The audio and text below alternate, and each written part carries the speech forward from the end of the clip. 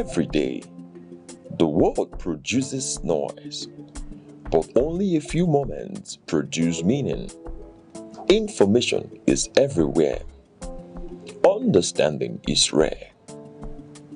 Because facts alone do not enlighten, context does, analysis does, perspective does. Welcome to Aneke TV, where news is not merely reported, it is examined. Where conversations are not merely held, they are elevated. Where stories are not merely told, they are understood.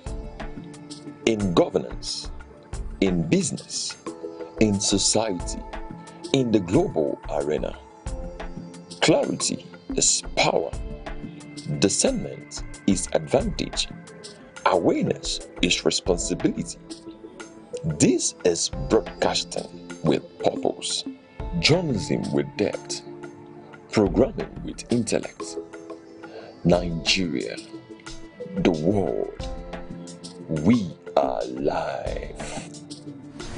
Aneke TV, broadcasting daily, informing minds, shaping perspective.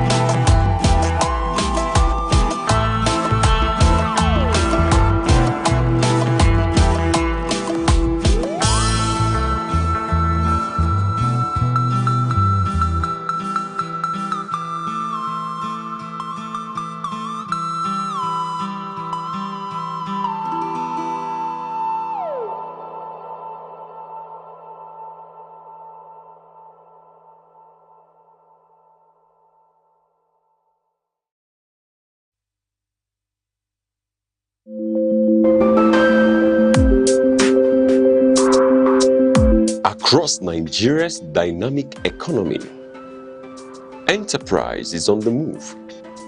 From the resilience of small businesses to the expanding reach of indigenous industries, commerce thrives on innovation, determination, and vision. Finance is evolving, powered by technology and driven by a new generation of entrepreneurs. In a rapidly changing world, digital transformation is redefining how we save, invest, and grow wealth. From energy to agriculture, manufacturing to tech, Nigeria's economic landscape continues to diversify. Policies shift, markets respond, and opportunities emerge. Every figure tells a story. Every trend shapes the future. The question is, where is the next opportunity? On Aneke TV, we bring you clarity beyond the numbers. This is Business Outlook on Aneke TV, tracking the markets, analyzing the trends, and spotlighting the drivers of economic growth. Aneke TV, informing enterprise, shaping perspective.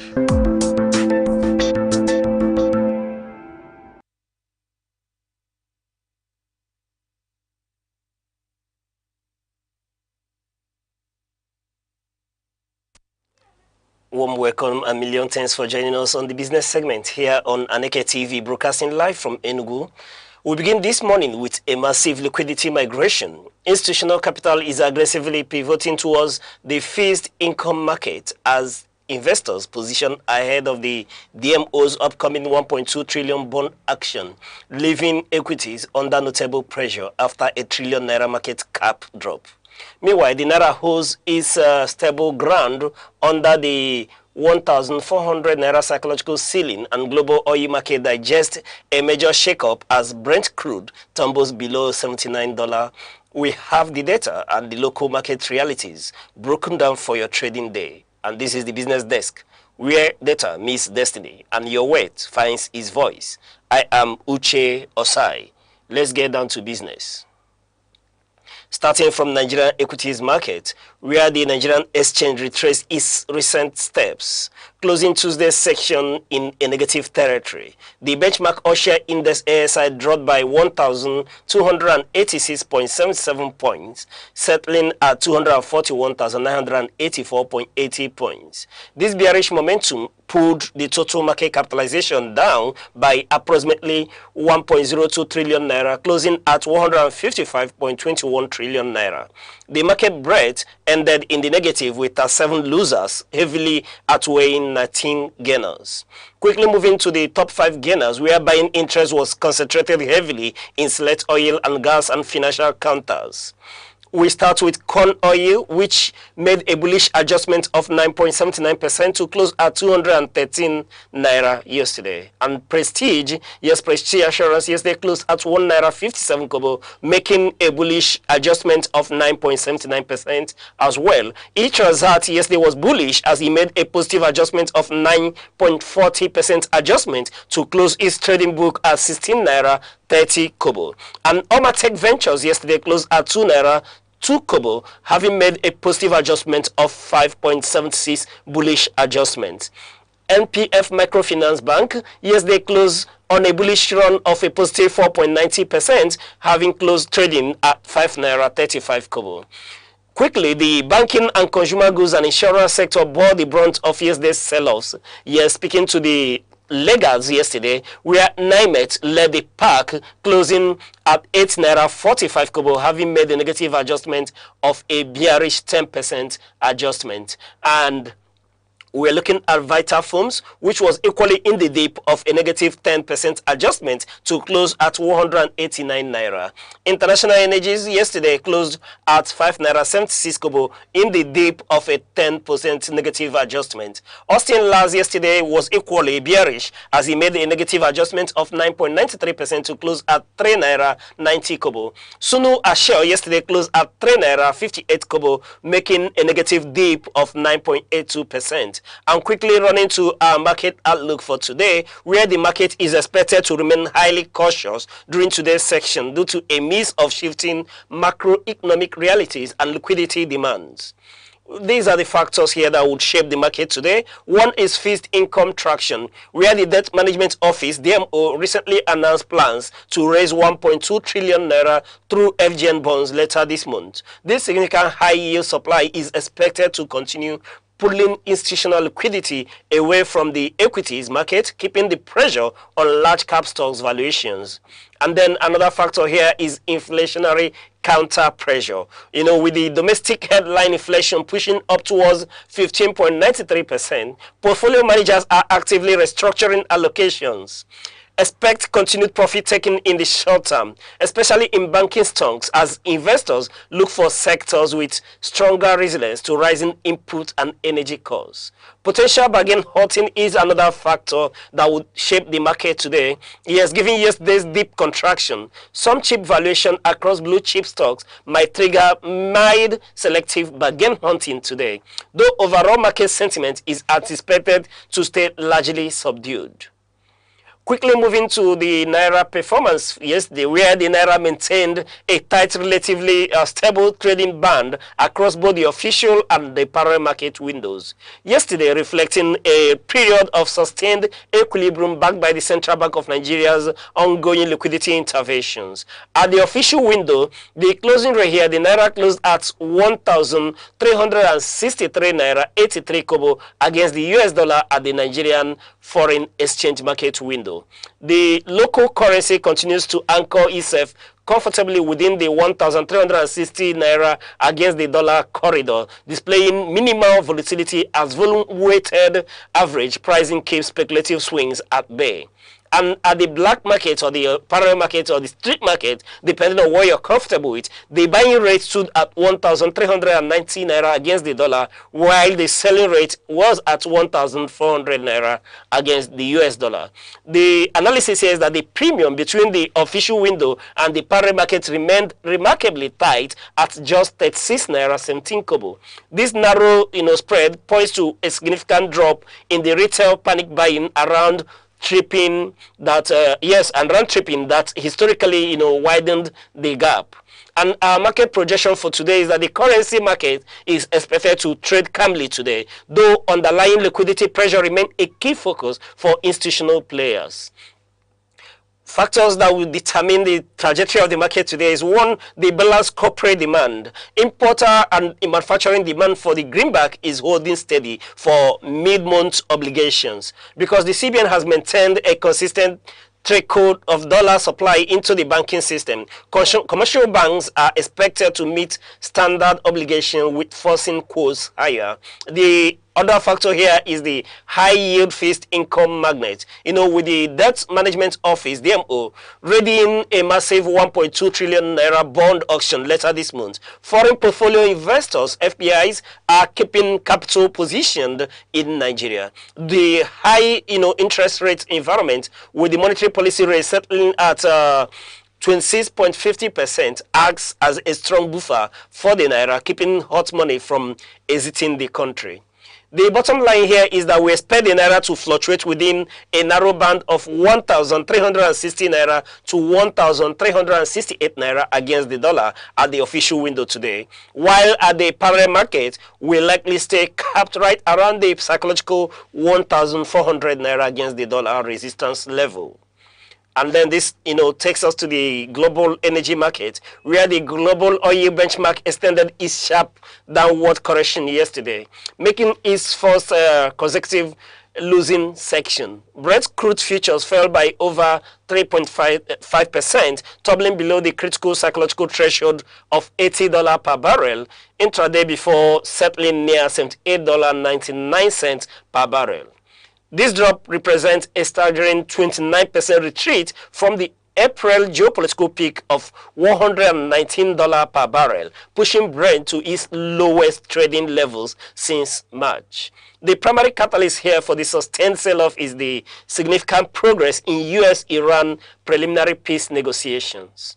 Financial markets are actively pricing in the eventual normalization of crude supplies and a full reopening of the vital Strait of Hormuz, which historically channels 1/5 of global oil supplies, washing out the conflict-driven risk premium that had elevated prices the last quarter. And quickly moving to our market projection for today, we are trading today is expected to be highly volatile as the market balances long-term supply normalization against immediate technical support and fiscal deficit. The key flaws here is having confidently broken below key structural support at $81.75 and $80 Brent is heavily in a bearish channel. Technical analysts are watching the next major support zone at $77.50 a barrel to $75. However, with the 14-day relative strength index sitting in deeply oversold territory near 31, a brief technical bounce or short covering rally could easily be triggered if prices stabilize above $79. Another factor here is the paper versus fiscal disconnect.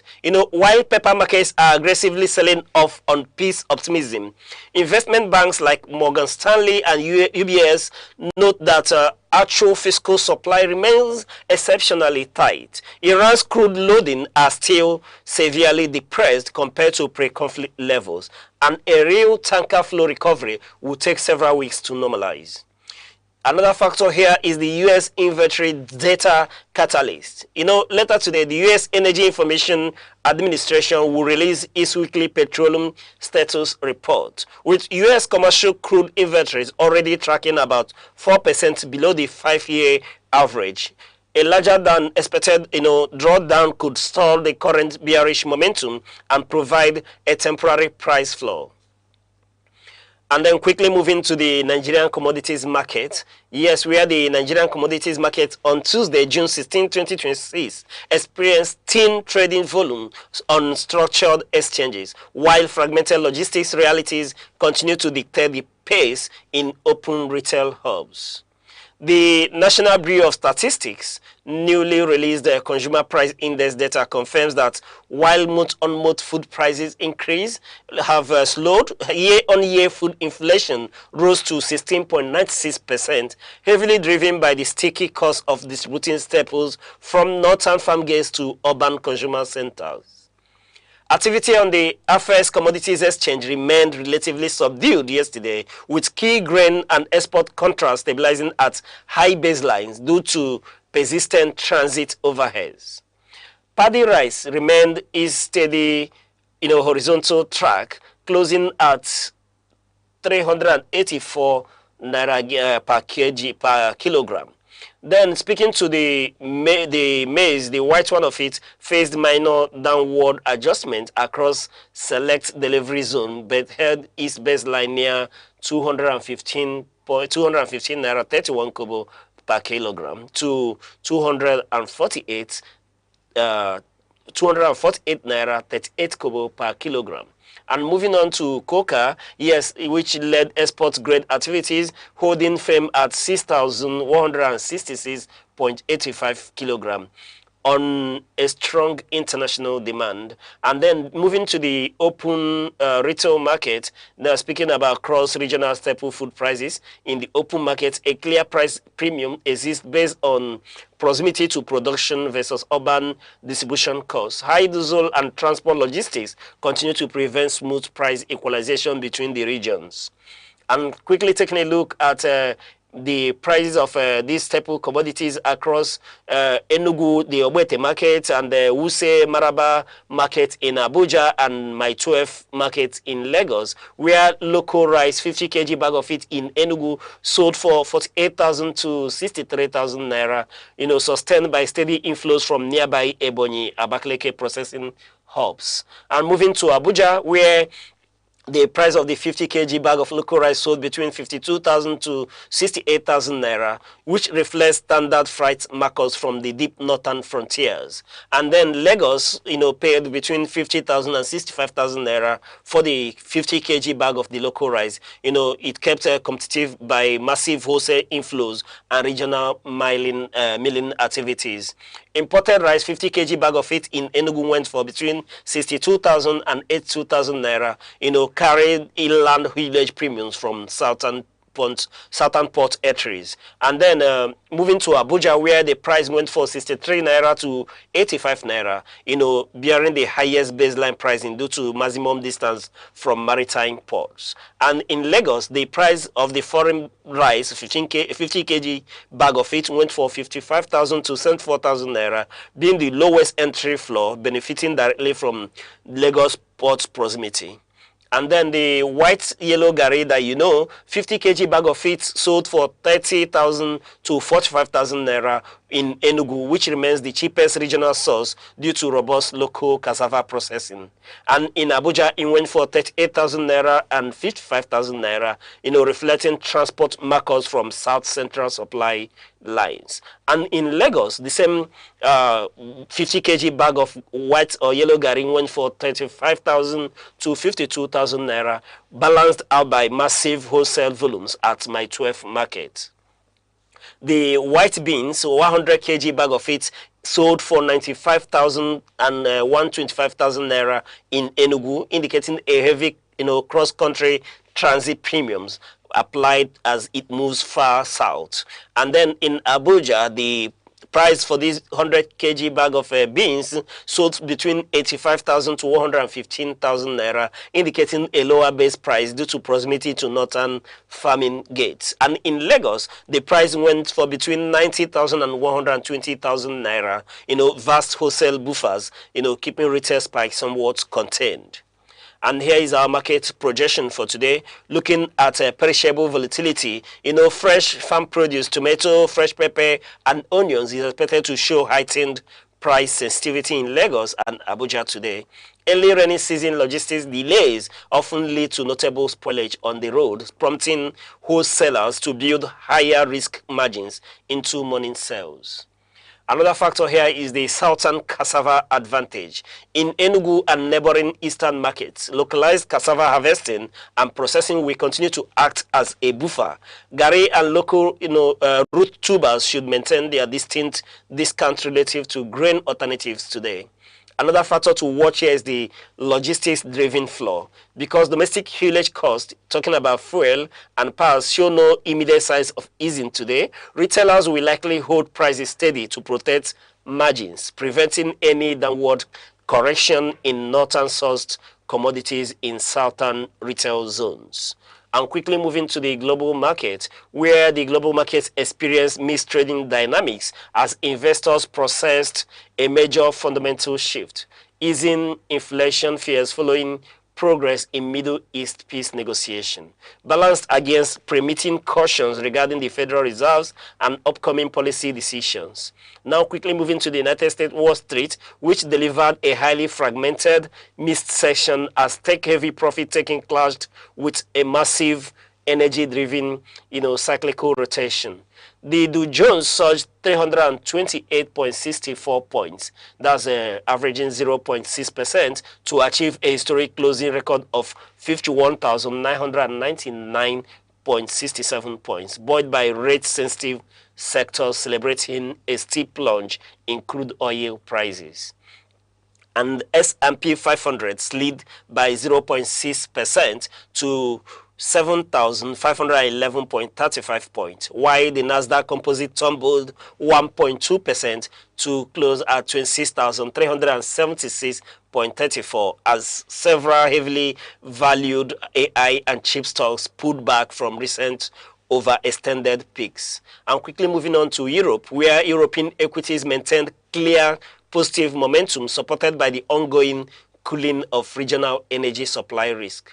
The pan-European Stoxx 600 edged up 0.3%, floating just beneath its record peak. Major regional bourses pushed into the green, led by France CAC 40, which gained a positive 0.8%, and Italy's FTSE MIB, which gained a plus 1.2%, comfortably absorbing a minor drag from heavily industrial and energy producers. The UK FTSE 100 gained 0.2% yesterday. And then quickly moving to the Asian markets, which traded with a constructive but measured tone as initial euphoria over preliminary US-Iran peace talks transitioned into a focus on a major central bank policies. Japan Nikkei 225 made history by briefly breaching the unprecedented psychological barrier of 70,000 intraday inventory, finishing up 0.1% at 69,466 points yesterday after the Bank of Japan aggressively hiked its key interest rate to 1.0%, its highest level in decades. Elsewhere in South Korea, Kospi gained 1.98%, while mainland China's CSI 300 locked in minor gains against 1.25% decline in Hong Kong's Hang Seng Index. And quickly before we go, here is our strategic market advice, especially for the Nigerian investors. With institutional liquidity aggressively shifting towards high-yield fixed income, equities are facing short-term pressure. Therefore, on equities, we urge you to avoid catching falling knives in banking and consumer goods. Avoid catching falling knives in banking and consumer goods. Instead, accumulate deeply discounted blue chip stocks with strong dividend yields on this dip. And then moving to fixed income, our advice is that you position heavily here, lock in capital ahead of the upcoming 1.2 trillion FGN bond. Yes, the 1.2 trillion FGN bond auction to secure elevated yields, while the MPRC is at 26.50%. And then on forex and commodities, the naira is holding steady around 1,360 to 1,400. So maintain localized supply lines. Favor southern staples like Gary over high freight northern grains to bypass sticky transport overheads. The bottom line here is that capital preservation is key today. Capital preservation is key today. So let high yield fixed income do the heavy lifting while cherry picking elite beating down equities for the long haul.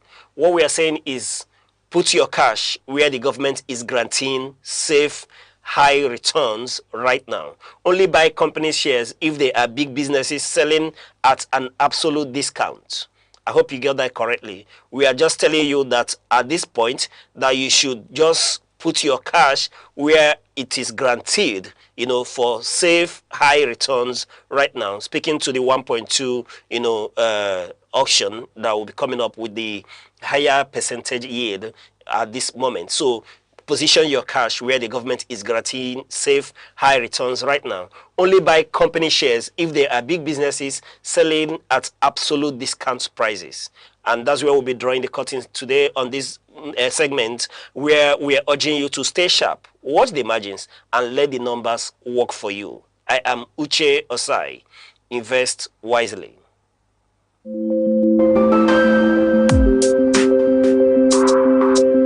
Across Nigeria's dynamic economy, enterprise is on the move. From the resilience of small businesses to the expanding reach of indigenous industries, commerce thrives on innovation, determination, and vision. Finance is evolving, powered by technology and driven by a new generation of entrepreneurs. In a rapidly changing world, digital transformation is redefining how we save, invest, and grow wealth. From energy to agriculture, manufacturing to tech, Nigeria's economic landscape continues to diversify. Policies shift, markets respond, and opportunities emerge. Every figure tells a story. Every trend shapes the future. The question is, where is the next opportunity? On Aneke TV, we bring you clarity beyond the numbers. This is Business Outlook on Aneke TV, tracking the markets, analyzing the trends, and spotlighting the drivers of economic growth. Aneke TV, informing enterprise, shaping perspective.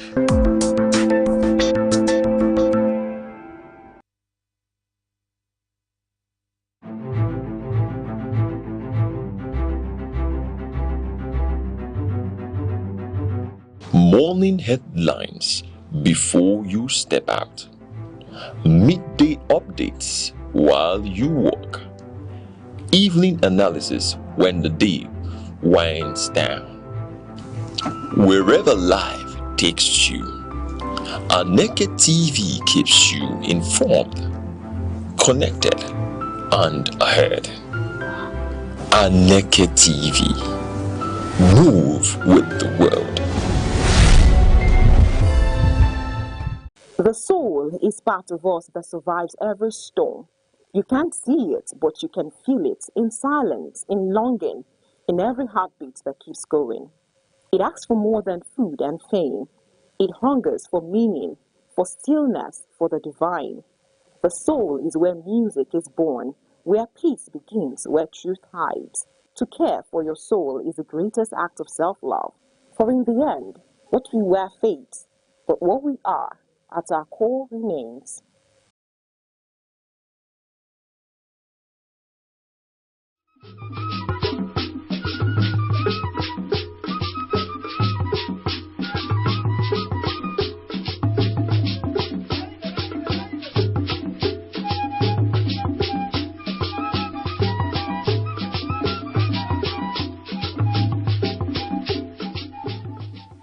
Across Nigeria, from bustling cities to quiet rural communities, one institution has endured the test of time: the traditional leadership.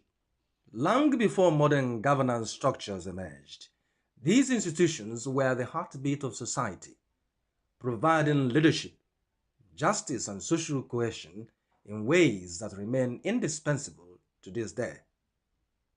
Traditional institutions are not merely ceremonial.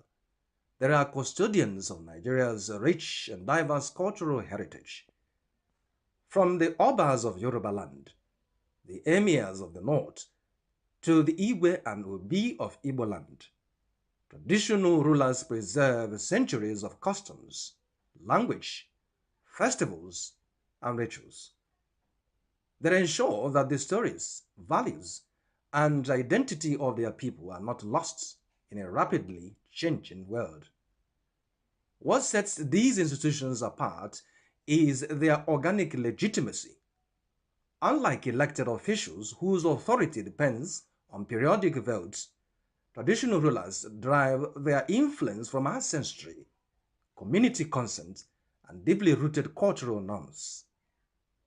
This legacy makes them trusted arbiters, moral authorities, and stabilizing forces within their communities. Their position above partisan politics allows them to mediate dispute and guide society with a unique combination of wisdom and authority. At the grassroots level, traditional institutions are indispensable for governance and social order. They resolve dispute, manage land and chieftaincy matters, and acts as intermediaries between local communities and government policy. In rural areas where formal structures are often distant or overstretched, the presence of these leaders ensures continuity, fairness, and accessibility in governance. Beyond mediation, Traditional rulers are catalysts for development.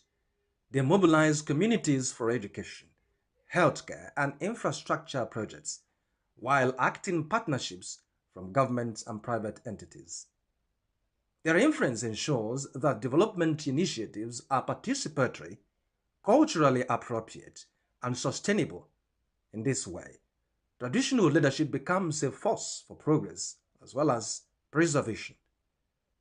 Traditional institutions also play a vital role in maintaining security by leveraging local knowledge and community networks.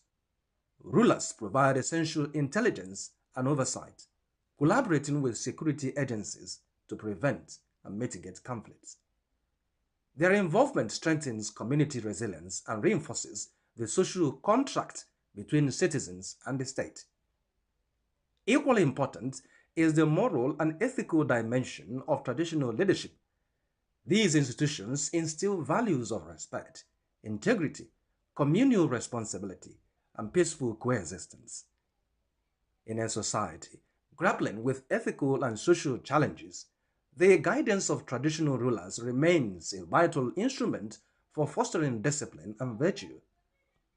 In a nation as diverse as Nigeria, traditional institutions serve as a bridges of unity. They manage ethnic and cultural diversity, promote dialogue, and encourage mutual respect, while preserving distinct local identities. Through their wisdom, they help maintain harmony and stability across communities that might otherwise be divided. The traditional institution is far from a relic of the past. It is a dynamic, enduring pillar of Nigerian society, a custodian of heritage, a mediator of peace, a driver of development, and a moral compass for generations. To harness Nigeria's full potential, there must be a deliberate integration of these institutions into governance and national development strategies. For in preserving the past, guiding the present, and shaping the future, traditional leadership remains at the very heart of Nigerian life.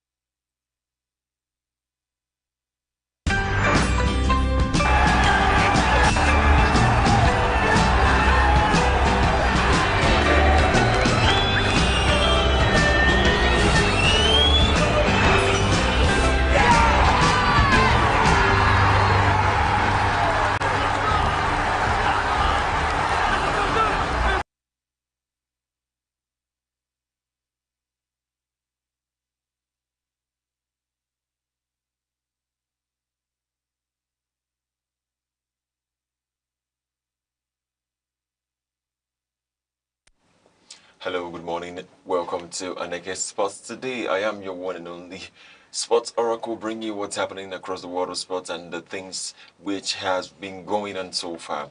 And I'm bringing you, we're bringing your way a lot in the world of sports. I could tell you yesterday was that game that everyone was waiting for. Then today is another game everyone has been waiting for.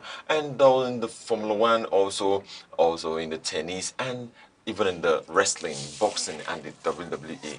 Hello, yeah, good morning and welcome to the show. You know, it was a wonderful matches for yesterday. It was yesterday that the World Cup began. Of course, other sports is like football has overshadowed everything right now. The World Cup is, going on, and everything around, in fact, everyone around the world now is all focused more on the World Cup. Of course, we have the Formula One, which, almost came to an end when they drew, when they did their race in Barcelona. And of course we have other sports that are still coming up in the world of tennis. We still have the Venus sisters coming back to play, and in the world of boxing. But right now every focus right now is on the World Cup. And yesterday we saw the matches which we could say differentiated the the boys from the men. It was like now that the men have started playing the World Cup. Before, we are seeing the boys, trying to do one or two. But yesterday's matches, stroke today, was more of like where the men had to come outside to show, yes, we are now ready for the World Cup. We have started the World Cup officially. It was yesterday that we had the first hat-trick in the World Cup.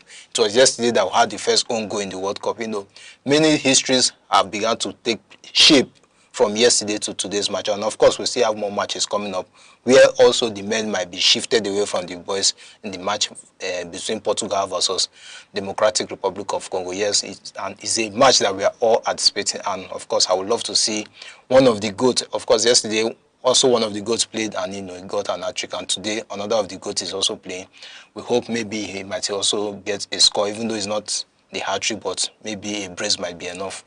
For me, the GOAT playing today, it's not whether he gets whether he scores or not. He is the GOAT. Yeah, that's why I said the GOAT. One of them played yesterday. What's going to make it amazing for him is that he's going to carry the team along. Looking at how Lionel Messi plays, he carries the team along. He plays good football. He tries to, score when he can. I mean, there's no position that you put him that he cannot score or he could not score. Yeah, of course. So it tells you what being a champion is all about, and it is very interesting to find out that in this our time, someone like Lionel Messi is still scoring, still playing like stage of world. Watching him yesterday, I was thinking maybe Messi was still 20 or 21. He looked very young. He played almost, if not, of course, he had to be taken off at the 82 or 83 minutes for Nico Pass to come in.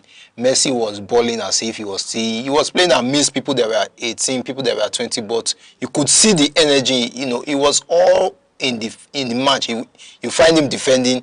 When it comes to attack, you find him in the front. He was playing like an attacker, outright number 9. Then later, you will still find him coming back to do the defense work. So yesterday's match really showed that this guy, age is just a number on his side. He's still really going on, very strong. He's not looking like he's at that age of even close to 38, 39. He's still playing as if he is in his early 20s, still running almost the full pitch, to play ball and show that he's the captain of the team. He's willing to do everything to get to the final of this World Cup and possibly maybe lift the World Cup.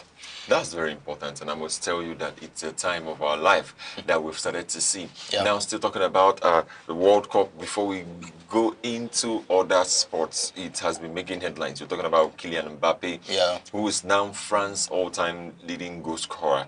Where he scored a brace yesterday against Senegal.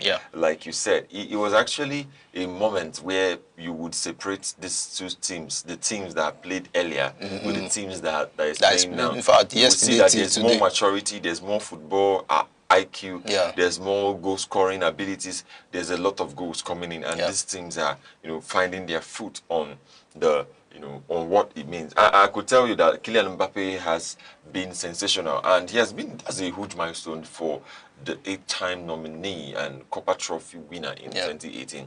So I must tell you, you have talked about Cristiano. Talk about Kylian Mbappe. No, of course, when we talk about the GOAT, we always say Cristiano Ronaldo and Messi. Of course, we are not putting Mbappe. We are not putting Mbappe in that position. Of course, Ronaldo is playing today. Later today, by I think 6 p.m. African time, is going to be Portugal versus Democratic Republic of Congo. Of course, we are expecting Ronaldo he's under pressure already because Messi has already gotten a hat-trick in his first game of the World Cup. That's the first person to get a hat-trick in the 2026 World Cup. It's already on history that it was Lionel Messi. But despite that, I don't think he will be chasing for that. Right now, what is important is for Portugal to go in, get their 3 points, because it's necessary for you now to get your 3 points in your first opening match so that the pressure will not be much on you when you're entering the second match and the third match, where you now have to be looking at to qualifying for the round of 16 or quarterfinals or so. But definitely, you can't take anything away from Ronaldo or Mbappe. Mbappe at a young age is now France's all-time leading goal scorer. You saw in fact, the second goal he scored yesterday was a golazo. It was from outside 18 that he played a wonderful strike, that even the keeper in the men, they could not even save the ball. Senegal are Africans, number one. We could say on pitch, the record is that they are African champions. If eventually there is still dispute between them and Morocco, that one will say is off pitch, because what we saw on pitch was that Senegal were the African champion. And coming to beat our African champion in that manner, 3-1, is something, that shows you, yes, these people are dominant in football. in terms of football, we could say yes, France are way ahead of Senegal. But yesterday match showed that Senegal also played a wonderful football. It was not that kind of football that you say these people are way below this France team. But they also showed why they are African best. They had their chances. They missed some of their chances. Nicolas Jackson did not, slot in some good opportunities that he had. Their other guys, Sal could not convert some wonderful chances that he had, but at the end of the day, it was about who was more clinical. You saw when France had their chances, they converted some. Apart from there's a duo who also missed a lot of chances, the scoreline could have been different. But in terms of finishing, in terms of being clinical, we could see the performance of France, why they are almost, I would say almost the world champion, because despite the fact that Argentina are currently holding the champion, we are in the final. They were the one Argentina got to beat in the final, and it was a tough final. It was not something that was just a giveaway. So almost like the #1 also in the world.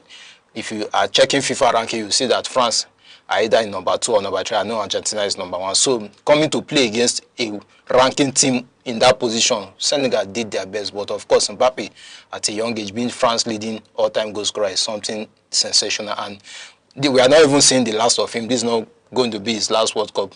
We are not praying for injuries. We are not praying for any setback, but we know this is not going to be the last World Cup.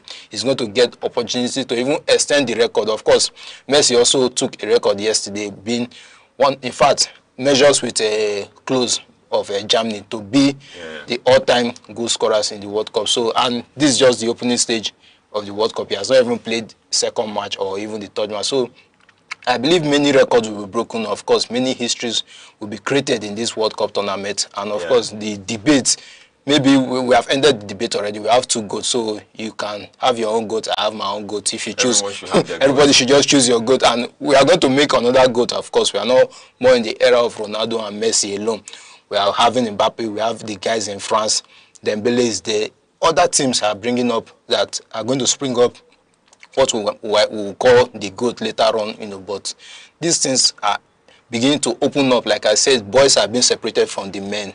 These matches are beginning to come out as the World Cup that we have been expecting. They are getting to see the excitement, the thrillers, the goals are coming in. Yesterday was the first own goal that we saw, and we should not forget Austria also played a match yesterday, which Anatovic is also someone that scored. He got to score, and there are a lot of people that scored yesterday and deserve to be recognized and celebrated. And I'm beginning to enjoy the vibe of the World Cup, not when we saw Spain versus Cape Verde that ended up being a 0-0 match, where of course we have to praise the heroic performance of the keeper, but at the end of the day, it was not the scoreline we were expecting. Football fans, when you go to watch football, you want to see goals. But when the match ends up playing, 0-0, it's not something you want to see. If you play 1-1 or 2-2, we even prefer it, because we come to see excitement.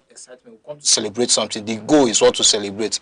We don't celebrate having to play a 0-0 match. So it's something that is beginning to become exciting. The World Cup, now we are feeling that yes, the World Cup is already on, and we are really enjoying it. That Cape Verde goalkeeper, he has 9 million followers now. Of course. And after he drew Spain, it was a historic performance now. Now he has gained more than how many? Yes. Yesterday we are still counting 3-point-something million. Now he's already on 9 million people, 9 million fans. If I left for him, he has won the World Cup already. Left for him. He has won the World Cup. He has won. You can win anyhow. However you could win the World Cup. Whatever win is a win. Is a win. You're not expecting Cape Verde to win the World Cup. Of course, we are not expecting him to win. Now he has come out. Before he was never up to 1 million followers that he had. Now he just had 50k followers. 50k followers. Imagine from 50k to 9 million. Who gets that kind of followership when? So for me, in fact, he's a winner already. It goes down in history that Cape Verde drew Spain 0-0. That Spain did not even score a goal. The qualities that we have in Spain. There are so many that we have the likes of Yama. Talking about the qualities we have. Qualities we are in that Spanish team. Why we are talking about the qualities we have in Spain? Mikel Oyarzabal is the first player on record that nobody wants to have. No. He's the first player on record in the history of football, especially in the FIFA World Cup, who could not touch the ball for 30 minutes. No, his leg, there was no a time he even touched or even managed to kick the ball. For 30 minutes. That's why I say it's a record that you don't want to have. It's a record that no one you don't want to. Imagine the like of Oyarzabal. He plays for Race Society. That he's a Society. great guy. He's a great footballer. You know, always being called for someone that is playing for Race Society to always being called up by the Spanish national team shows you how great this guy is. So he played, you know, 30 minutes and he in did the not World touch the Cup ball without touching. Well, I hope it's something that is going to, you know, just let go, and you know, the next match, maybe in the first 30 minutes, he will also get a goal to just try. Or he could get a goal and do something. No. While we're still talking about that, I think we just have to take a look at an update that's coming from Formula One, where you have not only did Lewis Hamilton, you know, and end Ferrari's 595-day win drought, but his victory also marked the 350th win by a Ferrari engine.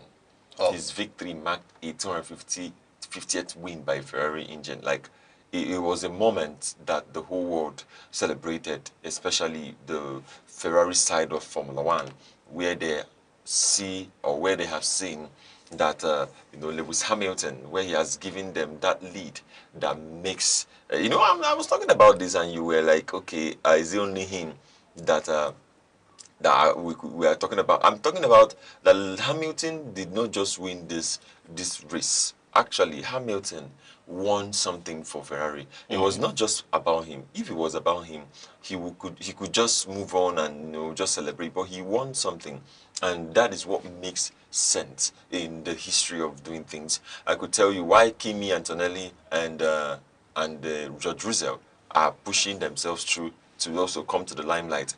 This guy, 41-year-old Lewis Hamilton, sorry. Remember, it's of course, no, we are not adding the Sir to his name. We have to add Sir Lewis Hamilton.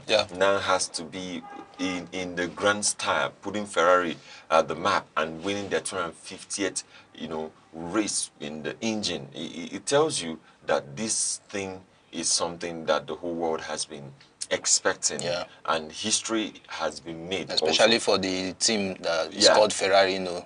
Yes, that shows that over time they have been winning over time. It's also a special moment for Lewis Hamilton, because I will tell you that many people, you know, you have Charles Leclerc in Ferrari. You have the likes of, you know, great guys who Michael Schumacher, who has driven also for a Ferrari, and just in the same zone, in the same year, they are having to tally up in the history. It's been 28 years where they had that close range of winning in Barcelona. More than 28 years, I would tell you. So Michael Schumacher here winning it in that year, and Lewis Hamilton winning it, and then having to register the 250th victory for Ferrari on the side of Lewis Hamilton. I could tell you it's a double victory for the man of the moment, and you know, all thanks to Kim Kardashian. All thanks to Kim Kardashian all thanks to Kim Kardashian, and you know, all thanks to Kimi also. Because the bromance really helped. The bromance really, you know, made them to understand what this is all about. And I can tell you that it is very important, and it makes a lot of sense. Still talking about this, you know, moment where we are talking about the Formula One and Lewis Hamilton and the rest of them. You could see that the race that is coming up is not yet to be announced. It will be announced just this weekend, and we'll know what race is next, and we'll know how to. For me, I'm anticipating for that race, because Kimi has to come back to, you know, number one. Back to win. And on Sunday, like I used to do, Sundays I give you, Sundays I call you, and we kind of give me the updates. I will just, how it's happening. And you remember, I don't give you updates a minute after. I give you updates that moment as it's happening. As it's happening, I'm right the way. No, so that I can mock you very well. This update, you know, you will feel it. You know, the last time you were asking me how you see it. How are you? How are you feeling it? How are you feeling? Although it was not something I was happy to see, but at the end of the day, I had to be, because of course it was not Kimi, but at the end of the day, you can't hate on Hamilton. At the end of the day, I'm not the type to come and be hating on him, despite the person I wanted to win, or the person I would call my favorite did not win. Well, of course, I have to celebrate the man. You know, he has been doing so well over time, and him getting the win. Of course, what can I do? I just have to celebrate with him. When the going is going well, you just have to get along, celebrate the man. He has done well. Okay, yeah. We're still talking about what's happening across those world of sports, you have in the world record, Noah Lyles from the US destroys world record in men's 150 meters at the Ostrava Golden Spike, clocking a time of 14.67 seconds. A really strong, sinusful Dembele was second in an African record, that's from South Africa, by 14.78 seconds. Talking about Noah. Noah has been, trying his best to get this record, and it has not been easy for him. Just at that neck of time, he had to climb the record. And he is an American sprinter specialized in the 100 meters, 200 meters, and relays, famed for winning the sprint treble at the 2023 World Cup. That's a world championship and gold in the 100 meters at Paris 2024. He's an American record holder in 200 meters race at 19.31 seconds. He's an 8-time world record and 3-time Olympic medalist. Yes, he has been known for this. He's just 28 years old. He's just 28 years old. And he has been setting record over time. This is him setting another new world record, 14.67 seconds. It's important to. So how fast can you run? Like, let's say 150 meters. I can run. When I was very much little, I used to run a lot. Yeah, I know a lot, but like if you want to rate it per second, let's not use second because you might not finish the race within seconds. So let's just say how many minutes will you take to finish? Okay, let's leave 150 meter. 150 meter might be too long. Okay, let's do 100. Okay, let's do 100 meters. 100 meters. I think I can get it by just 5 minutes. Is it that are you crawling? No. Are you sure you are running or you are jogging? Because compared to you, I don't think you can. No, I will finish it. Funny enough, I will finish it, but it has to be within. I will not get to that 5 minutes. You are saying I will finish it at 6. No, there are some people that will start. I will not finish the race. Say, can you finish? Say, mommy, I can finish. You might start the 100 meter, you will not finish. So you have to finish for you to say yes, you have finished the race. There are people that started. We're going to try that. We're going to try that, and it's something that. No, I will set new world record. If it's with you, I will set our world record. Let's go back to wrestling, where we have Obafemi advances to the final. King of the yes, king of the Raw WWE Raw. He has advanced to the final, and it's a moment that he has been, waiting for. It's a moment that he has been anticipating. Remember the last time he lost? Yeah. He lost that wrestling wrangling. He really lost, and he had to fight two people. Yes, because it was a one-on-two match. It was not easy, and it was something that he was trying to just get himself together. And I could tell you for a fact, this guy, he's the man of the moment right now. And if the whole world is in the world of wrestling. Yeah, they usually he has a lot of fans, because when he's fighting, you see people doing those his celebration, those his kind of is a baboon or monkey kind of thing. Yeah. Where he beats his chest. Funny enough, he's young. Yeah, he's still very young. Yes, and he's a Nigerian professional wrestler and former collegiate shot put champion, currently rising to a dominant EWW star. And also his early life, he was born in Isaac Odubesan in Lagos. Yes, he just turned 22. Yes, he just 22? turned. No. No, he was born in 1998. Obafemi should be older than 22 with this his looks. He was born in 1998. Yeah. That's what he's very young. He just turned 27. Okay, he's just 27 would be befitting, because this kind of muscle that he's possessing. But he doesn't look it. He looks very young, but at the end of the day, look at Lesnar, Brock Lesnar. When he fought Brock Lesnar, look at the young man. When you saw his picture just now, he's still looking young, despite he's huge, he's muscularly built and all that. Should we take a look at Brock Lesnar? No, Brock Lesnar should be up to 40 now. When you compare Obafemi, if not that, it's just that physique that he has built. If Obafemi were to be, in a normal shape, where I would say like your kind of physique, you will see that he's still a very young man. Trimmed his side beards, still looking so young. Did I trim my side beards? No, he's a young man, funny enough, but not that young. From we are saying. He started the University of Lagos, and he developed a passion for athletics very early and excelling in track and field. In fact, he actually had to take part in marathon running and the rest of them, then where he had to develop a love for shot put, winning 10 medals at the Nigerian University Games Association during freshman year at the University of Lagos.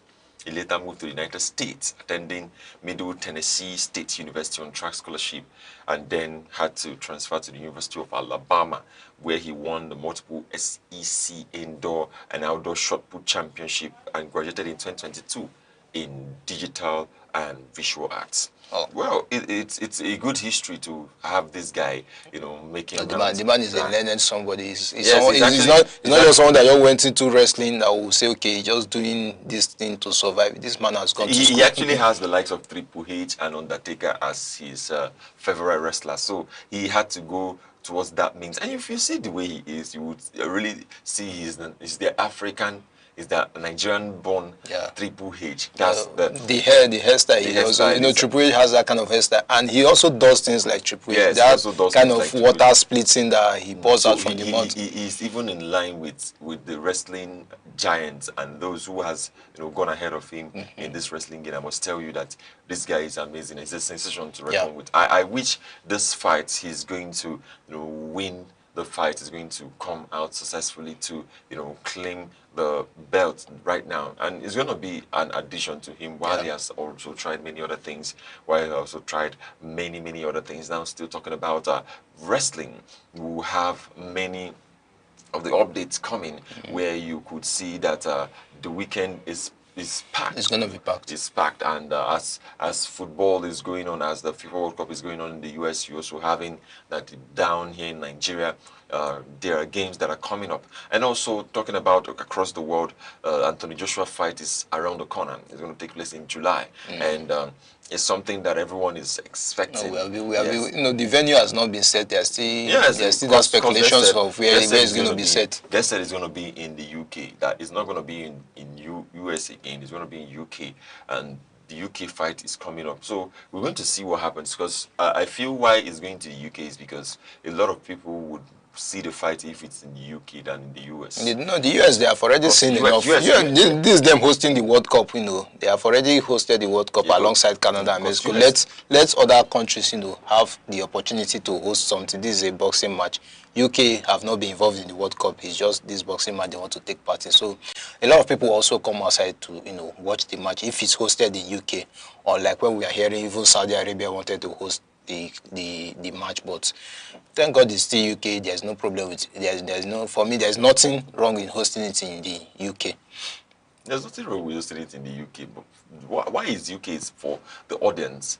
Really is for the audience, not for some kind of game or some kind of politics. I would tell you, it's for the audience, because I feel UK has a collective audience of people, you know, coming together, and it has more tourist attraction level. Like it's more in tourist attraction, even though people claim, oh, we're not going to the UK, but you get to find out people tend to land in the UK first before taking steps to many other places across the world, and it's very important. Now, still talking about sports, we're talking about the sisters venues, and Serena Williams are back, and they're going to have they're going to play in the ladies doubles. They're going to play in the ladies doubles. It's something that a lot of people. I actually knew that if one of them comes back, that it's going to motivate the other person to come. You know, she earlier played with a younger, you know, athlete, you know, the last time they played, and she had a victory. Now, I believe that has motivated the sister, you know, to also come and join and, you know, showcase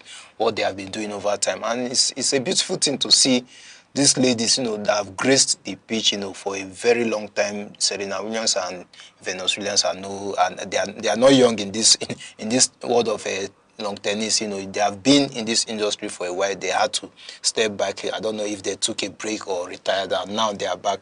It's a match that I personally I would love to see, because it's been a while I saw them play. You know, I think I was still very much young when, you know, they used to play. So I didn't really enjoy the moment, or like maybe once or twice I would just see them play long tennis. But now I think I'll be in full participation. If I can't go to the country to watch the match, I'll be on my phone streaming the match live. If I cannot go, if I don't have the opportunity to go, but it's something I would love to see. Serena Williams and Venus Williams, they are the legend in the world of long tennis as long as the female or the women part is concerned. You know, these are names that have graced, that have won so many trophies between them, and coming back to do what they know how to do best is something we, the sport lovers, would love to see. It's something I have been anticipating, because I actually knew that one person coming back would drag the other person back, and you could see that that Serena, as she came back, Venus looks younger than Serena.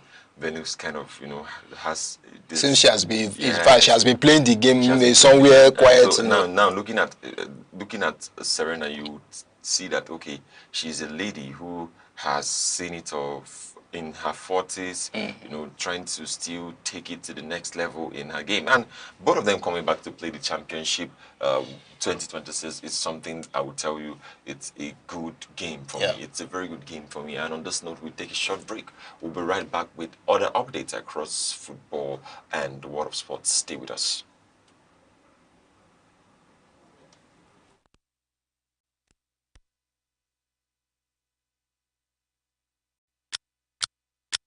Every second, the world changes, markets rise, leaders speak, stories unfold.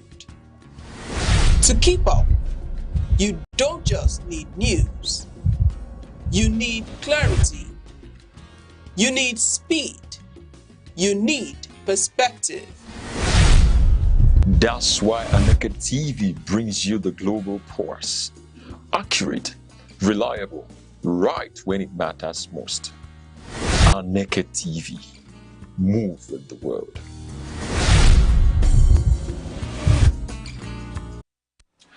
Welcome back. Still on FIFA and the world of sport, I could tell you that a lot of dramas are going on right now, where you have the greatest of all time for some set of people in the world who has actually won the FIFA World Cup, coming back to score a hat-trick, and he has set many records out, tallied down and up to many records. But before we get into that, we want to bring to you that Marcus Rashford days at Barcelona is over. It's officially over. In fact, they have thrown him back to Manchester United. You should go home, go back to your home country. Basically, it's just because Barcelona has refused to meet up with 30 million euros, continuous salary and the rest of them. So it has just scattered everything for Marcus Rashford, seeing that he's not able to take it to the next level with Barcelona. And him coming back to Manchester United has a lot of implications. At the end of the day, he would be reintegrated into the team, just like Andre Onana is back. Onana, I don't want to believe Andre Onana is back. I actually forgot that Andre Onana is back. He cannot be back. Maybe he just came back to take the remaining properties that he had in Manchester United. Of course, his stuff has stayed in the dressing room, so he came back to pick those stuffs, and back he goes to Turkish League, where he's going to play for Trabzonspor. I don't think Michael Carrick will be willing to reintegrate him into the team. Rashford is coming back, okay. We are trying to reintegrate Marcus Rashford into the team. You want Michael Carrick to now reintegrate Onana into the team. Onana is a good goalkeeper, but he should fit in where he has been. He has been at Trabzonspor, doing very well, doing fantastic. Manchester United have moved on. They have sell match. They still have Belinda, who they are, thinking maybe they will sell and get another person. So I don't think, as a second choice, Michael Carrick is even willing to consider Onana. So I believe if he wants playing time like he earlier wanted, he should go back to Trabzonspor. The thing is that Bayanda is leaving. Yes, but Onana is not coming to be Tom Hitton. So if Onana is coming, is he going to be third choice? Onana is the second goalkeeper. Michael Carrick will not use Onana as second goalkeeper. He's not going to use him. Are you Michael Carrick? Let's see. He has already stated that he's using Tom Hitton. Michael Carrick will not use Andre Onana. If Andre Onana is not even bad, like to say, okay, he's so bad that he cannot even keep a butterfly. The way you are saying it is not. We are not saying he's bad, but he's not going to be the second choice. If he comes back, he's not going to be second choice. Manchester United also want to buy a goalkeeper. You are aware that they want to buy a goalkeeper. So Selemans is still the first choice. They are buying a goalkeeper to make him the second choice. Tom Hitton is going to be third choice. So where is Onana going to fit in? Is he going to be the fourth choice?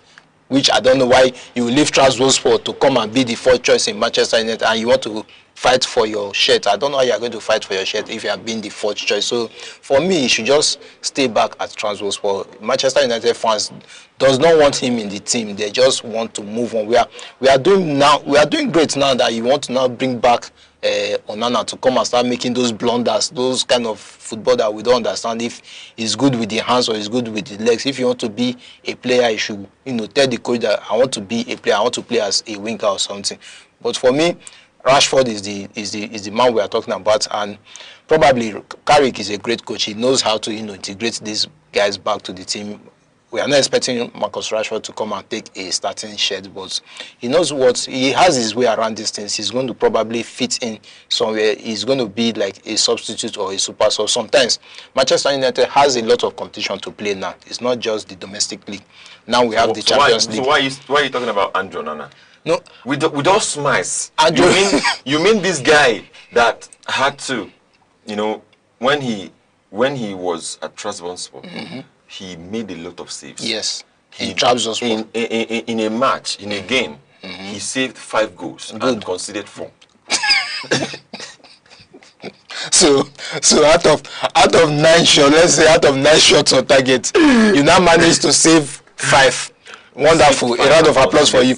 Then you now have to concede 4. Not the goalkeeper. What do you mean, my brother? Let's let Andrew Onana stay where he is. Now we are trying to have peace of mind in Manchester United. As a fan, living as a sport analyst now, as a fan, I'm now having peace of mind in Manchester United that I don't have to be worrying about who is behind the post, trying to save the ball. Or is somebody going to make a blunder? Is somebody going to commit? Is somebody going to let a ball just enter into the net?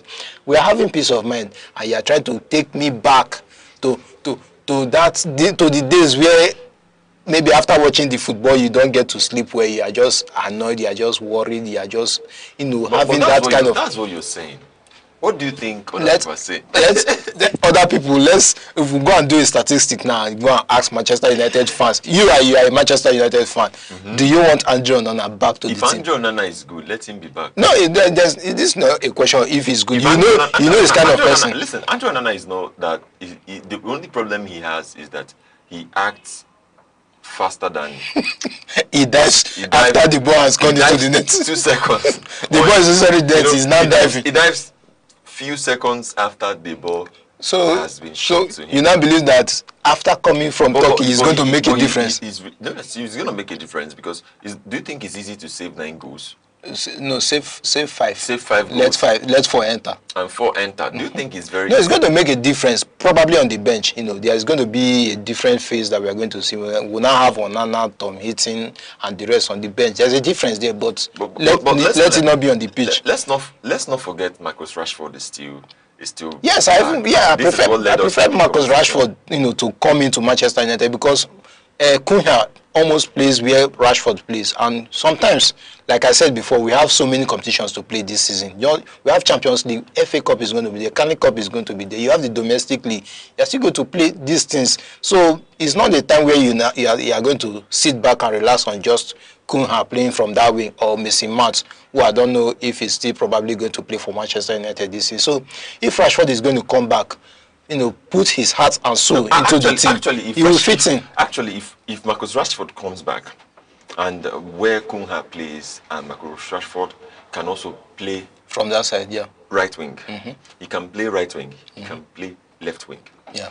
Because he's a fast. But left wing, we are not going to remove Mpuemo from the left wing. Yes, of so course. we have already somebody. We have Ahmad. Ahmad is still there, so that's why I said that right wing is just where he will fit in. He will fit in, and all we needed, all the fans are talking about and expecting from Marcus Rashford should be his drive, that commitment, come back to the Rashford that we knew. There was time Marcus Rashford was Rashford. When you lose the ball, you go back to get the ball. Yeah. When you lose the game, you don't just relax. You are seeing the commitment. You come early to training. That discipline. You're just excited again because if no team, in fact, he's open to every other club except Manchester City and Liverpool.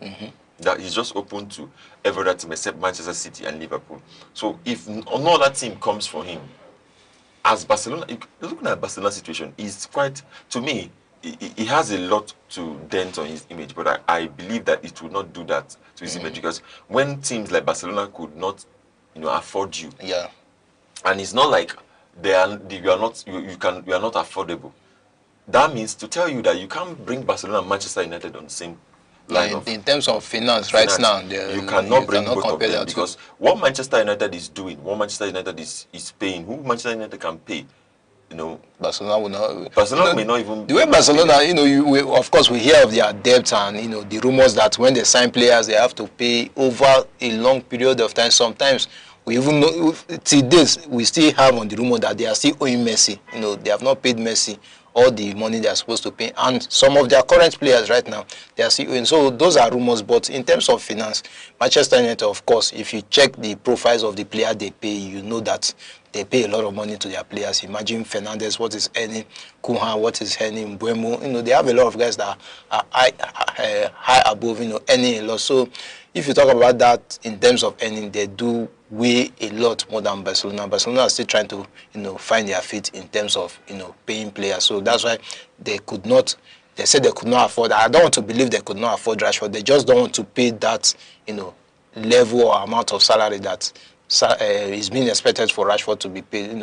They went to sign Gordon. Gordon is way more expensive than Marcus Rashford, but in terms of the salary he's going to be receiving, that is way lesser than what Marcus Rashford is earning. But does not mean Barcelona cannot afford to pay him if they really want to. I just believe maybe Barcelona are not just interested in Marcus Rashford. That's what I'm seeing from this thing, trying to come back to Manchester United and tell them that you want to renegotiate that 30 million euros. You don't think you want to pay that. If they are talking about, they slash the price in a way that they almost half of the price. They say if he's willing to collect between 15 or renegotiate, they are willing to consider. But Manchester United are not interested. They say if you cannot pay that, leave him, we'll take him back. If another club comes in to sign him, we'll send. But if there's no other club, Carrick is willing to reintegrate him into the team. Yes, if there's no other club, he should be reintegrated into the team. And if he comes back to the team, that means he's going to compete for a position.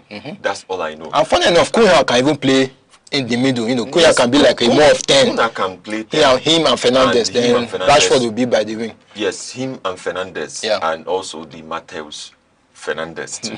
Yes, the other Fernandes coming. Forget that guy. Yeah. Now he has also indicated his interest that he wants to play for Manchester United. Yeah. I mean, Manchester United is arguably the biggest club in the world. And a lot of people will argue about that, but I will not. It's still one of the biggest. The thing is that I don't want to go there right now because we just have a lot of other, updates to cover. Yeah. And for me, Marcus Rashford should just take a look at his future and know what he's doing, because if he doesn't fit into the team, he will be dragged, and he'll be called out. And Manchester United fans are not ready to have someone who will come into the team and bring back the effect of a dollar. Those days where you are looking. No, they are way Manchester United content creators. They are way past that level now. If you come back and you are still misbehaving like the famous content creator in Manchester United, it will not be something good. I feel like this is going to be another boost for Marcus Rashford, because he's going to come back to play Champions League, and he's going to come back to play a lot of other competitions.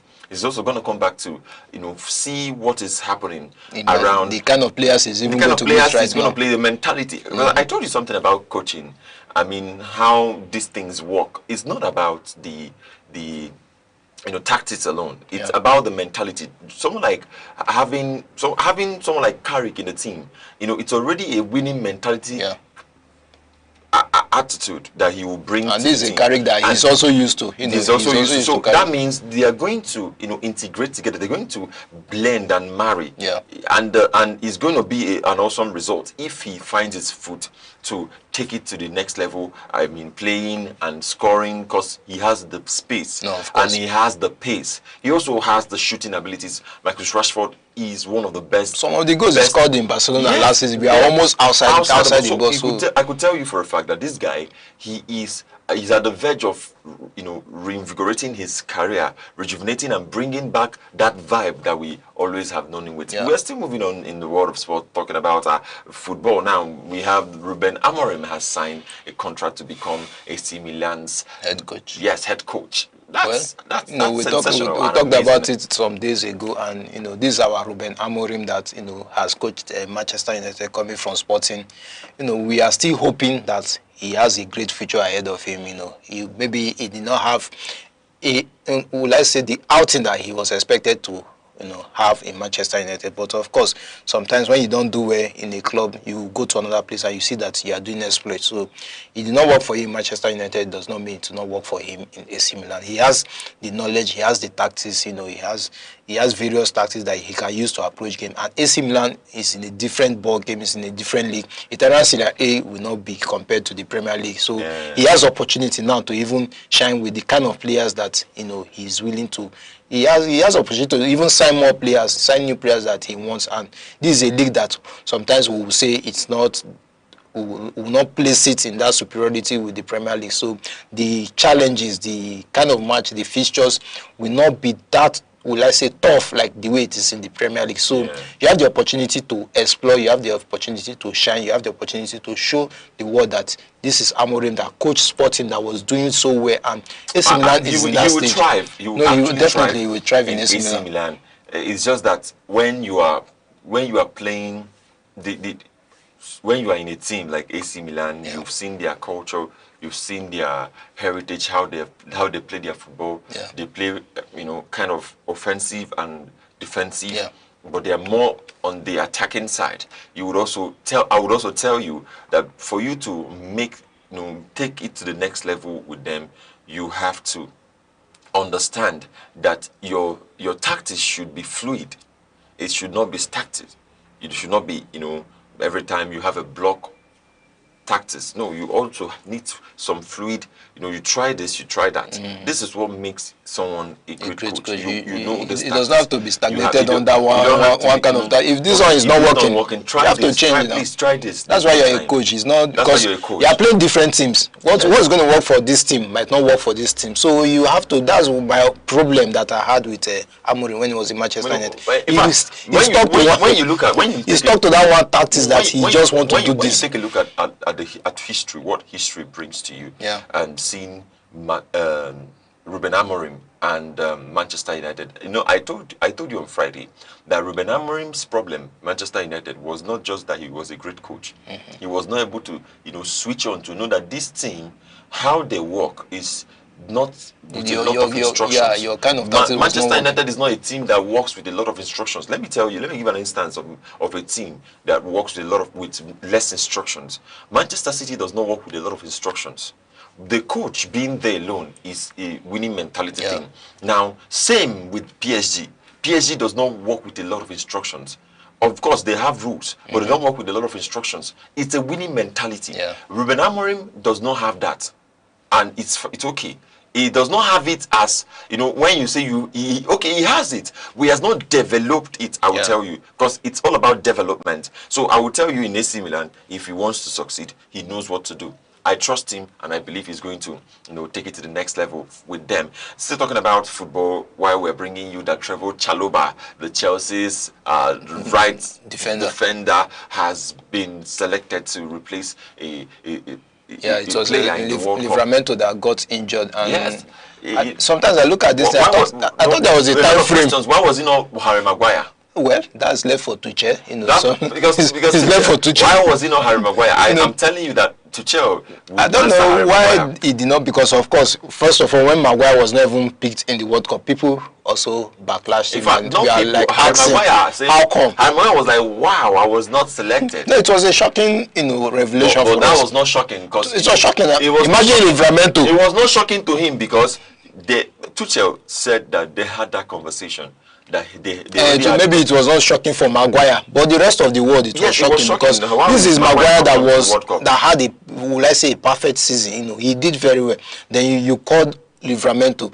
If we were to compare Livramento's season with Harry Maguire, you will see that in fact there's a lot of gap, because Maguire did way better. Then now that Livramento is injured, another opportunity for you to call Maguire. So sometimes we tend to think that this thing might have a political background or personal issues, because now you are calling Chalobah.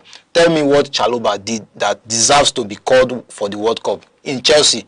So in fact, most matches he did not feature in. you know, there were a lot of matches that he had to be benched. And at the end of the day, the performance was not there. We will not say it's above Harry Maguire's performance last season that you are now calling him up when you have the opportunity to replace Maguire with Livramento. So sometimes I don't know the issue. If it's political, I don't know. If it's personal, I don't know. But whatever his reasons are, is best known to him as the coach. So I won't dispute. He has called on Chalobah. Let's see how it goes. They have a match today against Croatia. So we'll see what happens in the match. Well, there are other matches that, you know, we should touch before we leave. There were matches that came down yesterday for our viewers that missed the matches. We have a France versus Senegal, which ended up a 3-1 victory for France, where the likes of Kylian Mbappe had to open the scoring and had to close the scoring. He started the scoring and he finished the scoring. France, of course, won the match 3-1 against Senegal, our African #1 on the pitch. So people will say Morocco are African #1. Well, for we, African #1 is Senegal on the pitch. If you say off the pitch, when you're talking about African, we don't know who's with the trophy. Who is with the trophy is still Senegal. They have not returned it. They still have the issues in court, and whatever the decision is going to be, for now, they still remain our African #1. And Norway had to play Iraq. They trashed Iraq 4-1. Erling Haaland, you know, opened the scoring and also had another goal in the match. You know, now and the goals are coming. It was 32 years ago that his father, Erling Haaland's father, had to play for the debuted for the World Cup. Yes, the same game. So it's 32 years later. You know, this World Cup actually has a lot of history, a lot of, you know, backings, a lot of, you know, updates that you could, if you compare it, it's a lot to, you know, put together. I will tell you that teams are also preparing to to play and also to make history, just like you have the Curaçao and making history. Even Zidane's son. Yes, also, Zidane's son. His debut was yesterday. His debut was yesterday, and it was exactly the same time, 1998. The same time, June. In the same June, 1998. That only that he's debuting for an African country, where his father debuted for France. For France. So it's all about history, and it's all about, you know, bringing back the events that has happened. Yes, it's very important. Well, another match that we saw yesterday was, you know, between the GOAT, Argentina versus Algeria. You know, yesterday morning, I remember while we were still talking, you said, you know, Algeria might probably give Argentina a run for their money, and, you know, I told you point blank that Argentina, in terms of football, will outrightly beat Algeria, and, you know, they showed it. Because if Nigeria actually won Algeria.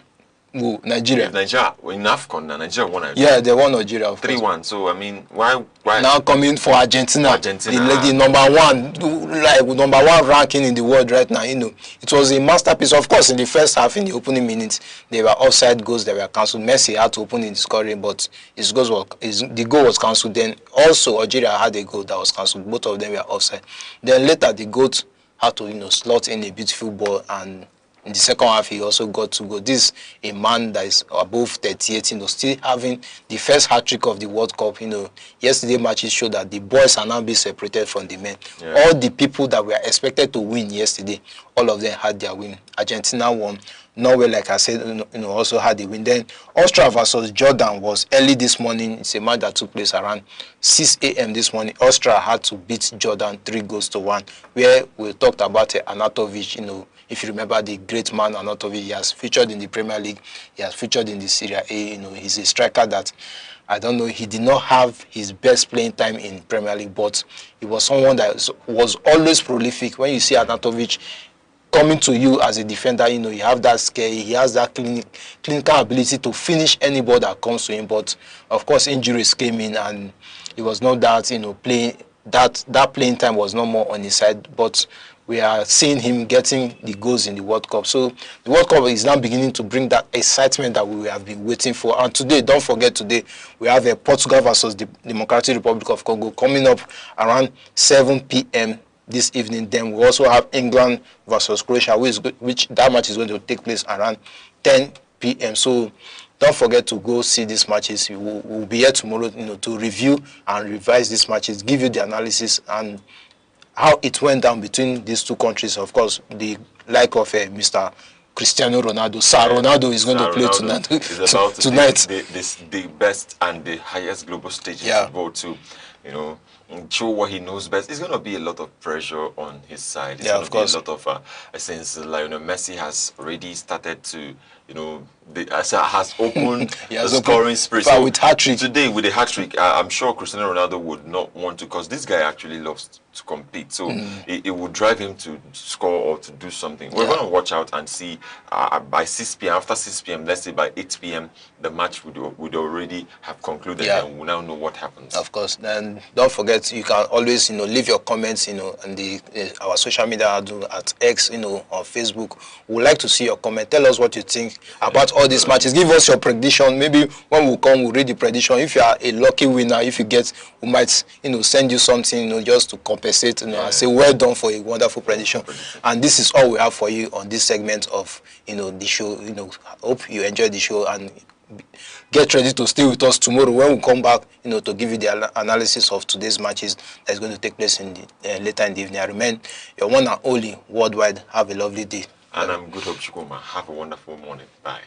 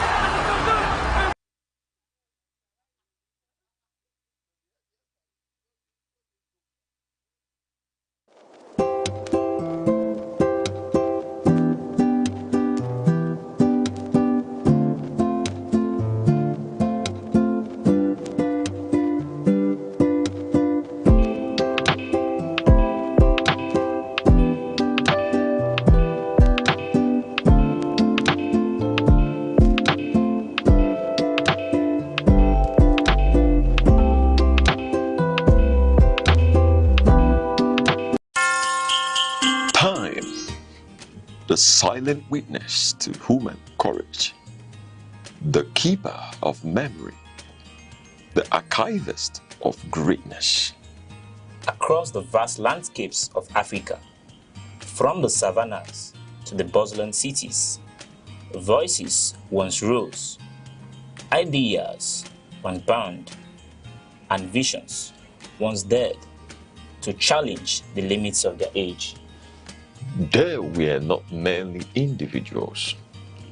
They were epochs in human form. In literature, minds such as Chinua Achebe, Wole Soyinka, and Ngugi wa Thiong'o reclaimed the African narrative.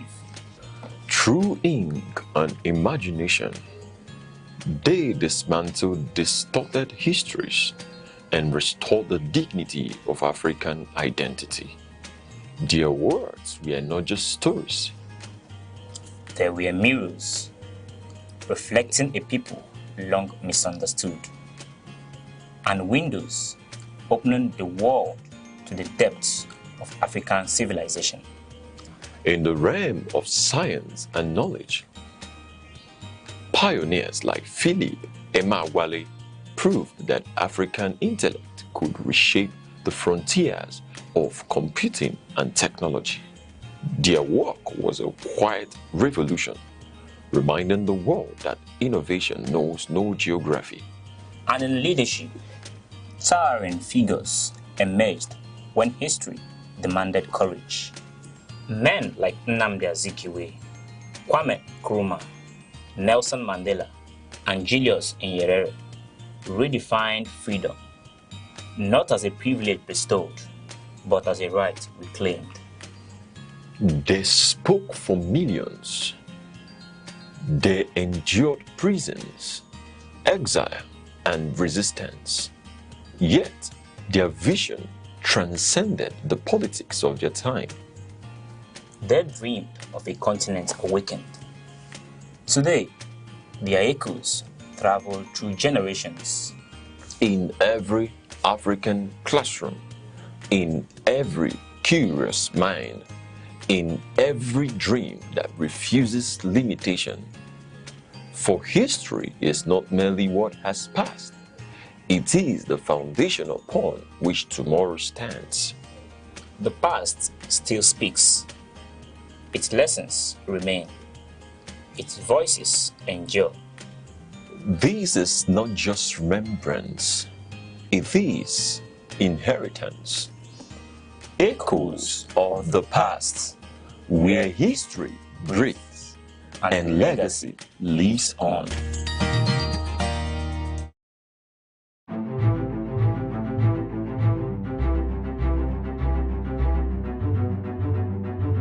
Morning headlines before you step out. Midday updates while you walk. Evening analysis when the day winds down. Wherever life takes you, Aneke TV keeps you informed, connected, and ahead. Aneke TV. Move with the world.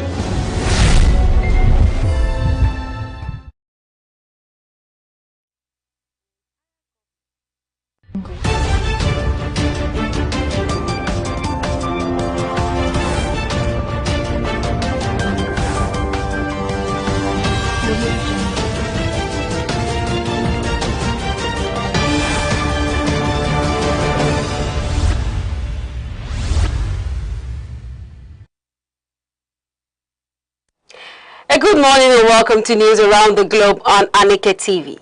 I am Princess Ken Ochoma. Glad to have you join us.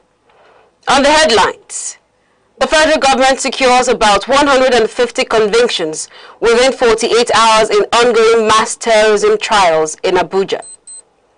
Katsina State government bans motorcycle operations, point of sale businesses and jerrycan fuel sales in parts of the state as part of new anti-banditry measures. On the foreign scene, the government of Equatorial Guinea resigns en masse. On business, the Nigerian Labour Congress and the Trade Union Congress moved to begin fresh negotiations with the federal government over a new national minimum wage. Now the news in details. The Abia State chapter of the Parliamentary Staff Association of Nigeria, PASA, has rejected a 7-day ultimatum issued by the Nigerian Labour Congress, NLC, over the transfer of some staff of the State House of Assembly. The dispute followed the demand by the Abia State NLC chairman, Comrade Okoro Ogbonnaya, for the immediate reversal of the transfer of former PASA officials from the Assembly to other ministries. The Labour Centre also threatened a 3-day warning strike if its demand was not met. However, PASA leadership said the NLC lacks the authority to speak or act on behalf of the Parliamentary Union. The association maintained that all affected officers have resumed duties at their new places of assignment. In a joint statement, acting chairman of PASAN, Comrade Anthony Nwobilo, and the public relations officer, Comrade Ndlea Loveday, said discussions with the Abia State government on the implementation of the consolidated legislative salary structure are ongoing. They urged members of the public to disregard any strike threat issued in the name of PASAN. Oyo State Governor, Mr. Seyi Makinde, has assured residents that efforts are ongoing to secure the release of school children and teachers abducted in Orire local government area of the state. The governor said security agencies are carrying out a carefully coordinated operation aimed at rescuing the victims safely without endangering their lives. He gave the assurance while addressing protesters in Ibadan. The demonstration was led by social media activist Martins Vincent Otse, popularly known as Very Dark Man, alongside members of the Rattel movement. The protesters called for urgent action to secure the freedom of the abducted victims and improve security in the state. Governor Makinde reaffirmed his administration's commitment to the rescue mission and said the government is working closely with federal security and intelligence agencies. He pledged that efforts would continue until all those in captivity are safely reunited with their families. Katsina State Governor Malam Diku Umaru Rada has announced fresh measures aimed at disrupting the operations of bandits and kidnappers across parts of the state. Under a new executive order, the sale, transportation and storage of petroleum products in jerry cans have been prohibited. The government has also suspended motorcycle operations, point-of-sale businesses and commercial phone charging centers in Matazu and Musawa local government areas. Governor Rada said that President Bola Tinubu has approved the recruitment of 1,000 forest guards to strengthen security around vulnerable forest corridors and border communities. Addressing religious leaders in Katsina, the governor said investigations had revealed the involvement of local collaborators who provide information and support to criminal groups. He called on traditional and religious leaders to help mobilize communities against insecurity and support ongoing security operations. President Bola Tinubu has reaffirmed his administration's determination to eliminate banditry and other violent crimes across the country. The president's position followed a military operation in Kogi State, which reportedly led to the elimination of a wanted bandit leader, Ibrahim Bastuji. In a statement issued by the Special Advisor to the President on Information and Strategy, Mr. Bayo Onanuga, the President commended security forces for the operation. President Tinubu also welcomed the rescue of Hajia Aminu Abubakar, widow of the late Major General Rabi Abubakar, who was abducted alongside her husband in Katsina State.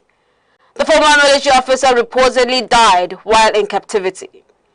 While praising the efforts of security personnel, the president assured Nigerians that his administration would continue to strengthen the capacity of the armed forces and other security agencies. He also urged citizens to support security operations with credible and timely information.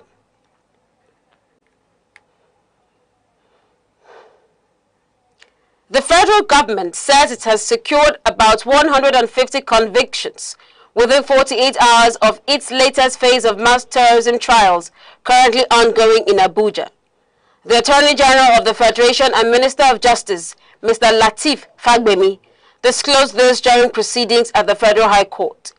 He said the exercise recorded about 160 cases on the first day, with almost all resulting in convictions, as the government intensifies efforts to prosecute suspected terrorists and insurgents.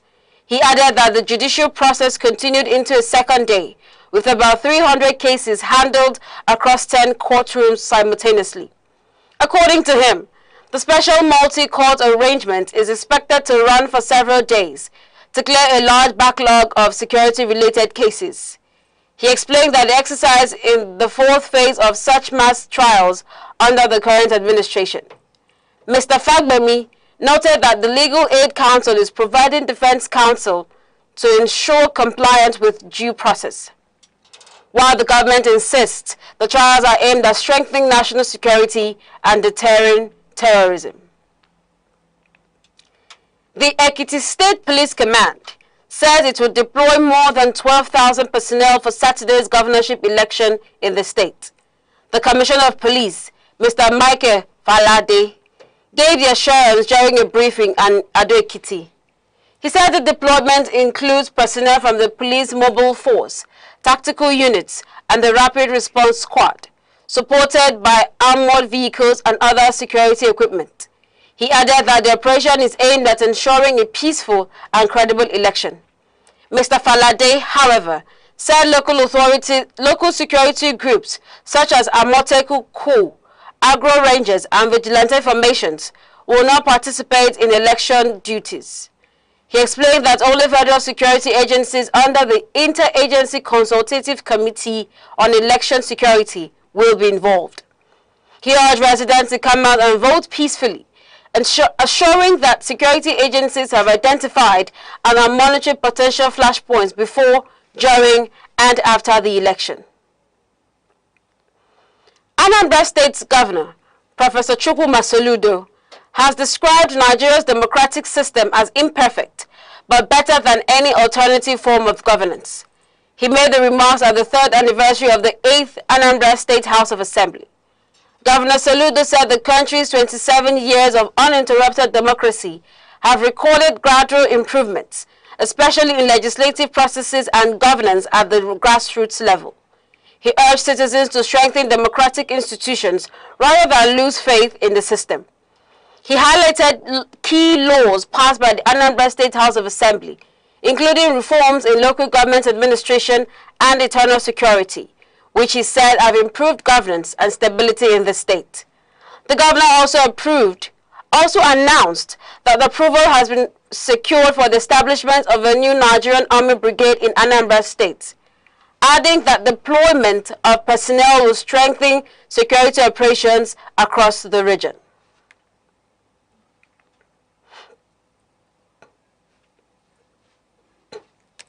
The Anambra State Albinism Association has called for urgent government intervention to address rising cases of skin cancer among persons living with albinism in the state.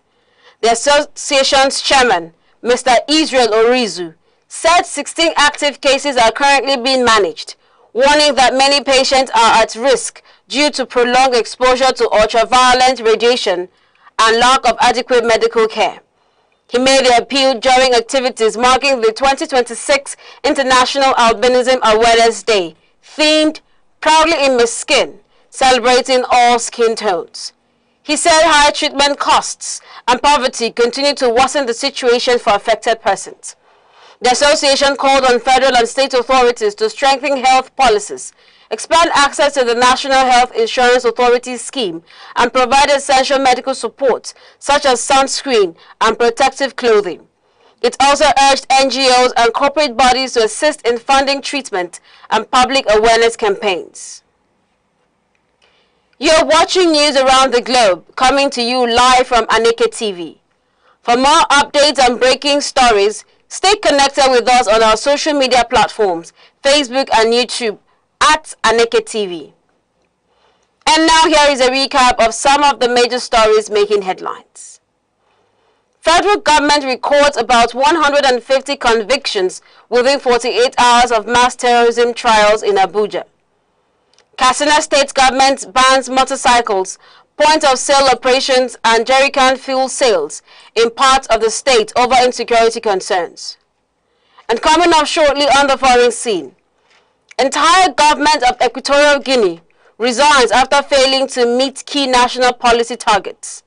On business, Nigerian Labour Congress and Trade Union Congress to begin new minimum wage negotiations with federal government ahead of July 2026 review. Do stay with us. The Insight with Uche Osai.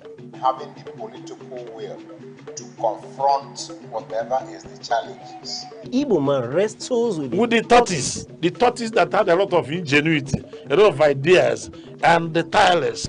It will take the broad mind of government in power to say, let there be electoral reform, no matter whose heart is God. I was there. We did everything. All of us came and supported him with our last blood. In-depth analysis, expert views, real voices, uncover the stories shaping Nigeria today. Deep dive, honest, unfiltered, only on The Insight with Uche Osai on Aneke TV. Join us. Welcome back. The Court of Appeal in Abuja has stayed the execution of a federal high court judgment ordering the deregistration of the African Democratic Congress, ADC, Action People's Party, APP, Action Alliance, AA, Accord Party, and Zenith Labour Party. A three-member panel led by Justice A.B. Mohammed held that the trial court proceeded with judgment despite a subsisting order of the appellate court issued on May 22nd, directing suspension of proceedings. The court described the action as a serious breach of judicial hierarchy. The panel also cited Supreme Court precedents, describing the lower court's action as judicial impertinence and judicial rascality, and granted a stay of execution pending determination of the substantive appeal. The Independent National Electoral Commission, INEC, told the court it only became aware of the judgment through media reports. Counsel to the ADC, Mr. Shuaibu Arwa, said the judgment was communicated via WhatsApp, while stakeholders have called for disciplinary action through the National Judicial Council, NJC. And on the following stories, the Islamic State group has claimed responsibility for an attack on a Syrian Interior Ministry security facility in Raqqa, northern Syria. The group said in a statement that it carried out the operation a day earlier. Syrian authorities confirmed that armed attackers attempted to storm an Internal Security Command headquarters. Security forces engaged the assailant and successfully repelled the broader assault. Officials said one member of the internal security personnel was killed during the initial breach of the facility. No further casualties were immediately reported after the operation was contained. Wike, once the former stronghold of the group's self-declared caliphate, remains a hotspot for sporadic militant activity despite ongoing counter-terrorism operations by Syrian forces. The entire government of Equatorial Guinea has resigned after failing to meet key national policy targets. Vice President Teodoro Nguame Obuang Mangwe announced the decision on social media. He said the cabinet, led by Prime Minister Manuel Osa Nsue, achieved only 10% of its policy objectives. However, he did not specify the exact targets that were missed. The ruling Democratic Party described the resignation as part of an institutional reconstructing process. It said the ongoing administration implemented reforms in infrastructure, governance, and economic planning. President Teodoro Obuang Nguame Mbasogo, who has ruled since 1979, is expected to restructure the cabinet as part of broader administration reforms in the oil-rich Central African nation. At least 17 horses have died in a major barn fire in Saratoga Springs, New York, at the Saratoga Casino Hotel Harness Racing Facility. Emergency officials said the fire broke out around 2:30 a.m. local time. The blaze destroyed the barn, which housed 18 horses. Only one horse escaped with minor injuries, while no human casualties were recorded. Fire officials said the incident occurred as stable workers were arriving for early morning duties, but the fire spread too quickly to allow rescue efforts. Local authorities have launched an investigation into the cause of the fire. A fundraising effort has been launched to support affected trainers, while racing activities at the facility have been suspended temporarily. British Prime Minister Sir Keir Starmer has confirmed a high-level summit with the European Union scheduled for July 22nd. The meeting is expected to focus on resetting UK-EU relations. Speaking at the G7 summit in France, Mr. Starmer said Britain is seeking stronger cooperation with the European Union on trade, security, and economic stability. The Prime Minister said his government is working to address post-Brexit challenges, including tariffs, energy cooperation, and food standards, which remain key issues in negotiations. Downing Street said the summit will be used to advance discussions aimed at boosting economic growth and strengthening Europe's collective response to global challenges. The Nigerian Labour Congress, NLC, and the Trade Union Congress, TUC, have announced plans to begin new negotiations with the federal government on a revised national minimum wage.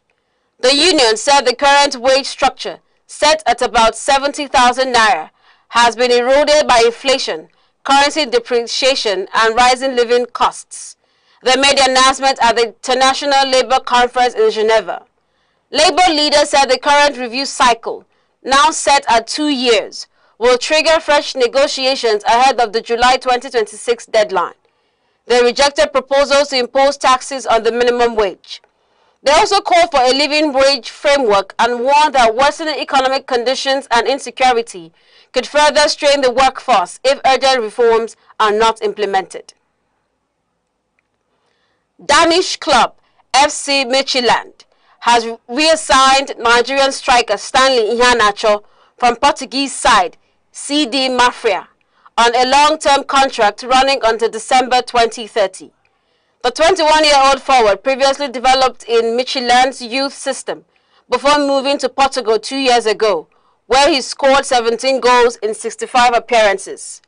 Club officials said the player's return is aimed at strengthening the squad ahead of the new season, including domestic and European competitions. Iheanacho said he is excited to return to Denmark adding that his goal is to break into the first team, win trophies and contribute to the club's Europa League campaign. Nollywood actress Mary Njoko has called on government authorities to take urgent action over the continued captivity of school children abducted in Oyo State. She questioned what she described as growing public silence over repeated attacks on educational institutions, urging stronger protection for children and schools across the country. Her comments reflect wider concerns within the entertainment industry, where several actors and public figures have also expressed grief over recent abductions and insecurity in the country. Industry stakeholders say they will continue to draw public attention to the issue, calling for improved security measures and accountability from authorities to ensure the safe return of all victims. And now to end the news, the main point again. The federal government of Nigeria has secured approximately 150 convictions within 48 hours as part of its latest phase of mass terrorism trials taking place in Abuja. The Attorney General of the Federation and Minister of Justice, Mr. Lateef Fagbemi, said the accelerated judicial process is aimed at clearing a backlog of terrorism-related cases and strengthening the country's counter-insurgency efforts. In Katsina State, Governor Malam Diku Umaru Rada has signed a sweeping executive order introducing new security restrictions aimed at disrupting bandit logistics networks. The measures include a ban on motorcycle operations, point-of-sale businesses, and the sale of petroleum products in jerrycans in selected high-risk areas. On the international scene, the government of Equatorial Guinea has resigned en masse after reportedly failing to achieve about 90% of its national policy objectives. In the business sector, the Nigerian Labour Congress, led by its president, Comrade Joe Ajaero, and the Trade Union Congress, have announced fresh plans to commence negotiations with the federal government over a new national minimum wage. And that concludes news around the globe on Aneke TV. For more updates and breaking stories, follow us on all our social media platforms, Facebook and YouTube at Aneke TV. Thank you for watching. I am Princess Ken Ochama. Have a good morning.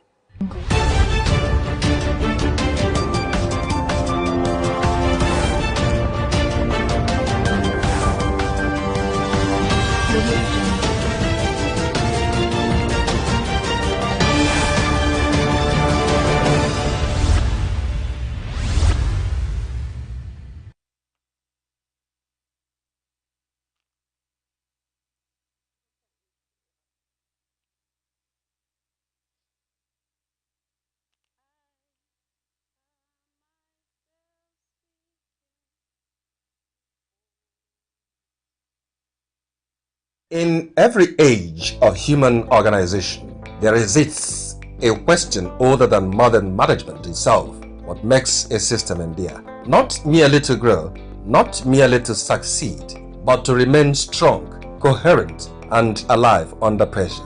The answer, again and again, returns to one principle: teamwork. But not teamwork as slogan, teamwork as structure, teamwork as philosophy, teamwork as the hidden architecture of what we call a virile organization. To describe an organization as virile is to speak beyond growth metrics.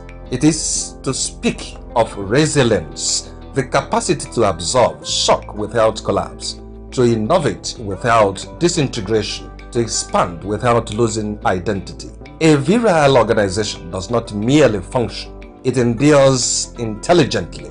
And within that endurance lies a paradox. No single mind, however brilliant, can sustain it alone. In Japan, the philosophy of continuous improvement finds expression in Toyota. Here, strength is not concentrated at the top. It is distributed across every worker who is empowered to halt production in the pursuit of quality. A system where even the smallest voice can protect the integrity of the whole. In the United States, Google operates through a different but related logic: cross-functional collaboration, where engineers, designers, and researchers converge not as isolated experts, but an interconnected problem solvers. The philosophical implication is profound. Intelligence, when shared, becomes structural power. A virile organization is tested not in comfort, but in disruption. At Amazon, small autonomous teams, often described as two pizza teams, operate like cells within a living organism. Each unit carries responsibility, yet none carries the entire burden of collapse. When crises arise, the system bends but does not break. This is not efficiency alone, it is distributed survival. At Apple, innovation is not chaotic eruption, it is disciplined convergence. Hardware, software, and design teams move like instruments in a single symphony. It is in such coordination, creativity is not reduced, it is refined. Across emerging markets, Flutterwave demonstrates a similar principle. Its expansion across complex financial landscapes is sustained not by individual brilliance alone, but by coordinated teams navigating engineering, regulation, and partnerships as a unified system. Here, teamwork becomes something more subtle, the acts of controlled ambition. A virile organization is not held together by structure alone, but by belief. At Microsoft, a cultural shift towards collaboration redefined its internal logic.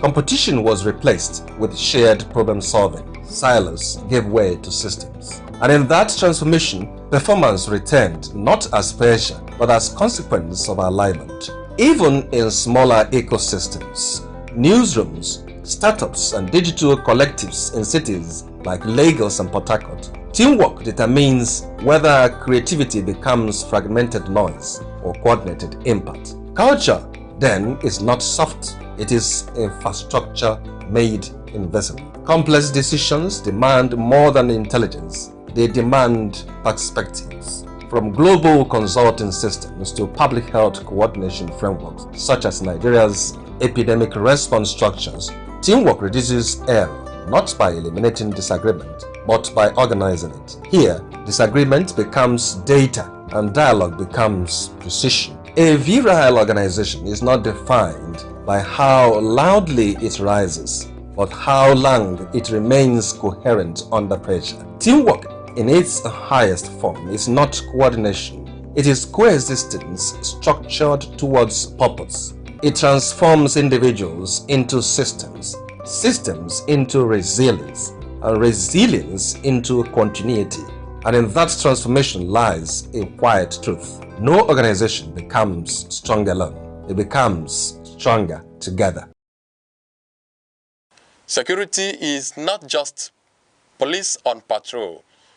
It is safety in homes, schools, markets, and mines. Without it, progress is impossible. Be alert, report danger, support community watch. True security is collective responsibility.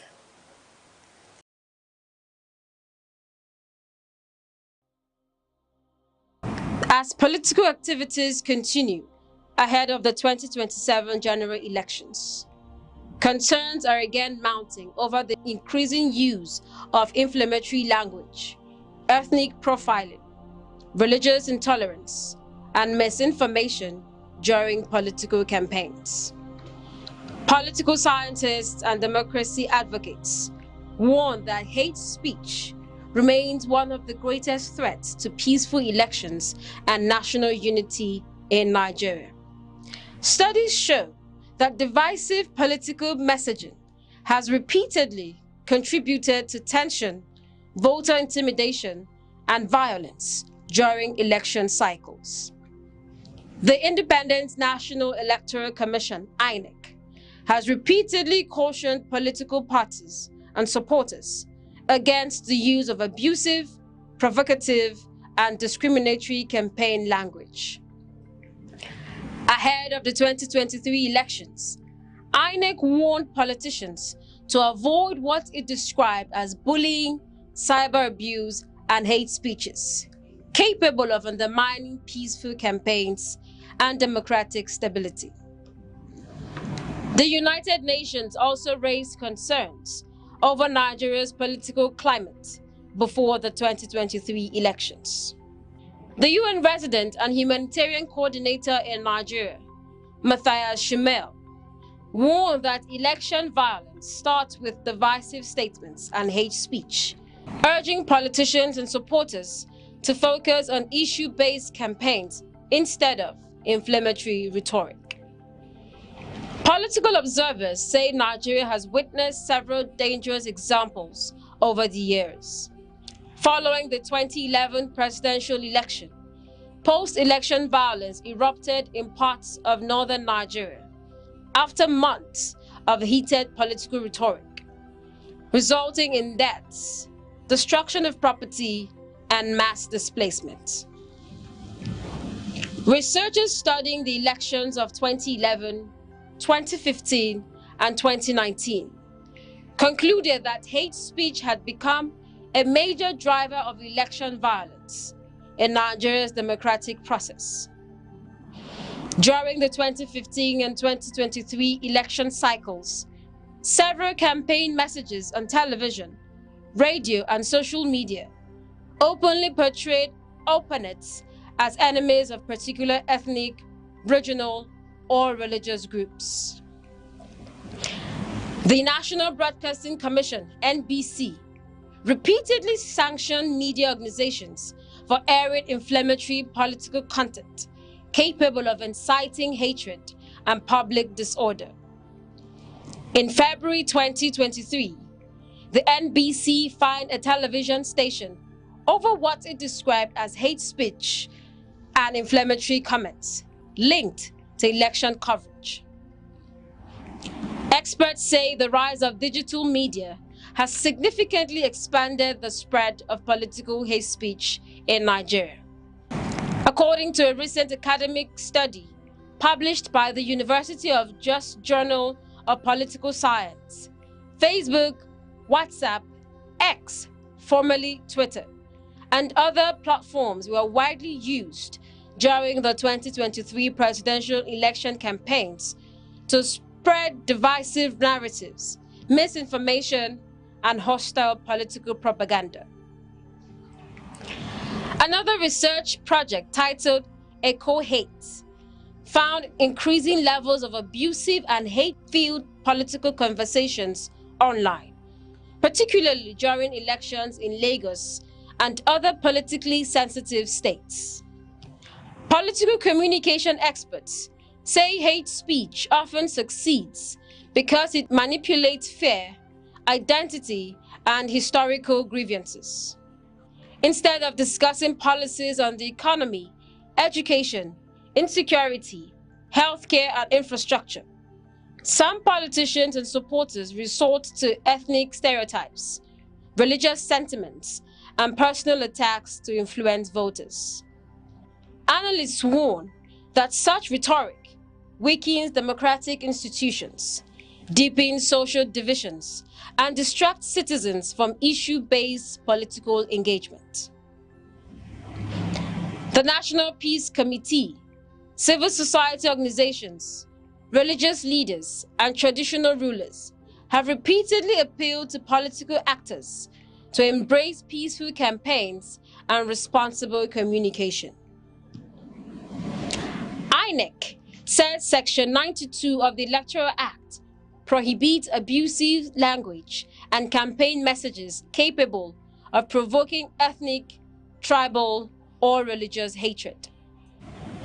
Media professionals are also being urged to strengthen fact-checking and avoid amplifying inflammatory political narratives. Communication scholars maintain that journalists, broadcasters, and social media influencers have a major responsibility to promote accuracy, fairness, and national cohesion during elections. Observers further note that ordinary citizens also play a crucial role. They say voters must avoid sharing unverified political content online, especially emotionally charged messages designed to provoke anger, hatred, or violence. As Nigeria prepares for another electoral cycle, Democracy advocates insist that political competition must focus on ideas, competence, accountability, and national development, rather than division and intolerance. They warn that when hate speech replaces constructive debate, democracy itself becomes endangered.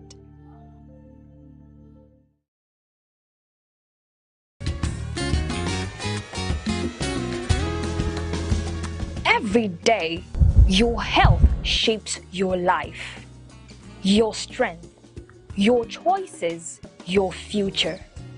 Because knowledge is the first step towards well-being. This is Health Matters, only on Aneke TV.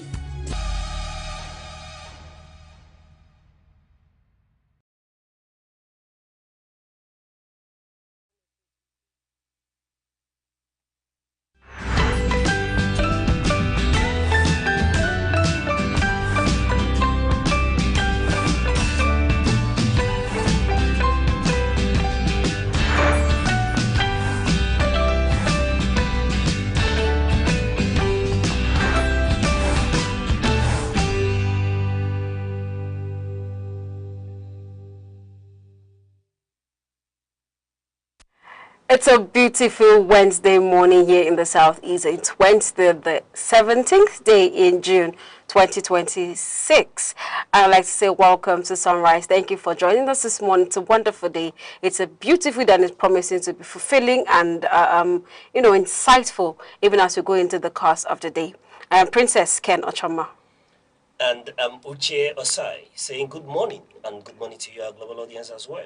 Ochuma, how are you this morning? I'm fine, thank you. I'm fine, thank you. I mean, thank you so. I mean, no wonder you had to run away yesterday. Well, I mean, these things are necessary. Yeah, for women, it is. They're necessary things, so we don't look like what we are going through. And one would wonder what it is you're going through, looking this good. So, wherever you are, at home, in your office, or in transit, thank you for letting us into your space this beautiful morning. We're here to refresh, inform, and motivate. Yes, we are here to refresh, inform, and motivate. Now, Mr. Che, what would you say is expected? I mean, yesterday we read of the proposed deregistration, and the papers this morning we are seeing updates. What I mean, seeing the turn of events, is this something that you've hoped will happen? No, but I did say yesterday that it cannot be sustained. It cannot be sustained. Yeah, yes, true. That will not happen. You cannot stand injustice. You cannot stand justice on his head and hope it to stand. It wouldn't. True. I expected, though the surprise is that it came quicker than expected. I was expecting some activism, some engagement, high-level engagement, and some, push shove with the ruling government of the day, with the judiciary. But kudos that it was, settled as quick as possible. This nation need not be pushed further into turmoil. True. And I'm excited for that. True. All right, on this morning we'll have a couple of conversations through our newspaper, have a lot to dissect this morning. And before we get right into the day, I'll read to you our quote for this morning. Our quote this morning is from Napoleon Bonaparte, and it says, Bonaparte, beg your pardon, Napoleon Bonaparte, it says, a leader is a dealer in hope. A leader is a dealer in hope. A leader is one who deals in hope. A leader is one who issues hope. I think this morning in the news I read that an entire government resigned because they felt that they had failed on reliving promises that they've made. And this morning Napoleon is telling us that a leader is someone who deals in hope, someone who has dedicated his or her life to delivering hope and bringing hope to whomever he has chosen him over them to lead them. Yes, quite exactly. This is what government stands for all over the world. And every individual, every person who is aspiring to any position of leadership should be able to sell hope to the people. It is on the background of hope that people believe in their nation. When we talk about American dream, what is American dream? It is the hope and belief in the nation, the dream that leaders have sold to the citizens over time. Yes. So whoever should be at the helm of affairs, number one, should be a marketer. You understand? I will keep speaking to be the ability to market your nation, because you're the #1 salesman. And before you can market your nation outside the borders of your country, you should be able to market the nation to the citizens of that nation to believe in their nation. And that is very critical. And I tell you, this is one element that is lacking in leadership. And I am studying if it is a fallout from the cumulative years of military and dictatorship rule in Nigeria that has removed empathy from leadership. Because when you detach empathy from leadership, you will now see the inability to inspire hope. You know, personally, one thing I remember Goodluck Jonathan, people remember him for a lot of things. There are people who think that he's an indecisive leader. Some people believe that he's weak as a leader, but I remember him for one thing. Beyond his tenacity for rule of law, I remember him for the ability to inspire hope to Nigerians. One thing I loved that administration for, most especially from 1991, but most importantly, the Yaradua Goodluck Jonathan era, was that I felt that hope is such that you could touch it. Nigeria became a place where you believed that you could go to sleep and wake up the next morning and things could turn around for good. That is the hope that leadership of every nation should inspire in the people. And without it, you would have no nation. You will have no faith in the nation. Without it, you will have people believing in the ability of their nation, of their country, to stand for them. You won't have people sacrifice for that nation. So it's quite important. And this is where I urge all of us, the citizens, that we should look quite well before we elect people into position of authority. We have to elect people who, first of all, are able to market, and sell hope to the people. And this is what Napoleon Bonaparte meant when he was saying that a leader is a dealer in hope. If an individual doesn't have that capacity to deal in and market and sell hope to the citizens, that person will not do well as a leader. It stands from the place of empathy, from the place of believing, from the place of ability to give back, to the society for you to be able to sell hope. I am a salesman to my family. I am able to sell to my children, to my family, that this family, is better than any other. True. That I have the ability to protect them, that I have the ability to cater for their welfare, to provide for them. That is the hope that the leaders stand for in every nation, Achoma. Truly, truly, truly. A leader is one who deals in hope. A leader is a dealer in hope. This is from Napoleon Bonaparte this morning to you and to myself, that if you are a leader, if you, in whatever capacity you are leading, you are a dealer of hope. All right, we'll take a short break. We'll come back with our weather report for this morning. Do stay with us. Join us on Arena, Aneke TV's premium current affairs program, where politics, development, and governance come alive. Every Monday, Wednesday, and Friday, we host top professionals and thought leaders who speak their minds on issues shaping Nigeria and the world. It's inclusive, enriching, and absolutely captivating. The roadmap is, let's have our environment secured so that investors can come. If you don't know what economic security is, kidnapping will tell you what it is. You kidnap for ransom. Customers are going to get these meters, and like we said, it's at no cost. There are things that dialogue can handle. But when you leave it and want to use a kinetic approach alone, you cannot. For discussions that promise insight and deliver truth, stay tuned, stay informed, and keep watching Arena, only on Aneke TV.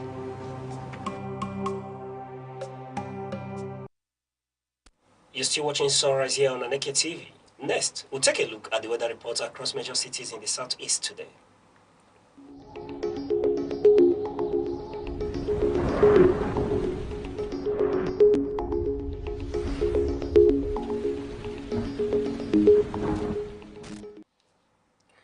Good morning, Oka, Anambra State. The morning temperatures will start between 25 to 27 degrees Celsius, before climbing sharply to about 34 to 35 in the afternoon.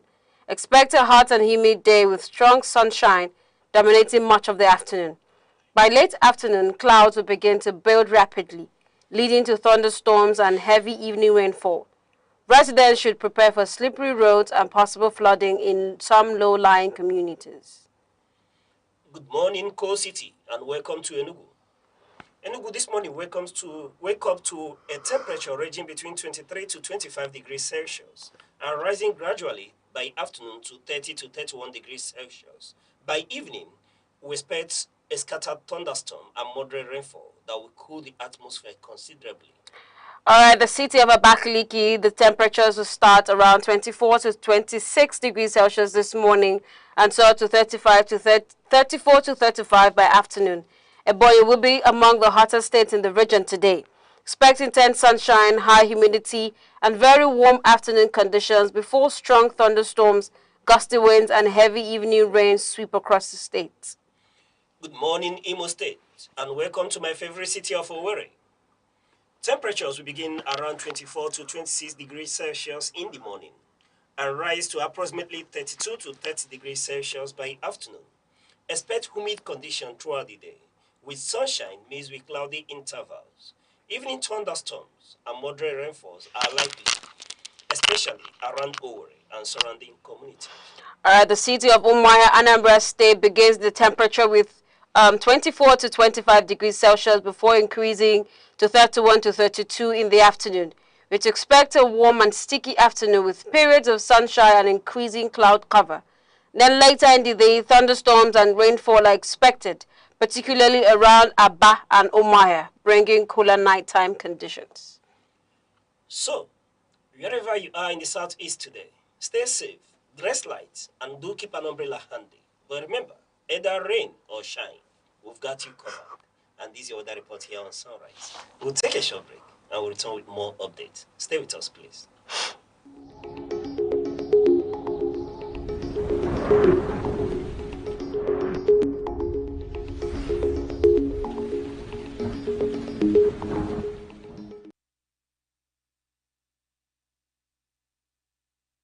All right, thank you for joining us. Thank you for staying with us. It's still Sunrise on Aneke TV. Now, moving into newspaper analysis and review for this morning. The newspaper we shall be reviewing this morning are from The Punch, The Daily Trust, Frontline Africa, The Nation, and The Guardian. And joining us, as always, is Aneke TV's in-house analyst, Res Arum. Mr. Res, a pleasure to have you on Sunrise. Thank you for having me this morning. And you're looking so handsome and so good. Are we planning any party very soon? Well, no party. The only thing is that you have to cover the pains and show that there's still life in you. And then you talked about hope this morning. Where there's life, there is Definitely hope. there's hope. And there's a possibility that when you pass around, remember the biblical quote of 7 women wanting to answer your name. It's possible the way you're looking. Thank you. It's a pleasure to have you, Mr. Res. Thank you, dear. All right, getting into the paper, we're starting from the Punch newspaper. On the cover story, we have Mark slams federal government after appeal court reverses ADC deregistration. Mark slams federal government after appeal court reverses ADC deregistration. Following the appeal court's decision to reverse the deregistration of the African Democratic Congress and 4 other parties on Monday, ADC National Chairman Senator David Mark stated the judiciary is on trial and warned the federal government against political manipulations. This is because the Court of Appeal yesterday had ordered a stay of execution on the judgment that directed the Independent National Electoral Commission to deregister ADC and 4 other political parties by Monday. Mr. Res, let's get your opinion on this. You see, the controversial judgment by Justice Lifo, the ADC, hurriedly went to the appeal courts, and appeal courts with dispatch ruled and consolidated the earlier stay of execution, or stay the process which they had earlier given on 22nd of May. And when they gave that, 22nd of April, it was before the Honorable Justice of the High Court. And one thinks about a situation where the hierarchy of court is not guaranteed in the present circumstance. Of course, the judge knows the positions that ought to be taken in a situation. Remember that the Court of Appeal is an appellate court that, of course, has some supervisory role on the lower court. And Lifu went ahead to, throw away to the dustbin the rule of law. Because based on the fact that an appellate court has issued an order, then it is upon the lower court to abide by that rule. So David Mark on his own, because they hurriedly went to and of course, unlike the judiciary in Nigeria, the Court of Appeal hurriedly, within 24 hours, consolidated that position by ensuring that there is stay of execution. And it must be, implemented. That is to say that if the so-called judge should do anything further than the wrong judgment he gave, something else could happen. And of course, Mark said the judiciary is on trial, and you see, it is beginning to show a ray of hope for the Nigerian nation, because we had expected that it could be business as usual. But the appeal court did not. They came out, and of course, Justice Mohammed, one of the three-man panel, lambasted the negation of that order of court. He was not happy with it. He made statements that could connote that Justice Luffy must face certain disciplinary measures. Possibly, even Mark himself called the NJC to rise up to the occasion and told the federal government not to interfere with the judiciary business, not to come in and append themselves to the judiciary and begin to influence the actions and inactions of the judiciary in Nigeria. So I think the chairman of ADC, his response was good. It was fair, standard, and he's hoping that the judiciary in Nigeria will continue to defend democracy in Nigeria. Because earlier, a lot of people have said it's an attack on democracy. That singular judgment is an attack on democracy, where you are trying to stifle the rule of law. Stifle the rule of law. That is to say, a judge on his own, who is supposed to be, or to actually be the law, ensure that is personified. The judge is personified, the law is personified in the judge. So the judge is supposed to promote the rule of law. And the judge now is impeding on the rule of law. And what is the process of court? You've been asked to stop the process. And the process is about hearing and giving judgment. But you went ahead to do that. On what premise? You see, it is not about the judgment he gave. It's about the flouting of the judgment or the ruling or stay of execution of the appeal court. Naturally, he could give his judgment. An appeal court is there to look at the judgment, whether he erred in law or not. The appeal court will either say that the judgment does not hold, or that the judgment holds, naturally. But because he didn't do the judgment when he ought to, he should have waited for the appeal court to exhaust the matter he has in relationship to the same matter that Lifu was having. He must exhaust it. You remember what happened to ADC when they were in appeal court. When the matter came into appeal court, the judge that was handling the ADC matter, Nafi Bala matter, stayed every process. And of course, that matter is at present is even under Justice Lifu. That same matter that the Supreme Court said should go back, and then they reassigned it to Justice Lifu, and so on. And of course, even when Arab Shala said he wants the judge to hands off that, Lifu even yesterday, said no. He said, well, the matter of hands off from the issue of the motion to hands off from the matter came before it was assigned to him. Therefore, it is not, they should have made a fresh notion if they are afraid, or if they are scared, or if they think that he could compromise. So, but then, I think David Mark made what is right. His statements were good. The federal government, he did not outrightly, lambast, but he warned that government should stay clear and allow the independence of the judiciary as it affects democratic process in Nigeria. All right. Looking at this very issue, Mr. Resi, you've summed it quite well.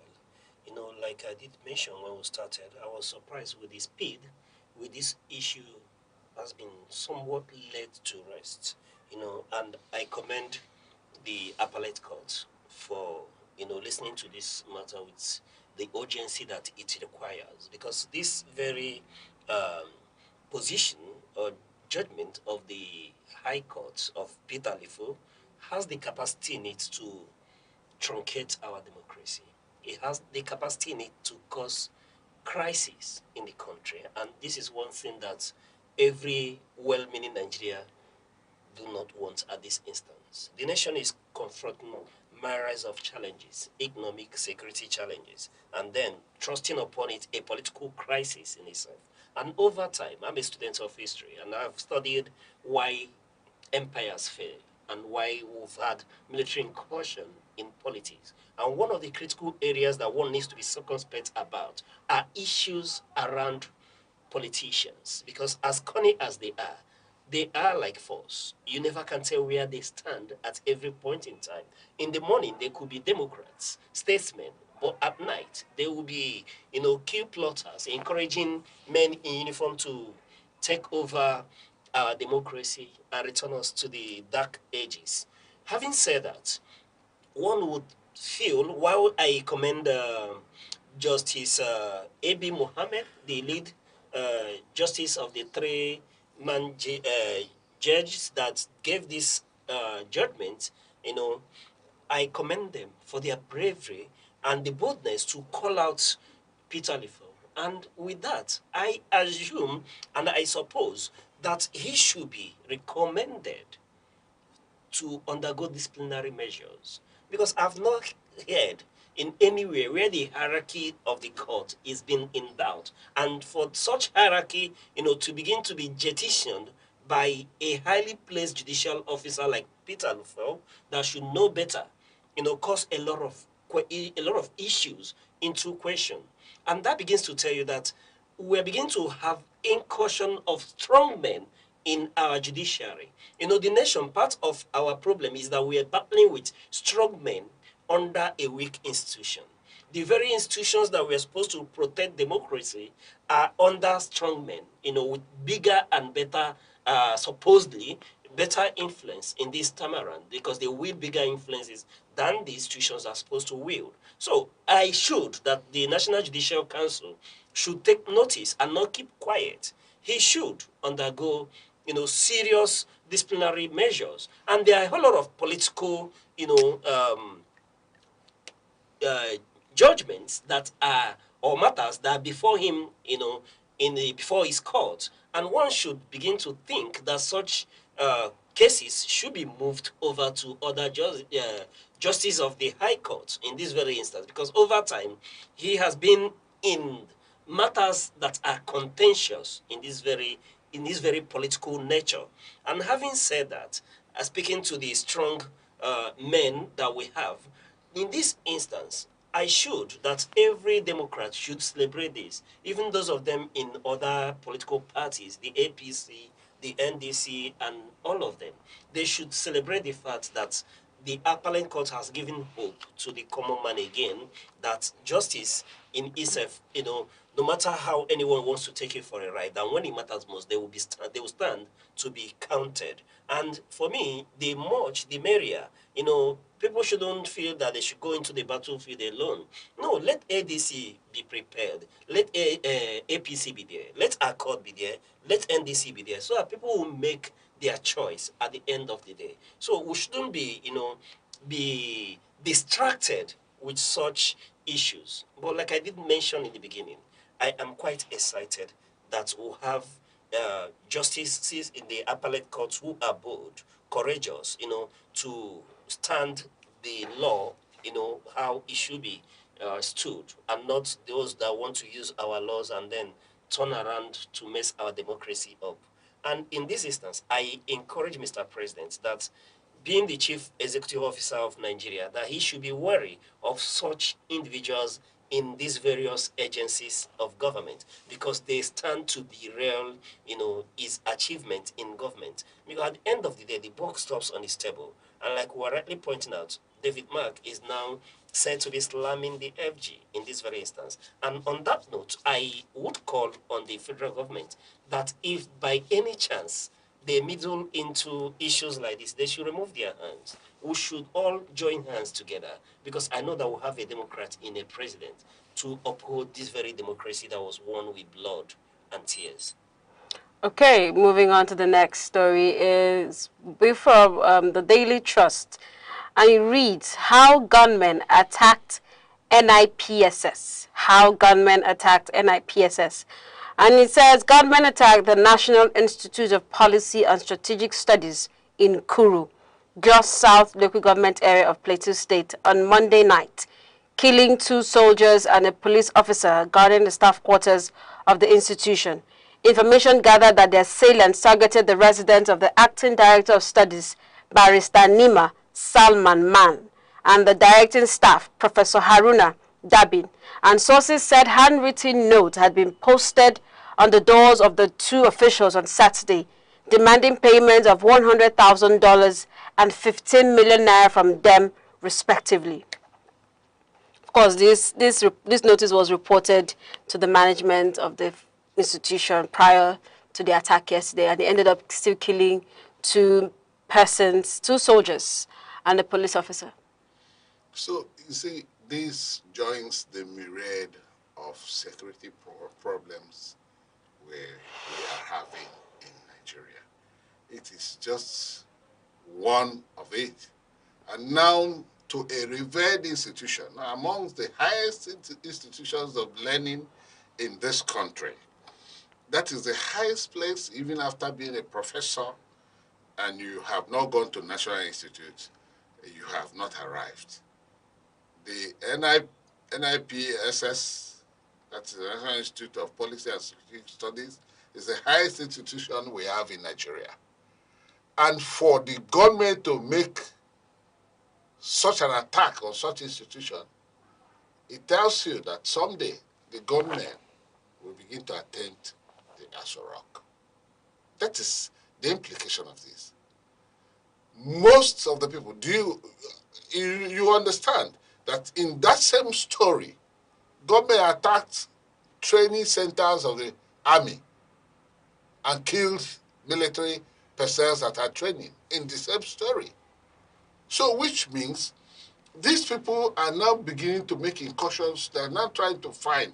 They no longer, they look for security agencies or where security agencies are trained or where security agencies emanate from, because National Institute is where you see most of the police officers, inspectors of police, DIGs, commissioners of police.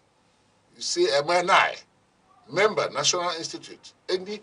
Anybody carrying MNI means member, National Institute.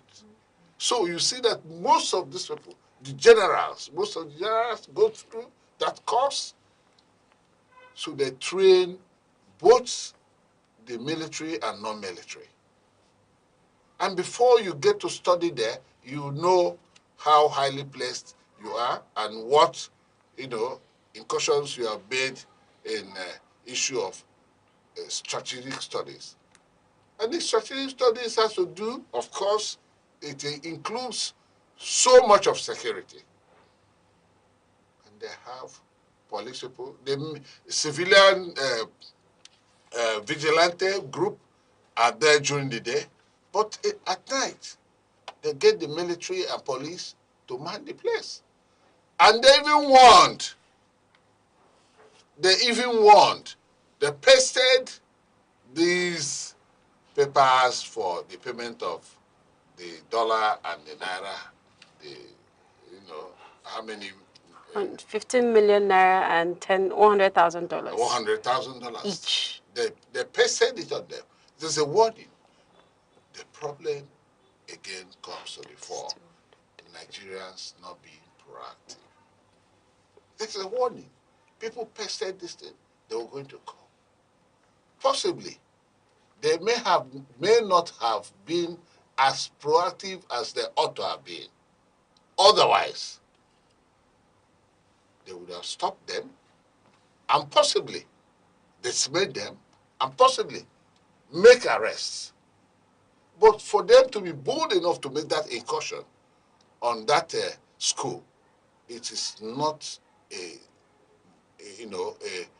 low mean feat for them. We're beginning to see that the government in Nigeria are beginning to have another dimension. They are growing every day. Even when the military continues to tell us that they are doing this, they are doing that, of course, the army spokesperson had told us about 380 something, it's something terrorists killed, ones arrested, and so on and so forth. But you can see that they have the infantry. They are bold to even go and attack such institutions. Of course, they were attacking such institutions of learning, schools, abducting children and all that. And of course, even the students of higher education, they have been doing that. And then the government knows that it has come to a point of no return, that these people cannot be. And of course, I had one on social media said they must work hard to subdue the Nigerian government on social media. It could be true, it could be lie. But from the way they are approaching the issue, the cautions they are making, I believe that they are unshaked of motion. Unshaked of motion in the sense they are not deterred by anything. That they have continued to move in that uniform motion of inertia. And of course, the Nigerian government have not been able to put a force that will act on their motion to stop them. That is exactly the implication of that. So our expectation is that government should be better proactive to ensure that you stem the tide of insecurity, that you push back insecurity in Nigeria. And look at it. Every day we talk about Plateau State. Every day we talk about Plateau State. Government in Plateau State here and there. Just last week, 2 weeks ago, it was the same Plateau State. If it's not in Lantan, it is in Shandam. If it is not in Shandam, it is in Biram, Kuru. Now it is in Kuru. And wherever. And our president will come and tell us it will not happen again. How? What is the trueness of that statement? The reality behind the statement? It will not happen again. How? It's a mere statement. And so many things are said, but not done. And it is only when we begin to say things and do it, then we will now beat our chest that we have come to actually attack insecurity. If we say we do it. Today, we talk about drones. People were celebrating that drones are scam and they're assembling and so on and so forth. Of course, Makinde said he will put in his blood to ensure that the children kidnapped in Oyo are brought back. But even the children are kidnapped. Some people have died amongst them, not just the one beheaded. Some are dying. Some are going through difficult times, very difficult times. Younger ones, females, are raped and molested and all that. You see, so will there still be the same? A girl, a copper, was kidnapped, raped, molested. And when the father sold everything and brought about 50 million to pay to the people, the girl said to the father while they were talking that if you pay them ransom, if I come out, I'll kill myself. I'm not fit to live anymore. Immediately she said it, the gunmen gunned her down and killed her there and then. And that was the end of it. And these are the kind of things we have in Nigeria. Very disheartening stories, heart-rending stories, heart-tearing stories. And then we talk about a government that's in charge, that has a primary duty to protect you and I. Primary duty to protect the lives of Nigerians, to see to the well-being of every one of us. And then people are dying like chicken. I begin to see that chicken and cow that are being slaughtered for meat, people are now dying more than the ones that we use as meat on our tables in Nigeria. The government should declare a war against terrorism and insecurity and come up with stringent jail terms or sentences that will deter the ones. Because when you have these people killing almost everybody, look at our soldiers and I,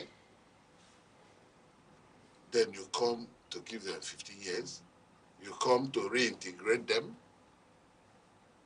Just a few days back, a state government is reintegrating theirs. Amidst fanfare, people who have killed our generals, killed our soldiers, killed our policemen, killed our citizens, and then you are reintegrating them amidst fanfare, when ordinarily they are supposed to face the wrath of the law. How do we now, justify what they're doing to what the people have been involved in? How do you justify that? How can you begin to reintegrate and start giving them money to survive and all that? How are you sure that they will not disappoint you after all? This is the situation we have in Nigeria. It's unfortunate that gunmen with all boldness will come and attack the National Institute of Strategic Studies, Kuru, just for no reason, just because they want money. How are they expecting them to get 15 million naira and $100,000 each? No, when you talk, the sum here is not the issue. The amount they are requesting for is not the issue. Yeah, it's the boldness to even make such demands. And when you understand, like you rightly highlighted, the repute of the very institution that is so attacked, the alumni of that very institute, the high and might, those who have led this country, if you read the profiles of who is who in Nigeria, when it comes to leadership at the highest echelon of leadership in Nigeria, and it cuts across all fields, both the military, the police, the intelligence. If you've not been to the NIPPS, like he mentioned, then you've not attained, the very height. Do remember that when Nuhu Ribadu, ran into crisis after being the EFCC chairman, he had to go to hibernate, and undergo studies. And today he is the national ONSA, National Security Advisor.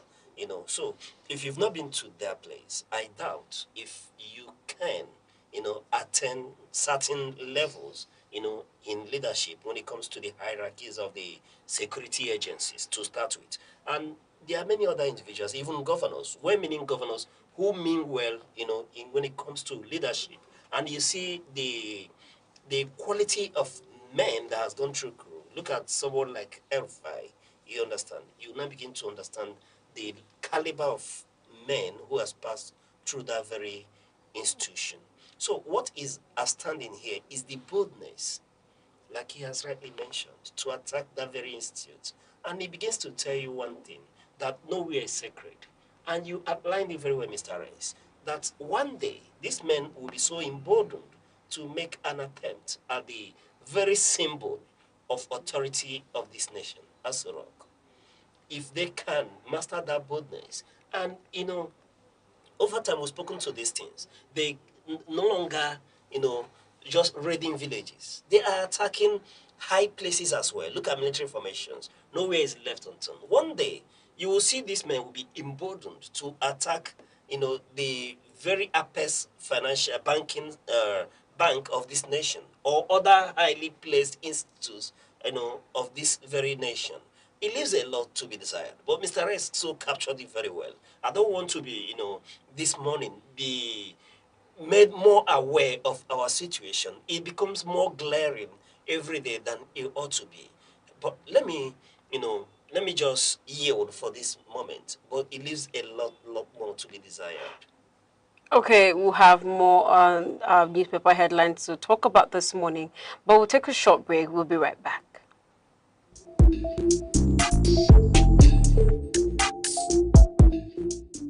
Law is the architecture of civilization, the silent force that orders society and defines justice. Yet, within its complexity, many remain uncertain of their rights, their obligations, and the protections the law affords. From the inviolability of human rights to the intricate doctrines governing property and civil relations. This is a platform where law is demystified, where principle meets practice and knowledge becomes empowerment. Because justice is not abstract, it is personal. You and the law on Aneke TV.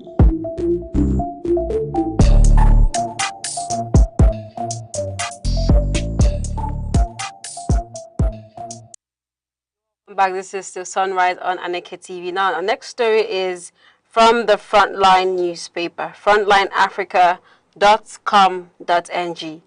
Obi Kwankwaso others to sign NDC Anti-Defection Pact. Obi Kwankwaso others to sign NDC Anti-Defection Pact. The Nigerian Democratic Congress, NDC, has introduced a mandatory anti-defection policy requiring all candidates seeking elective office on its platform to sign affidavits and indemnity forms, committing to vacate their seats if they defect from the party after winning elections. This was signed at the indemnity ceremony attended by party members and aspirants at the head of 2027 elections at the party's national secretariat in Abuja. Yes, Mr. Reyes, for me, this is a very good one. It's commendable, honestly. For me, I celebrate this initiative. But Mr. Reyes, let's hear from you first. You see, it's been there when we talk about ideological politics in Nigeria. You see, you find out that the politicians we have are people who are just desperate to be at the corridors of power. They are not just people with ideology who want to serve the people. Because it's all about service. but people are jostling to do the service. Why are they jostling to go for it? Because there are no services they are ready to render. They're just there to get at the corridors of power and partake in the sharing of the common cake, our common well-being possessions that we have in Nigeria. So during the last election, for instance, we have to take example from Enugu State, for instance. Of course, so it happened in various other states. In Enugu here, we had the members of the House of Assembly, members of the National Assembly, all cross-carpeted to another political party. Some cross-carpeted to, in 24, amongst 24 members of the Enugu State House of Assembly, 23 cross-carpeted to the PDP, from PDP to the APC. And only one person who is representing Iboese South, I'm talking about one Harrison Ogara, is the only one that did not leave the party until the party started having problems. He left the party and joined the NDC, most recently, and joined the NDC. So you find out that the NDC now saw that it has become the stock in trade of politicians to move from one party to the other, especially when they use the platform of the party to secure election, to win and become members or serve at various levels of government. They now dump such platform to go for another platform. It's unfortunate.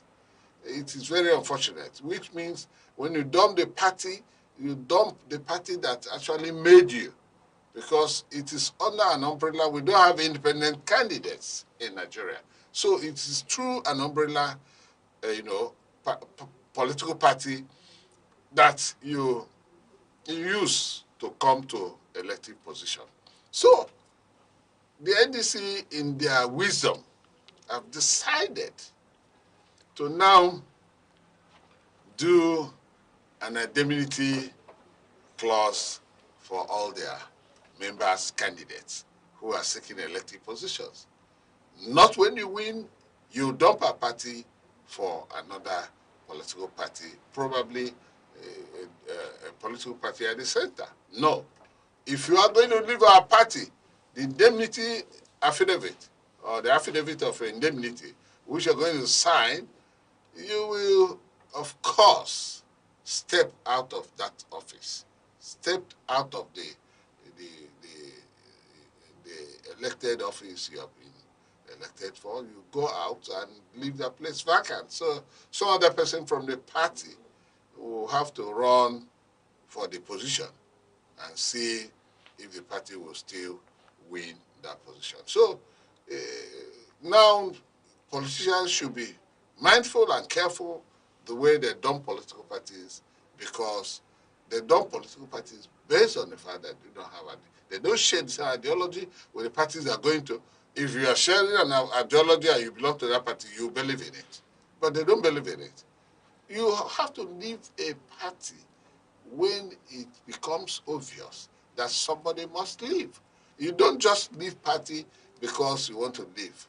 You are not, people call them political, it's a word I'm looking for anyway. I do not want to use words that are obscene, but we can manage a word like prostitute, a political prostitute. You go from one political party to another without a cogent reason for leaving.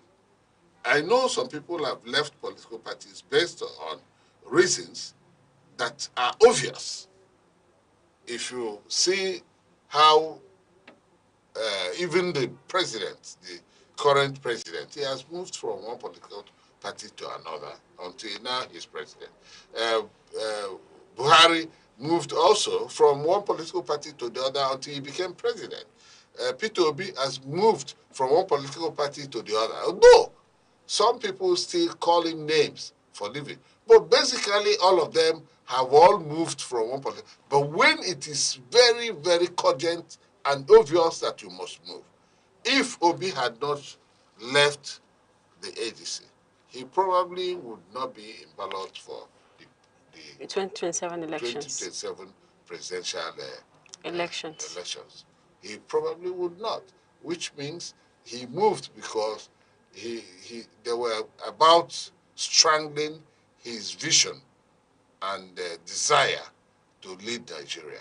So that was exactly why he had to move. And majority of the people I just mentioned now moved as a result. So, but in this circumstance, we are talking about members of National Assembly, members of the State House of Assembly, and of course some of the governors, that they should all be mindful that if they are leaving the party after election, especially when they clinch the ticket, clinch the, they are given the mandate to rule, they will leave if they intend to leave the party without any cogent reason. Because the book of the law made provisions for you to leave. When your political party is in turmoil, when your political party has a problem, or when the political party on their own, maybe you're a governor, decides to do away with you, you have right to move. That is the ways or conditions upon which you can now shift. So NDC, they are right ensuring that they keep their membership, they keep their people. If they win elections, they'll be intact, and the party will grow. And that is the purpose of signing such thing as an affidavit, of affidavit to keep them, do that. That is indemnity affidavit. So, for me, it's quite common. Yes, I was going to say that if it's something that other political parties could, employ, or if it's something that can be even passed as a bill or a policy in Nigeria, if you're in that may be going too far. That may be a wishful thinking. If they can pass that bill, why don't they have independent candidacy? Well, at least we'll start for anyway. There are so many things we wish we had done in this country, but seeing that we already have a party that has, taken an initiative to create such a structure for their party, it just goes to show that they actually do know what they have set out to do. Because one thing that has trampled political system in Nigeria is the fact that you see one person in a party and you feel because of a party. I know we say it's not about party, it's about person, but beyond a person's integrity, it also goes on to show the kind of political party the person is coming from and the one is going into. So we've seen so many switches and movements in this administration, and seeing a political party coming out to make sure and ensure that its members remain. But when you're done with your tenure, you can move. But once you are elected under the umbrella of NDC, you are not going anywhere. So I think it just goes to show. Except where it becomes inevitable. I wonder what the inevitabilities will be at this point. I wonder what yes, that will be in extreme situations. Situations where one can cross carpet. You see, but on the ground basis, you are staying. I'm beginning to see that the party is going to, not just this one, is going to lead in most of the newest ideas about how political parties should be run. Because if it were not for the time, the choke-up, the political parties' primaries should have been done electronics. They intended doing that electronics, and they wouldn't have had the problem they had after the primaries. All right. I hope this runs through all the state and local governments across the country. Because this is, I mean, but what we hear is just in Abuja that this happened, and on the presidential. I hope this runs through their governorship candidates, senators, all the candidates of the party are signing and will sign it. It's quite commendable if you ask. Yes, I would thank whoever initiated honestly, if it's Moses Cleopas or Siriaka Dixon, wherever the initiative came from, is quite commendable. And I commend it not because I see it as something that will stop politicians, you know, from moving, but the initiative is a first of its kind in our politics. Politicians, for what they are, you know, you did state that their stock in trade is to move platforms, and you forgot to mention that is also their stock in trade to ferment crisis where there are no crises. So they can move. The Constitution allows when there are, and you've mentioned them, when there are issues, you know, of division in a party, where there is lack of leadership, and there are instances where you can move, and where there are no such issues. Trust Nigerian politicians, they will create the crisis. We've seen in the past, it has happened. You know, we knew of a time where there was PDP, and then because of the situation where people couldn't move because there was one PDP, they created a new PDP. And that new PDP was part of the one we have today as APC. They went in, and new PDP was part of the people that formed the APC. So believe and trust politicians. They will wriggle their ways out of it. But this one, I am excited that whoever has gone ahead, and let me call for the video on this first before we continue to make our comments. You know, while we wait for that video to come up, you know, politicians, like I'm saying, Mr. Reyes, they will create that crisis. They will orchestrate that loophole to give them that legal ammunition for them to move from the political party where they belong. Having said that, while we're waiting for that clip to come up, the point remains, Mr. Reyes, you know, if the formulators of our constitution and the very politicians whose job it is to amend the constitution, you know, want a situation where they will be caged in one political party, they will so amend the constitution that for you to have independent candidacy, for you to, you know, be able to remain in one political party. But the underlying factor here is that our politics and partisan politics is devoid of ideology. You do not have ideology in this instance. That's why it's so easy for people to cross carpet and move, you know, from one party to the other. Having stated that, Mr. Reyes, we will continue to watch out and see how this happens, because there's no politician alive in Nigeria as of today who has not moved from one platform to the other. I do not know of such politician in Nigeria at this instance who is yet to move platforms. However, while we wait for that, let's take a short break. When we return, we'll continue on this very discussion. Stay with us, please.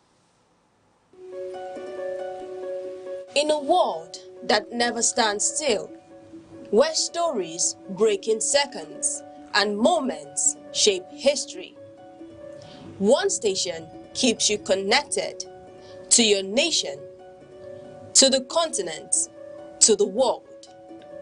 From breaking news to powerful stories, from business and politics to culture, lifestyle and entertainment, we inform, we inspire, we keep you ahead.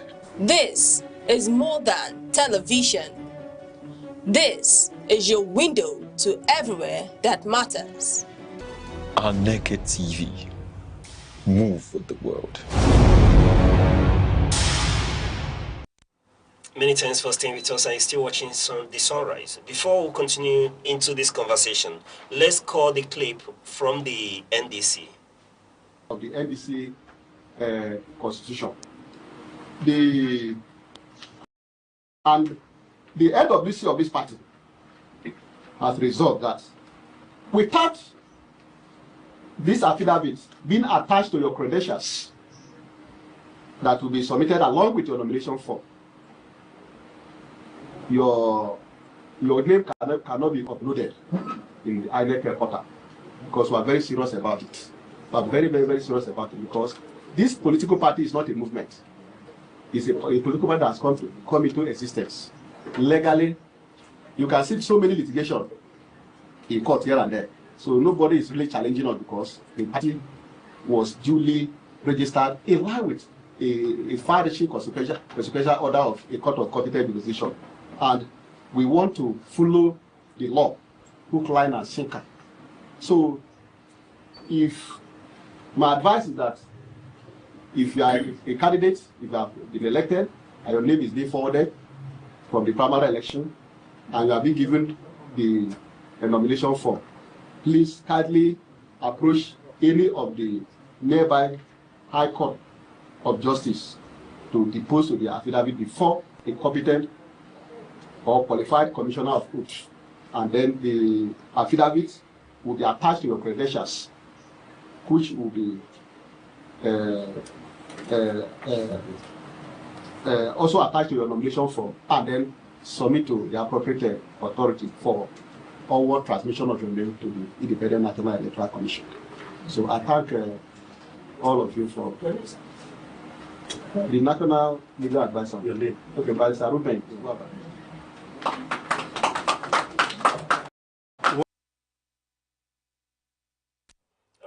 What a beautiful initiative the NDC has here, but like we were saying, it still stands to be seen if these politicians, when they get into office through the platform of the NDC, would stick to their oath, of remaining in the party, having signed indemnity.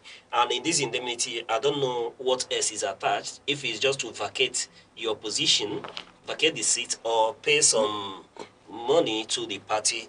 Until we get that form, we'll ask for the form and see how that indemnity was structured in this very instance.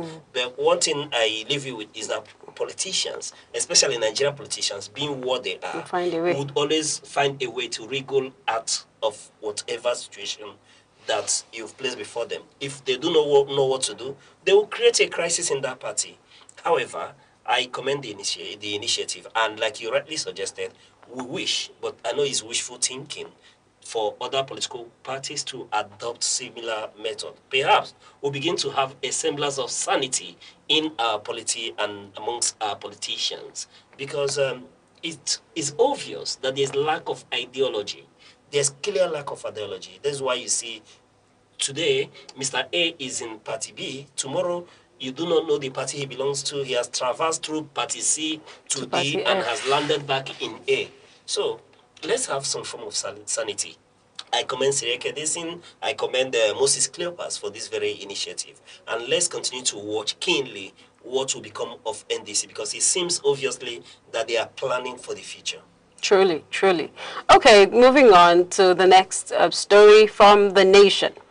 Renewed onslaught against bandits. Terrorists excite Tinubu. Renewed onslaught against bandits and terrorists excites Tinubu. The war against terrorism gained momentum in the last 72 hours, resulting in a wider crackdown on insurgents, bandits, and their collaborators. A notorious bandit leader, Ibrahim Batstuji, who has led many attacks in Kogi, was killed. A woman that collaborates with bandits was sentenced to death in Katsina.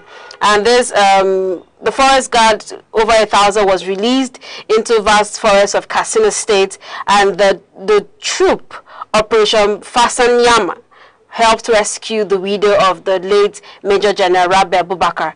And with this, the president has hailed the major security breakthrough while announcing the death, and commended the armed forces and other agencies for neutralizing these bandits, the bandits kingpin, and also for rescuing the general's widow at this point, because her husband is dead and buried.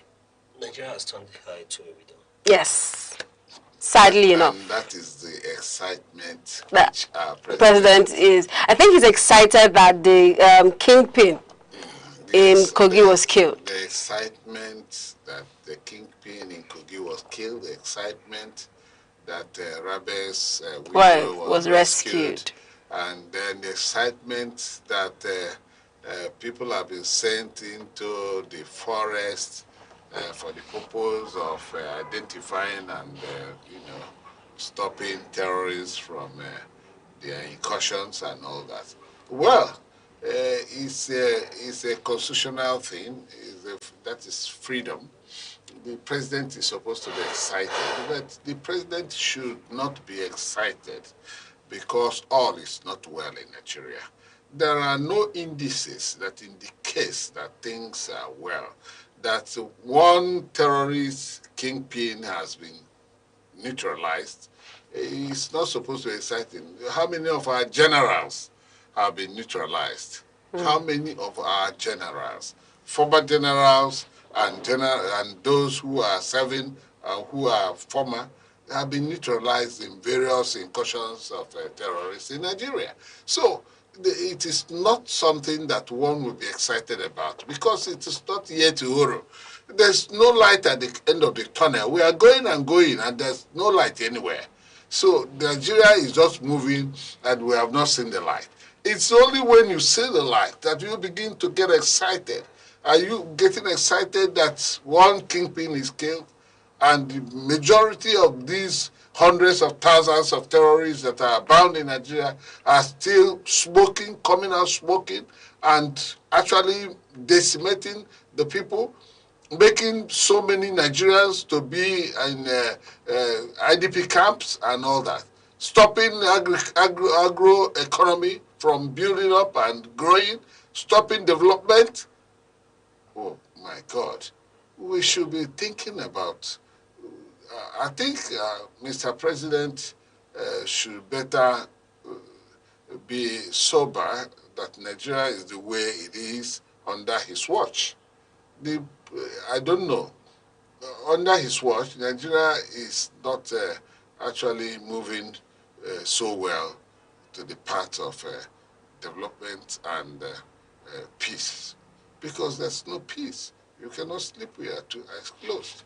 All the states, the governors are troubled. And of course, they call for state police. Yes, you have seen that it's not just state police and state police will come. You don't just say state police and it will come. You have seen there's a process. And that is what they are presently. They're in the process, trying to do the framework before the state police comes. Even some House of Assembly are beginning to even do some bills in various House of Assembly about state police, which framework has not even been finished. It is not done. How can you, do you put the cart before the horse or the horse before the cart? The horse must be in front of the cart to draw it and make the cart work. So I think it's not yet over. If he's excited, it is his right. That personally, I'm resentful. That I feel such a resentment that even a prince caught alive in a war could not have felt for being alive within this period that such malady is happening in Nigeria. Looking at this issue, what more can we say? I just hope that as Mr. President is excited, that this excitement does not turn out for us to be told again that this man, Basuj, who's been killed, resurfaces again. You know, you've seen instances where a certain individual has been killed multiple times and they keep on resurfacing. We hope that he is arrested finally in hell this time around. But against the background of being excited, what are we, or Mr. President, excited about? That a woman who was driving with the husband, you know, is rescued as a widow, or that the husband who has served this nation meritoriously was sent to his untimely grave. So these are issues that one doesn't know what is exciting about it. Is it that the terrorists, the bandits, are becoming more emboldened to attack more security informations in Nigeria?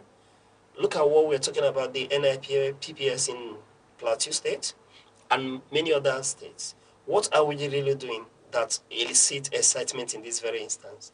That our troops are making incursions and having successful in pockets of operation? Does it stem the tide of insecurity in Nigeria? So there are a whole lot of issues, you know, that one may begin to point to. And a number of times, I may not in fairness to Mr. President, blame or lay the blame on his table. I think perhaps the publishers of the Nation newspaper, in a bid to do Mr. President a favor, did Choice a wrong of one words. by adding the word excitement. Because I do not think, for the life of me, that Mr. President will be excited in any way.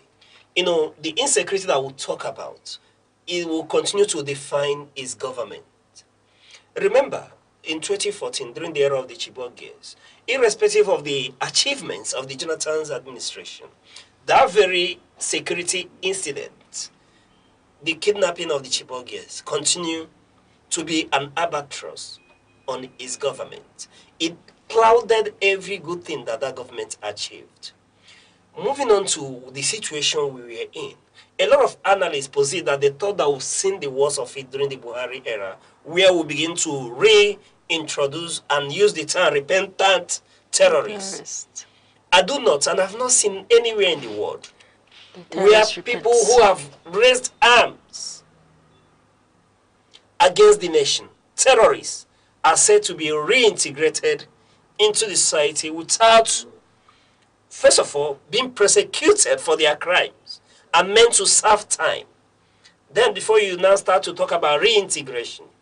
And I continue to raise the question. And I wonder if it is what is exciting the president that about 700 and something terrorists are being reintegrated in the society, side by side with people, families that have lost their loved ones, men who have killed our soldiers, rendered many families fatherless, rendered many parents childless. When we speak to this issue, what is Mr. President being excited about, like Mr. Reyes did raise?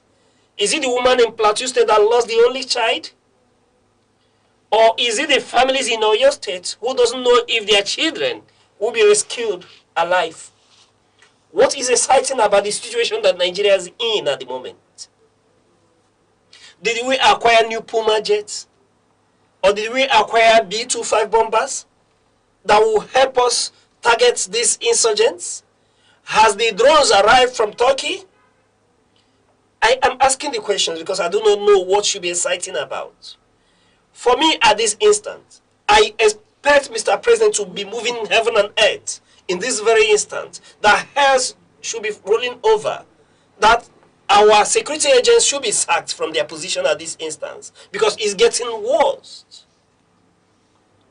Who in Nigeria is elected to travel through the Nigerian roads these days? People go to church and fast and then buy olive oil before they embark on 3 hours journey. Look at the cost of airfares in Nigeria. Despite the crisis in the Gulf that is being settled, people no longer want to go by road. Everybody is opting to go by air, irrespective of the cost, because of insecurity.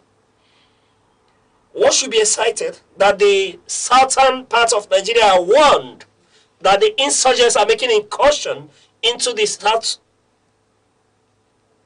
So it leaves a lot to be desired that we are in this sorry situation and someone is using the word exciting because we were able to gun down one gang leader, that a ragtag army continue to sack military formations. Let me speak to authority. When have we taken initiative in this instance to fight insurgency in Nigeria? Because as far as I'm concerned, what we are fighting is not insecurity. We've not started. When you want to kill a snake, you cut its head off. Have we cut the fundings of these insurgents? What are the plans in place to relocate those in IDP camp? These are things you should be excited about. That we, at this moment, are being told that the IDP camp in Benue State is being closed. The IDP camp in Abuja is being closed. IDP camps in Niger State are being closed. These are the things that should excite any Nigerian. What are we doing? When are we taking them back home? When are we beginning to prosecute highly placed individuals who have been named as funding insecurity in Nigeria? And I have heard clearly from no less a person, but from Mr. President himself, that some politicians are orchestrating the insecurity that we have in Nigeria. When will he bring them to book? Or do you tell me that the president that I know, who has been bold from time immemorial, a Nadeko warrior, would chicken out before politicians until they begin to bring them to justice? The funders and founders of this insecurity in Nigeria, the enablers, then I will begin to celebrate and see that Mr. President should be excited. When are we going to heed the call of northern governors to suspend mining activities in northern Nigeria if we want to see peace? These are pockets of areas that continue to fund insecurity in Nigeria. When people can't go to farm and people are running from their villages, the miners are continuing to mine in those locations. How come they are safe to mine? These are the questions. I'm afraid, because I want to go back home to my son, that when they call me, I would be able to hear their call. If not, there are many issues to be interrogated in this nation that elicit many other things but excitement. What are we being excited about? Has the new ammunitions for our military, has it arrived? I've not heard in the news that the thermal optics that was requested by our military formation that was overrun in Borno State has arrived at our borders. These are the issues. When we begin to see that our army are better equipped, when we begin to see that there are more Puma jets and fighter jets scrabbling and bombing these enclaves of these terrorists, then we begin to be happy. When the children that are in the forest in Oyo State are released and reunited with their family, we can be excited. There's nothing to be excited about in this sorry situation that we are in. And it's not about politics. It's not about political divide. Any well-meaning Nigeria, anyone with the hope for this nation should be anything but excited in this very instance. And I'm sorry I sound this way, but this is how we feel. And a lot of Nigerians feel this way. And it's high time, as we journey into the 2027 election, I ask the politicians that they need to do something about insecurity, because these will be the bigger questions to be asked as they come to town halls to tell us what they want to do for us in 2027. Let us feel secure first. It's actually a sad situation. But moving on to our last paper for this morning, we just run through it briefly before our time runs out. This is from the Guardian newspaper. It says digital adoption leaves 300 local government areas stranded, dependent on POS agents. Despite Nigeria's growing shift toward digital financial services, some local government areas are reportedly struggling with limited banking infrastructure and poor access to formal financial services. As a result, many residents depend heavily on POS, that's point of sale agents, for cash withdrawals, transfers, and other transactions. And this collation was done by the Association of Mobile Money and Bank Agents in Nigeria.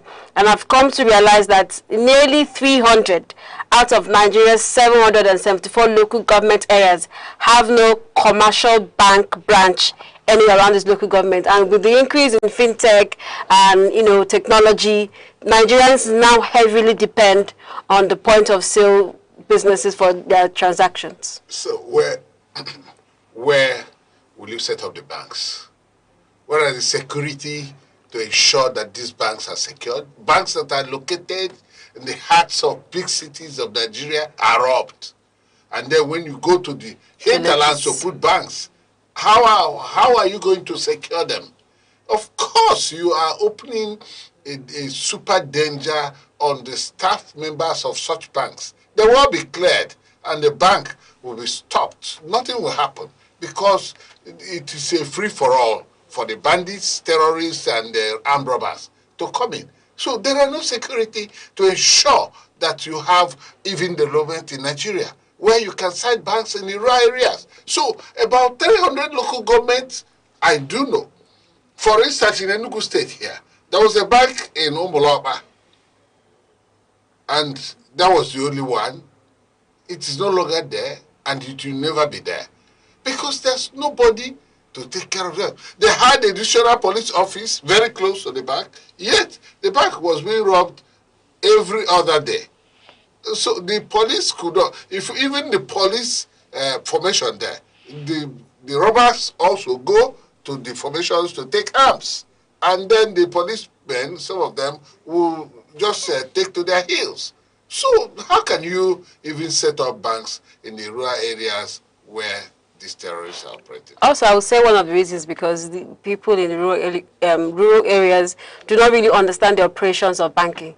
I mean, what everybody wants to do is just to get money, buy whatever I want to buy, and the logistics of, you know, explaining inside bank, most persons don't even have accounts. So I guess this is one of the reasons why they don't even really need a bank or have business with going to banks. But over time, if anybody wants to send money, you can easily even use the account of the person that is running the POS business and make a transaction. So I think they are on their end, they are losing customers, losing finances. But then again, your point that you've made is quite valid. Where do you set up these banks, and who would you bring to start explaining to the elderly women and elderly men how to open an account and run businesses in a bank?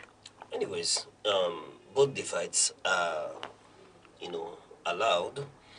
Speaking to the issue of insecurity, you know, you mentioned Umuloba. What about Halmona there? There used to be a first bank. And every other day, he was robbed, and he has to be moved away from there. Speaking to insecurity.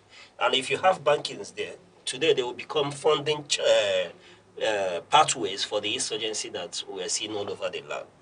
But having stated that, yeah, you speak to the issue around literacy is another factor that could be, you know, researched upon. But I know that over time, where they cannot cite banks in the hinterlands, there are always a bank within, you know, areas that is reachable for the hinterlands to go to, and these things are diminishing. He cited Umuloba. I've mentioned the first bank in Ehalmona. It's no longer there. It serviced Ehalmona, it serviced Doba and neighboring communities, but it's no longer there. If you want to bank, you have to move from Ehalmona to Suka town for you to bank. Quite a kilometer, you know, for you to. However, there are other issues, you know, beyond literacy and security. The point is that they've mentioned LGs, right? And we're talking about POS. What is the state of our LGs? The LGs, what developments are they attracting? Are they developing business-wise such to attract banks? What are local government chairmen doing? Is it not they sit on their buttocks and wait for allocation every month? And then you share and all that, then wait for another allocation.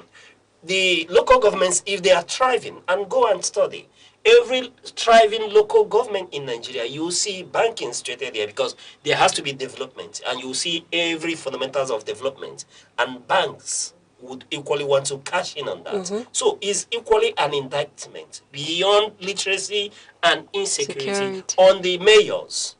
This is what they are called now, right? Local government chairmen are called mayors. So it's an indictment on them for not developing their areas. That's the way I see it. Yes, POS are so, you know, easy and, to set up. To set up, and it could get across anywhere so far as there's network service. But there has to be development such that would attract banks to set up, you know, shops in these areas. So these are a whole lot of issues that we need to interrogate. But beyond that, the bigger issue here is that there has to be security for these banks to set businesses in these areas. But let me equally shock you.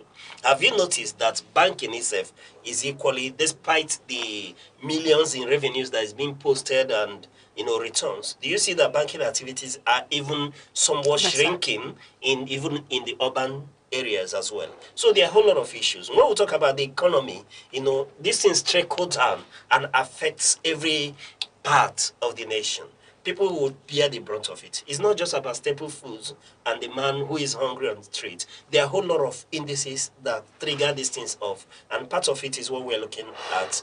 And until you carry an in-depth study, you begin to unearth too many other things. Okay, and that's all the time we have this morning on the Sunrise here on Aneke TV. Thank you so much for sitting through with us to this moment. You know, having discussed a whole lot and heard opinions and suggestions to both the country and to us ourselves. And before I go, I leave you with this quote that we read earlier in the day by Napoleon Bonaparte. It says, "A leader is a dealer in hope."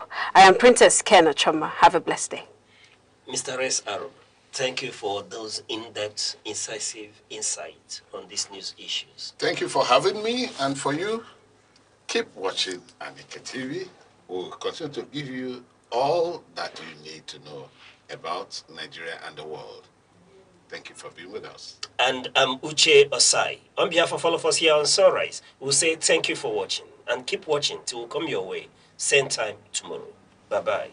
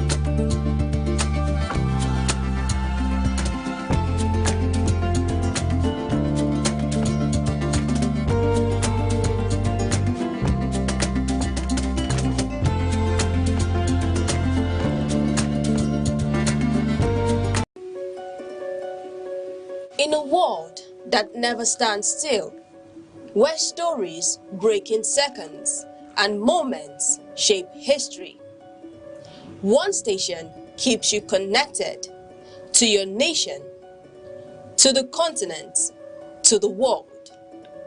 From breaking news to powerful stories, from business and politics to culture, lifestyle and entertainment, we inform, we inspire, we keep you ahead.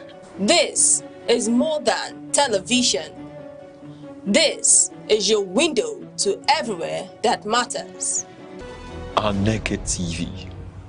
Move with the world.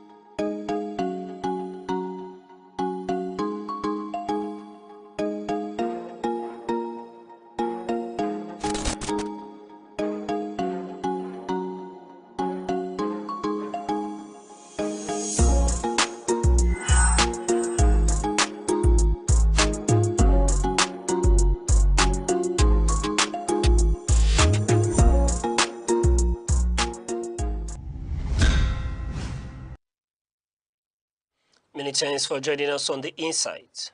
Remember, The Insight is the program where we'll bring to you heartbeats of issues, politics, policies, personalities shaping our nation. And today on The Insight, we'll take a look at Southeast, matters arising. Today, we turn our spotlight towards the Southeast, a region currently navigating a storm of economic debate, fiscal scrutiny, and high-profile political fracturing. For a region often celebrated for its commercial dynamism and resilient spirit, the headlines this past week present a sobering paradox that demands urgent, honest analysis. Governor Soludo claims the Southeast contributes just 8% of Nigeria's GDP. If true, this is a damning indictment of our economic marginalization. If false, it reveals a dangerous narrative that undermines the region's potential. Either way, it raises an urgent question.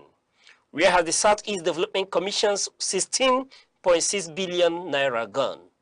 Because today, the Senate is probing SEDC for failing to account for over 4 billion naira, including 153 million yearly on a one-room Abuja office and a 2.5 billion in undocumented expenditures. As we grapple with these material failures, our political leaders are engaged in personal battles. Peterobi demanding retraction from Kenneth Okonkwo over alleged defamation. When will Southeastern politics shift from personality clashes to policy accountability?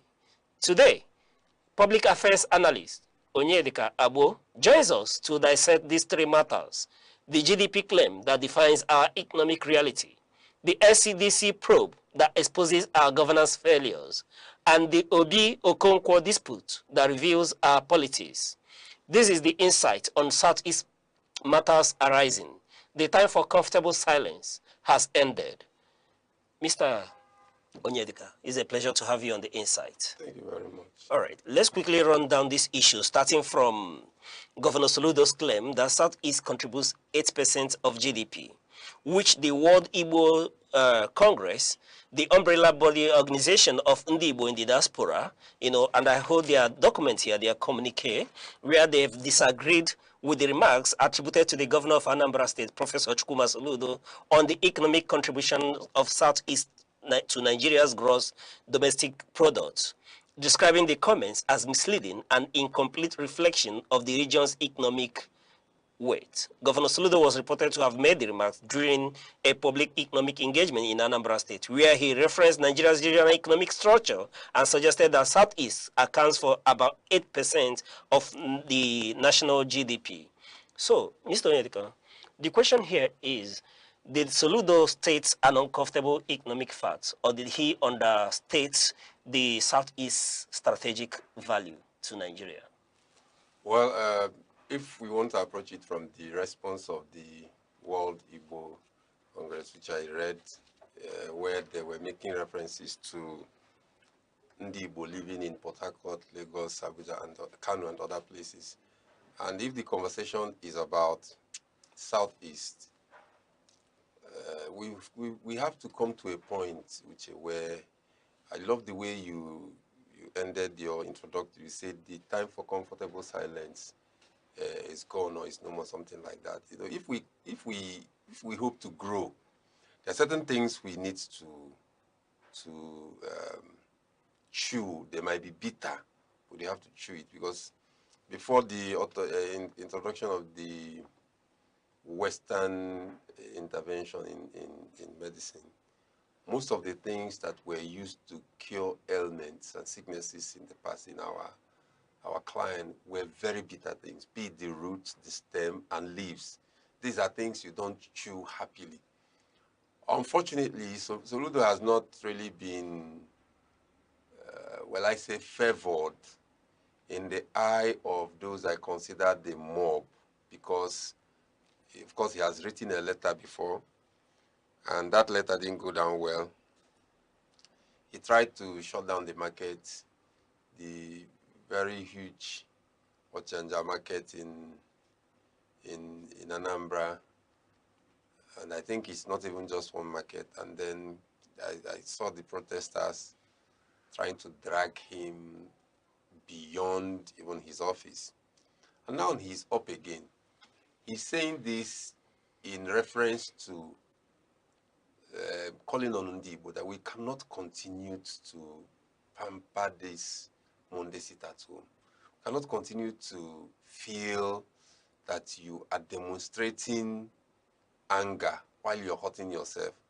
Now, there are two questions I've asked. I've really not tried to put one-on-one together based on the economic arithmetics there. I'm not a specialist in economy. But the first thing is that Soludo, with his background in the finance industry, definitely would know better. Now, most of the time when we approach issues and we lay down our guards of emotion and allow sentiments to becloud us, it definitely will not give us the balanced outcome of the judgment. For instance, if Southeast is attributed to be contributing 8% out of 36 states and Abuja, what is the ratio of 8% to others when you want to measure it in the totality of the country? When you sent me the invite, I said, why didn't bother so much? Because I would have tried to do some research, maybe talk to one or two persons, but I just put one-on-one together on a head knowledge basis. If we are giving 10%, assuming each of the other states are bringing 8%, what will it sum up in the percentage in the country? That if we are giving that, what are the productivities of the economic activities going on around here compared to some of the places, even this Congress mentioned, Kanu, Port Harcourt, Abuja, Lagos, and what have you. Now, if you want to compare, because there could be healthy competitions and unhealthy ones, if you want to compare yourself with others, you must also be able to look at the indices, the pointers. What are the key pointers that is making you raise your shoulder and want to either compete or compare yourself with others? So if we are said to be giving 8%, and the long response from our brothers in diaspora is saying is false, without submitting in contradiction adequate facts and data to say, so look, this is where you erred. And mentioning that Igbo people live in Port Harcourt, Kanu, Abuja, and Lagos, for me, it's, when I read it, I said, these are the people in diaspora. We are talking about Southeast, not Ndibo. If Soludo has said Ndibo contributes, that is where he's mentioning the generality of Igbo people wherever they live. But he said the Southeast, and there we have Yoruba people living here. Of course, this Southeast Development Commission you mentioned now, one of the beneficiaries or winners of their recent concluded grant activities was a Yoruba person. And he's not, just because he lives here, I think he lives in Enugu, and does business here. People were also saying that these commissions should fend for Igbo people living in Lagos and all that. We are talking about developing the Southeast. So my conclusion about that is that as much as I might not want to start cracking my head, wanting to look at the actual economic and GDP data that might contradict or validate what Soludo said, I've looked at it from the layman's understanding to understand that if your argument is about Igbo people living outside the Southeast, it does not hold any water. However, what we should concentrate more on is, see this pampering a spoiled child that is making children go into rogue now, that we are so attached to it. How dare you talk? Whatever you have to say about Southeast should be telling us how superior we are, how good we are, how better we are. And you look at those who have played this hanky-panky politics over the years, over 2 decades now and more. Where has it landed us?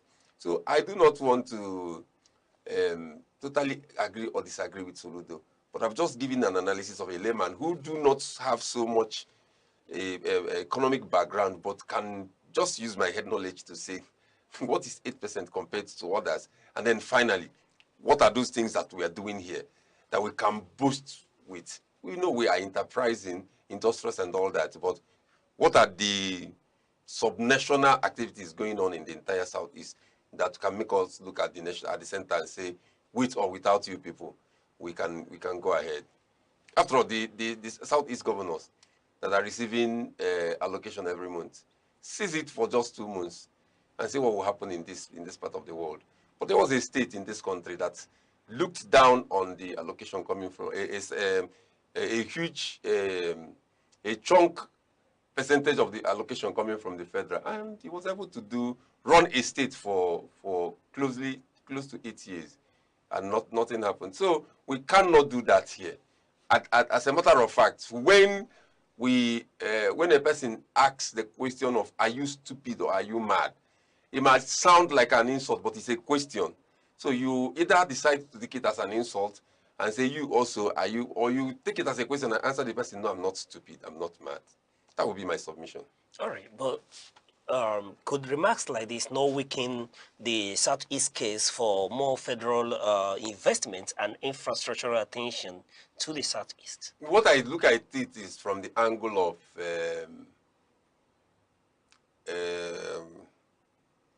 using the hardcore medicine to heal the wound. Any person who wants to look at it that from the angle of weakening or some of the attributions that I'm seeing, even those who are contributing online, any person who is coming to invest in Southeast, majorly all these multinationals, especially those who are coming from outside the country, are they going to just be blindfolded and get into a region just because somebody stood up somewhere and said that they are the most viable? Before most of the multi-millionaires and billionaires who have multinational companies put in their foot anywhere, they must have done their underground checks. And one of the things that have driven away investment in the Southeast is this insecurity that has happened here that's continued to threaten our existence. And most of our people are not concerned. They are not worried. Last month, this month, May, a friend of mine who provides services for entertainment industry went to somewhere in Imo State to stay for 2 days program. He said in the hotel where they lodged, I was shocked when I got to hear this. In the hotel where they lodged, there will be a time in the night where everybody will be instructed to put off the light. Outside security lights. Inside, you don't put on the light of your room. Here in Nigeria, in Southeast. And he came back and in fact, if not that he was giving me first-hand experience, I would have doubted it. I said, are we still there where people will not come to do their children's wine carry, can't do burial, you can't come home, and you tell me that there's an investment because Oludo made a statement which we have not been able to substantiate whether it is a statement of fact or false. So our people should, except we wake up, Uche, we will continue to cry marginalization, we'll cry it, our children will cry it, and our grandchildren will cry it. So it is time we look at the bitter leaf plant and tell it, bitter leaf, inu. If we don't do that, we keep saying, yeah, but you are a green leaf that looks like something that is bitter. Are you really bitter? This is what I see most of our leaders do. Nobody should come and bring that argument of won't it. It's not weakening anything. We have to wake up and tell ourselves. This whole boastful jumping around on social media, especially about being the most special and all that, it hasn't fetched us anything. I saw a video of this pastor, one Reverend Father Oluoma also, that is always is one of the most evangelistic online priests I come across these days. And he was addressing a section of Igbo people. He said, you might be unique, you might be special, but don't rub it on others. Don't tell others you're better or you're superior to them. What makes you unique is what makes you unique. Work on it and progress. But this whole idea of you being, everybody should bow, and that is why sometimes when people sound like that, those who know the truth will tell them, this is actually where your point is. So, because the Igbo man said that a child born out of wedlock if he does not know that, there are certain things he will say where elders are. They will remind him that his mother has gotten pregnant of him before even getting into that family. So we cannot continue to pamper some of these sentiments and emotion. If we must have to grow as a region in Nigeria, we must know our place and then be very intentional about pushing forward from there. What is our place? Our place now is that our contribution, both in terms of numerical strength, both in terms of landmass, both in terms of voting strength, cannot be a strong negotiation point now. Nobody will, even the most hateful bigots from the other region will not deny the fact about the enterprising spirit of the Igbo man, will not deny the spirit of our charisma and other things. But you know, this whole thing of misplacement of priority, that because you are Igbo, yes, there's an undeniable fact about marginalization. But there's a way I look at it. Which, let me give you this quick example of federal government cutting intervention program that happened between, I think, between the first term of Buhari. Because I had a business deal with someone in Kanu, he mentioned that they were collecting farmers for planting of cotton and other activities. And he said that there is a federal government budget of 40 billion. So I said, okay, do you know the source of this whole funding? Do you know, from asking him, I got to know there's an association called NACOTAN, it's an association of cotton, something. And I said, okay, these are the people that will be in charge. Because I was inquisitive to know, okay, can we really grow cotton in this country? You know, cotton, this thing that they also use in cotton wool and they use it doing our clothes. So out of that curiosity, I started asking questions. Guess what I discovered, Uche? There was no Southeast state, not even one. Now, I could have just decided to say, you see, that's marginalization. This country doesn't like us. You see what they are doing to us? I said, God, why wouldn't there be? I have a friend in Kaduna who is an agriculturalist. He read something about soil. So I called him. I said, could it be that the Southeast soil will not be able to produce cotton? That's why we are not included. He told me it could be beyond that. But if I can bring the soil, that they will test it in the lab. Which I traveled to Abuja. I went to the office of these Nakotan people. I went to the CBN. I made all my inquiries and found out that it was not an intentional, we were not intentionally sidelined. While they were forming their association, they had one Igbo man who became their legal advisor. This legal advisor was enjoying the cruise that the national body is going to Adamawa. The national body is going, he was just flowing around the country with them. So eventually, when they saw my argument, my friend in Kano started saying, so you will even carry your activism from human rights into agriculture now. They linked me up to the only Igbo man there. That was the beginning of my downfall. He asked me, have you been a former commissioner? What are you? He didn't understand that I could just wake up from somewhere and start coming to Abuja to ask the question, to the point of going to CBN. He said, so who led you? Who gave you all this guide? I went to a particular department in CBN that opened records for me.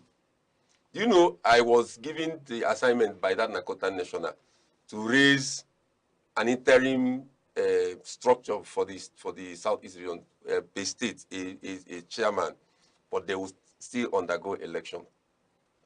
The legal advisor man said that I am doing too much. I couldn't believe what I was seeing in my Abuja trip. So this is an Igbo man who is comfortable, has been comfortable, and will continue to be comfortable with what he is getting. In fact, when I pushed harder, he started telling me that, that somebody would link him to Sam. Sam Egu was no longer a governor there. This is the type of profile he wants us to build. And in my entire life, I've never really looked at name, profile, position. It's not my thing. We eventually, because I wanted to just cut it short, after all struggle and push, got CBN input and fertilizers that were brought in trailers here to Enugu. Do you know that those trailers were later turned back? So if we get into the details of the stories, I might mention people in position that will be. But this is one typical example of how Igbo man would prefer to sit and cry over nothing.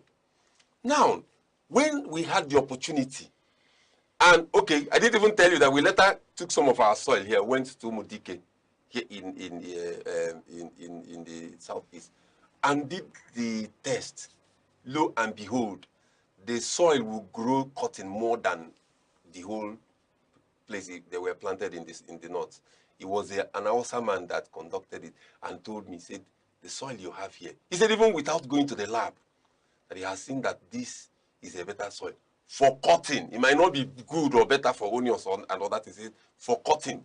But this is the same region. Nobody speaking for them. The only person that came to speak were asked the question of profile. If we have to develop as a country, we have to know that, yes, there are some of our people who would rather be that's the mentality of that barrister. I don't like mentioning his name.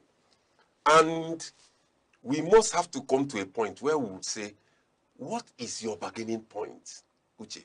There are some of the people you get here on your studio. Some of them might be controversial. Some of them you might not like their point. But if you get to a point where you say, I think this person talks well on this point, you say, bring him for me. That's his bargaining power. A lot of people want to come and sit on television and talk. Sometimes when I finish my interview, some of my younger friends will be saying, will these people interview me? They want to be watched on television.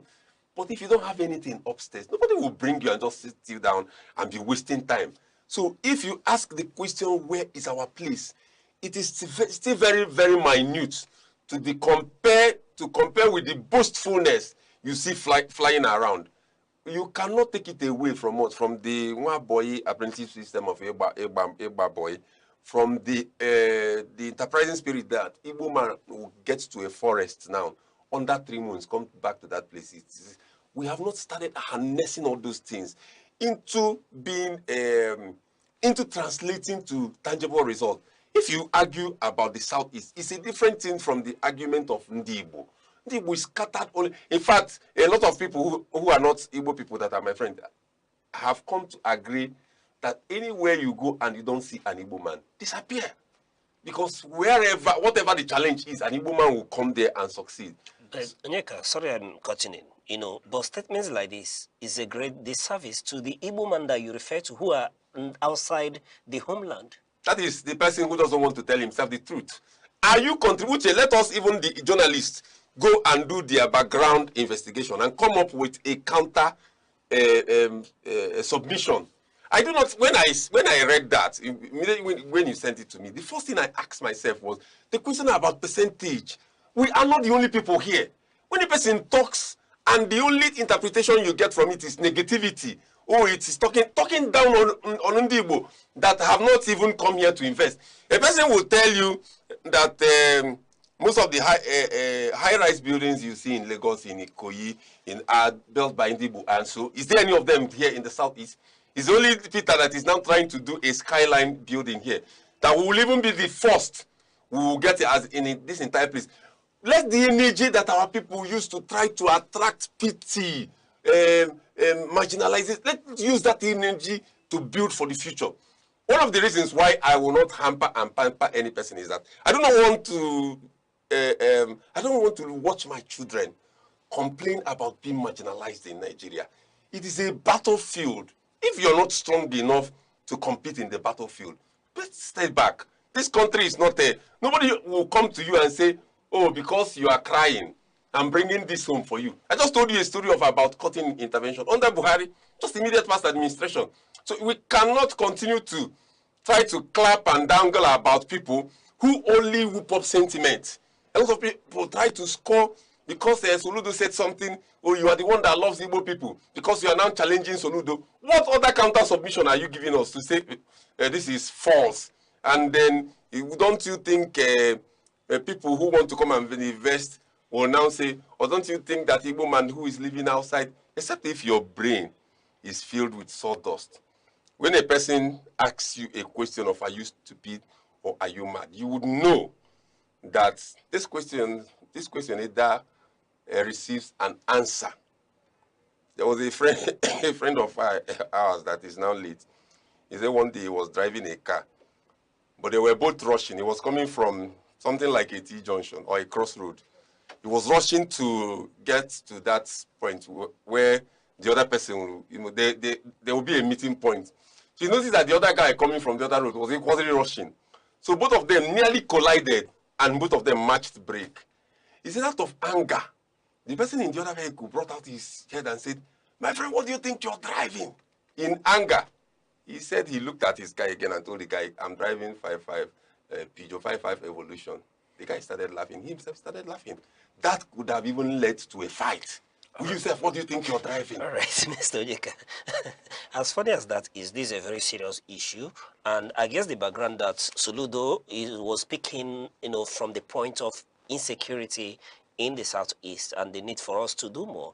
Governors like petermbah of Enugu State are doing more, but they've not come out publicly to, deride the Igbos. What he has done is been, silently increasing the capacity of the state in terms of internally generated revenue, in terms of development. And you talk about security in Enugu when compared to Onitsha or Imo State. At the end of the day, the question is, isn't the buck stopping on Soludo's table in this instance? And as a governor, should he have made such statement? It does not, no matter how, if you ask me 1 million questions, Uche, my position about this matter is clear. Soludo knows better, one. Soludo knows better. Definitely. As a former CBN governor, one of the economic advisors to former president, if we want to, we must find a way to give the dog a bad name so that we can slaughter it. We can beat around and continue to fault Soludo. I don't think I've ever considered Soludo maybe my ideal politician or whatever, but I will not dangle with any person who is trying to cry ayamo because he does not like Soludo. I also will not want to pamper the argument of sentiment over facts. This whole, you've asked, I think, about 3 or 4 questions now. Has anyone centered on proven facts that what we contribute, this thing is something that you can even check on Google. Something you can ask AI. This is something you can walk into offices to verify. So if it is facts, we should say, Soludo cannot, how dare you? Soludo, why should you even say it? So what you will do is continue to clap for those who are perpetrating sit-at-home, doing insecurity, as long as you don't talk what the facts is. Uche, my brother, my position on this matter is that what I take away from what Soludo is trying to do is to tell us to wake up. The buck stops at his table, but he is also, Soludo talks the walk. Yeah, people will say walk the talk. Soludo talks. Most of the things he is doing, he is engaging. And in that engagement, we must have to look at what the truth of most of his submissions. It might not be 100%, but in what he's saying, is it truth in it? Do we have insecurity here? Are we being challenged? At a point, even here in Enugu, Monday we're used to call ghost town. You come out, you won't even hear a hen. You won't even hear a goat. Everywhere will be dead silent on a Monday that is the beginning of the week. Well, my happiness is that there are leaders in the southeast now that are no longer dangling and dancing in the marketplace naked with those who want to preach this sentiment of marginalization. All right, I would have wanted to ask you who are the Bobs, but we'll go on a short break. When we return, we'll continue to look at other issues. Stay with us, please. The Insight with Uche Osai. Having the political will to confront whatever is the challenges. Igbo man wrestles with the tortoise that had a lot of ingenuity, a lot of ideas, and the tireless. It will take the broad mind of government in power to say, let there be electoral reform, no matter whose house is God. I was there. We did everything. All of us came and supported him with our last blood. In-depth analysis, expert views, real voices, uncover the stories shaping Nigeria today. Deep dive, honest, unfiltered, only on the Insight with Uche Osai on Aneke TV. Join us. Many thanks for staying with us, and if you've just been joining us, we are looking at Southeast matters arising, and helping us with this issue is Onyedika Abo, public affairs analyst and a certified human rights activist as well. And moving on, let's take a look at the Nigerian Senate, which has launched a probe into the Southeast Development Commission after the commission failed to account for over 4 billion naira from its 16.6 billion naira budget allocation. Senate Committee Chairman Senator Joseph Carlo greeted SEDC Managing Director Mike Okoye on Tuesday, highlighting concern over 153 million spent annually on a one-room Abuja licensing office and a 2.5 billion naira in undocumented implied expenditure. Okoye has been directed to return on June 23 with complete documentation. SEDC says it remains committed to transparency. Mr. Onyedika, I know I have background information about your efforts concerning that Southeasterners should embrace this commission, when it was inaugurated. Let me get your perspective on this issue. Are you disappointed? Well, we've had this conversation before now, and I looked at it from the angle of, is it a case of when Mark was appointed, it wasn't all uhuru for him. And before I will jump into conclusion of disappointment, of course, you know that I think I've talked about the Southeast Development Commission here. I was the one that brought Aneke TV to that inauguration, and I've tried to do some sort of forerunning, engaging in them. When we had this conversation the first time, most of the people that started following the activities because I pointed them to it were thinking that I should be able to know by facts and figures. And I told them, when I say even on radio station, that my advocacy for Southeast Development Commission is not because I work with them. I've not even received a recharge card for the calls and the data I spent. But I believe in the young man, Mark. I believe that he has done so well so far. Why I say that I won't jump into the conclusion of being disappointed is that I know that a lot of people play politics with so many things in this country. That is why I'm usually not very quick to conclude. Sometimes I could be the last to arrive at my own conclusion, but I'll take my time. However, I will also say that I frowned at some of the submissions of the commission at the Senate Probing Committee, because I know that Mark would need to do political patronage. He will need to do things probably the way, the Nigerian political way, where a contract that is actually worth less than 10 million, you see them spending over even 30 or 40 on it. I will be conclusive on my position on Mark as a person and his leadership in being the MD CEO of the commission when this probe is concluded. Because of the engagement so far, a lot of things have started to spring up offline. People who are defending Mark, some of them I cannot understand their passion and their attachment. There are people who are calling for his head. Some are actually doing it out of, it's not balanced. What I feel is that if there are places where the young man has, because he, even in organizing of the inauguration here in Enugu, he did so well. There were places where we equally faulted, but I think I can score that planning and execution over 85%, which for me is okay. So I do not think that there will be a justification for such a promising young person who we are all believing should be a symbol of what leadership of a young Igbo man would be, that he will dabble into embezzlement this early. This is actually the first year budget in the Southeast Development Commission. So I will not spare him if actually at the end of the day, because you mentioned it here now, you see my involvement, my enthusiasm, and I will be doing that without receiving a dime.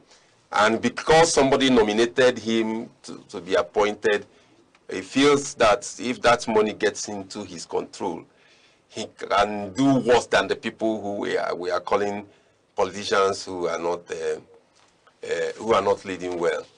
But like I said, I want to keep my fingers crossed. Yes, I know some of his close allies that have tried to engage. My style of drawing conclusions on matter might not be, because you know people who want to chase clout are already posting and what have you. Let's see how he is able to manage his next appearance. And I can tell you this, if Mark eventually is found wanting, he might not last in the commission, because he has impressed some of us who, without being officially engaged, took up the mantle and started supporting him. It won't be good for even myself. All right.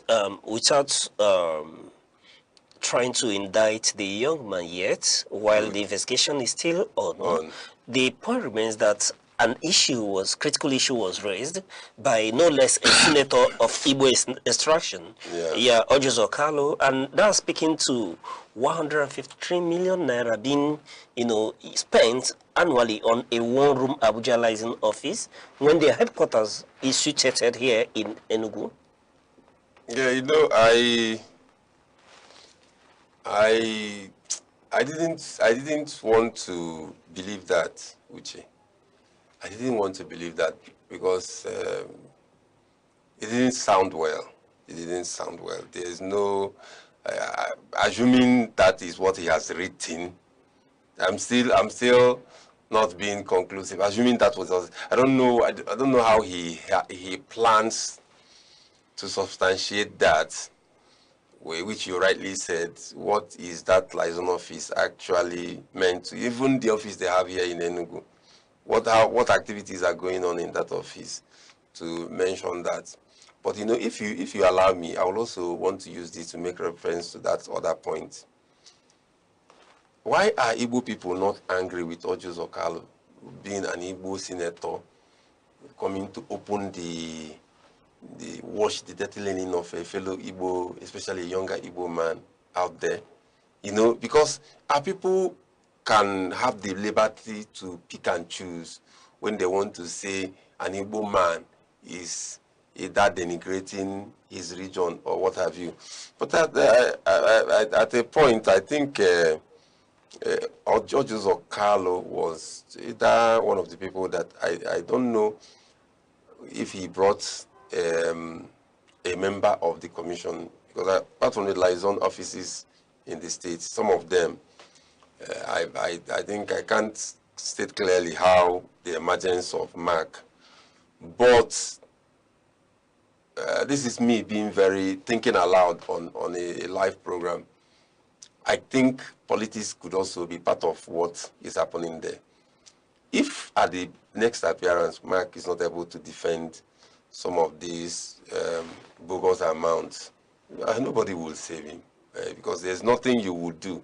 Even those who have sympathy for him, I don't see what justification they will bring to that argument. That's why I said, however, since they've told Mark, go home, reconcile all your accounts, come back with some of these things we've presented to you and some of the answers to our questions, I'm equally curious, but I'm waiting.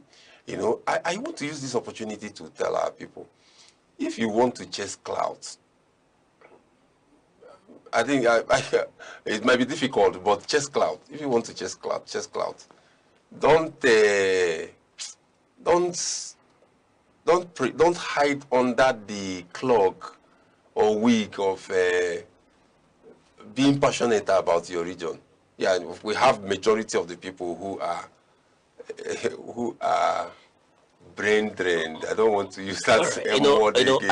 I've discussed with a lot of persons on this issue, and without indicting anybody or calling names, many of them are, opining the fact that this could be politics. Good. And let me ask, do you believe that this could be politics? Because we've seen this play out in the past. Let's say 1999 to the first tenure of Obasanjo, where we had successive Senate presidents of Igbo extraction, one taken after the other. We know the politics that played out. So do you agree that this could be politics? I mentioned it in passive. I mentioned it because I don't want to just pin it at it. That is why that last statement I was making before you cut me out. Our people have not been able to, majorly, our leaders, of course, majority of the people, we don't count it. But majorly, people who hold position have not been able to know where to pause and where to push harder. For instance, I looked at it and believed that it could be politics. But I don't want to say, no, it must be politics. Secondly, I also looked at it from the angle of a person who finds himself in a juicy or land that is flowing with milk and honey, and forgets that the opportunity there is not to milk all the milk and honey and drink all the honey, that there are things that are his responsibilities. While we continue to engage, and people who are interested in this matter watch very curiously, we can begin to draw the line by that next appearance to say, okay, even if this is politics, because sometimes it might be politics, but if you have given out your leg to the river, because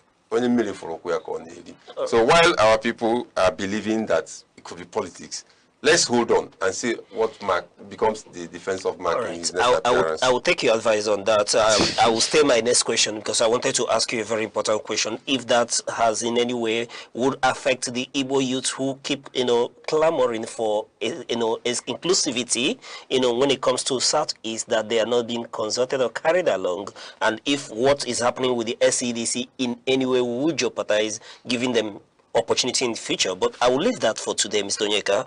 Well, let's stay on that until the issue is concluded. Yes, however, as we are running out of time, let me call your attention to another issue that has to do with Southeasterners, leaders from Southeast, and that's peterobi, and Kenneth Okonkwo, where peterobi has demanded a full retraction and apology from Kenneth Okonkwo over an alleged defamatory broadcast, warning of a 5 billion lawsuit if the demand is ignored. And I'm asking Mr. Onyeka, in this instance, these are Igbos, Southeasterners. What is happening? Well, the case of Kenneth Okonkwo is very funny to me personally. I might not agree with a person, but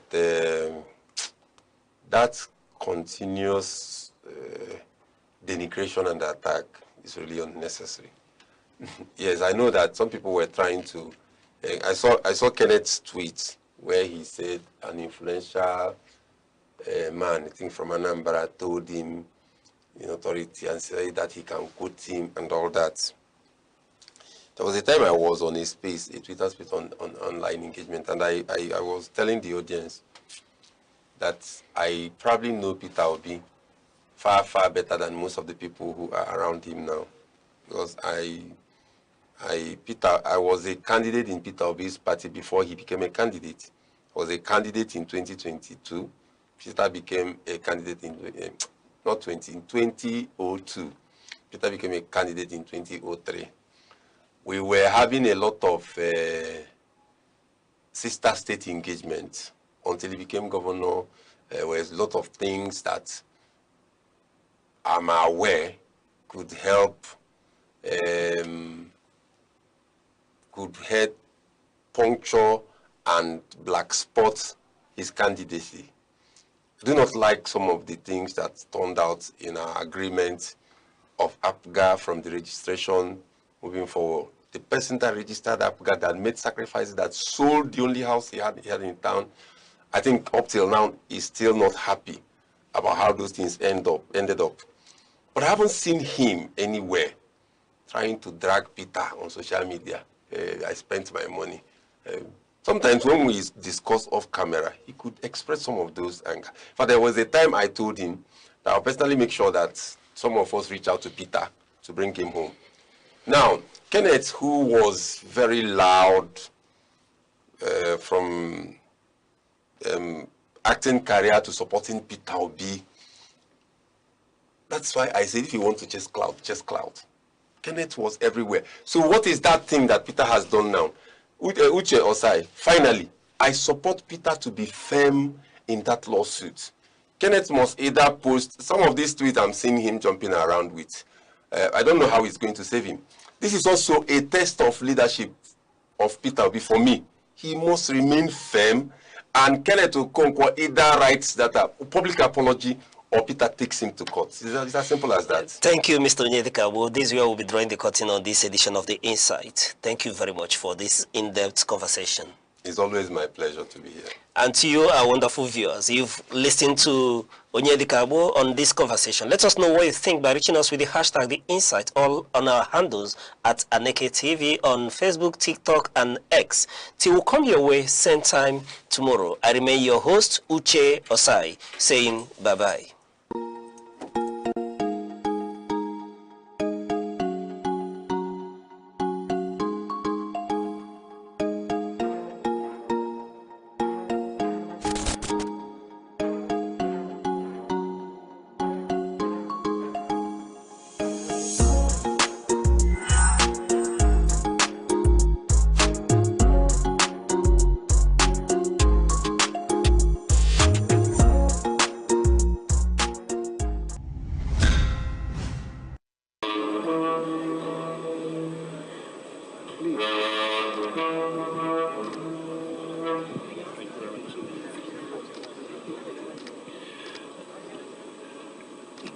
Your Excellency, the President of the Federal Republic of Nigeria, here representing.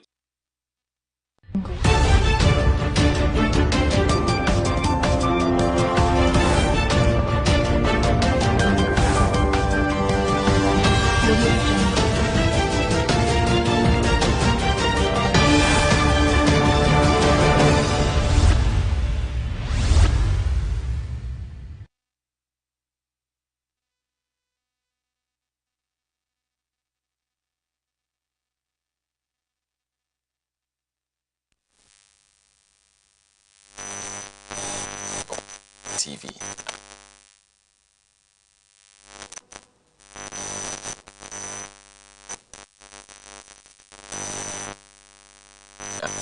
Lawmakers over rising insecurity across Nigeria. The federal government has approved 470 grazing reserves and moved to ban open cattle grazing in major cities. 16 states have rejected the Electricity Act Amendment Bill 2026, citing attempts to recentralize power regulation. Details of the news. The Sokoto State Emergency Management Agency, in collaboration with the National Emergency Management Agency, NEMA, has launched the 2026 National Preparedness and Response Campaign to mitigate the impact of anticipated flooding across vulnerable communities in the state. Officials say the initiative is aimed at strengthening early warning systems and improving emergency coordination ahead of the peak rainy season. At a stakeholders' engagement in Sokoto, Emergency authorities warn that several communities remain at high risk of flooding based on forecasts issued by the Nigerian Meteorological Agency, NIMET, and the Nigerian Hydrological Services Agency. They noted that 132 local government areas nationwide have been classified as high-risk zones, with 8 in Sokoto requiring urgent attention. Officials expressed particular concern over the July to September period, warning that possible overflow of River Rima could affect riverside settlements, farmland, and key infrastructure. Key stressed that preventive action is necessary to reduce potential loss of lives and property. The agencies say efforts are ongoing to translate early warning messages into local languages, preposition relief materials, and activate community evacuation plans to ensure timely response to any emergency situation. The Anambra State government says all future road construction projects must include properly designed water discharge systems to prevent erosion and infrastructure failure. The directive was issued by the Commissioner for Works, Mr. Okechukwu Ezobi, during an interaction with the Anambra State House of Assembly Committee on Works in Awka. Mr. Ezobi explained that proper drainage planning will help prevent the formation of gully erosion, which has previously caused heavy financial losses to the state. He said the policy aligns with Governor Chukwuma Soludo's vision of a livable and prosperous homeland. He said that the Ministry of Works has already inspected the Abaka Nsube Road project and developed proposals aimed at improving traffic flow and reducing congestions in Onitsha and surrounding areas. The chairman of the House Committee on Works, Mr. Emmanuel Wafo, assured that the legislature will continue to provide oversight to ensure quality execution and accountability in all ongoing infrastructure projects across the state. The Nigerian Senate has suspended its ongoing recess and issued an emergency recall for all senators to reconvene in Abuja following rising national security concerns. The directive was issued by Senate President Senator Godswill Akpabio, who ordered lawmakers to cut short constituency engagement. Originally, the Senate was scheduled to resume plenary on July 7th after Democracy Day break. However, worsening insecurity, including banditry, terrorism, and kidnappings, prompted urgent legislative intervention. The emergency session will focus on key security reforms, including ongoing constitutional amendment proposals seeking to establish state policing structures. The reforms aim to move policing powers from the exclusive legislative list to the concurrent list. Lawmakers are also expected to review additional emergency measures to support federal security operations and strengthen intelligence coordination in response to nationwide security threats. A youth advocate, Comrade Stanley Mwemena, has called on political and religious leaders to increase youth participation in governance and decision-making processes across Nigeria. He made a call during a meeting of the group in Owerri, Imo State. Comrade Mwemena, who convened the movement, said the initiative is designed to engage young people from all 27 local government areas of the state in leadership and development discussions. He noted that greater youth inclusion in government would help reduce social challenges such as drug abuse, electoral violence, and other forms of antisocial behavior. He further explained that the gathering served as a town hall engagement to sensitive young people on their roles as agents of positive change and national development. The Ondo State government has inaugurated a high-level steering committee to implement the federal government's Safe Schools initiative across the state. The committee is tasking with strengthening security in schools and preventing attacks by criminal groups. Speaking in Akure, the Commissioner for Education, Science and Technology, Mr. Iwekele Ajibefun, said the committee will provide direction for the protection of educational institutions and learning environments. Membership of the committee includes representatives of the Nigerian Army, Nigerian Police Force, Nigerian Security and Civil Defense Corps, Amotekun Corps, traditional rulers, and parents' associations. Education Ministry Permanent Secretary Mr. Kindele Ige said the initiative was designed to become necessary due to increasing attacks on schools nationwide, stressing that learning cannot thrive in an atmosphere of fear and insecurity. The Zamfara state government has pledged intensified security operations following the killing of 3 police officers in an improvised explosive device attack along the Anka-Bagega road in Anka local government area. The incident occurred during a routine security patrol. Speaking during funeral prayers in Gusau, the secretary to the state government, Alhaji Abubakar Nakwada, said the attack would strengthen the resolve of government and security agencies to eliminate criminal networks in the state. The Inspector General of Police, Dr. Lachundisu, led senior officers in honoring the fallen personnel at the police command headquarters, describing them as heroes who paid the supreme price in service to the nation. The state government assured that the families of the deceased will receive full welfare support, while security agencies intensify intelligence-led operations across high-risk areas. The Rivers State High Court has announced the commencement of its annual judicial vacation beginning July 20th, with full court activities expected to resume on September 16th. The announcement was made by the Chief Judge of Rivers State, Justice Simeon Amadi, through the court registrar. The vacation is part of the judiciary's routine calendar designed to allow judges rest after a busy legal term. However, essential judicial services will not be completely suspended. According to the Chief Judge, designated vacation judges will be available throughout the period to handle urgent and time-sensitive matters requiring immediate attention. The judiciary assured the public that access to justice will be maintained during the break, with emergency applications still being entertained within the legal framework. A road accident involving 2 commercial tricycles has triggered a temporary breakdown of law and order in the roadblock area of Jalingo, Taraba State. The incident was confirmed by the Taraba State Police Command.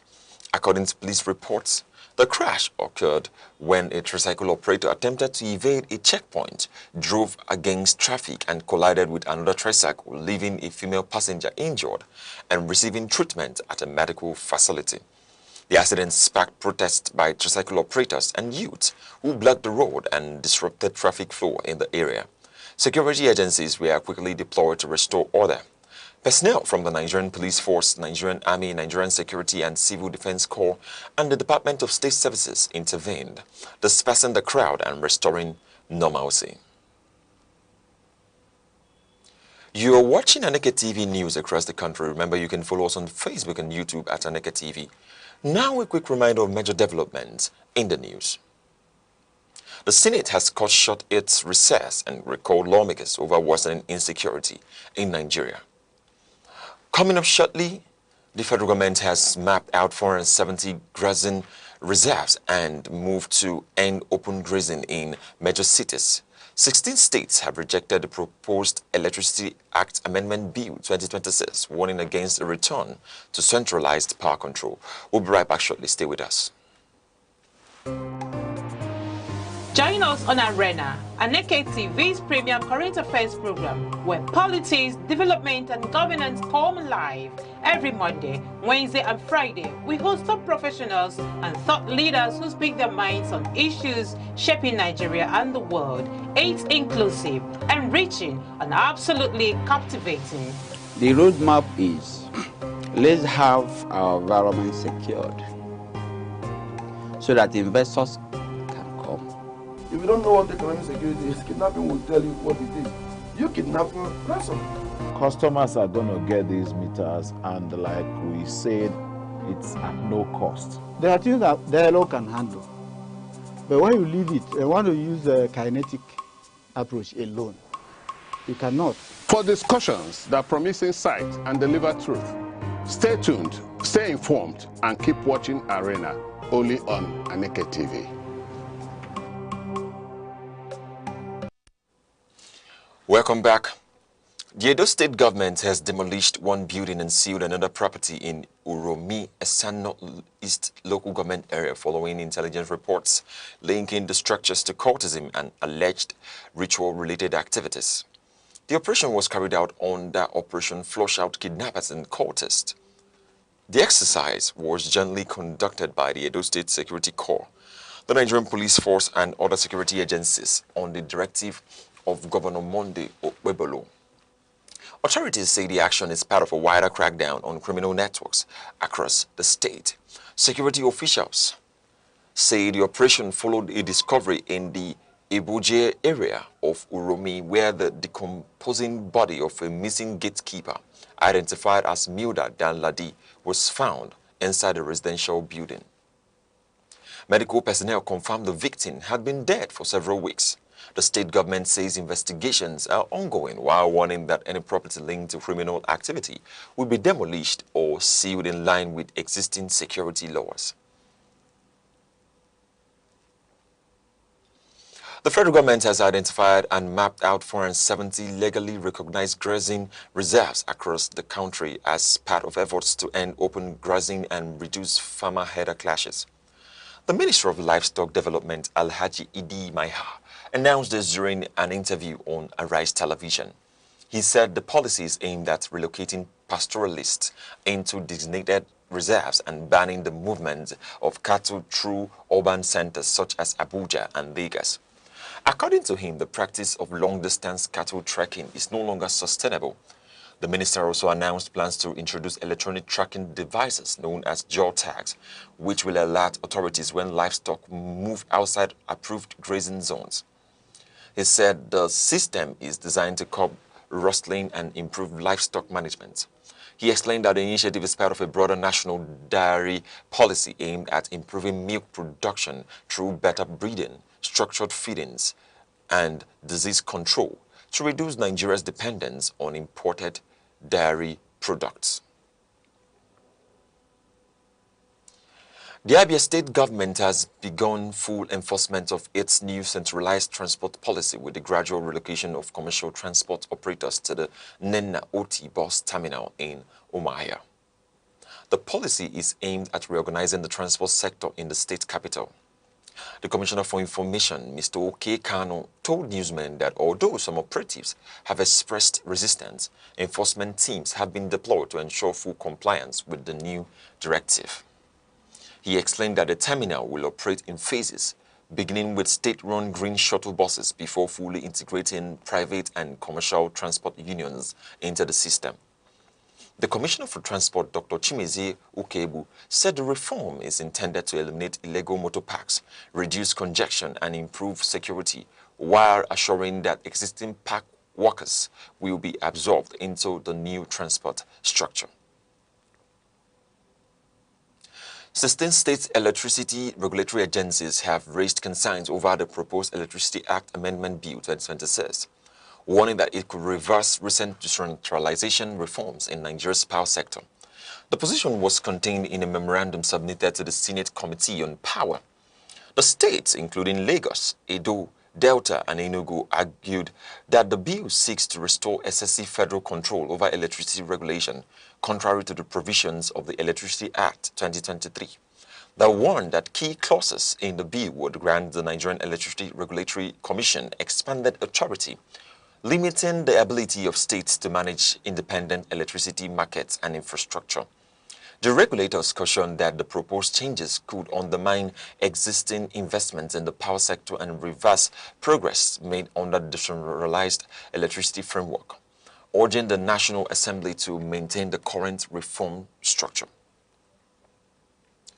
Now in sports, Argentine forward Lionel Messi delivered a standout performance at Kansas City Stadium, scoring a hat-trick to lead Argentina to a 3-0 victory over Algeria in an international fixture.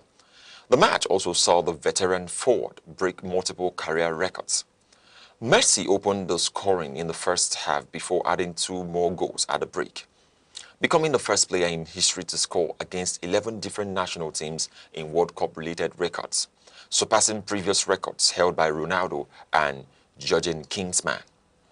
The Inter Miami striker, aged 38, also became the oldest player to score a hat-trick in a World Cup match, breaking a record previously held by Cameroon legend Roger Milla in 1990. The match marked his 200th international appearance for Argentina, further extending his record as the nation's most capped player as he prepares for the next fixture against Austria. Now in entertainment, Nollywood actor Jide Awobona has cautioned social media users against comparing pregnancy experience following online discussions surrounding the pregnancy of Nigerian entrepreneur Temi Utedola and her husband, music artist Mr. Easy. The actor reacted to comments that used the public pregnancy announcement to mock or pressure other expectant mothers, describing such comparisons as insensitive and misleading.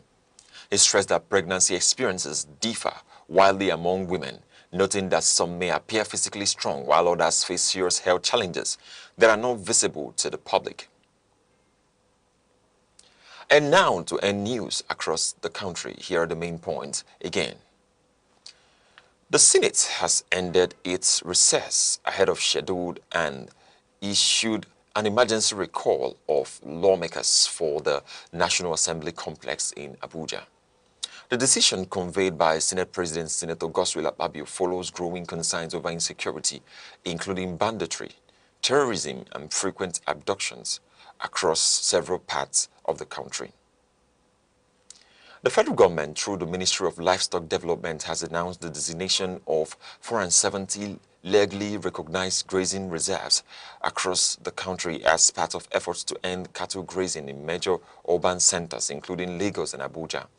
The Minister of Livestock Development, Alhaji Idi Maiha, said the policy is designed to modernize livestock management, reduce farmer-herder clashes, and improve dairy production through structured ranching systems.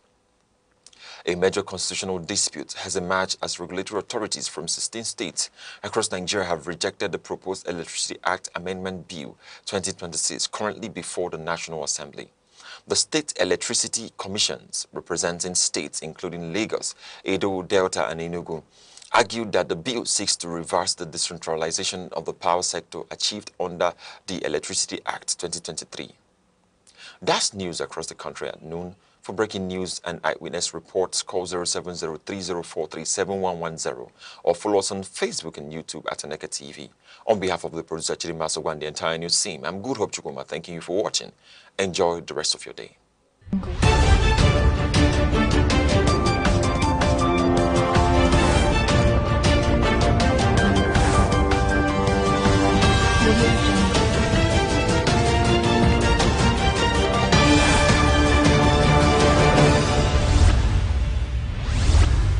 Depression is more than sadness.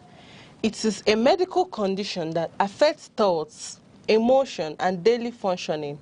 Many people struggle silently, masking their pains with smiles or business. This silence often makes the battle harder.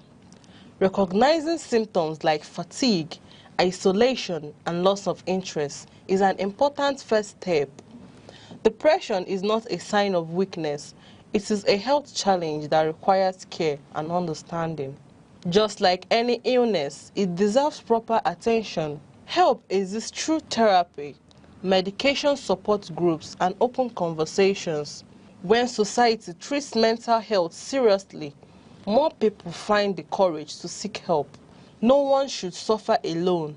Compassion can save lives. Honored that you are giving a speech to us.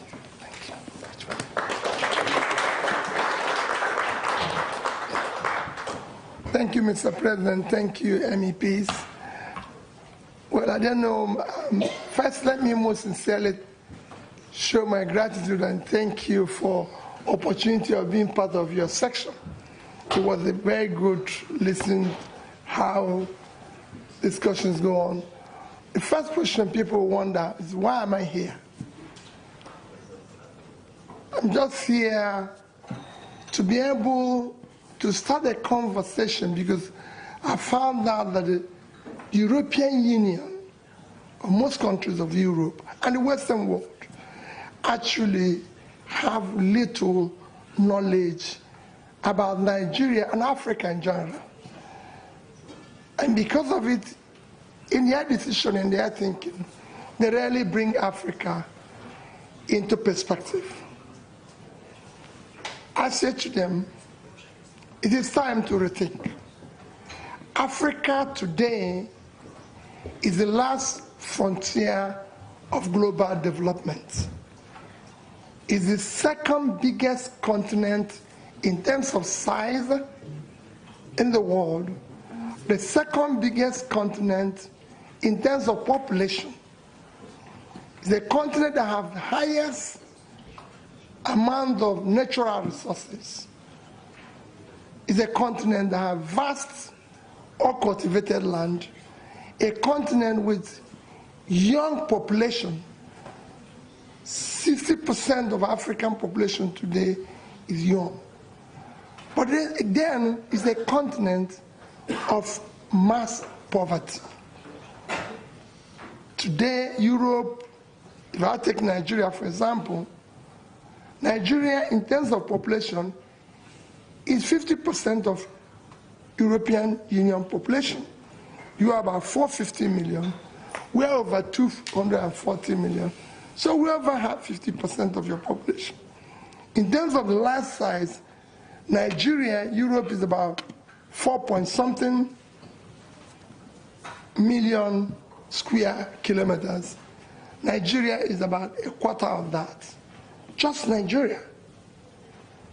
But when you come to in terms of wealth, while Europe have a per capita of over $40,000, Nigeria, which is over 50% of your population, our per capita is below about 2.5% of that of Europe. So you could see the potential, with all the resources, the potential for growth. The nearest continent to Africa, to Nigeria, is Europe. So if Africa today turns around, the biggest beneficiary will be Europe. If it collapses, the consequence will affect you more. And I believe that we have so many commonalities that we can work together and everything. And what is the problem of Africa? The problem of Africa remains leadership. To have a political leadership that is competent, that have the capacity, compassion, commitment, and character to be able to deal with issues of corruption, law and order, focus on investing in critical areas of development, which is health, education, and pulling people out of poverty. It was discussed here that we have issue of killings, which again, people can say is genocide, people can say is Muslim versus Christians and everything. Are they killings? Are they criminality? Are they kidnapping? Yes. But we have to look at the issues that are driving this. When you have a huge population, for example, Nigeria have over 100 million people living in multidimensional poverty. You have millions of out-of-school children, or those who didn't even go to school at all. With mass poverty and mass uneducated people, you have room for easy recruitment for all forms of criminality, which is what is now driving us of killings that we need to deal with. And now we're moving around, and saying, we need support. We need you to help us to overcome this and be able to create a clear developing environment that will also benefit you, because it's a huge market for you. It's a huge advantage in terms of resources and everything. If Africa, especially Nigeria, is doing well, it's the most populous country in Africa. It's about 1/6 of African population is Nigeria.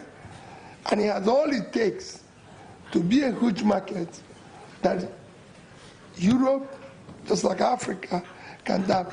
And to turn around Africa, you must turn around Nigeria. Because it's a country that will drive the rest of Africa.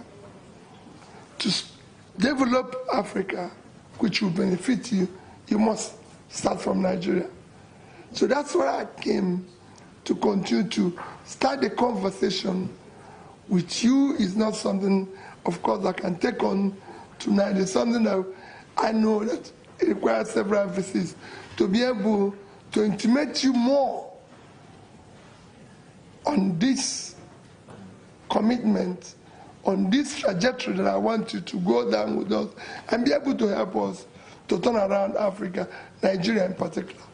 So thank you for the opportunity of having a few minutes conversation with you. Maybe there'll be questions.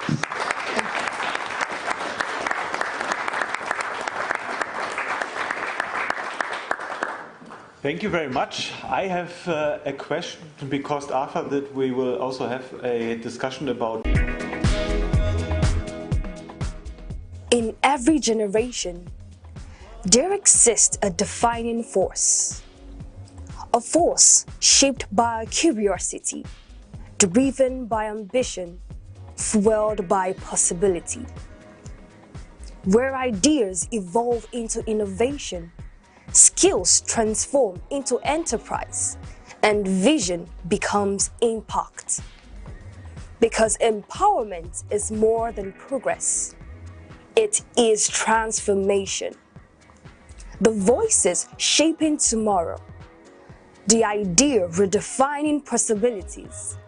The generation building the future.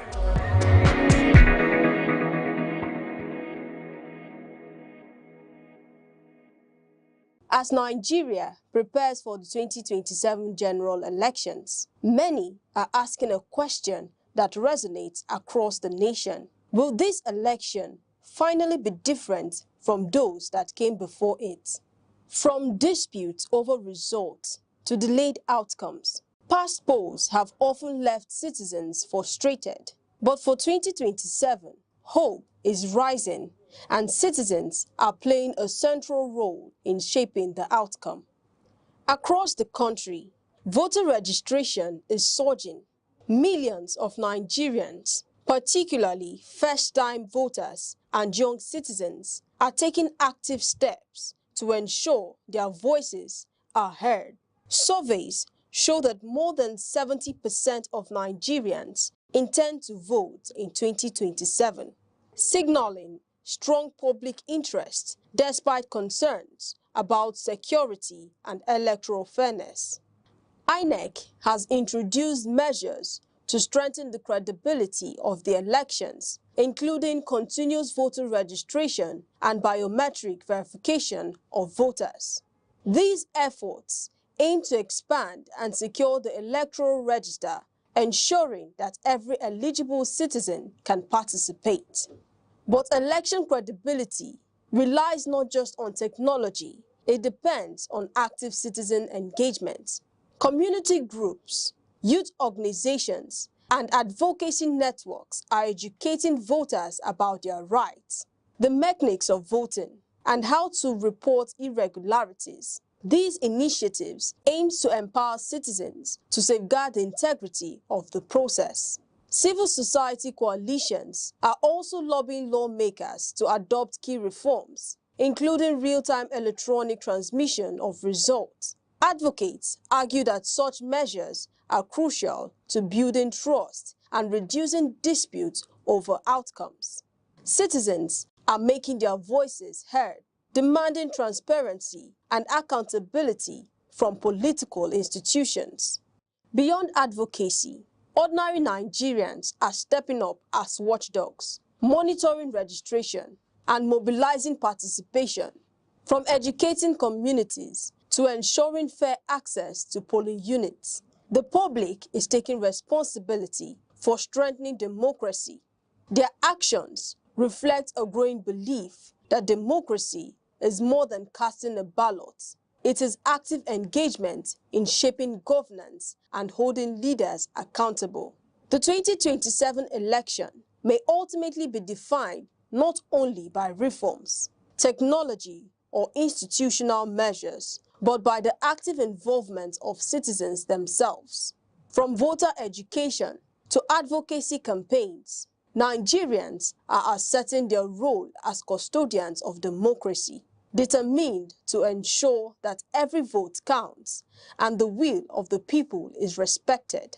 As the countdown of February 2027 continues, it is clear that citizens are at the heart of Nigeria's democratic future. Their engagement, vigilance, and determination will help shape whether this election marks a true turning point for the nation.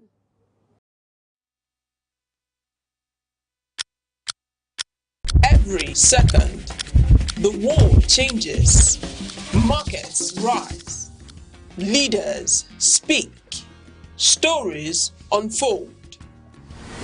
To keep up, you don't just need news, you need clarity, you need speed, you need perspective. That's why Aneke TV brings you the global pulse. Accurate, reliable, right when it matters most. Aneke TV.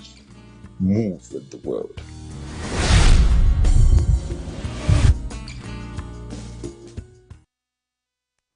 Good afternoon, Nigeria. Good afternoon, Delphoto. How are you guys doing? Today is a beautiful Wednesday where I shall give a shout out to all the ladies out there. To my ladies out there, I'm giving a very warm shout out to you guys. You guys are all amazing.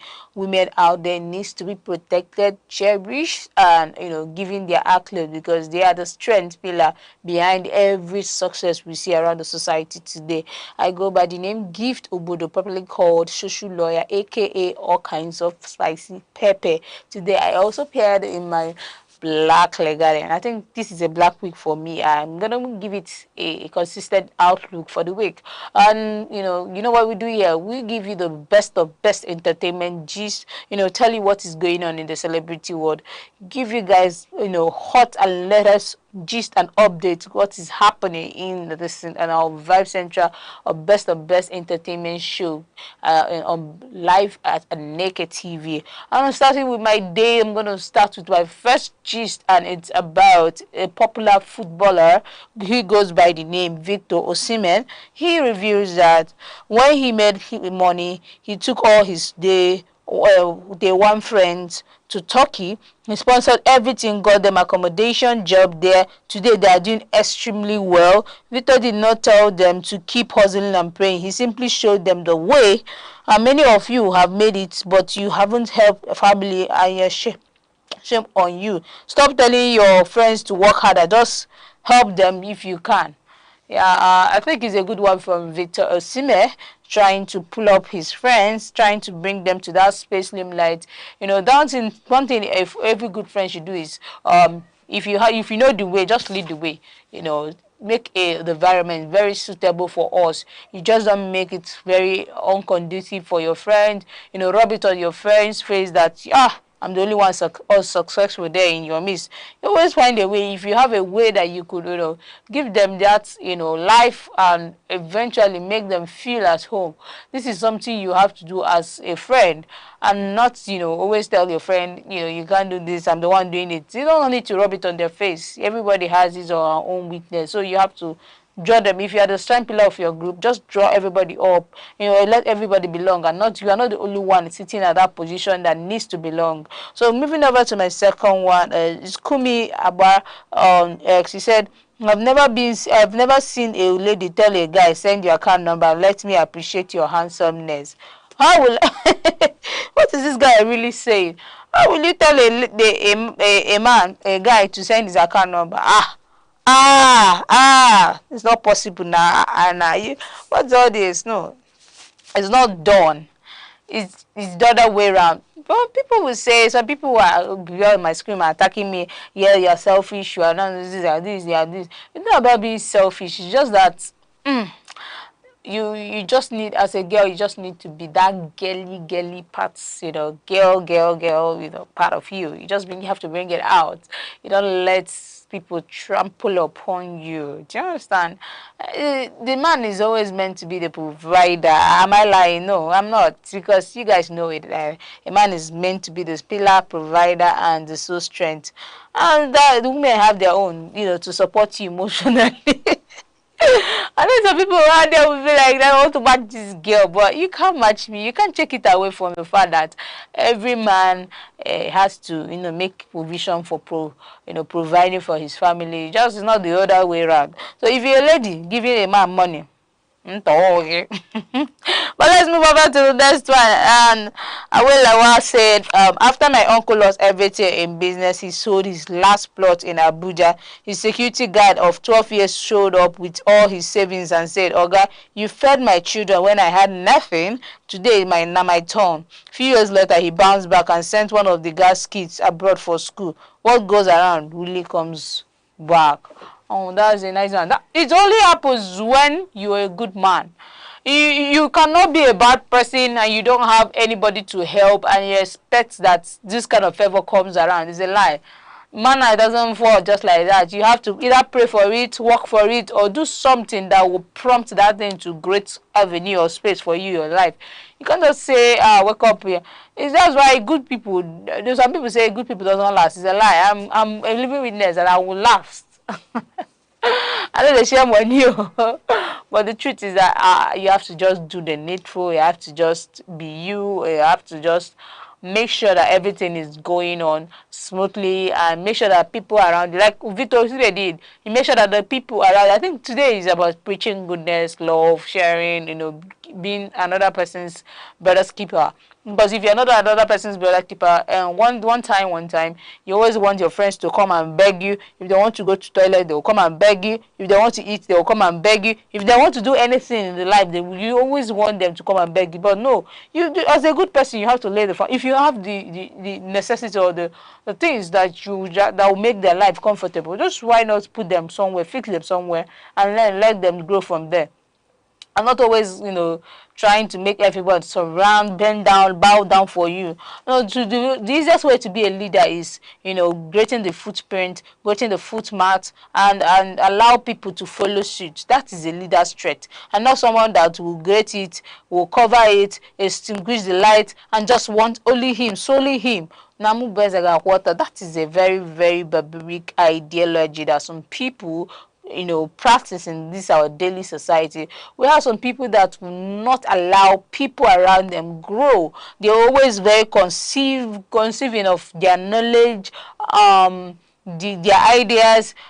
Everything around them is just concealed. They want it just only me, solely me. I will just want to be the king. I will just want to be the only one surviving. But that is a very bad trait for you, watching me right there.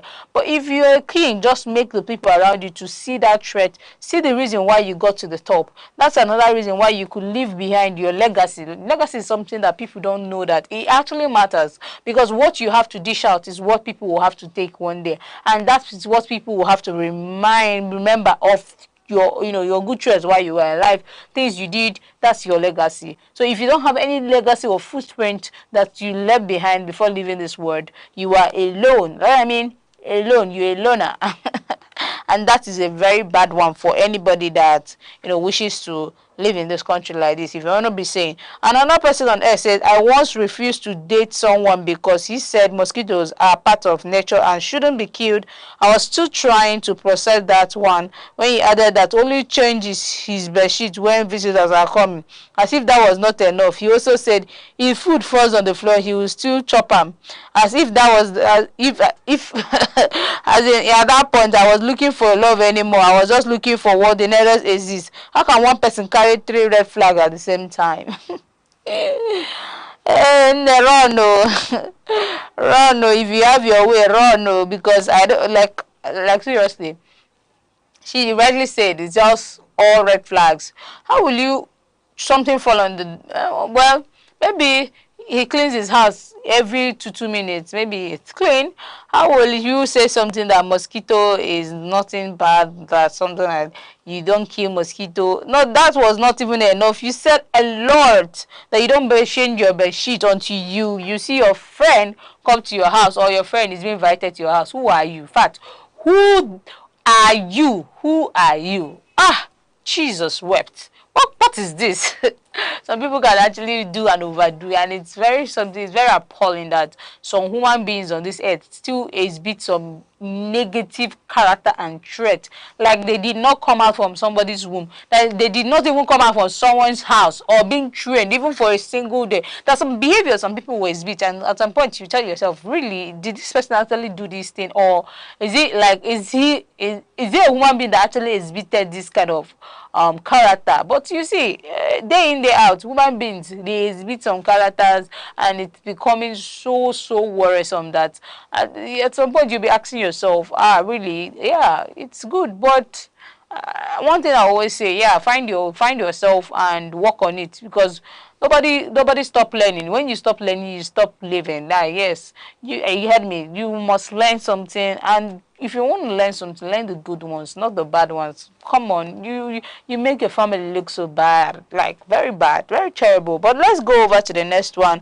and it's about the popular guy, the popular activist, video, very dark man. And you know, in the recent news, it says that the governor of Oyo State publicly promised and assured very dark man that all those kids that were rescued and brought back home safely, they will be rescued and brought home back safely. VDM, who is known as very dark man, personally made sure he pushed these people to work and rescue our kids. There is something I must say. It is normal not to like someone, maybe because his greatness scares you, but please acknowledge his works. God will forever bless very dark man. Yeah, God will forever, because he's doing the Lord's work. Not every people will go to the front word to to plead on the government to do the needful, because kids are there. Somebody's parents are there, somebody's child, wife, and husband is out there in the bush, and you don't know what they're actually passing through. The only form in which we could, bring out our minds and tell the government that we are suffering and a lot of things needs to be done is through the fact that we just need to come out in group and tell the government that enough is enough, that we are tired of this whole war and everything that is going on in the society. There has to be things that will reconnect and impact the people to unite together to be one. If not, the whole society will be at base and everybody will just be doing what he or she feels is right or wrong. So I think this is just a way of telling the people of Nigeria that we're all united. We have the same plight. Everybody is facing the same issue. It's not just only Oyo State. If it affects Oyo State, next tomorrow it might be Enugu, next tomorrow it might be Abuja, next tomorrow it might be Abia State, Imo State, Ebonyi State, Cross River, Akwa Ibom, any other state. It can be you tomorrow. So I think in unity we could fix a lot of things and a lot of challenges that is happening today. But before we go into the next gist, we're going to go on a short break. We'll be right back. Stay tuned. Don't go anywhere. Don't go anywhere. We'll be right back.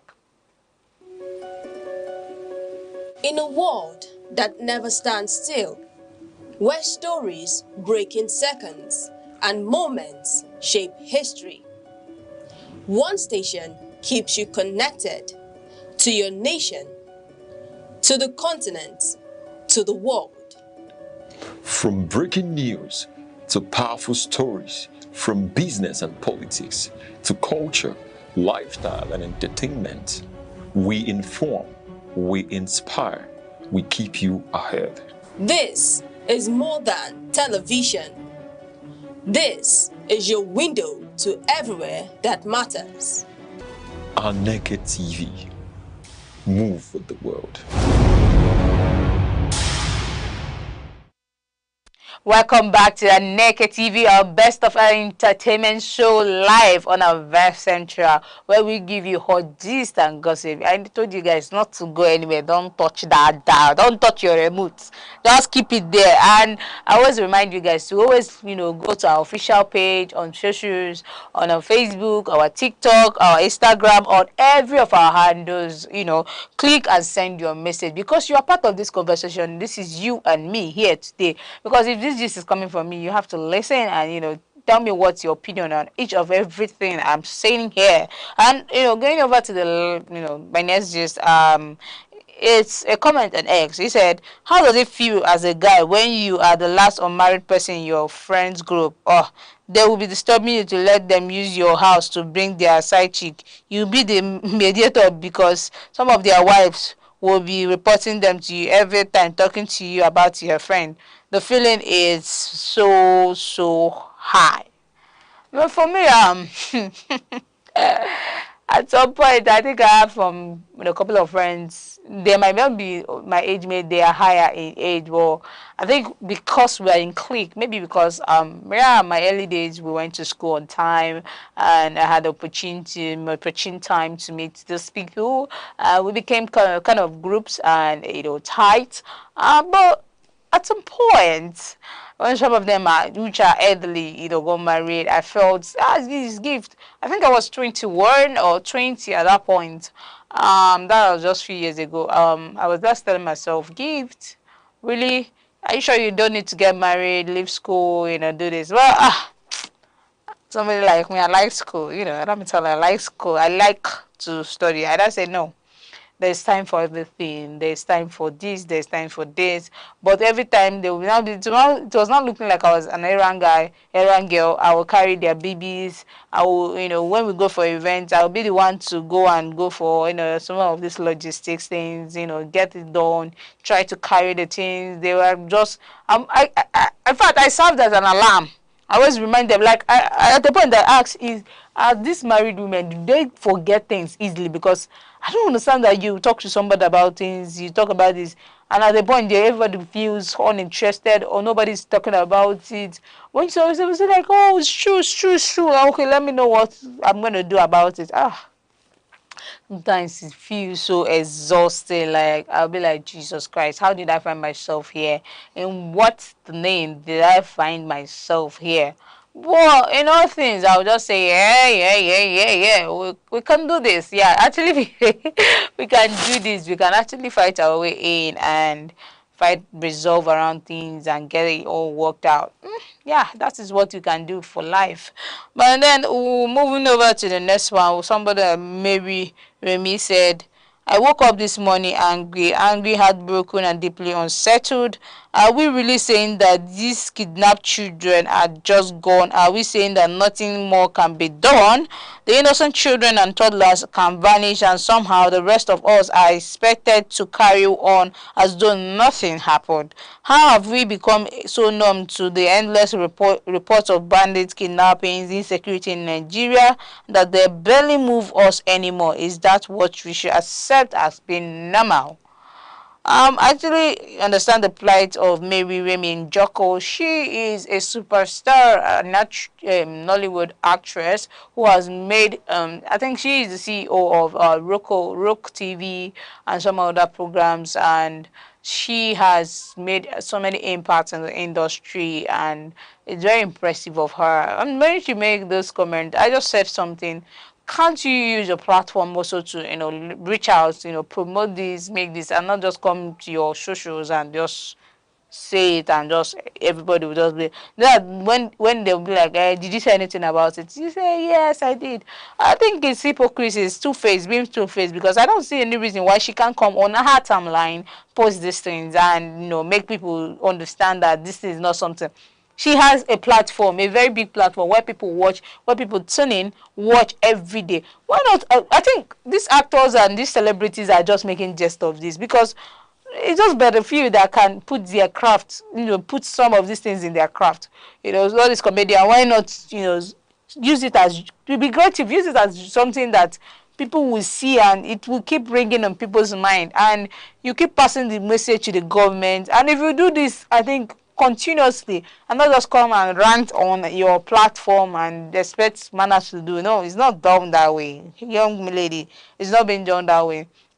It's either you hold it by the hook or it holds you by the hook. So one person must hold the hook. It's either you hold the hook or the person holds the hook for you. So one person must catch that thing. They say catch them young. So you don't just come to your your socials and just rant. For me, it's ranting because the necessary truth is that I don't understand the fact that this thing is happening in our country, Nigeria. You guys have, extremely high chances of promoting this for people to even beyond Nigeria to hear our voice. You just come into your socials, just rant it and just, say things. So when this thing happened, they say, I said something about it during my time. I said, you just be included as part of people that said something about it. Well, for me, it doesn't make any sense. It's just an opinion that needs over and over and over again to be emphasized on. And then we move over to the next one on air. Someone said, when we got married, my husband and I agreed that we won't entertain visitors for more than 1 week. They must inform us before coming. 10 months after our marriage, I lost my mom. Guess who had been accommodating my 2 younger ones for over 3 years? We sometimes say things due to lack of experience. It's when life presents us with the real deal that we know that our who are our people. Yeah, actually, I think I don't wish for life to happen to me this way, but there are some certain things we actually do, and we don't understand that if we're gonna do life like this, we're gonna do 1 or 2 things to get ourselves to the point that we realize that life is just not about saying things and not mean it, or saying things and just not watch out for it. But I think we just have to accommodate people around us, show love and appreciate their effort, their time.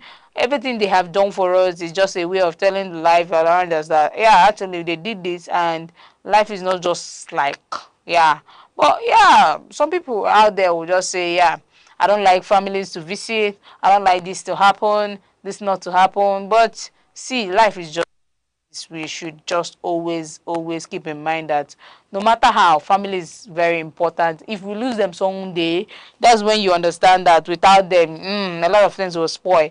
But that's end for me. Like, that's all I have for you today live on Aneke TV. It's a beautiful Wednesday. I hope you guys enjoy the show. I thank you for being part of the show. Thank you for watching. Thank you for listening.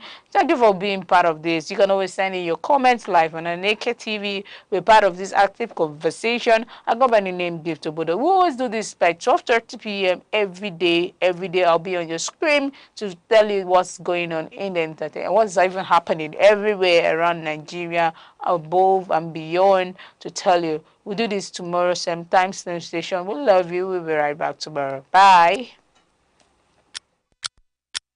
Every second, the world changes, markets rise, leaders speak, stories unfold. To keep up, you don't just need news. You need clarity. You need speed. You need perspective. That's why Aneke TV brings you the global pulse. Accurate, reliable, right when it matters most. Aneke TV. Move with the world.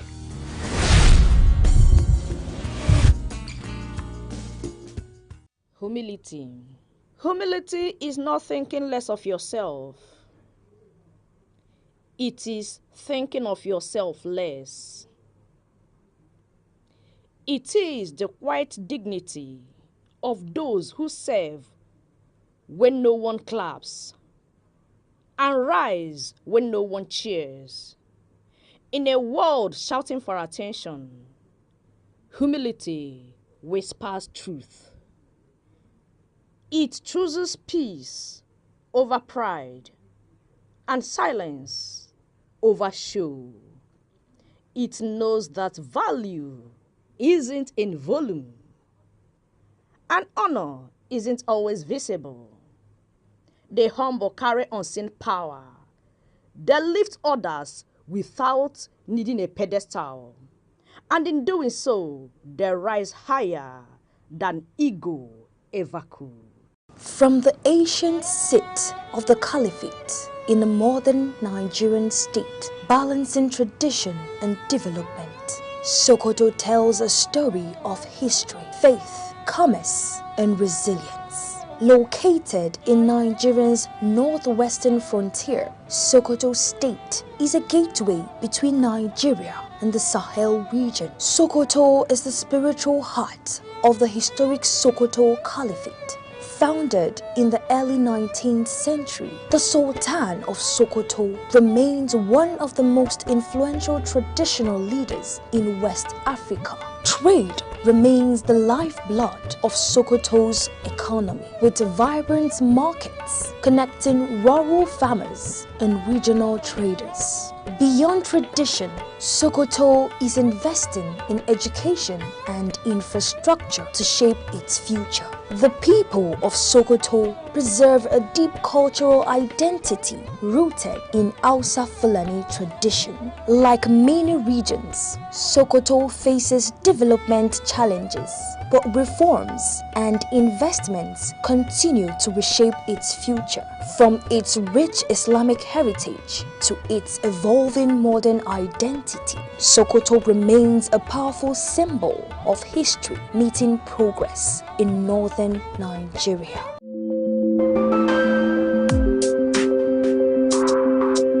Across Nigeria's dynamic economy, enterprise is on the move. From the resilience of small businesses to the expanding reach of indigenous industries, commerce thrives on innovation, determination, and vision. Finance is evolving, powered by technology and driven by a new generation of entrepreneurs. In a rapidly changing world, digital transformation is redefining how we save, invest, and grow wealth. From energy to agriculture, manufacturing to tech, Nigeria's economic landscape continues to diversify. Policies shift, markets respond, and opportunities emerge. Every figure tells a story. Every trend shapes the future. The question is, where is the next opportunity? On Aneke TV, we bring you clarity beyond the numbers.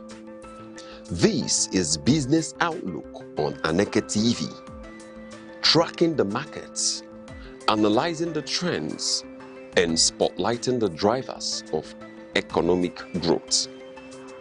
Aneke TV, informing enterprise, shaping perspective.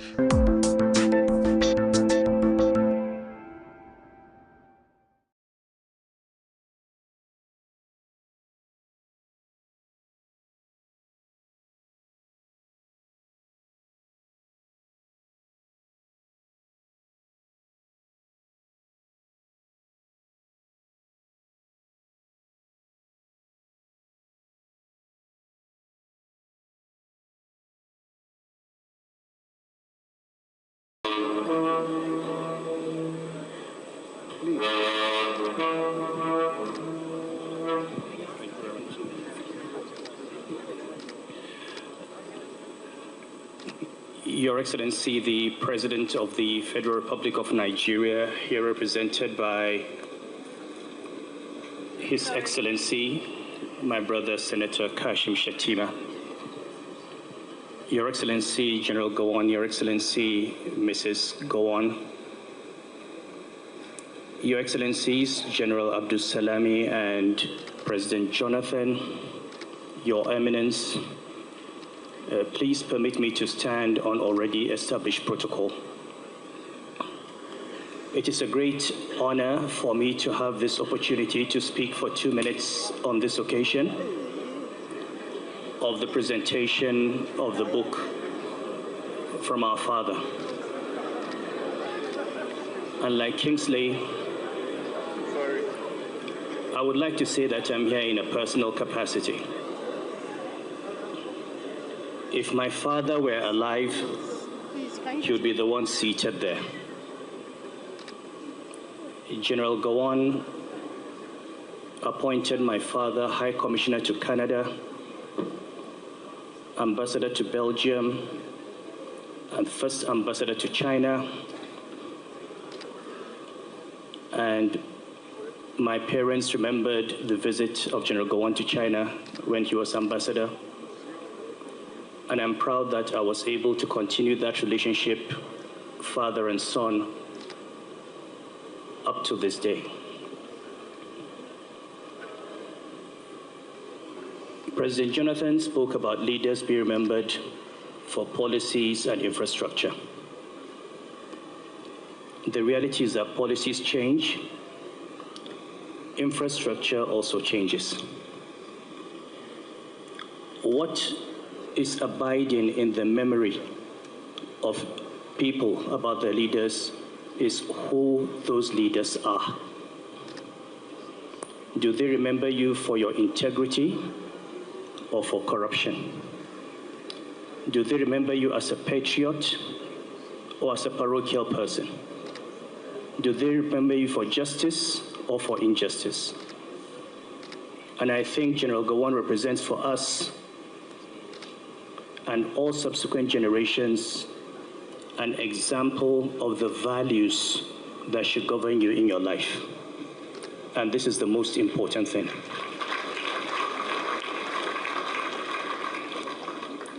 I'll leave you with one memory abiding for me.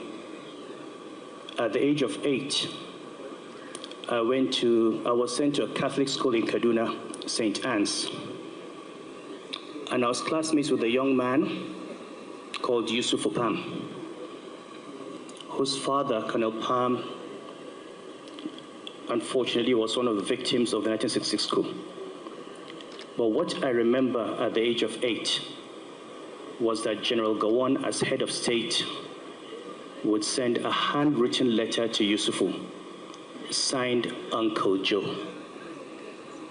That is a window into the person that you're dealing with, that as head of state, commander-in-chief, he would write a handwritten letter to the son of his dead friend so that the boy would continue to feel he had a father. That is our memory. Thank you for being a father. Thank you for being a role model. Thank you for being an example of what a true Christian or Muslim leader ought to be. Thank you.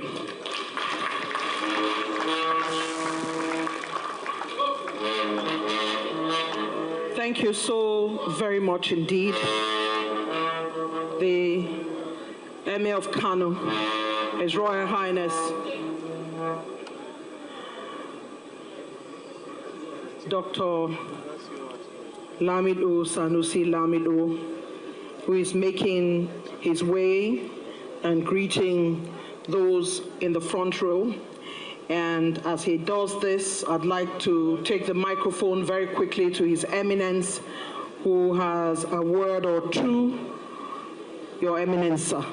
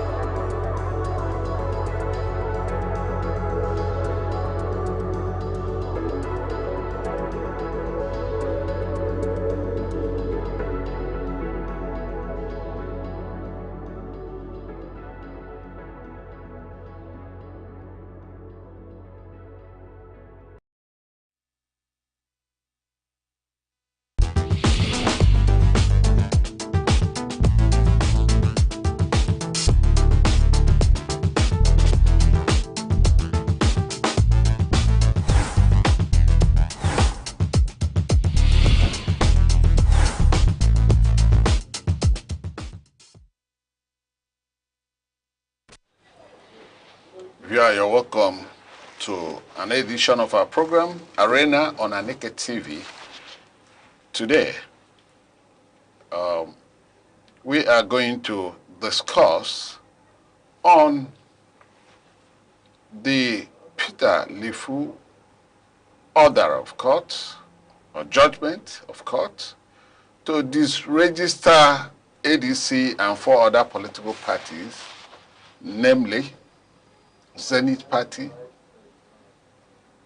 Action Alliance, the one Accord Party, and of course ADC. The Zenith Labour Party and ADC. And immediately that order or that judgment was released, there were a catalog of criticisms by all and sundry, both non-legal and non-legal persons discussed that issue. And of course, the affected party stalwarts, public affairs commentators and all that, all discussed the judgment. What attracted the catalog of criticisms to that judgment was that of stay of execution, stay of process, which was before His Lordship, Justice petermbah, an order from an appellate court.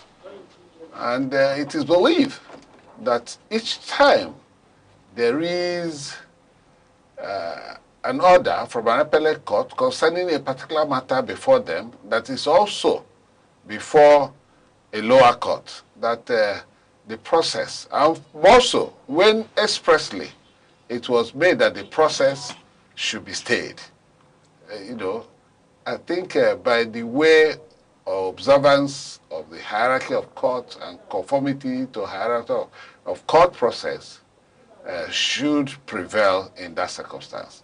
But in this situation, Justice petermbah took it upon himself to give the judgment, and that is exactly why so many people said so many things about what he did.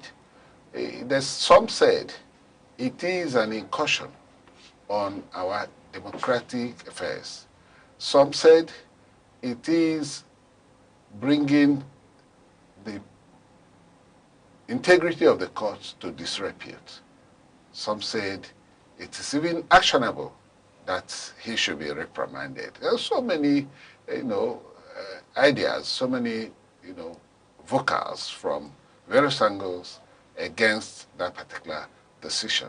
But in view of that, the parties involved actually headed back to the appeal court. Immediately they got in a dispatch, unlike the courts of Nigeria.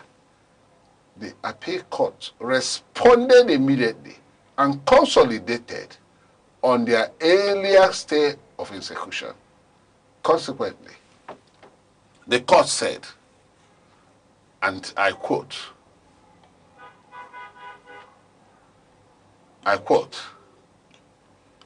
it is the application for a stay of execution is hereby granted. The enforcement of the judgment is stayed. The appellate court held. That is the position of the appellate court. And they granted it and made statement that it has to be enforced. The enforcement of the judgment of the lower court is stayed. The application for stay for execution is granted and hereby consolidated. So that is exactly the late counsel of Justice Mohammed from the appeal courts, made that statement. And that is exactly what we're going to discuss. I have a guest, a regular in this program, a regular face, a regular person, Barrister J.C. Nwobodo, a right activist and public affairs commentator. Barrister J.C., you're welcome to the studio. Thank you so much. It's my pleasure to join you. I call you comrade too because of the many parts you play in various things. So, Master Wobodo, the issue of a lower court not obeying an order of an appellate court, how is it viewed in the legal system of Nigeria? Thank you so much. I would like to begin by saying that Justice Peter Lifu went beyond, went above board. Above board? No. He exceeded his jurisdiction. He exceeded his jurisdiction because in the first place, the Court of Appeal had earlier granted stay of execution of stay of proceedings. The accord party approached the Court of Appeal and applied for stay of proceedings before his court. And in disregard of the order for stay of proceedings, he proceeded to deliver judgment 2 days ago, ordering INEC to the register ADC and 4 other political parties. So that is a height of judicial impunity. As you rightly mentioned, it's been described variously as a judicial rascality, judicial impunity, and all sort of descriptions. And such descriptions captures, the misdemeanor. It's even far above misdemeanor. It's serious within the judicial arena. For a judge of the lower court, of the high court, to treat with levity an order of the superior court. Of course, in a particular case of Dalhata and Turaki, the Supreme Court deprecated the conduct of a high court judge who disregarded judicial precedent and assumed jurisdiction in a case which he does not have a jurisdiction. So, Peter Lifu toying this same part, it's an infamous part, is unwarranted. It's not expected, within the political and judicial circles, because it brings the judiciary to disrepute, as you mentioned. It also questions the integrity of the judicial officers. So, what played out a couple of days back, it's unprecedented. It's unprecedented, and I just hope that the judicial authorities will take appropriate steps to stem the tide or to stem the drift into judicial impertinence or impudence. Okay. We talk about sanity, and we primarily, because of the issue in discourse, we primarily talk about sanity in the judiciary. You find out over some years, people are beginning to view, from angle that the judiciary tends to actually handle political issues the way it ought not to, which may bring about a political crisis in Nigeria. Judgments, there are judgments from high courts, one high court or the other, conflicting judgments. I'm talking about conflicting judgments. And you find out that it's replicated almost everywhere.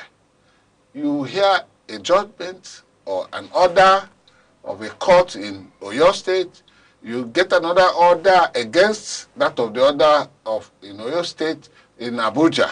You get another order in Owerri, and so on and so forth. Sometimes these orders are served on, for instance, in electoral matters, on INEC. You find it very difficult. Which one prevails? So one begins to think about what the role of judiciary and the workings of judiciary in situations where there are imbroglio in a political system.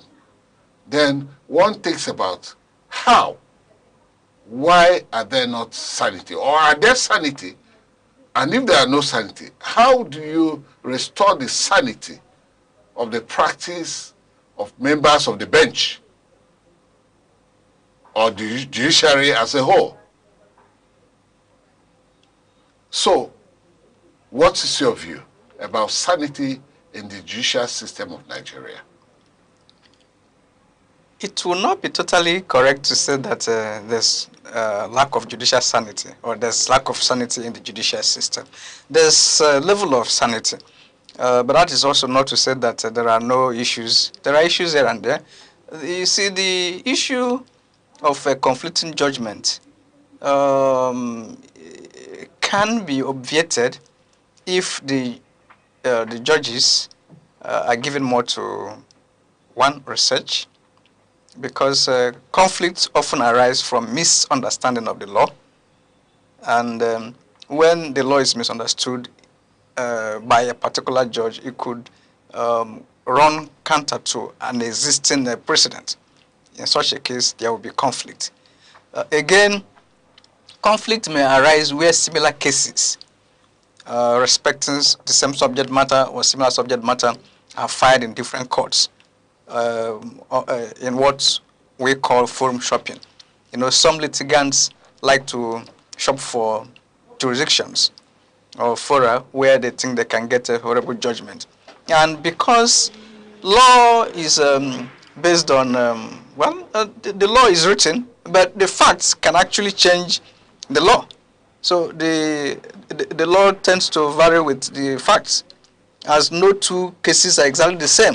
So a judge in such case may give a judgment that based on the facts given, based on the facts before it, and which might conflict with a similar case.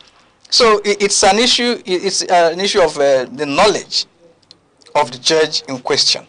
Again, at the Federal High Court, there's what they have in place to checkmate this possibility of conflicting judgments. They have affidavit of non-multiplicity of suit.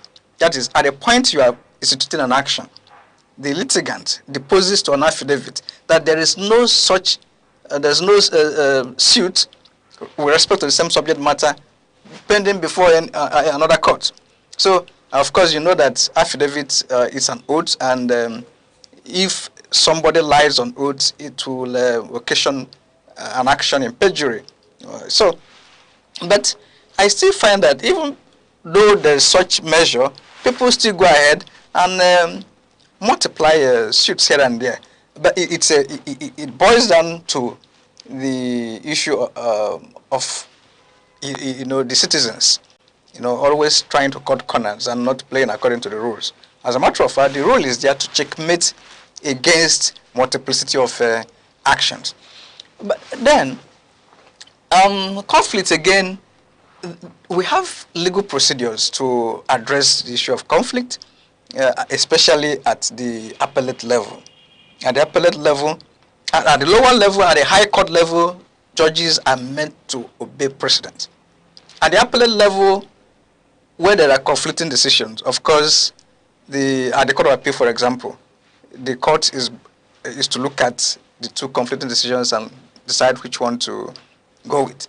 Then at the Supreme Court, if there's any conflict, the latest in time prevails. So these mechanisms at least help to ensure certainty in the application of laws.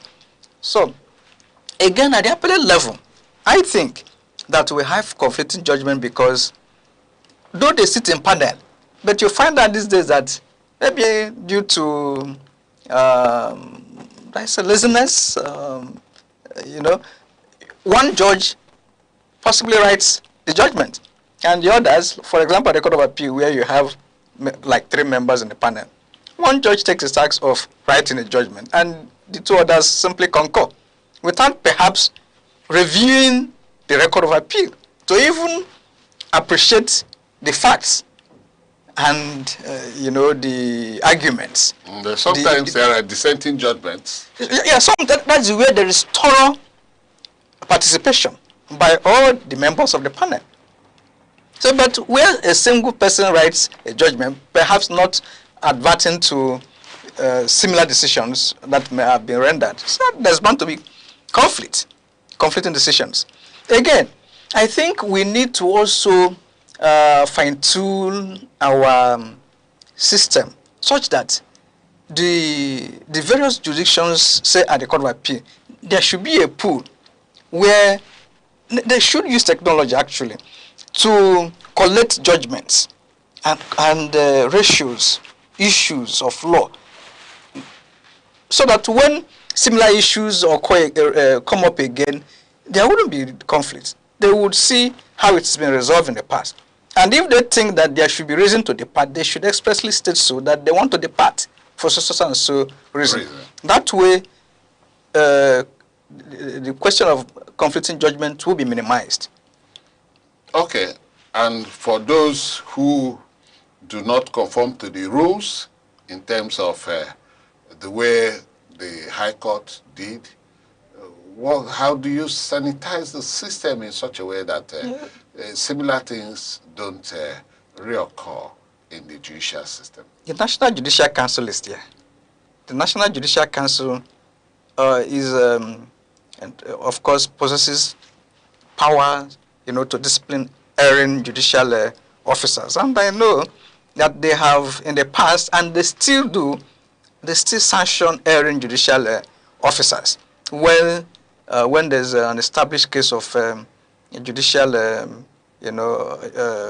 impudence or judicial impertinence, as we currently have over the decision to the register of high political parties. So I believe that if the issue is taken up, that the National Judicial Council will win the big stick. Okay. Situations like that has happened in the case of ADC earlier by the Pay Court of status quo antebellum interpretation, and there's a situation like that of Justice Peter Lefu's disregard to a stay of process by an appellate court. Don't you think that such situations may begin to erode some level of confidence on the judiciary, more so with the conflicting judgments by concurrent jurisdictions here and there? Don't you think there are some erosion of confidence? Because they say that the court, the judiciary, is the last hope of the common man. And Nigerians, are they still having confidence in the courts? More so when certain pronouncements are made, sometimes ambiguous. Situations where somebody who came third or fourth in an election becomes the governor.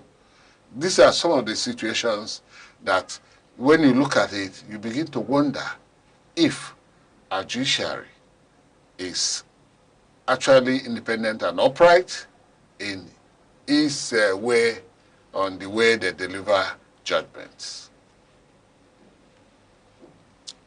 Let me say that I'm a firm believer in the judiciary. Yeah, there are few bad eggs. We cannot rule out the fact that there are bad elements. It's everywhere. In every structure of society, you find people who try to paint the system bad. So the same happens. Judges, they are human beings. But overall, I would rate Nigerian judiciary high. Yeah, it is true. There are a couple of judgments we feel bad about. Sometimes we feel bad because we don't actually we are not abreast with the facts. You see, law and court processes are dependent on facts and the law. So sometimes when you are not abreast of the fact and you rely on social media narratives or maybe street narratives, there's bound to, there's this feeling that you don't accept what has been rendered as judgment to reflect, the popular opinion. By the way, court judgments are not meant to reflect popular opinion because cases are decided based on the facts. I say so because the same court, even the same Justice Peter Lefu, sometimes he hands down good judgment. Yeah, the one he delivered 2 days ago. Yeah, everybody feels bad because there's an order for stay of proceedings. That is where the issue is. But we have also seen him deliver good judgment. And of course, the Court of Appeal too and the Supreme Court, they have always risen up to the occasion where there's a drift, as happened, you know, to put things straight. You see how swift they were in granting stay of execution. It has never happened before. In less than 24 hours.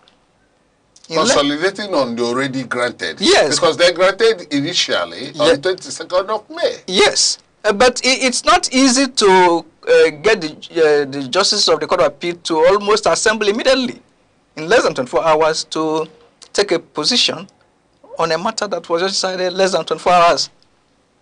So that tells you that the Court of Appeal and of course our judiciary is working. You see, on the street, people think yes, a particular political party is behind this whole thing. And if we feel that the court is in the pocket of, say, the ruling government or the ruling party, so what happened with the decision by the Court of Appeal? But that's exactly what the people think. That is what they think, but they are wrong. I tell you, 2 weeks ago, the Court of Appeal in Abuja gave judgment in favor of Liberation People's Party for it to be registered. Just like they also ordered the NDC to be registered. Yes, and so these are. Yes, but people believe that such things will never happen because maybe the judiciary is working for the government. And in that circumstance, are they going to give the INEC after registration? Would they actually give them the time to prepare like other political parties, all the things that the other political parties did, conventions, Congress, and all that? Certainly. So the issue of the rules they made is waived on them. Oh, no. You see, although that is not the issue we are looking at, but the reliefs, yes, the reliefs they sought also included that they should be allowed to participate in the 2027 election. So it doesn't matter if the time has elapsed, the time fixed by the commission has elapsed. It is a court pronouncement which the commission is bound to obey. And certainly they will obey. You know why? Because you said that is a show that the courts of the land are working. Exactly. And they are not lopsided in decisions and all that. No. I believe in the judiciary. The same Justice Lifu that is an issue about a couple of months ago gave judgment in favor of I Love Nigeria, a political association. Then would anybody say he was working for any government? He wasn't. He gave his judgment. So I think these things happen. But why? What actually necessitated? It was not about the judgment he gave. It's about, not conforming to the appellate court order. It's not about judgment. Whether the judgment he gave is right or wrong, it does not make any difference.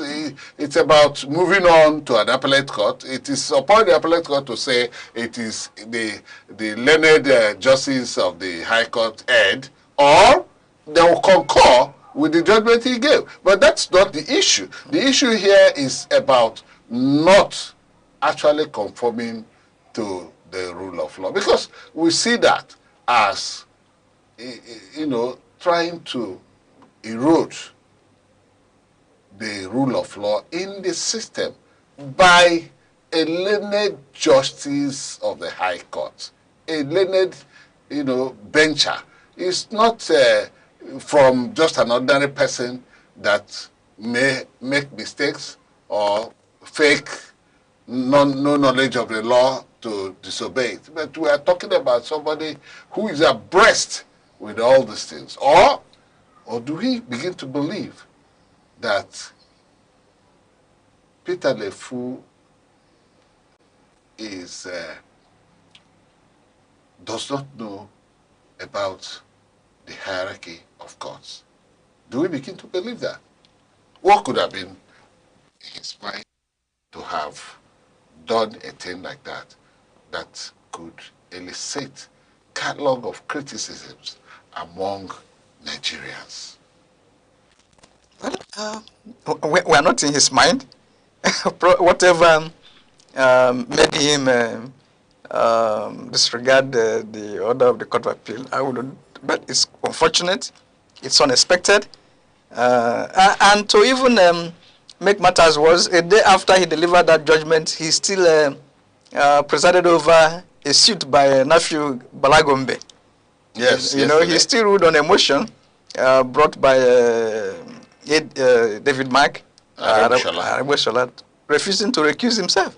So if he had in the previous day ruled that ADC is no longer in existence, why are you still assuming jurisdiction over a suit brought against a non-existing political party? So I think there's really something real wrong that we don't know. But that said, we should still have faith in our judiciary, as they say. Okay, we should still have faith in our judicial system. That is the submission of our guest on today's program, to order to deregister ADC and 4 other political parties. I'm talking about Barrister J.C. Mobodo, a human rights activist and public affairs commentator. We're going to pause for a break. When we come back, we'll continue with our program, Arena, on Aneke TV. Please stay tuned. I'm still your anchor, Rex Arum. Join us on Arena, Aneke TV's premium current affairs program, where politics, development, and governance come alive. Every Monday, Wednesday, and Friday, we host top professionals and thought leaders who speak their minds on issues shaping Nigeria and the world. It's inclusive, enriching, and absolutely captivating. The roadmap is, let's have our environment secured so that investors can come. If you don't know what economic security is, kidnapping will tell you what it is. You kidnapping ransom.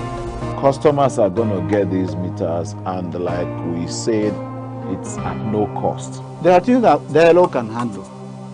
But when you leave it, and want to use a kinetic approach alone, you cannot. For discussions that promise insight and deliver truth, stay tuned, stay informed, and keep watching Arena, only on Aneke TV.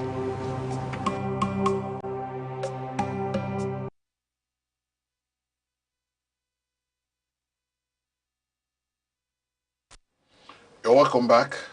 We're still on our program, Arena, on Aneke TV.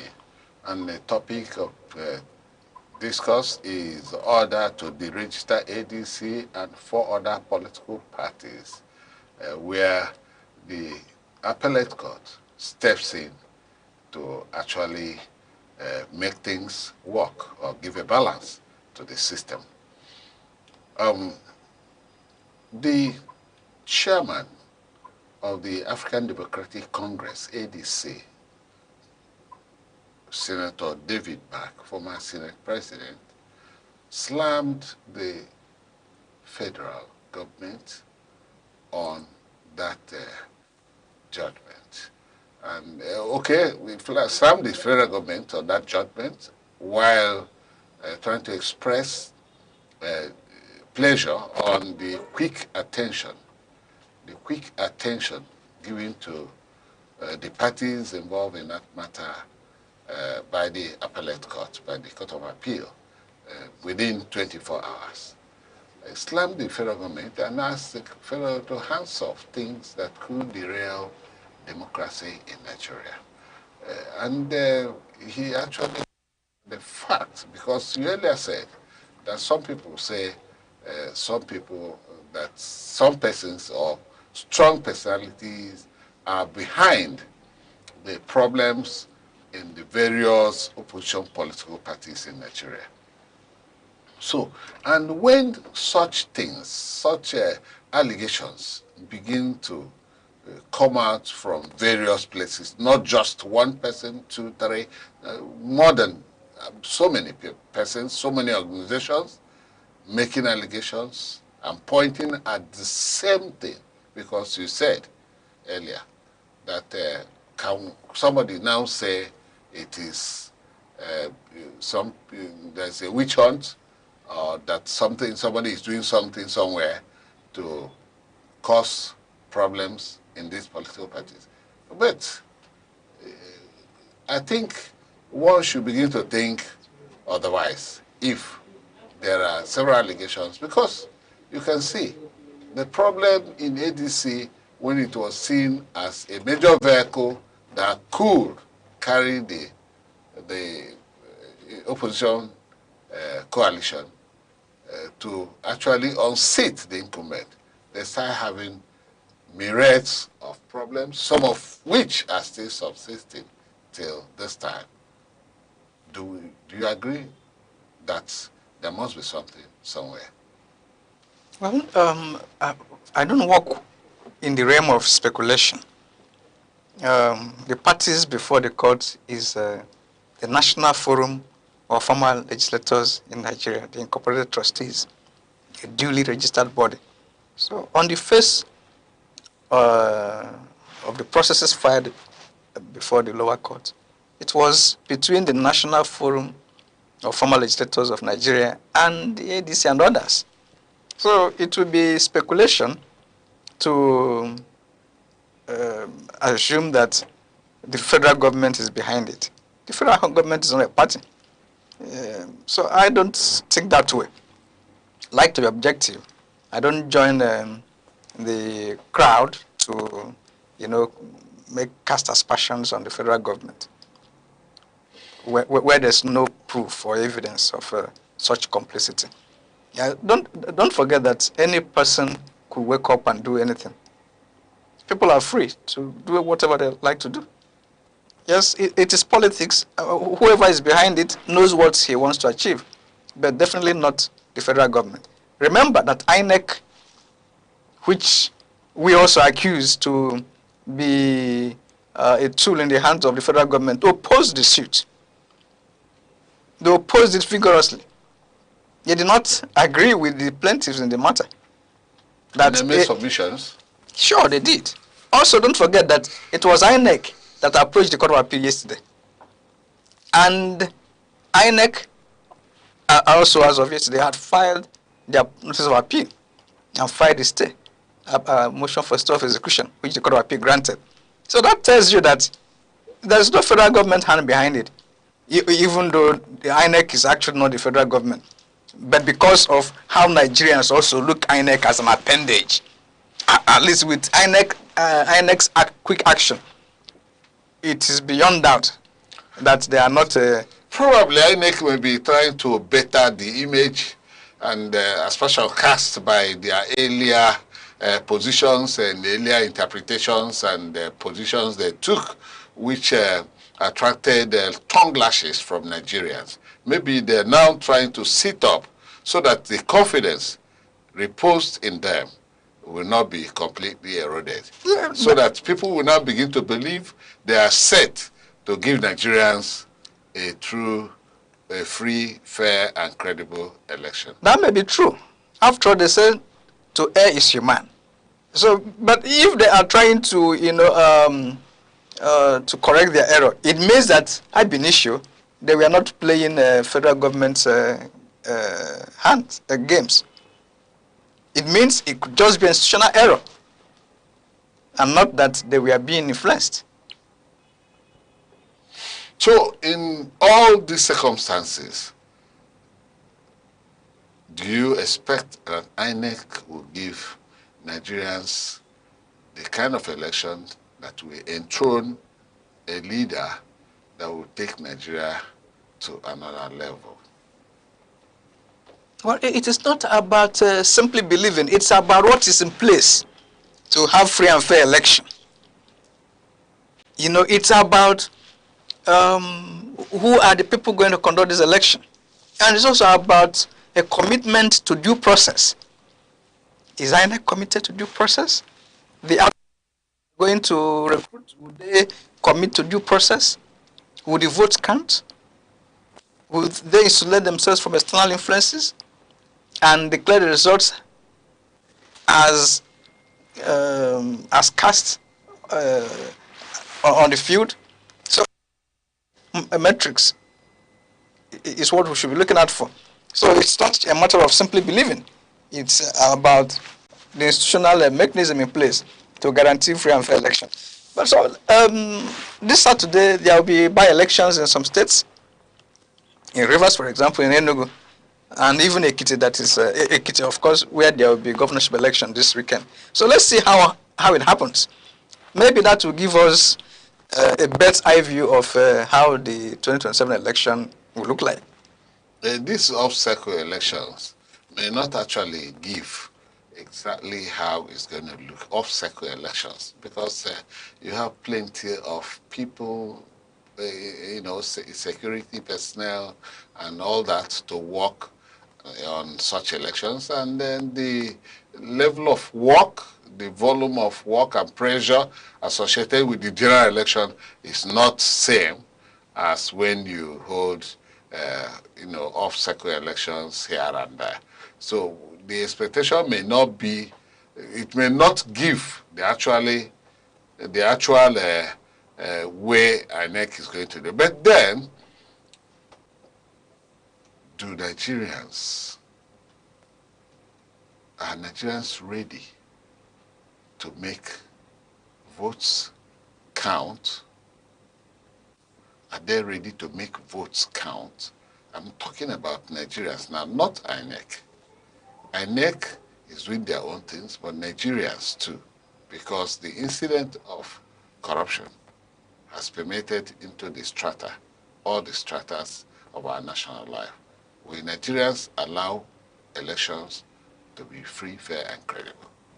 I think Nigerians are more than ever before poised to participate in the process and hold INEC accountable. In 2023, the citizens, they were fully mobilized. They were out to protect their votes, and indeed they tried their best to protect their votes. At this time around, the level of awareness is on the increase. You can see young people, taking the bull by the horn, demanding accountability. Yesterday and the day before, very dark man mobilized his group, the Rata movement. They were on the streets of Abuja. Yesterday they were in Oyo. And we have, of course, seen similar movements. The youths, I'm sure, they are also going to wake up, to hold leaders accountable, hold INEC accountable in the 2027 general election. How are we sure that these things are not mere rhetorics? Because when you talk about it is easier said than done. When you say people were mobilized, I know, like in a state like Enugu that had over 1.9 million registered voters, we had less than 600,000 that came out to vote. So how do you now begin to juxtapose that number with the registered voters and then say that they were mobilized? Well, voter turnout is not the metrics for determining the credibility of election. There are other factors that contribute to voter apathy. But those who come out, the important question is, did they safeguard the votes? And we agree that, yes, they were able to put serious resistance in the 2023 elections, that even though there was rigging, but it wasn't wide scale as it used to be. But there was a glitch. That's at the doorstep of INEC. It didn't happen on the field. And how are we sure such glitch may not occur again? We hope it doesn't. If the opposition parties begins to, go up better than the ruling party. We hope it doesn't occur again. But if it does, of course, I don't think it's going to speak good about our democracy. Okay. And some people say the courts should not decide elections in Nigeria. The courts should allow INEC and the people to decide who leads them.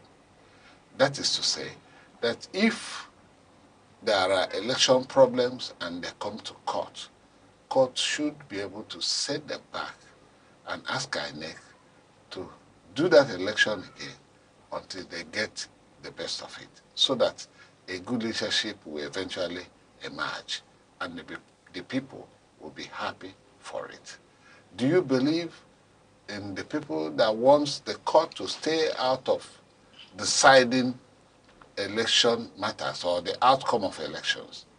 Or the people that want the courts to be playing the kind of role that they're now playing, which result in a lot of litigations, especially during elections and after elections? This issue has to be put on the balance. Those who are of the view that the court should not decide the outcome of election, yes, they may have their reasons, but did they consider the cost, the money involved, the personnel, the logistics, if we have to do it over and over until we get the best result? So that's an issue. But then the real thing is that, like in every human endeavor, there's bound to be conflict and disputes and misunderstanding. So election is just one aspect of human endeavor. So if courts do resolve other disputes, why would they not resolve election disputes? Election disputes, yeah, they fall within the purview of the courts. After all, when issues are presented before the tribunal, is it that there was malpractice? And so the courts look at whether there was malpractice, and any vote that has been obtained through malpractice, it is counted. And the legitimate votes are counted. So courts, in my view, do not decide winners. They resolve disputes and give justice to whom justice is due. Because between two disputants, there must be someone who is entitled to remedy. So if a petitioner is entitled to remedy, the court should give him that remedy. That is the kind of remedy that was given to somebody who came forth in an election to become governor? Nigerians just like to, exaggerate. The judgment is there, yes. So, certain votes were invalidated. If people allotted votes indiscriminately, the court looked into it and then discounted those votes that were unlawfully allotted. No, so it's not just about how we think that somebody came forth and then he became the governor. Yes. So what happened? The votes of those who allegedly came second and third was nullified, and then his vote was left. Yes, untouched. There are several, precedents by the Supreme Court, and sometimes, they want to reverse. The Supreme Court want to reverse itself, because such precedents may not all go well in the system. We have had certain decisions by the Supreme Court, which sometimes they will say it should not be cited. Well, I'm not aware of any. I'm not aware of any. But when a judgment is given in error and opportunity presents itself for it to be reversed, usually they do. They can overrule themselves. The Imo case, it's been cited as even precedent. It has not been overruled, and that means there was no error in that judgment. Because in the Imo case, there was a time that some people came. Yes, they applied to have it reviewed, and the court rejected the application because it's improper in law to apply for the court to revise itself or to review its judgment. There are no narrow grounds to review the decision of the Supreme Court. It's not a free for all. So, and people who criticize the judgment, I'm sure they haven't read the judgment. The judgment is there in the law report. If you read it, you appreciate what happened in the case and why the court has to give the judgment that it gave. So as someone who believes in the judiciary, before you criticize the judgment, you should take your time to read it. Well, maybe the facts, what people know, by street narrative, they expect the court to work with street narrative. That is not it. The court works with the evidence presented before it. Because the judges were not there when it happened. Exactly. So they work with what was presented and how good the person who presented did it. So the court should not be blamed. So, in all, where do we go from here? what's our expectation from our judiciary, more so when the 2027 election is fast approaching? What's our expectation? Do we expect a judiciary that will be actually independent and dispassionate about certainly. whatever? We want an independent judiciary. And we want our judges to be circumspect in deciding cases.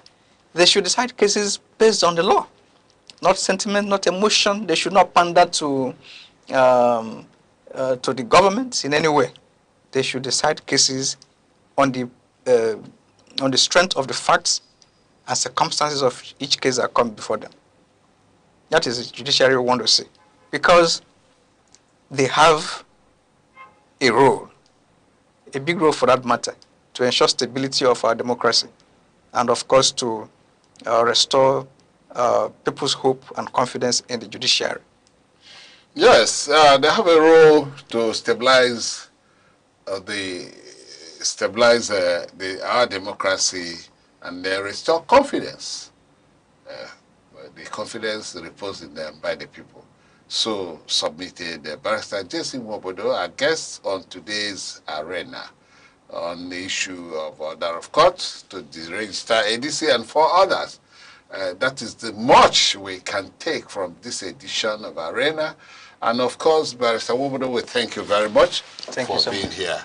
And we want you to come in some other time and give us, lend voice to some of our topics which the public are yearning for. I am still your anchor, Rex Harum, and we are going to cut it from here. Bye-bye.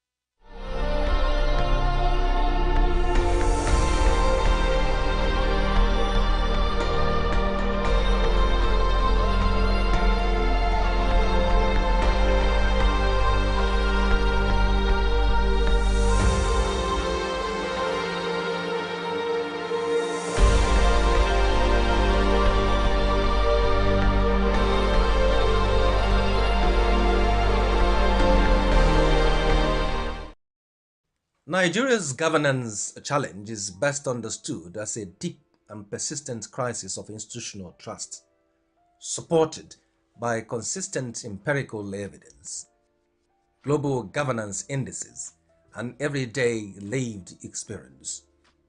Despite its significant human capital, natural resources, and economic scale, there remains a widening gap between state authority and citizens' confidence in its fairness, predictability, and effectiveness. International governance metrics consistently place Nigeria in the lower tier of global corruption perception indices. Transparency International's Corruption Perceptions Index typically scores Nigeria in the range of about 24 to 26 out of 100, indicating a sustained perception of high corruption and weak institutional integrity. This is not merely symbolic but reflects a broader pattern of diminished public confidence in governance structures. Survey-based evidence reinforces this picture.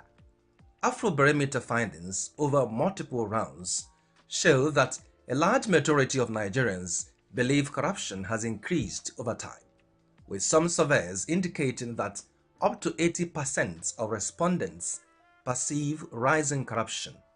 Trust in key institutions remains low, particularly in the police, where as many as 70% of respondents in some waves consider officials to be corrupt.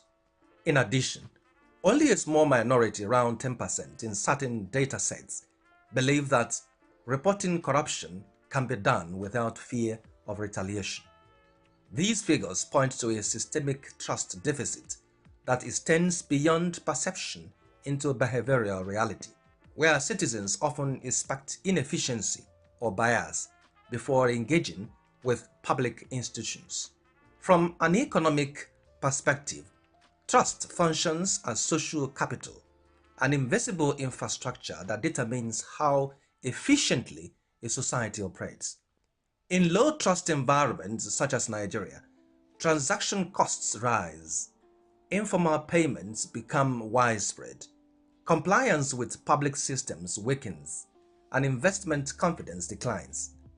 The World Bank and IMF have repeatedly emphasized that weak governance structures reduce the effectiveness of public expenditure, especially in critical sectors such as health, education, and infrastructure delivery, even when physical allocations are significant. The absence of institutional trust limits their developmental impact. At the level of everyday experience, this distrust translates into behavioral adaptation. Citizens increasingly bypass formal systems in favor of informal alternatives. Public services are often supplemented or replaced by private solutions, while access to bureaucratic processes is frequently accelerated through personal networks or unofficial payments. This reflects a gradual informal substitution of the state, where formal governance structures remain present but are no longer fully trusted as the primary mechanism for solving public needs. The drivers of these trust erosion are structural rather than incidental. A major factor is the widespread perception of inequality before the law, where accountability is seen as selective and dependent on status or influence. Another is persistent service delivery failure, particularly in electricity, healthcare, transportation, and education, where repeated reforms have not consistently translated into reliable outcomes. A third is weak enforcement credibility, where misconduct is not always met with consistent or visible consequences, reinforcing public cynicism and normalizing institutional avoidance. Philosophically, this situation represents a weakening of the social contract between citizens and the state. In theory, citizens surrender compliance and taxation in exchange for fairness, protection, and predictable governance. However, when institutional performance becomes inconsistent, this contract shifts from a shared moral agreement to a transactional relationship. Law is no longer perceived as universally binding, but as selectively applied, and governance becomes something negotiated rather than accepted as legitimate authority. The cost of this trust deficit is multidimensional. Economically, it reduces efficiency in public investment and weakens long-term growth potential by increasing friction in both public and private transactions. Institutionally, it undermines meritocracy and contributes to perceptions of patronage in recruitment and promotion within public service systems. In terms of security, low trust reduces cooperation between citizens and security agencies, limiting intelligence flow and weakening preventive capacity. Socially, it fosters generational disagreement from formal institutions, encouraging reliance on informal systems as the default mode of survival. Ultimately, Nigeria's governance challenge is not defined solely by the absence of reform policies, but by the absence of credible and sustained institutional trust.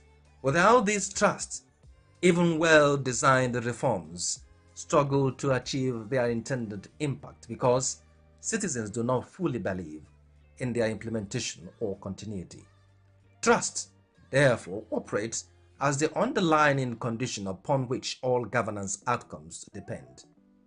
The central conclusion is that Nigeria's development trajectory hinges not only on economic planning or institutional reform, but on the gradual reconstruction of public confidence in the state's ability to act fairly, consistently, and predictably. In practical terms, governance becomes effective only when it is believed to be legitimate. And development becomes sustainable only when citizens are willing to engage the state, not out of necessity, but out of trust.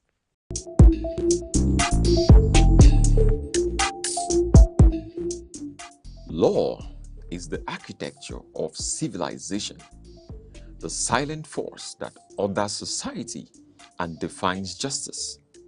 Yet, within its complexity, many remain uncertain of their rights, their obligations, and the protections the law affords. From the inviolability of human rights to the intricate doctrines governing property and civil relations. This is a platform where law is demystified, where principle meets practice and knowledge becomes empowerment. Because justice is not abstract, it is personal. You and the law on Aneke TV.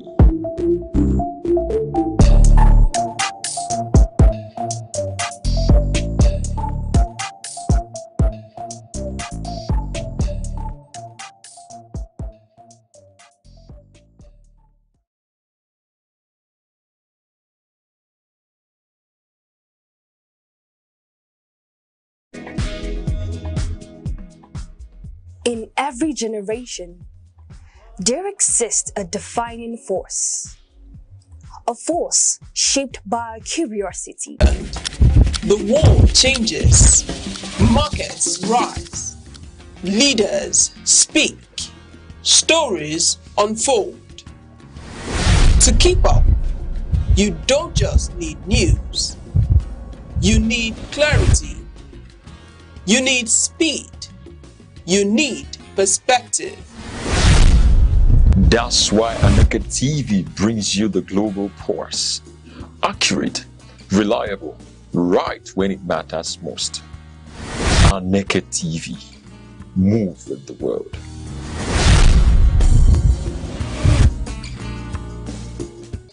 It is our utmost pleasure to welcome you on this edition of Youth Focus on Aneke TV.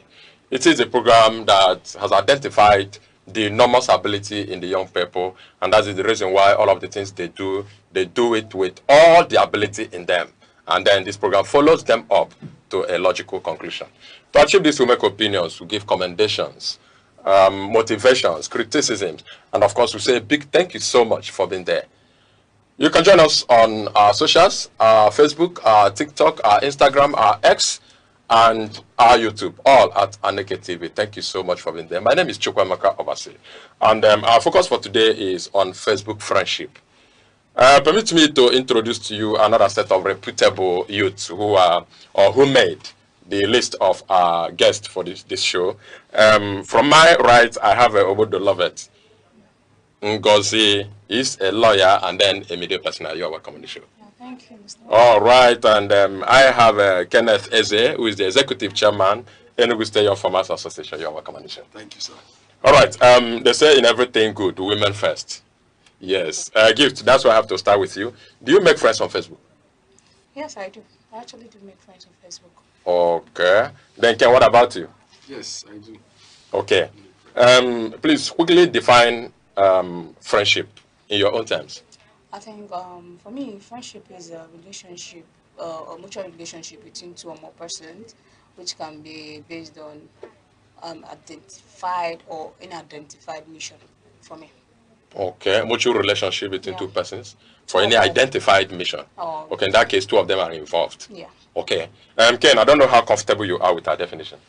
Okay, I will just add more. I think friendship is a mutual relationship between two persons based on trust, love, care, and support. Yes, and it should be mutual. It should be reciprocated. If it's not mutual, then it's not friendship. If it's not mutual, it's not friendship. Okay, okay, that's cool. Yeah. Then, what could be the necessity of Facebook friendship? Most times, the main aim for me is to connection.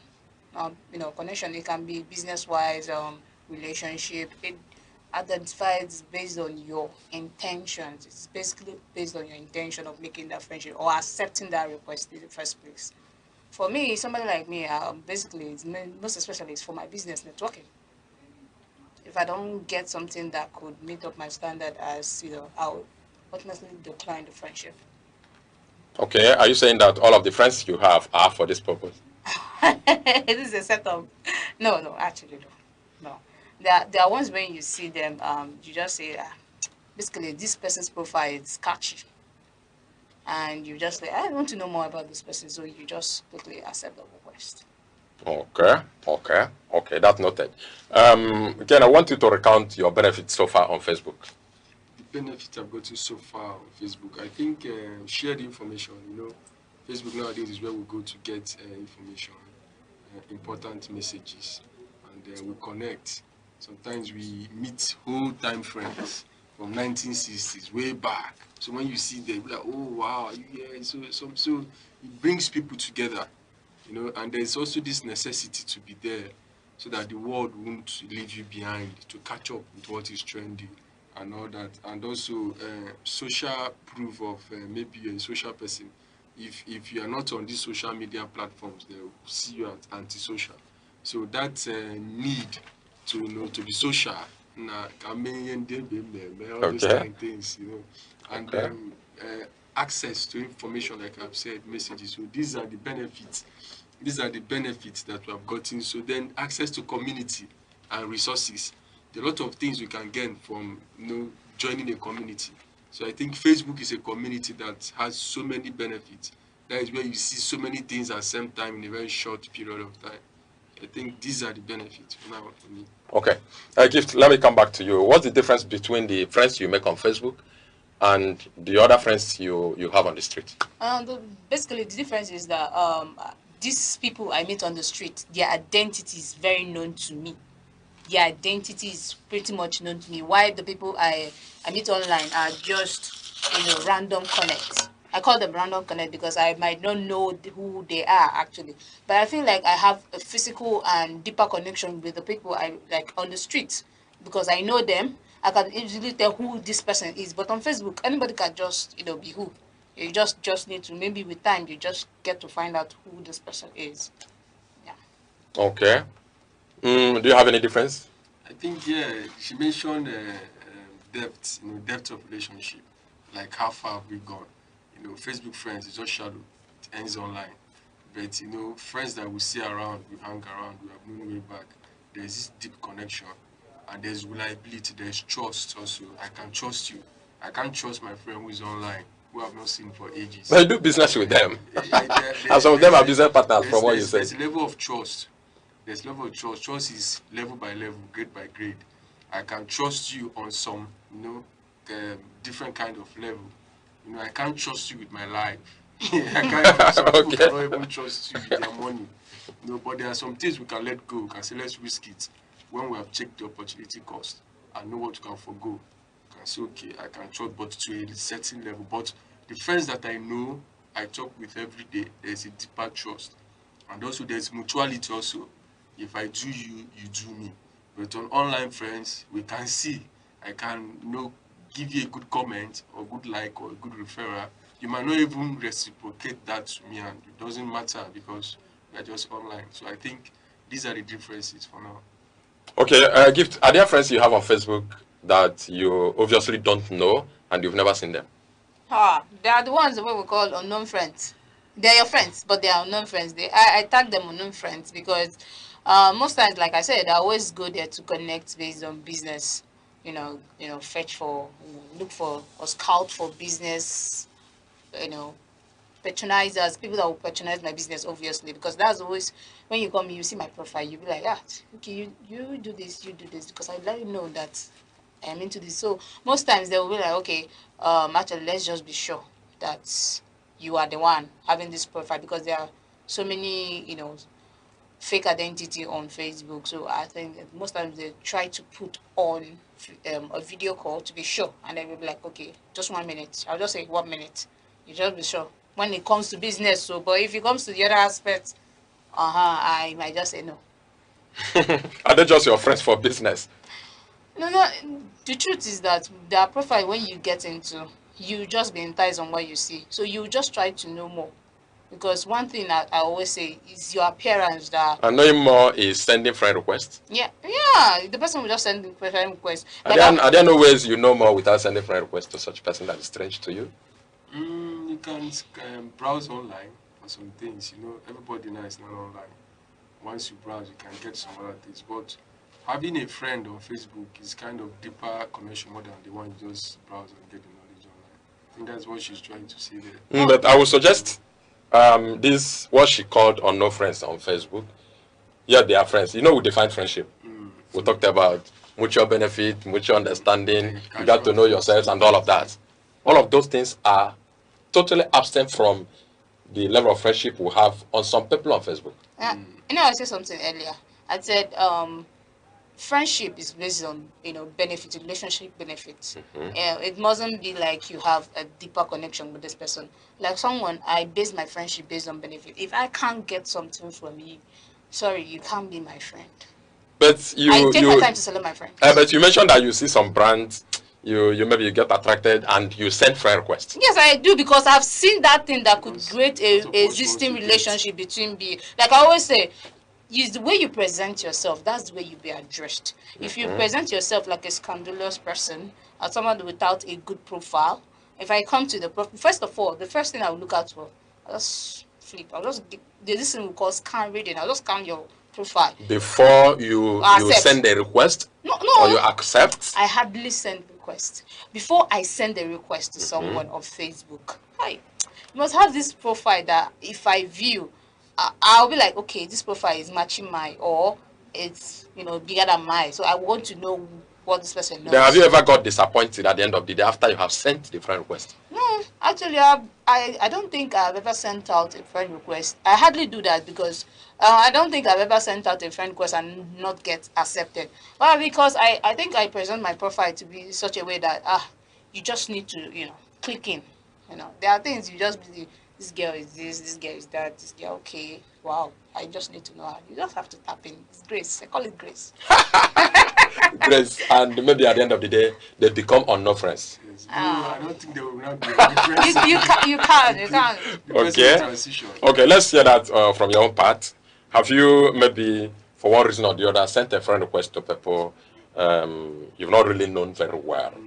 Like I said, she mentioned something about what I would benefit by sending that friend request. You might say it's friends with benefits actually online, which is not far from the truth and which is okay, because it's just superficial. It's at the surface level. So we just look out for what we can benefit, what we can gain, what we can get. Then friendship, we should make this thing very distinct. We are not like selling out friendship so cheap, like to say friends must have benefits attached to friends. There are some friends that are just there in your life. You might ask yourself, what am I gaining from this friend? But when chips are down, you now know who is left to take care of you. That one is different. That one is deep. But when you talk about, the social environment, Facebook, you must always look out for what you are going to benefit from that person. Because like your circle, you are building a brand, actually. Now, one of the criteria of me allowing you to be my friend on Facebook, if we have mutual friends, if I still don't have mutual friends, I will be skeptical, I will be taken aback. I won't accept until I see, okay, we have 5 mutual friends. I will now go and check those mutual friends and say, okay, I know this person, I will accept you. But these are one of the ways also you can curtail scams, scammers online. You just see somebody from nowhere. Now, if this person accepts you, you'll be expecting this person to come to your DM and maybe chat you or ask you, okay, hello, see the reason why I want to connect more. Some people just accept friends without knowing what they want to do with them. And that is why you see some people will say your network is your net worth. But they don't know the value of that statement alone because we don't explore our network. Okay, which is wrong. Which is wrong. I can't have you, Mr. Obasi. I'm looking for a media guru. Okay. Thank you for the compliment. Gift, itemizing the possible reasons why people send friend requests to people they don't know and maybe maintain friendship they don't know on Facebook. But we say is for social and validation, and then social validation and popularity. Could that be a reason people do that? Yeah, that's the reason why most people do it, because I always say your social network is something that defines you, and then popularity. Somebody like me, I want audience. So if you have motive or scam, you have motive of I'll just accept you because I am watching that there is something I'm aiming at. Do you understand? Now the only difference is that do this girl actually she accepted you? No, I have no problem. But Or do you mean you accept indiscriminately? yeah, I don't. I do that most times. Recently because I've changed the purpose in which before when I opened the app newly, there was a motive. I wanted to connect with certain group of people. But now I know that that app is money. So now I'm not putting my narrative and my aim and ambition, changing it to that point that I want to earn from this app. So what will I do? Accept them. Accept your followers, get them in, try to, push what you want to push to earn from it. My business is not like you're a scammer, you are whoever you are, I don't care. That means you don't have a way of placing a check on them. It was before, but now I've changed the narrative. But the only difference is that, yes, I have accepted you. Now, do I have your time? That's another question. Because I might have up to 1,000 something messages to answer, and I can't answer all. So it's only when, maybe say, you send a friend request, and I see your profile at first, before I accept it. I'll be like, okay, so this. I'll go and place you under a particular group. But if it's the random one, I accept it because I have something I'll post. So I need people that will tap in and increase my, Okay, you see her own reason why she accepts people, anybody maybe that places a friend request, she accepts for her own reason. Is it not possible that some people accept just to connect? Yes, some people accept to connect, some accept because of social pressure, the norms, some is by, I think, curiosity. Let me just know this person. Let me just know what is happening.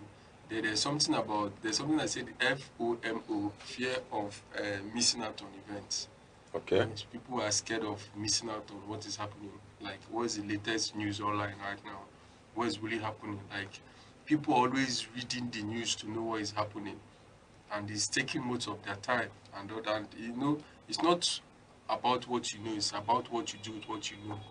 You can just be knowledge, you have this knowledge base, be intelligent, but you're not making it beneficial. You're not getting results out of it. So these are the kind of people we find. Some people accept by mistake, misclick. Just maybe they want to reject, they will accept. That's funny. So many scams, fake offers, social validation, like you said before. I just want to belong. Let me know that, let them know that I have this social amount of followers. Okay. And also she made mention of the money.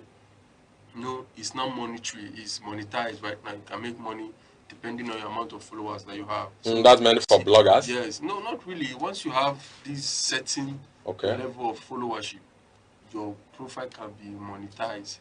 Then you can now say, okay, I want to now sell out some of these things like information, products, services, and all that. Can make more money. Facebook will pay you, then you can also get people to buy into what you are selling. We know of a popular social video that is now selling things since it was in China. to get products he will sell. Because he has already seen he has followers. And what am I going to do with all these large followers? Let me sell things to them. And it's now making money. So him is now being, creative with what he has. Love it. Are you a blogger? I was into that before. Okay. Well, at the point I just had to, excuse myself from that angle. Is it possible that bloggers, I'm asking you this question, is it possible that bloggers accept friend requests on Facebook indiscriminately, maybe to increase their digital reach? Yeah, you have to. You have to. It's just that the only problem is that they hardly follow you back. Okay. Because they know that it's just like when you have the material which people need, you don't need to beg for followers. They just keep following you. And it gets to a point that you don't even need to accept. Once your Facebook setting has put you in such a professional mode, you just don't need to be accepting them. What you need, they just need to be tapping, following you. They just need to be following you. You don't need to now be selected. Just when they want to now become your friend, that's when they can now easily send a friend request for you to accept them. But people can now actually view you, see what you are doing on Facebook without even sending a request. They can actually be actively following you. Once your dashboard is unprofessional, they can actually be following you without sending a friend request. So you can actually have so many followers and still not accept so many people. So I think bloggers most bloggers, you see them, they will have like 100k followers and they are following just one person. Okay. Just get on. You see it. They just have one person following. They are following, and then they have 100k followers. Okay. Again, is it possible they do it for romantic reasons? Yes. There's something called agomari. Okay. Agomari is this kind of scam techniques that these boys and girls use nowadays. When they see somebody who is not suspicious of them, they will try to, have this emotional connection with them, maybe taking advantage of their age and love and affection to tell them I will marry you, this and that. And you see them most times we do this from a very far distance relationship, where before the person can come down and see you for who you are, you have already wreaked havoc. So they will say, okay, we'll have this company like that, babe, can you see, I want to do this factory and all that, can you send them money? The person will send some dollars, all those things. So, these are the emotional aspect of it that can be used to scam people. And what has been going on through. But I believe people are now wiser. They can now see through all these things to know, okay, this is a scam I'm not going to fall into. So, okay, is it not possible that other people do that for just a romantic relationship, not marriage this time? Yeah, because I've seen myself in that scenario where people approach me for like, I like this girl, I just want to be her friend. So you see, I've gotten to a point that I had a friend on Facebook. So that day, I don't know what I was doing, but I actually just had to go to Facebook for the first time to open my chat. So I happened that the person has sent more than 50-something message and I've not read it. He kept saying every day of his life, he would just keep saying, good morning, gift. I hope you answer me. Good morning, gift. I hope you answer. At the time, when I opened the message, I burst into laughter. I just told my sister, somebody had just been sending me a message every day of his life. Gift, good morning. I hope you answer. Gift, good morning. I have so many people like that. They are hopeful that one time you just visit their DM and see. And when you just reply the person is just like you did Christmas for the person. The person is so happy, the joy, the happiness. The next thing the person will start calling you. All I just do is once the person starts, I just mute the chats. But there are people like that. They are just having genuine. Because I also have someone that is like this. He kept saying hi, hi, hi, hi. At the point I was like hi, hi. This day, I think hi, hi, hi. I was like, I checked the person's profile, and it happens to be someone I know, but I've seen him somewhere. But I've seen him somewhere. I think due to the fact that there was a tag. Gift is this kind of person. She might not listen. I think he was so scared to approach me. So the easiest way was him looking for me on Facebook. He kept sending hi, hi, hi, hi for me to reply. Okay, but what if you should have replied? I'll try. You go back and do that. Okay, thank you so much. Let us observe just a short break. We shall be right back. Thank you so much, viewer. Don't go away. Yeah. Just a short break. Every second, the world changes. Markets rise. Leaders speak. Stories unfold. To keep up, you don't just need news. You need clarity. You need speed. You need perspective. That's why Aneke TV brings you the global pulse. Accurate, reliable, right when it matters most. Aneke TV. Move with the world.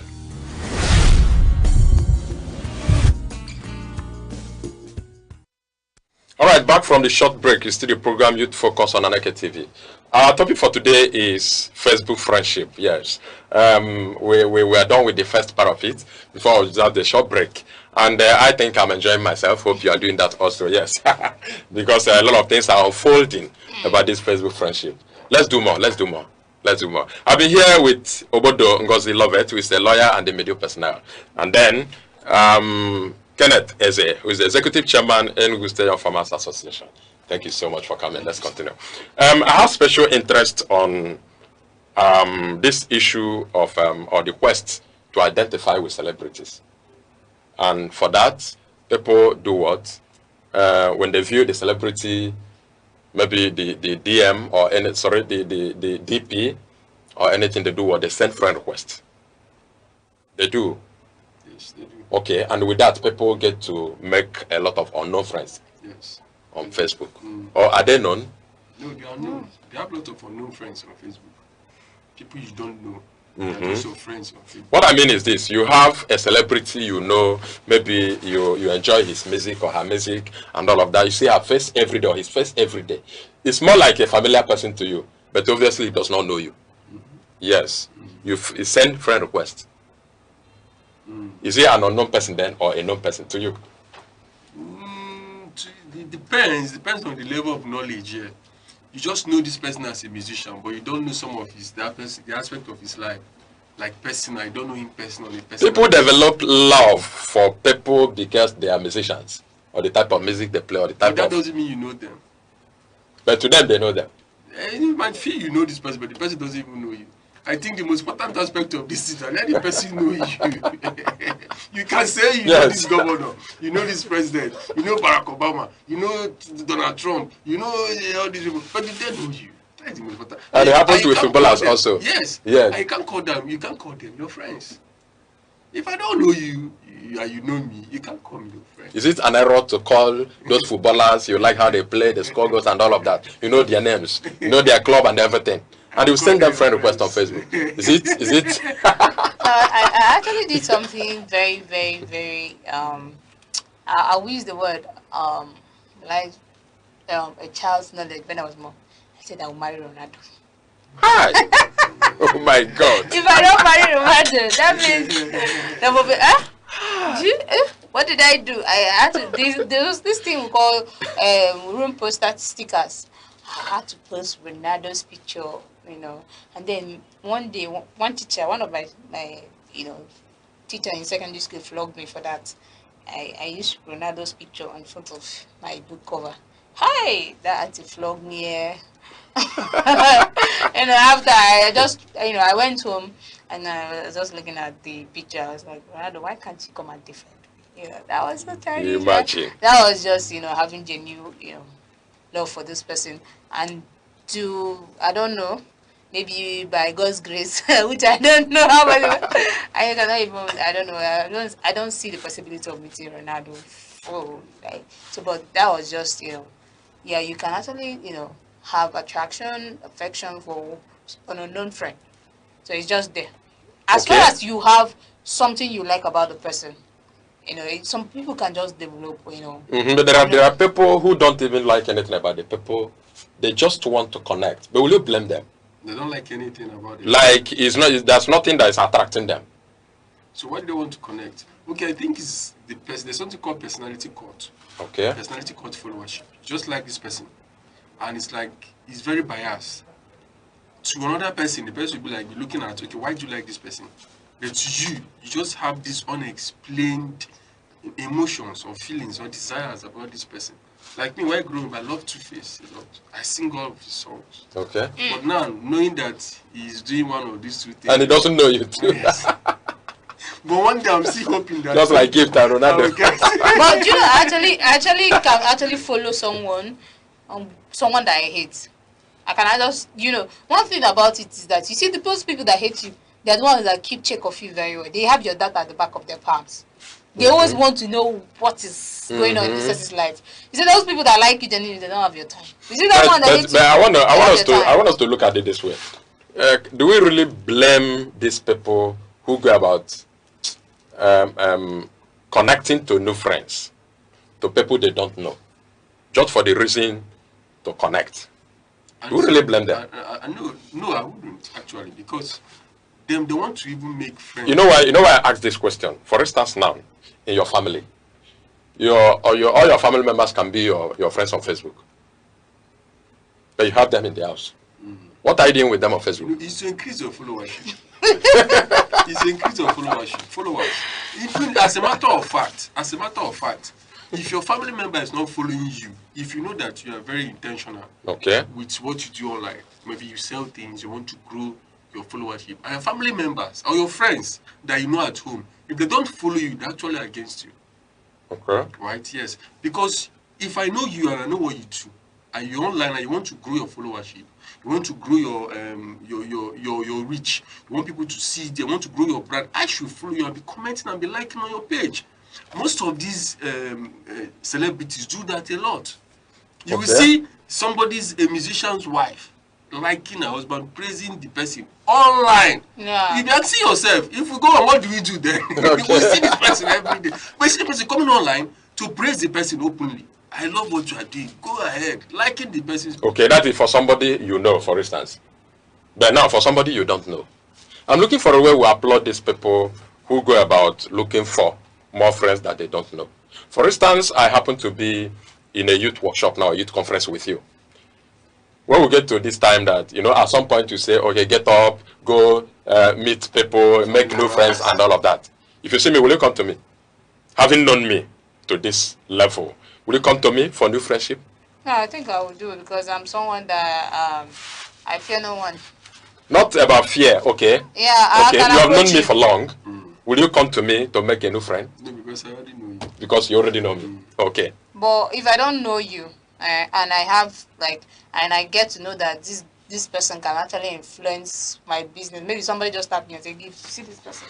This is not about influencing business. You are in a conference together. No, one thing I told you that everybody has his own motive behind every friendship. Me, I center it basically on what I can tap in from you or get from you. If I cannot get anything from you, there's this laxity of energy to know you better. Do you understand? But if someone tapped me and be like, Gift, you see this person, if you become friends with this person, you will start operating with this class of people. If I don't know you, someone courage, wherever, I can even buy courage and meet you and walk up to you and tell you, sir, my name is this. I will package myself. I also, try to be your friend, tell something very fantastic to you. And I know you must buy it. I'm not afraid and I'm not surprised. Women have their way. Yeah. Oh, yes, really? Yes. Okay, let's quickly look at the adverse effect of making the unknown friendship, especially on Facebook. Yes. What could be the disadvantage, really? Okay, I wrote down here exposure, undue exposure. When you expose yourself, there's this prayer somebody prayed one time and said, God, please, let me not arrive before my time. There's a season for everything. Okay. If you come, if David has not, I like making Bible allusions. If David has not prepared himself and met Goliath, Goliath would have killed him. So there's always, don't feel the rush to go out there to be seen. There's always, there's a process. There's a time for everything. Don't just expose yourself. That is why we have people saying, okay, it is below the age of this thing, don't do this, because there is a reason. If you expose yourself too much like that, you can become a prey. You can fall into something that was not even meant to be your battle or your concern, but because you are not adequately prepared for that, so there is an undue exposure. That is why some people will say, my child shouldn't have a social media platform right now at this age. Don't even have a phone. So all those things are to make sure there are restrictions to that. And also, scams also. Then, social engineering. Nigerians, we have this headers mentality. Anywhere below face, anywhere one person is moving, every other person is moving in that direction. So you see social engineering, this is where we find it on Facebook. But you see one person now saying something, then like Buchina and Chief Priest, what they are not saying, like Chief Priest and that former, what is his name, the Igbo billionaire. So money na water, all this, so to start passing some kind of slogans, selling this kind of ideas to the youth. And these things are done through social engineering and all that. So there's reputation risk. you have a good reputation you want to protect. Okay. I can't go on social media. Somebody will not come and slander you. Maybe post something that you didn't do. Tag you to it. Many people come and be commenting. Before you know, you now have a wound. It has happened to my friend. You understand? So there are some things that it exposes you to. You not be asking yourself, say if I had stayed on my own, not peddle with some of these social things online. And this bullying, this cyber bullying is very real. This way we have them a lot. Everybody, 70% of people go through cyberbullying every day. People just come and be harassing you there and there. Even people that you don't know. So if you're asking yourself, it's not better for me to shut this thing down, cancel with the difference. When I've gone through myself, I cannot. So there's emotional harm to this thing. Then there's data scraping. The data is out there. Okay. Why are you putting it? Are you a politician? Are you a musician? Do you sell anything? What business do you have there? If you don't have any business there, why are you always there? I see people that are always online, but you don't sell anything. You don't pass any message. You're not selling yourself. You're online looking out for people, burning your data. Looking out for people that are busy with their lives and making meaning out of it and making money. You're always there scrolling. And you're doing nothing. Those people should be taught on how to do these things. Okay, thank you so much. Gift, let's hear from you. You talked about the bad adverse effect of this Facebook friendship to the unknown people. Now I'll talk about the good part of it, because there's always a positive and negative part of it. Because for me, when he was saying something about cyberbullying, for me, if somebody like me, if I'm a blogger, I like it. Because that is the way in which I can actually tap in money currently. But you're not the victim. I might not be victim. You're not the victim. Let me tell you, I might be the victim. When she becomes the victim. Most of these until you become the victim. No, calm down. One thing you don't understand is that if you check, most of the owners of these bloggers are being dragged online. Do you understand? There's this thing that online is for the people that have heart. You don't say you want to be popular, you want to be out there, and you don't have the heart and courage to be there. Because if you don't have the mind, you're under attack. So when it comes to security purpose, when it comes to this adversity, I like the fact that if you don't learn, you can't be able to do the next. So if I don't have this experience of scam online, now I will be under constant attack. Now there was a time my account was hacked, so now I know the tactics. If I eventually open my profile now, or open your status, and I see some pornographic content, I know that page has been hacked. Once ever I click on it, tap that link, it takes me somewhere I don't know. It's carrying me go where I don't know. So once ever I say that, I know that it's just a strategy because I've seen it. These are exposure. People don't know that if you experience makes you better. It gives you the wider knowledge that this thing can happen. But just imagine when you have arrived at your peak of success and you're under attack. So you start from somewhere. If they attack you as a little child or when you are still little, when you go out there, you wisen up. You tie to your belt. You be good. You don't let people take you off balance. So at this point, I think exposure, like for me, it's exposure. When you say that so many people are online, they don't know what they are using their data. Let me tell you, so data is happiness. If you don't know it now today. Because for me, even if I don't know what to use my data to do, in this situation we have on ground in Nigeria, if I don't make myself happy with my data, with my own money, as I just said, you don't know how I got the money, but I know that I must survive. So the survival means for many people in Nigeria is to just on their data and just be looking out there. They just want to be happy.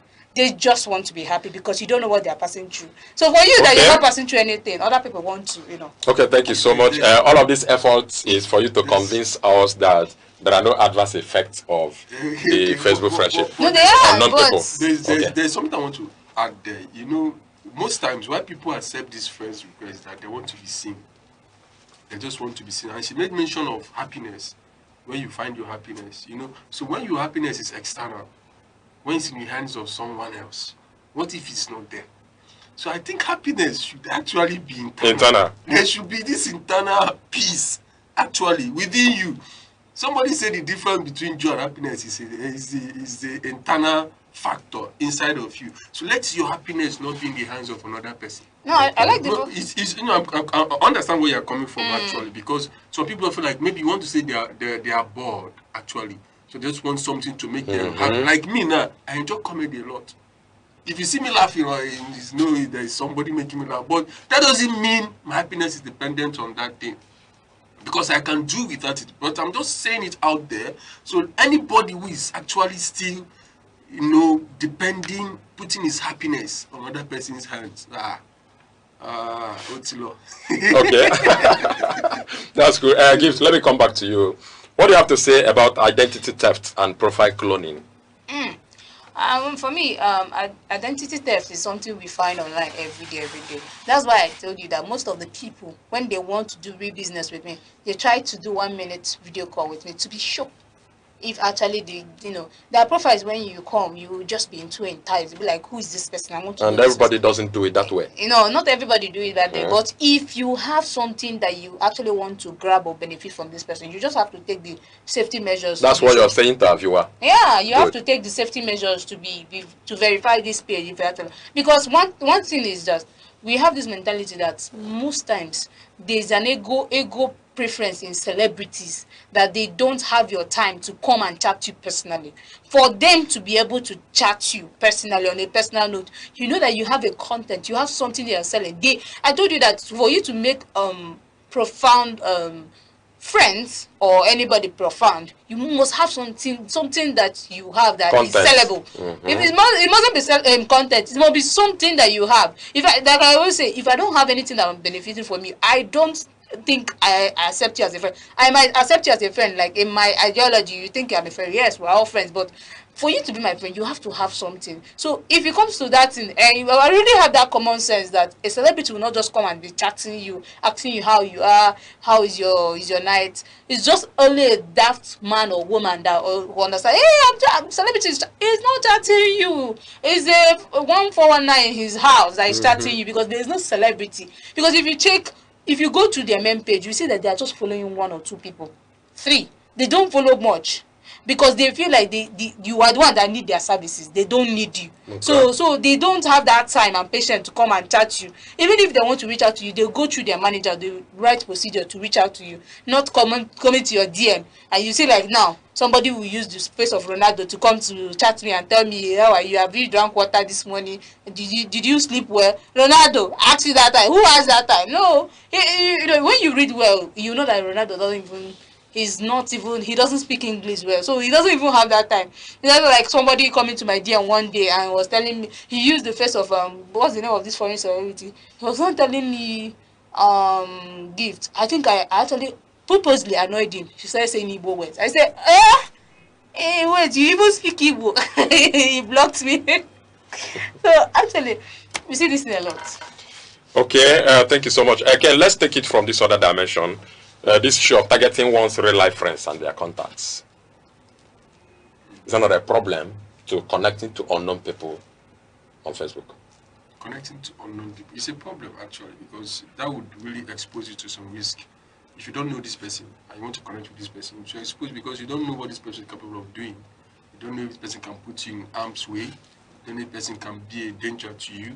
You don't know if this person has actually committed an offense and they're looking for this person. And you chatted or communicated, you become implicated in what you don't even know. That is why these are the dangers of all these things. You know, to be careful. To be careful with these things. Yeah. To a reasonable extent, I am very sure that all of the things we are talking here, people don't know it before now. Yeah. And they have erroneously accepted whole lot of Facebook friends to themselves. Yeah. And they will need to do something about it. Yes, something needs to be done. Okay, moving forward, fake charities and romantic scam. I think it's another problem people face as a result of connecting to a lot of Facebook friendship. Yeah. So coming to charity, you see fake charities. Fake charity. Yeah, I think they go and adopt pictures of people who are known for this particular venture or business, philanthropists. Their picture, they just do it, adopt it, create a page, start posting their picture. You see, they will post more than the real person themselves, because this is a way that they feel like yes, they can attract people. They can attract Facebook jam traffic on their page, and it's sellable to them. So this is just where you can actually fall victim of this. So I think the best way to do it, there are certain things you actually have to look after. When you look at those, the way they post, the way they chat you, because I always say one thing you have to identify that most celebrities don't have time to come to your DM to chat you privately. That is number one step of identifying them, because even if they want to reach out to you, they will reach out to you with their manager, and they will come and chat you differently. But you will not expect them to, unless you're on the same level or you have something that they desire. That is when they will reach out to you, and most times they have a verified page for themselves. Okay. This is the only way. All these the apps the system themselves can actually differentiate it, because most of them they have a verified badge to their names. So this is just a way of separating the do's and don'ts. Yes. Okay, Ken, have you had this experience of fake emergency request for money? Yes. Mutually, it's a scam. Anything that seems urgent or very, very impromptu right now, check it, it's a scam. They have actually did it to my friend, and once I see it, that you are asking me, can I send money to this account, I'll just even leave it. Before you know, after some minutes, the person will call you, say, please, my WhatsApp has been hacked, or this, please don't listen to anybody that asks you. But some of these people, I think the guy even got away with 400,000. Somebody just sent the person the money, and maybe because he had a whole lot of money to spend, and but there's some person that they will check. They will call you now. In fact, open your eye, do your ear like this. Open your mouth. So they will mention a name of a relation. They will say he has an accident, he's in the hospital, exactly. this and that. Exactly. So all these things are found on social media and all this. This is where they get this information from. WhatsApp, Facebook, Instagram, X, LinkedIn, TikTok. All of these are just avenues where they can get your data. Love it. Have you had that experience? Somebody chatting you, just a person you know, and tell you, please, I'm trying to send money, the network is bad, it is urgent, could you help me send this money to so and so account, that tomorrow morning I will refund you. All of that. Love that I know will tell you, nah, you didn't give me spare money to give for you. But I actually have, made numerous occasions where I've seen those things. But the funny question is that I don't have none. As you ask me like this, I don't have any spare money you gave me. But no, that time is just engaging you to verify. Do you understand? Engaging you to verify. So because if you ask me for a separate amount, I will first of all ask you. No, but personally, I told you, I select my friends. So okay. I hardly see friends that come and tell me gift, I need money. They actually ask me gift, you have an avenue for this. Not gift, you have money. I have those kind of friends that ask for money, but the ones that are my friends, they hardly ask for money. So when you ask for money, I have to withdraw myself. Okay, thank you so much. As you are, we understand that a lot of you are into this problem of having accepted a whole lot of friends to yourself on Facebook, and then it is a problem because you don't know how to come out of it. Youth Focus today has a solution for you in these following ways. Please listen. Ken, then how do you audit your current friend list to remove unfamiliar accounts? Okay, first I said do a quick scan. Do a quick scan of your friends, everything. Then take action, actually. Then there's a privacy settings. Limit who can send you a friend request. How do you do the quick scan? By going to your privacy, there's on that your dashboard, you check the setting, go to privacy. Even then there's 2 authentication pattern or pin you can put. Even on WhatsApp too. Then control who can look up to you. Tighten your profile visibility for strangers. Okay, there's even this recent one that is not everybody that can comment on your post. But that is how you can be mentally sound and safe right now. Mental health is an issue. You see somebody who post, people start commenting any kind of thing, attacking you from left and right. You see some high profile people who just, only the thing you can do is to like or share. You don't comment. The people that comment are people that are his friends, that they actually know. I see a lot of politicians doing this and top politicians. So I think we can just start from it and know so that you save your sanity. It's a thing right now. So I believe everybody should know how to control this thing. tighten your profile visibility, know who can send you friend requests, and actually scan. If you see a friend request of someone who has just a picture and never posted ever, there's nothing on his timeline, no, it's a scam, it's a red flag. Okay. Don't accept. Okay. So these are the way. Then if you see random posts, the person is black, started posting fair person, somebody that is fair in complexion, know that this person is a scammer. So some of these things we should just look out for. The signs will be there, and somebody says if you ignore the sign, you will see wonders. Okay, thank you so much. Gift, is there any way one can make use of these Facebook privacy settings to restrict who can send friend requests to them? Yes, you can actually. Once you get to your privacy, you just hide. Most times people hide well, first of all, hiding their mutual friends, hiding all their friends. You cannot, see their friends, because I have some friends that on Facebook you don't know their friends. They hide it. You can actually hide them. You can actually hide some comments. There are some comments that you don't hate comments. Facebook gives you the allowances to hide those comments, hide your friends, save them from prayers, because most people, what they do, I have some people that what they do is wake up, go and scout for new friends. That's what they do with their data. Just go and scout and look for people to take money or launder something from them. So just try to protect someone close to you or your friend by locking your profile. Okay, thank you so much. Ken, once again, I want you to be emphatic on how to identify the fake profiles or potential scammers, the red flag. Red flags, just like I've mentioned, if you see someone with just a picture, profile picture, and sometimes you will see that the name is even different from the profile picture. You know that this person is an Igbo man, and he's answering one kind foreign name, Santiago, and you know that this person is a scammer. Because for kind of love, why would you try to be someone who you are not, or to become something you are not? So once you start sensing that there is, a disproportionate, something that is not similar, what you are saying is not portraying who you are, just please know that it's a red flag. And there is also some people that don't even post. They don't have friends, just one friend, one post, and they are like that, for a very long period of time. Also check when did this person join Facebook? Yeah. Or when did once it's very new, check it again. I think Facebook now has also improved these things, and they will even ask you if somebody who is not your friend is trying to send you a message. Facebook will ask you if you want to even block the person, because at first they even know if you are not a friend with this person, why are you sending this person a message? So some of these things we just need to be careful, and I think the signs will be there also, but it's just that we choose to ignore these signs. So we should look out more for these signs and know when they're red flags. Okay, thank you so much. Gift, quickly talk to our viewers who have fallen victims of financial scam as a result of this.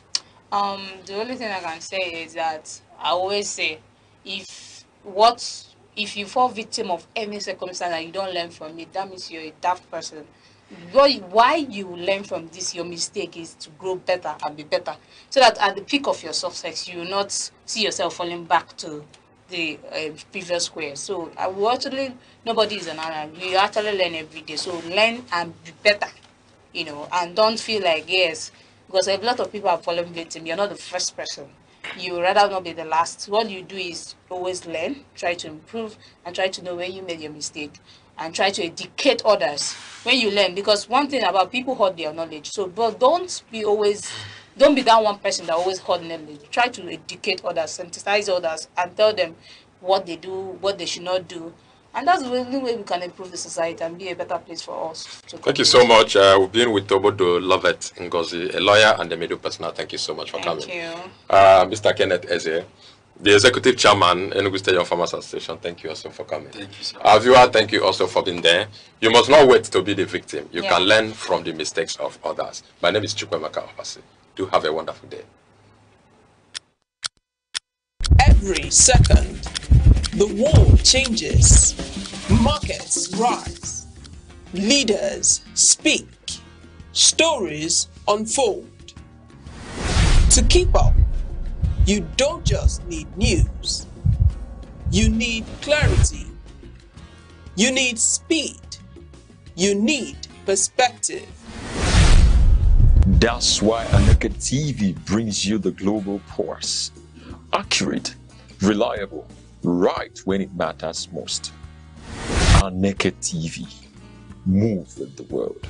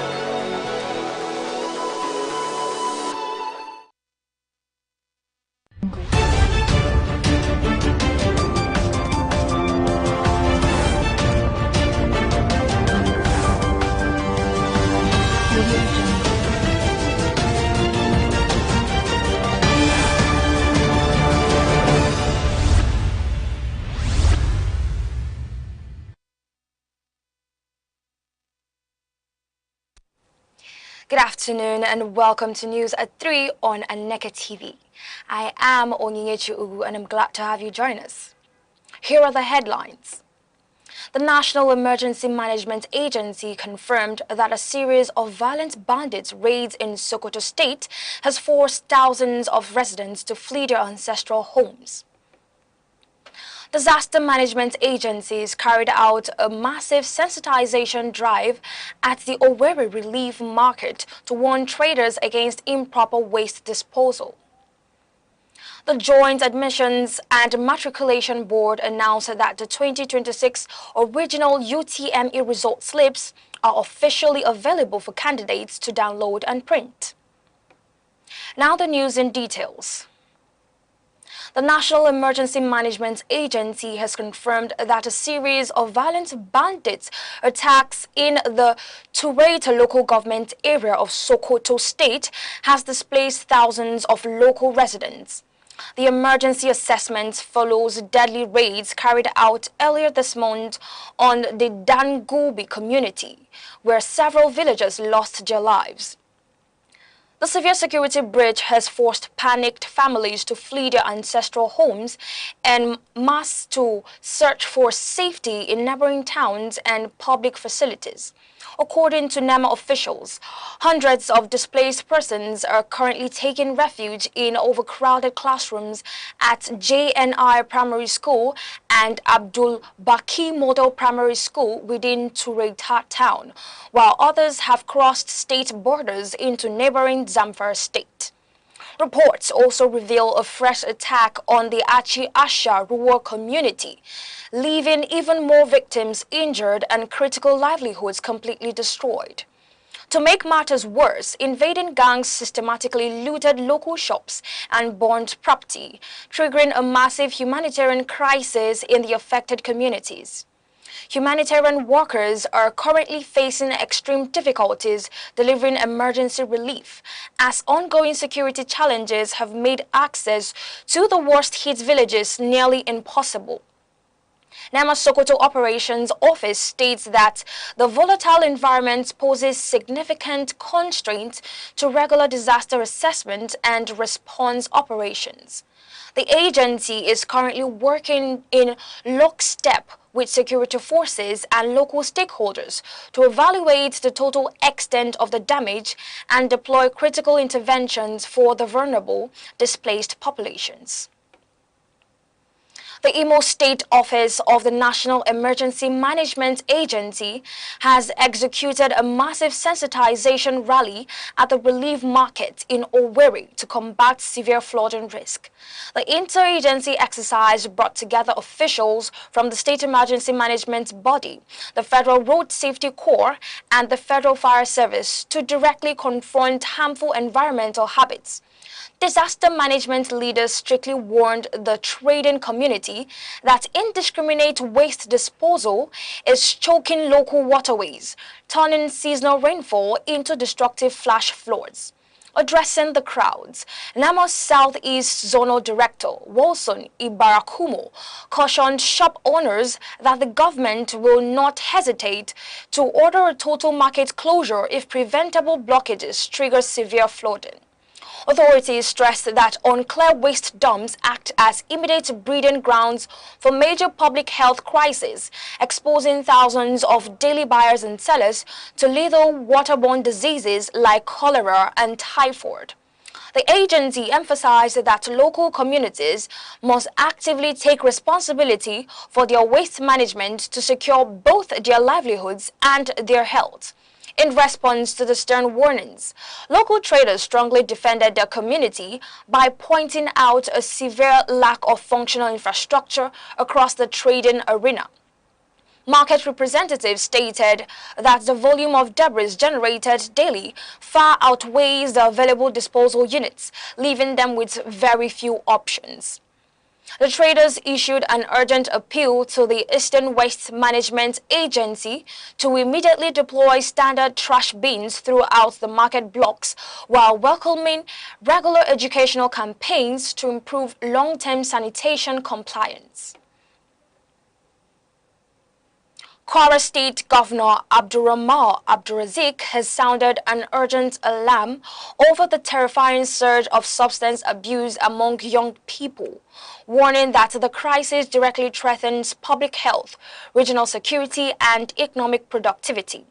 Speaking in Ilorin at a stakeholders conference organized by the MTN Foundation to mark the International Day Against Drug Abuse, the governor emphasized that expanding trafficking networks and easy access to synthetic drugs are actively endangering the state's future leaders.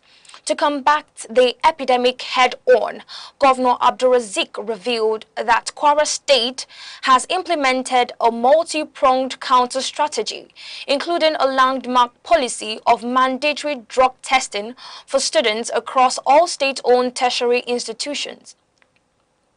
The governor defended the strict measures as proactive tools for early detection and intervention rather than punishment, while also highlighting ongoing work on a massive specialized regional rehabilitation facility designed to serve the entire North Central Zone. The warning was strongly reinforced by National Drug Law Enforcement Agency State Commander Fatima Popola, who linked the drug surge directly to recent spikes in violent crime across Ilorin. Popola noted that Kwara's geographic location positions it as a major high-risk transit hub for illicit substances moving from the south to the north. Corporate partners like the MTN Foundation pledged sustained support, announcing an immediate expansion of their awareness campaigns directly to 50 public secondary schools across 10 states to safeguard teenagers before addiction takes hold. A Lokoja High Court has sentenced Jibrin Halilu to death by hanging for the brutal kidnapping and murder of his own neighbor, Uche Andrew Ofo. Halilu and his gang abducted the hotel proprietor from the Obajana area of Kogi State in March 2023. Tragically, because the victim recognized Halilu as his neighbor during captivity, the gang executed him in cold blood even after extorting a 2.5 million naira ransom from his family.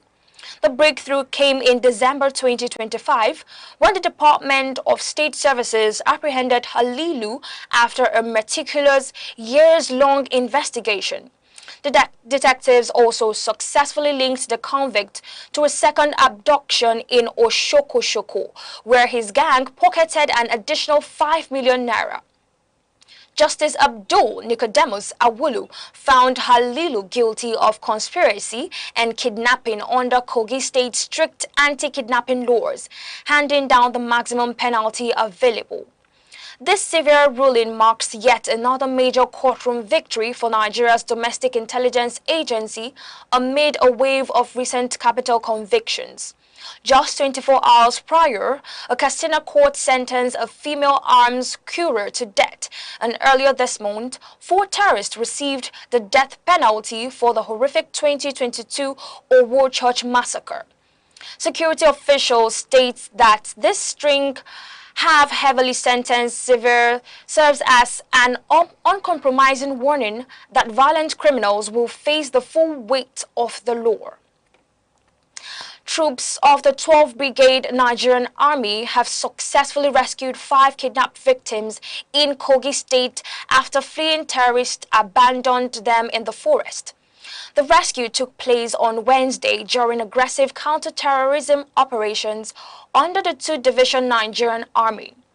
Faced with intensified ground assaults and precise airstrikes targeting their hidden camps, the criminals were forced to scatter, leaving their captives behind. The breakthrough occurred along the Oshokosho-Adankolo route within the Adankolo forest, where vigilant soldiers from the forward operating base intercepted the abandoned hostages. Army spokesperson Lieutenant Hassan Abdullahi confirmed that the freed individuals were immediately evacuated to a military medical facility for stabilization and care. The commander of 12th Brigadier General Kasim Sidi, highly commended the troops for their swift response and professionalism. Military authorities have already debriefed the rescued individuals to gather critical operational intelligence. Meanwhile, administrative procedures are underway to safely reunite them with their families as the Army urges local residents to continue supporting the ongoing offensive with credible information. The Anambra State Police Command has successfully rescued 60 trafficked children over the past 6 weeks, liberating them from various networks of illegal sale and severe domestic exploitation.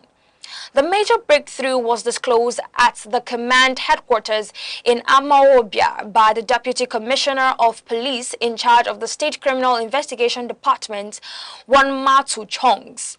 According to authorities, the rescued victims are all vulnerable minors, with some ranging between the tender ages of just 1 and 10 years old.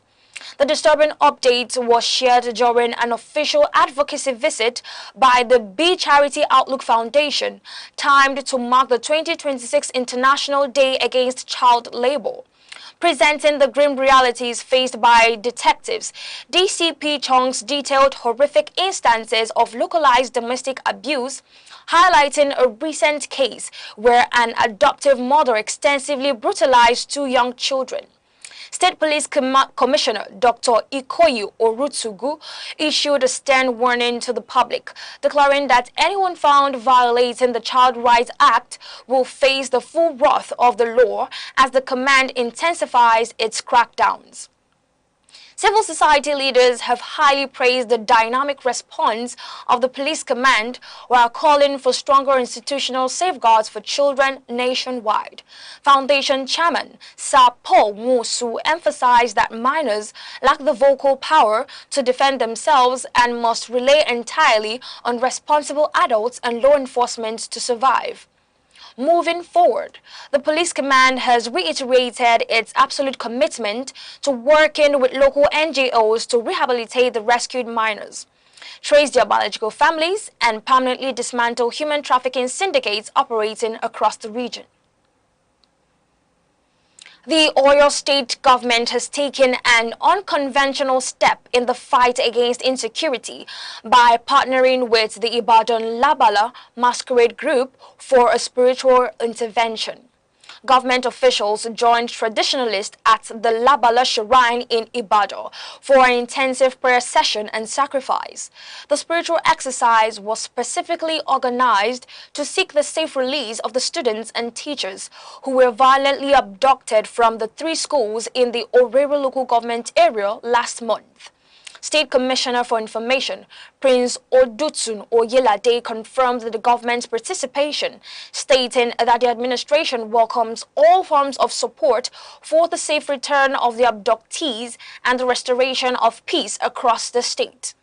Culture and tourism officials highly commended the masquerade group's sense of patriotism, noting that while various religious bodies have organized prayers since the May 15th school attacks, this traditional alliance marks a uniquely unified front against societal criminal challenges.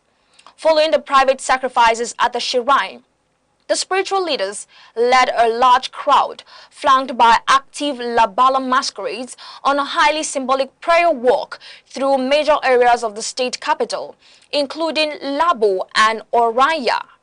Group leaders explained that the public procession was aimed at invoking divine protection over the captive victims, warding off untimely death, and spiritually halting the wave of terrorism and kidnapping currently plaguing the nation. Nigeria and Cameroon have signed a historic memorandum of understanding on bilateral defense cooperation aimed at reinforcing security along their shared southern border and suppressing criminal networks in the Gulf of Guinea. The pact was sealed in Yaoundé by Nigeria's Minister of Defense, General Christopher Musa, and Cameroon's Minister Delegate for Defense, Joseph Assomo, following 2 days of intensive deliberation between regional security experts. The agreement establishes a modern, structured framework for direct intelligence sharing, synchronized field operations, joint military training, and coordinated logistics. A major pillar of the newly ratified treaty is the full operationalization of the Combined Maritime Joint Task Force, a strategic naval initiative engineered to safeguard vital international economic assets and secure trade routes across West Africa's maritime corridors. Addressing the delegation, General Musa challenged African leaders to break the cycle of depending on foreign powers for military hardware, explicitly offering partnerships through the defense industries cooperation of Nigeria to spark regional manufacturing, research, and technology transfer.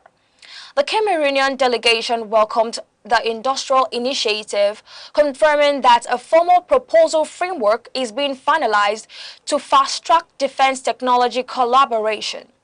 This strategic diplomatic breakthrough comes at a critical time for both nations following recent border tensions. Just days before the signing ceremony, panicked residents in Cross River State raised alarms over an unauthorized incursion by armed Cameroonian soldiers into the Danari border community. High-ranking defense analysts from both nations state that this modernized security blueprint is specifically designed to prevent future border provocations, stabilize and strengthen ancestral frontier communities, and present a formidable unified front against regional insurgencies. Nigeria's First Lady, Senator Oluremi Tinubu, has unveiled a massive development package in Benue State, commissioning 10 newly completed intra-city roads and a state-of-the-art information technology hub. The 11.5-kilometer road network marks the completion of the first phase of Governor Hyacinth Alia's Urban Renewal Drive, designed to instantly slash travel times, boost local security, and breathe new life into the capital's economy. Shifting focus to digital inclusion, the First Lady traveled to Van Dyke local government area to commission the Lucy Zayol Aluo Community ICT Training Center. Built in partnership with the National Information Technology Development Agency, this new facility marks the 4th tech center launched under the Renewed Hope Initiative nationwide, aimed specifically at equipping local youth and women with the digital skills needed to thrive in the modern economy. To anchor the high-profile visits in immediate grassroots relief, Senator Tinubu also distributed 50 million naira in direct cash grants to vulnerable small business owners.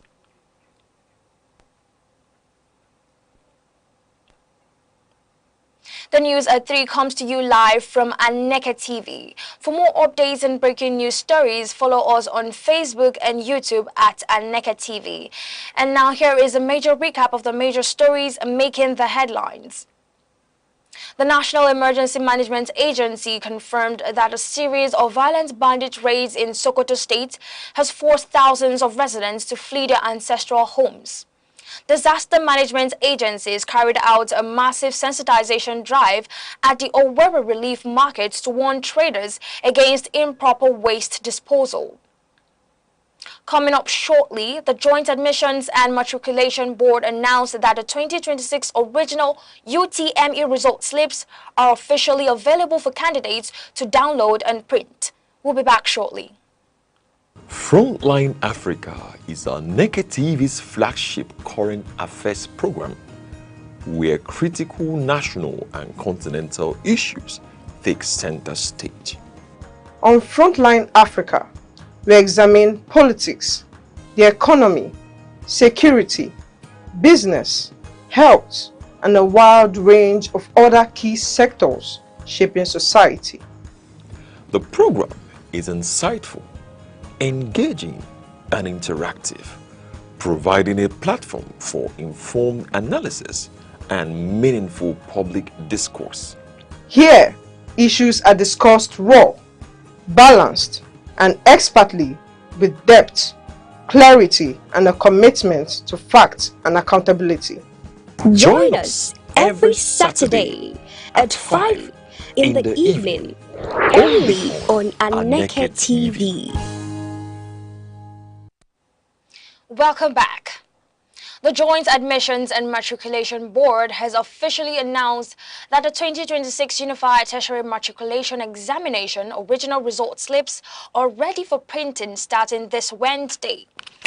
In a statement issued from Abuja, JAMB's public communication advisor, Dr. Fabian Benjamin, confirmed that the portal is active and candidates can now access the official documents. This crucial release follows the conclusion of all outstanding testing cycles, including the recently concluded mop-up exams. According to the examination body, the original result slip is heavily upgraded with security features, including the candidates' photographs and national ranking, to prevent tampering and ensure maximum authenticity. Education officials emphasize that this specific slip is a mandatory requirement for upcoming post-UTME screening exercises and admission processing across all Nigerian tertiary institutions.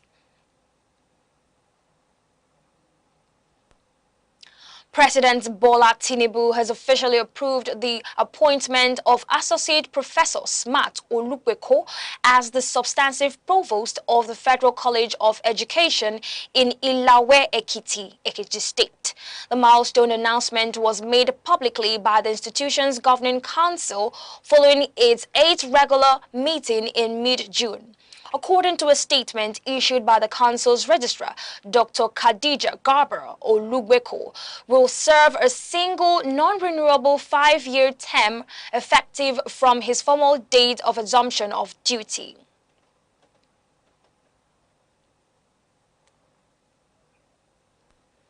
The management of Prince Abubakar Aldo University in Ayagba, Kogi State, has rolled out sweeping security restrictions across its campus following the traffic killing of a 300-level biochemistry student by suspected cultists. The violent incident, which occurred on June 11th, prompted immediate action from the school's internal security team, leading to the arrest of 2 prime suspects on the very same day. Following an emergency management committee meeting, university authorities declared a zero-tolerance approach to any future security breaches to protect the lives of staffs and students.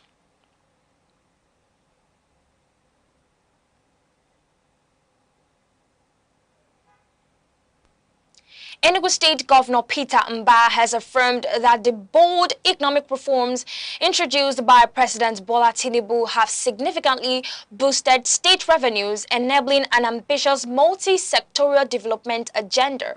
Speaking during a media chat with the presidential media team in Enugu, Mbah explicitly cited policies like the fuel subsidy removal and foreign exchange unification as the financial drivers behind his administration's massive projects. The governor explained that increased federal allocations are helping Enugu pursue its targets of expanding its local economy from $4.4 billion to $30 billion within 8 years.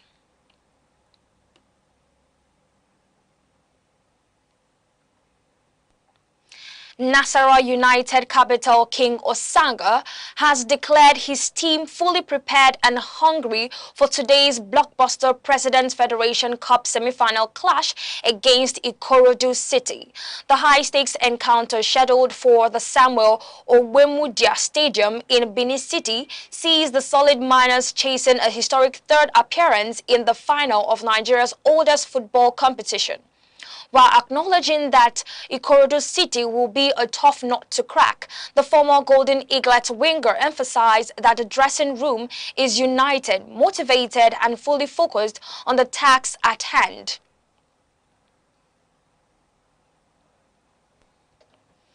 Nollywood actress Nkechi Blessing has sparked fresh social media conversations after revealing that she harbors absolutely no envy for married couples, claiming that a vast majority of the unions she once admired have completely dissolved.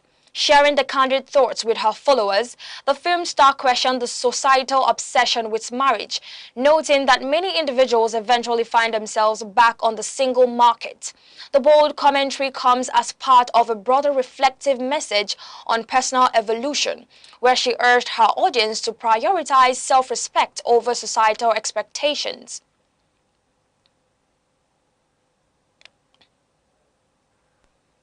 And now to end the news, here are the main points again. The National Emergency Management Agency confirmed that a series of violent bandit raids in Sokoto State has forced thousands of residents to flee their ancestral homes. The mass displacement has triggered a major humanitarian crisis, with families taking refuge in public schools while security challenges hinder emergency relief operations. Meanwhile, disaster management agencies carried out a massive sensitization drive at the Owerri Relief Market to warn traders against improper waste disposal. Authorities strictly noted that blocked drainages caused severe flash floods and threatened to temporarily close down the markets if sanitation standards are not met to prevent disease outbreaks. We told you the Joint Admissions and Matriculation Board announced that the 2026 original UTME result slips are now officially available for candidates to download and print. Officials emphasize that the security-enhanced documents are a mandatory requirement for upcoming post-UTME screening and admission consideration across all higher institutions. And that concludes the news at 3. Thank you for watching. I am Onyechi Ugu. Good afternoon.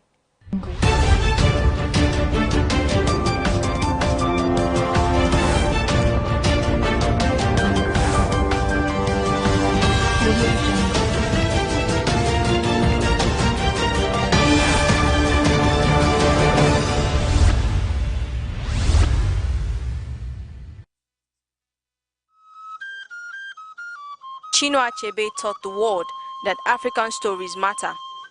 Through Things Fall Apart, gave voice to the colonized and challenged stereotypes. His legacy is proof that the pen can shape perception and preserve identity. Good day, viewers, and welcome to Aneke TV, where we bring you real voices from the streets. Today, we are focusing on the current situation in Nigeria, looking at how it affects everyday life, from economy and cost of living to security, transportation, and basic needs. We went out to hear directly from Nigerians about their experiences and opinions about the present state of the country. Let's hear what they have to say. The situation currently in Nigeria is very demeaning and appalling, in the sense that as youths of this country, we sometimes wish that we are not born in this country. And me, as a person, a young graduate, graduating from school, now trying to start up life and facing the situation so hard, thinking of how to, cope along with the high cost of living, things in the stuffs in the market, high cost of transportation, a little distance from your place to another, you'll be paying a huge amount of money because of hike in fuel price and all of that. So it's actually draining us as youths, especially when we are unemployed, having nothing to do, and we are the little you're able to get from one menial job or the other, you are spending it as if like you are plugging the money from tree every day. So, but we thank God that at least we are surviving it. People who have been before us survived it, and we believe that Nigeria will soon become a better place to live. But at the same time, we as youths, we won't relent. We keep pushing and try to make things out of the little things we are doing to make things better in the country. So it's when you have something doing, you can actually, think of better things to, offer to the society. Because the situation in the country can actually frustrate you to do things which at the end of the day, the government will say, okay, the youth are not doing the right thing, you understand? But as much as we still have people thinking positively for the country, which I believe I myself am included, my goal for this country is that if I'm able to get my hands on things that I can, use and empower myself and empower others, I believe this country would be a better place for we, the youth, and every other person to, bank on at the end of the day. The current state in Nigeria now is very difficult economically, and anyone with one wonders where they are, because anyone who has the plight of the fellow human beings who is very vivid and visible. It's no more something someone can say is hidden. Now, coming to me personally, because of my own revolutionary orientation of things, I see this thing as a positive, because I feel like for a long time Nigeria has been bedeviled by complacency and apathy. So I feel like as things begin to tighten up in the country, is beginning to increase the consciousness of the people to get to the threshold it needs to get to for us to be able to take matters into our hands as the people and move to the next level. I feel like the future of Nigeria is very, very bright. I feel that because I know that normally as in Igbo parlance, they say chukwujeku, which basically means dialectically, there are contradictions. Everything that you see is progressive and is moving us towards where we need to be going. Even the hardship that you have are for a reason. So I feel like in Nigeria right now, no matter how hard things are, is a step forward, because dialectics is not always a straight path. Sometimes it goes up, it goes down. So I feel like even though things are hard, is moving us forward to the threshold we need to get to before we can change our condition. The current situation in Nigeria now is very, very bad. It's very, very bad. Like for instance now, for transport, like from here to Ababa, before is 200, but now it's 500. Do you see the difference? So for instance, like I'm into printing, the cost of the material that we are buying before is not what we are getting it now. So the whole thing is changed, everything changed, and everything is very, very bad. And when it comes to electricity, before light used to, but now there is no light. The way I'm seeing this country now, I don't think there is hope. Do you understand? I don't think there is hope. The whole thing now is kind of, the thing is like, kind of, we are just getting in as if it's our culture. So he's mastering us. So that's it. Everything is hard. Like, that's the main point. In every aspect, monetary, lights, like everything. From my house to my workplace, the transport fare, feeding, Jesus Christ. My salary doesn't last up to 2 weeks. Honestly, it's a terrible situation. I don't even know where to start because the thing affected the entire economy. I don't know. For instance, now, for the past 3 to 4 days, we've not gotten light.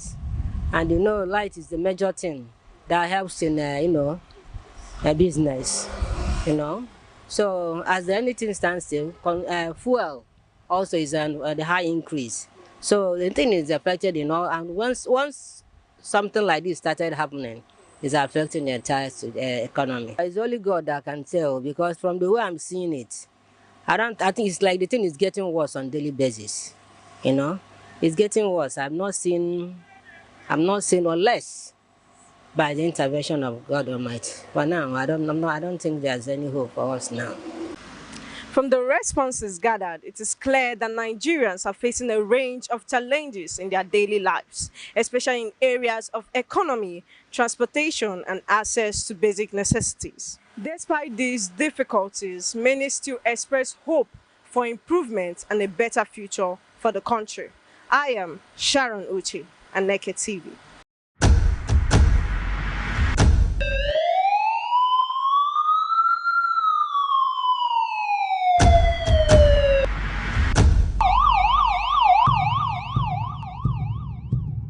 In a world where safety matters and vigilance saves lives, Information is power. Awareness is protection. from our streets to our homes, from local communities to national security, Security Watch brings you timely reports, expert analysis, and trusted updates on security issues that matter to you. Stay alert. Stay informed. Stay safe. Security Watch, every week only on Aneke TV.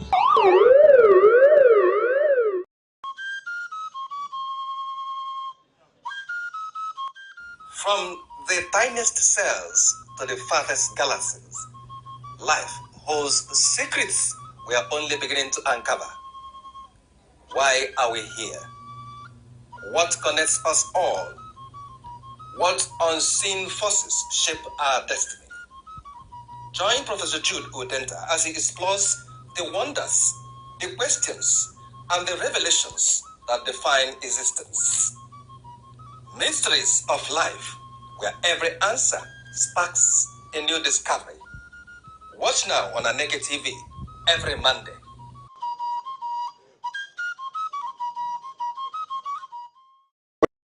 Today we have a very interesting discussion, which people call Eto Mada Alose. Every time we hear that Natolonia Alose, that Atonian Alose, and Alusi Blonia, now Alusi Bulonian cause. So we want to understand, one, is it possible that somebody is brought under whatever energy and call it Mada Alose? Because somebody says it's not about whether you pray or you don't pray. And today we have by my immediate right, Ezenwoko, please, you are welcome to this program. Thank you very much, and thank you, viewers. And then, of course, we have the peacemaker, Gabriel Anichupu. You're welcome to the program. Prof, thank you very much. And then, of course, we have a man of God who is here, who is going to help us. After we have created the problems, he will help to pray for us. He is Reverend Oma Carlo Oka. You're welcome to the program. Carlo Oma. Whichever one. Thank you, sir. Thank you. Sir. So, this I want to start with you because concepts come up one way or the other. So I want to start with Mazi Gabriel Anichupu. This Eto Mada Alose. Is there anything like Eto Mada Alose in reality? Actually, there is Eto Mada Alose. Okay. petitioning somebody before a potent deity. It is serious. Summoning somebody to a potent African traditional deity that has track record of unleashing evil on who doesn't want to shift from evil. Okay. Is a conflict resolution methodology. Okay, what has studied it? It's a conflict resolution methodology. Okay. That is recommended for interpersonal or intergroup conflicts that defy normal human settlement. Okay, it's a settlement. Because deities operate under the altars of Ofo and Ogu. Okay. Ofo is justice, Ogu is innocence and truth. Ijido Ofo, Jidoku Ogu. Okay. Yeah. So what I'm saying is that Itunalosi is a method that we use in our indigenous society, even up till now, to resolve hydra-headed interpersonal conflict. Whenever somebody says that he must take your good, he must snuff life out of you, he must subjugate you for no just cause, that he has sons who can defend him anywhere, and even he kills, something will happen, then you have no other solution as a poor man. Because Allah says he protects the common people who don't have the economic and political power. Then there will summon you to where it happens, and you see that it happens with every nafa and night you are doing, with every holy oil, with every anointing you have. You see that there is the potency of Ofo and Ogu to ensure that the evil man is punished. Okay, that's the potency is. I'm happy the way you're putting it, but let me go back. Let me go to my brother before I come to the reference. You are talking of the potency of the Ofo and Ogu. I like that, but you mentioned something about the poor. Should it just be for the poor? Is it only for the poor? Because where I live at Emene near Enugu, and that Emene near Enugu, we have all those kind of big people, and they always. It's not only for the poor, but all I'm saying that the poor ones, the downtrodden, don't have money to get sons. Okay. They're not about. They go to the indigenous source. It's left for my answer to enter into this pattern. Okay, first and foremost, I want to thank you so much for this question, and I want to thank the last speaker, my brother Nemeka, for this. You see, I think it's better for Africans to do what works for them and stop deceiving themselves about what does not work. We have a system of justice in, for instance, Nigeria, where we have seen justice perfected in front of all of us, and everybody is happy, asking God to come and help us. How will God do that? It doesn't work. We have had cases, political cases, land cases, and all sorts, injustice, that we subject to the so-called Western-oriented system of justice that they brought to us here. Sometimes I see our people wearing wig and gown. I'm sorry about that. I don't know if you wear wig and gown. Yes, my daughter is going to very soon. And then I wonder, why do we still wear those colonial things? Because these things we are working, those things are they why work are for you them talking about colonial? Address this one. No, I'm addressing you're already in colonial. No, hold on a second. Hold on a second, Prof. Hold on a second, Prof. You see, we have to understand the root of where our problems are from. And then we now begin to look at... We are not very colonized people. We just don't have good people here. The point is that we are carrying the colonial thing we are carrying the colonial thing on our heads like selling gala. That's my problem. I'm saying now. It's not so I will say, back to the Alosi's case. Yes, the Alosi case. Yes. We have had issues of oppression. We've had issues of people turning justice upside down. Okay. And here we have people who cannot afford the services of a lawyer. Good. Because it's a legal system. And then someone comes in, acquires somebody's land illegally because he has some friends who will make a phone call and then that person loses his land. So the best thing to do is to go to where he will get justice. Okay. And if you get justice in that Alosi, so may it be. So, I agree with that 100%. Okay. Reverend, it's time for you to help us. Because now that he has agreed 100%, and he says... And I also agree. But he mentioned that it is about innocence. I like what he mentioned. About innocence and... Ofo Ogu. Or for justice. Yes. Ogu, innocence. Okay. Ofo Ogu. Thank you. So, Reverend. The truth of the matter is, right from creation, okay, God created heaven and earth. Good. And he rules the world with dispensation. Thank you. When you say that there is potency in Ofo or in Ogu, it's not debatable because there are evil powers and forces residing or taking residence in any of these items. But to be honest with you, and you know that for true, that a time came when somebody lied in the presence of God. Yes. He sold the land. Yes. And came to bring a portion to the church. And the spiritual halogen in the church captured the footage and the transaction. And he died instantly. Yes. And that was God in action.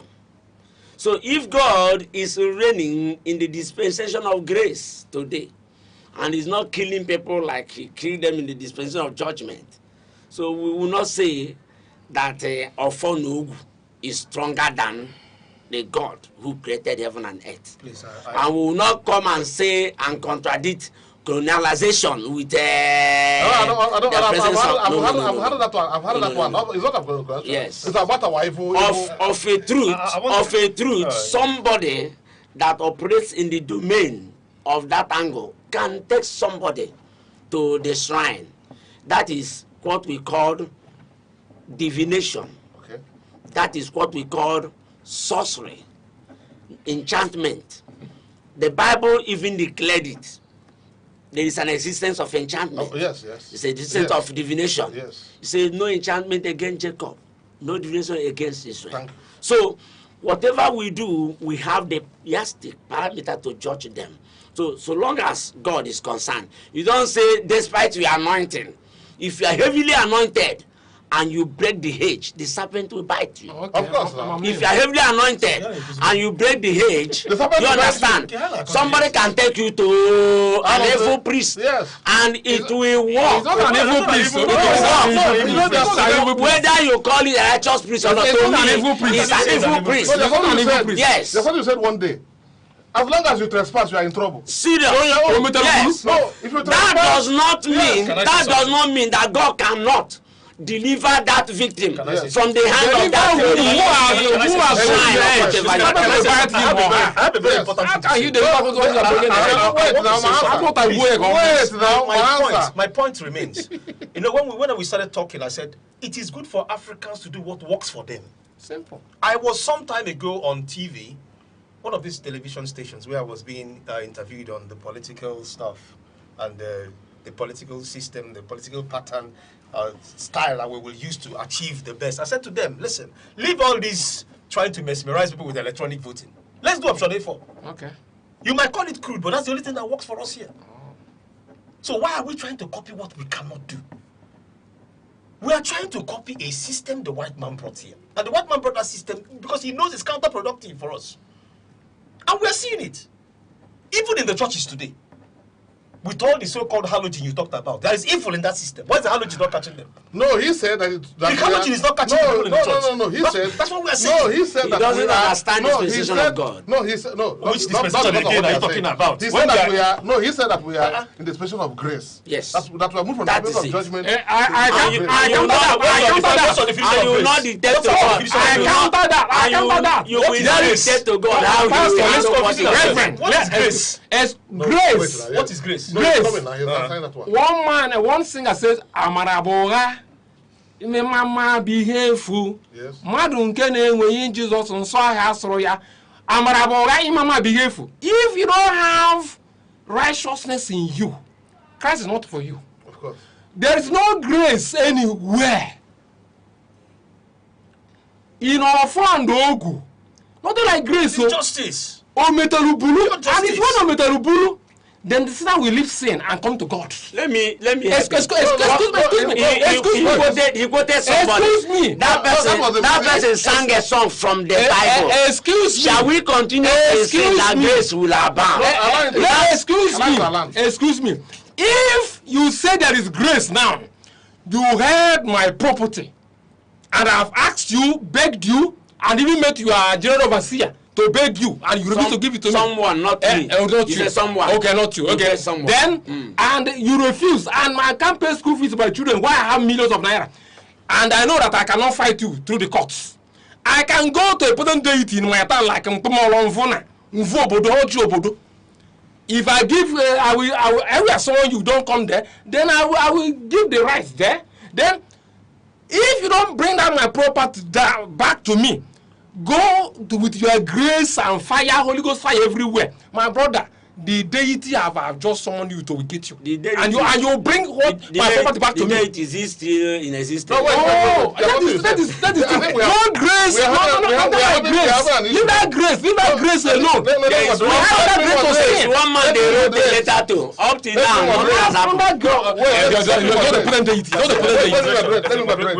let me moderate. The issue is this. He said, if you break the hedge, the snake will bite you. No, grace will cover you. No, wait. Grace will cover the person. He said, if you break the hedge, the snake will bite you. No, grace will cover. And that should be the message for everybody. Why are you quarreling? No, he's not quarreling. He's trying to tell people that he's trying to make it known. He has one of my crazy classmates. He's always causing trouble all over the place. He said that somebody went and did business with his friend and ate the money and went and covered himself with chaplet. Okay. And put all sorts. Everything that we have. He went and covered himself with chaplet. And he was and then, of course, on the day he died, he was smashed to pieces. And the man that raised that potent energy was going about telling the people that ask me because if Alice does something, you must also shout it. You must proclaim it too. Testimony now. Testimony. Hallelujah. I don't want to call it testimony. I don't want to go there. But because pastor, the question is this now. No, the question. What we are looking for. What we are looking for is this. How do we address? Let me come with you first because I know where they're going to land. What do we do to avoid breaking the hedge and spiritual trespass? Because if we do that, I like how you summarized it. If you break the head, the snake will bite you. So what is to be done? Grace will come. God is the God of vengeance. Okay. God does not support injustice. Okay. And God's judgment does not come immediate at all time. He has his way of administering justice.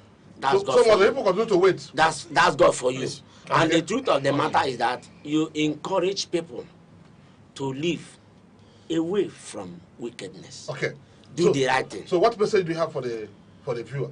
The message I have for the viewer is that whatever you are doing, do unto others which others do unto you. Okay. Because in no matter philosophy, no grace, no blood, no message of Jesus Christ there. Once you metal, you go full, and when you fully it totally, you will repent the spirit and introduce and become a born again. So I like the last one you said, because I like when our Lord Jesus Christ was talking, my brother may not want to accept the way I put it, but when Jesus was talking, our Lord Jesus Christ, when he was talking, he said, do unto others as you wish them to do unto you. Yes. That is the law and the prophets. So, your message to the viewer. My message to the viewer is a very simple message. We must do something that works for us. If we see something that is not working for us, can we just abandon it and find something that works? Okay, so you're one of those people that insists that please, when we come for ceremony, that's what they call it, oath-taking ceremony. That we should bring a shrine. Yeah, we're then we are serious. I want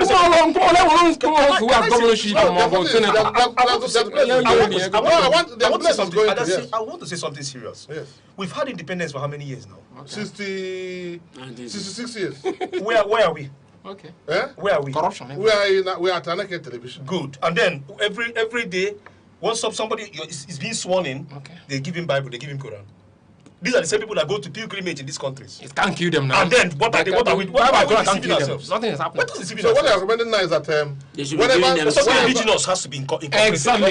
Indigenous energies. Yeah, but everybody, if you are from I'm from Bo now. Don't bring your own there. Oh yeah. Or go to your Anembo and do that. Come and witness the ceremony. Come and eat. All of us will come and witness it. Then we give you the mantle of leadership. Go and lead us. That's what we need. Tradition is in tradition. Because they take tradition in the tradition. in the traditional way. They don't bring tradition into the government house. No. They can go inside secretly and practice all these things they are talking about, but you cannot bring a shrine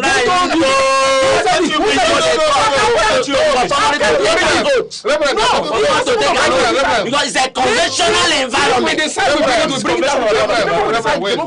go inside and do all the manipulation. People are causing all this trouble here. We have only one more. They go inside and manipulate. No, there's no manipulation. What Mahansa said is not about manipulation. What he said is this. Very simple. Mahansa reminded you about your childhood days when that your mate would dive into the water and pull out coins of all varieties. Authentic coins. And show you.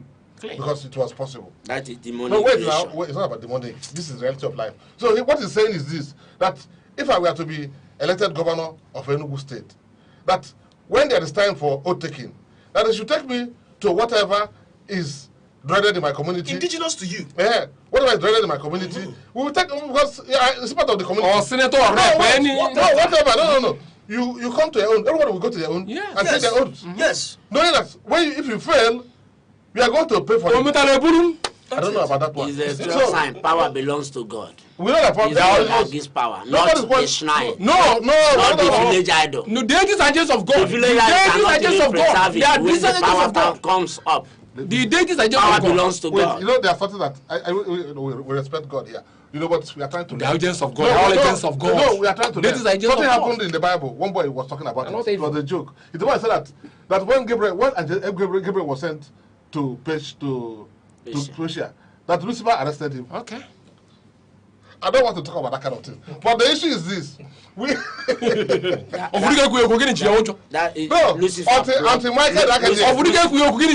Lucifer blocked him.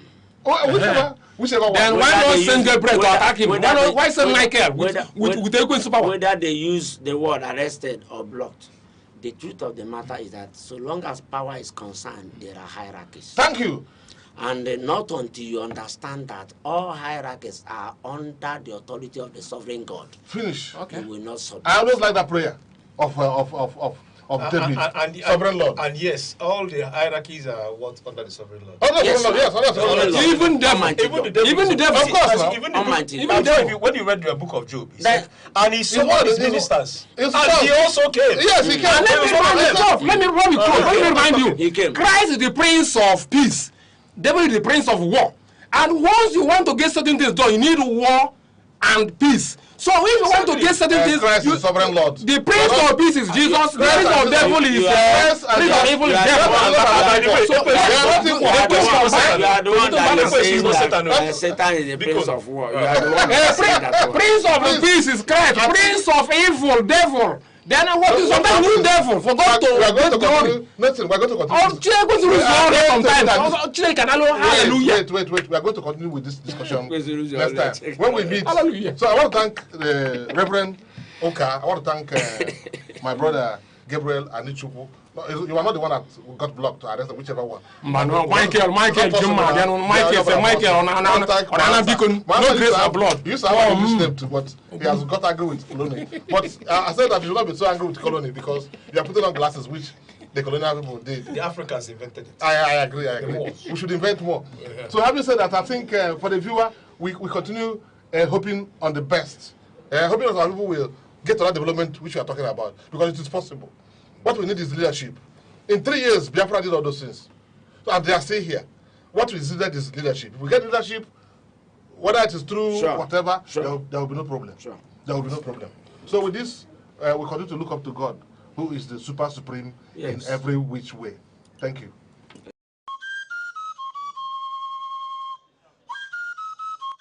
From the tiniest cells to the farthest galaxies, life holds secrets we are only beginning to uncover.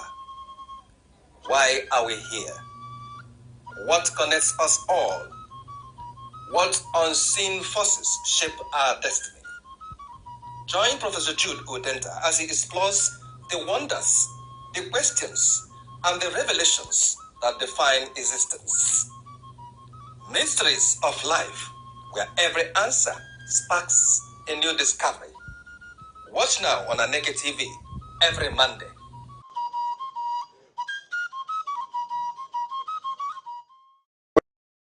To be a man is not to be hard, but to be whole. A true man feels, weeps, protects, dreams. He does not hide behind silence. He speaks with strength and softness.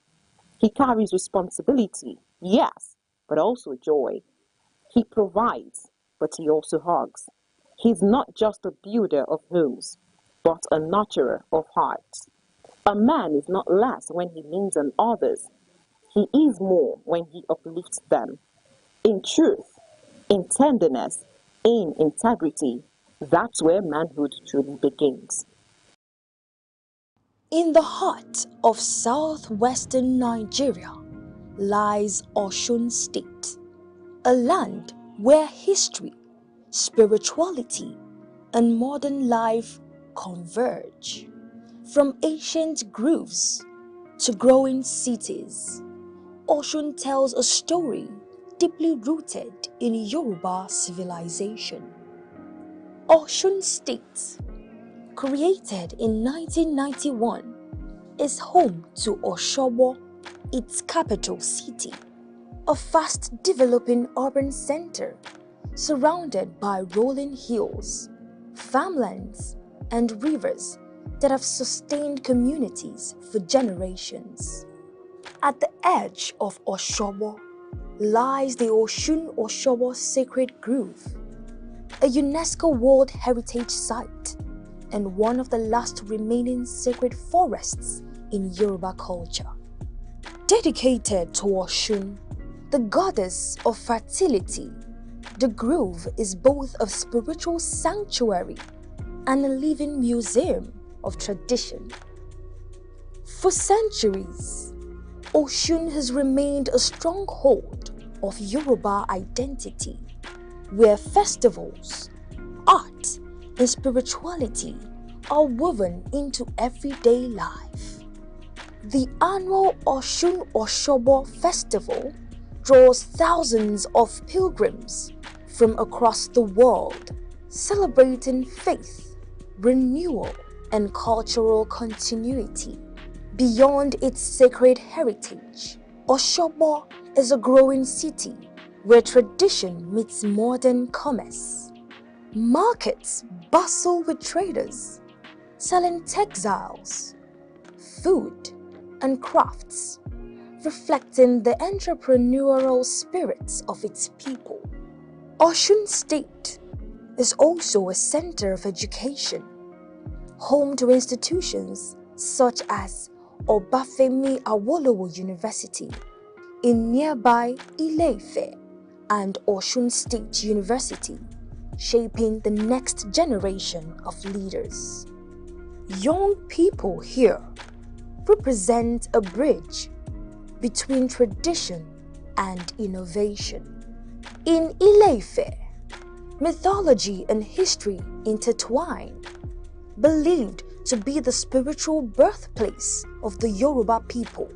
It remains one of Africa's most culturally significant ancient cities.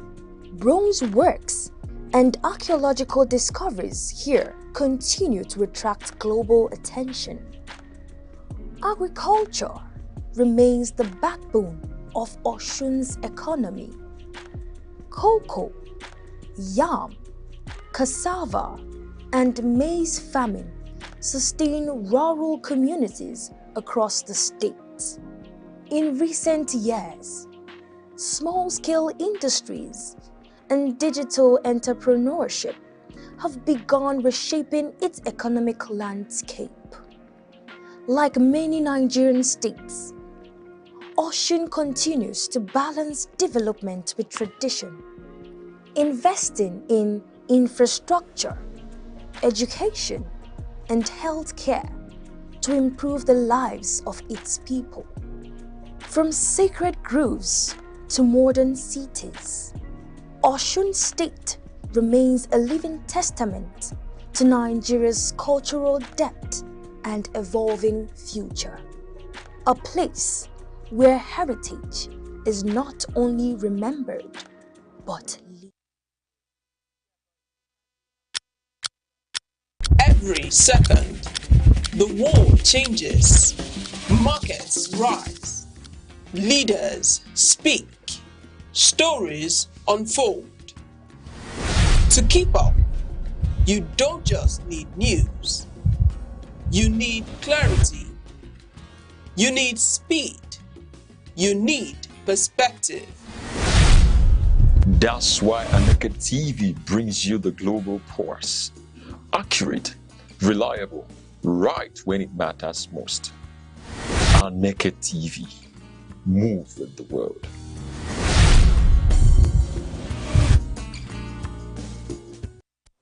Good afternoon, Enugu, Southeast, in the Ndewo Kedun Keneme.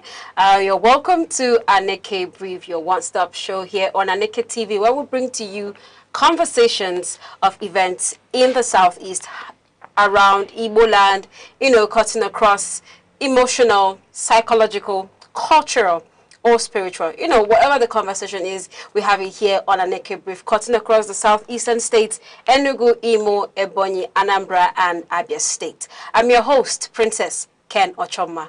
Now, as we like to start off on the show, we start off with our news bulletins, talking about some little issues that have arisen in the course of the day as it appeared in our news bulletin earlier in the studio. My guest is already seated in the studio, and today's conversation is a continuum of something we've started, a series, something I'd like to tag a series that we've started in the course of the week, bringing enlightenment, bringing hope, bringing renewal, bringing a sort of refreshing course to the Eastern people and ndlea. We'll take a short break, and when we come back, we'll delve right into our bulletin for the evening. Don't go anywhere. In a world that never stands still, where stories break in seconds and moments shape history, one station keeps you connected to your nation, to the continent, to the world. From breaking news to powerful stories, from business and politics to culture, lifestyle and entertainment, we inform, we inspire, we keep you ahead. This is more than television. This is your window to everywhere that matters. Aneke TV. Move with the world. You're welcome back. This is still Aneke Brief on Aneke TV. All right, starting off this afternoon, our first story we shall quickly look at is the first story is from Anambra State, and it says the Anambra State Albinism Association has called for urgent government intervention to address rising cases of skin cancer among persons living with albinism in the state. This was raised at the 2026 International Albinism Awareness Day that was themed Proudly in My Skin, celebrating all skin tones, and they have appealed to the government to make provisions for treatment, accommodation to help reduce the cases of skin cancer among persons living with albinism. And if you don't know what albinism is, it's what we call albino, right? So these persons have made the appeal to the government to make this treatments costs affordable, and on some extent offer free treatment or whatever thing they shall do, even reducing the ultraviolet radiation during chemotherapy and all that is associated with skin cancer and cancer in general. And also in Anambra State, the government says all future road construction projects must include properly designed water discharge systems to prevent erosion and infrastructure failure. All you need to do is make sure that your designs, are aligned with the stereotype from the Ministry of Works, call them to supervise it, and make sure that whatever building that will be built henceforth in Anambra State must have drainage systems. This will, in turn, would help reduce flooding. We've had conversations here where we've talked about how we can help ourselves reduce the effects of flooding in our community. So I think this is commendable from the Anambra State government. And also moving to Abia State, the Abia State government has begun full enforcement of its new centralized transport policy with the gradual relocation of commercial transport operators to the Nnlea bus terminal in Umuahia. Now, the bus terminal, which we know was built and commissioned over the past couple of weeks, and just today we're learning that the government has begun full enforcement. This means that all bus movements, transit vehicles are being moved to the terminal. And I'm sure this is one of the numerous things the Abia State government is currently doing to decongest and to regulate traffic and, just to make Abia. I mean, this is the Southeast, so whatever we have to do to make our lives conducive. So this is me say kudos to the Abia State government and more grease to their elbow. And then lastly, this is a general information. 16 state electricity regulatory agencies have raised concerns over the proposed Electricity Act Amendment Bill 2026, warning that it could reverse recent decentralization reforms in Nigeria's power sector. I mean, this policy was that states will now be decentralized. They will generate their powers on their own. And, cutting across the states that were included are Lagos, Edo, Delta, and Enugu. And they've argued that the bill seeks to restore excessive federal control over electricity, contrary to the provisions of the Electricity Act. So this is just in, things around electricity. Let everybody generate their own. Some are saying we don't want to, some are saying we want to, but be that as it may, there is an ongoing electricity reform going on in the electricity sector of Nigeria. Now that's it on the news bulletin for this afternoon. We'll take a short break, and when we get back, we are delving into our conversation for the evening, for the afternoon. And we are discussing the preservation of Igbo culture through the arts. And by arts, I mean tech, animation, and painting. My guest is already in the studio, as I mentioned earlier, and we'll introduce him in a moment and get right into the conversation. We'll be right back. In a world that never stands still, where stories break in seconds and moments shape history, one station keeps you connected to your nation, to the continent, to the world. From breaking news to powerful stories, from business and politics to culture, lifestyle and entertainment, we inform, we inspire, we keep you ahead. This is more than television. This is your window to everywhere that matters. Aneke TV. Move with the world.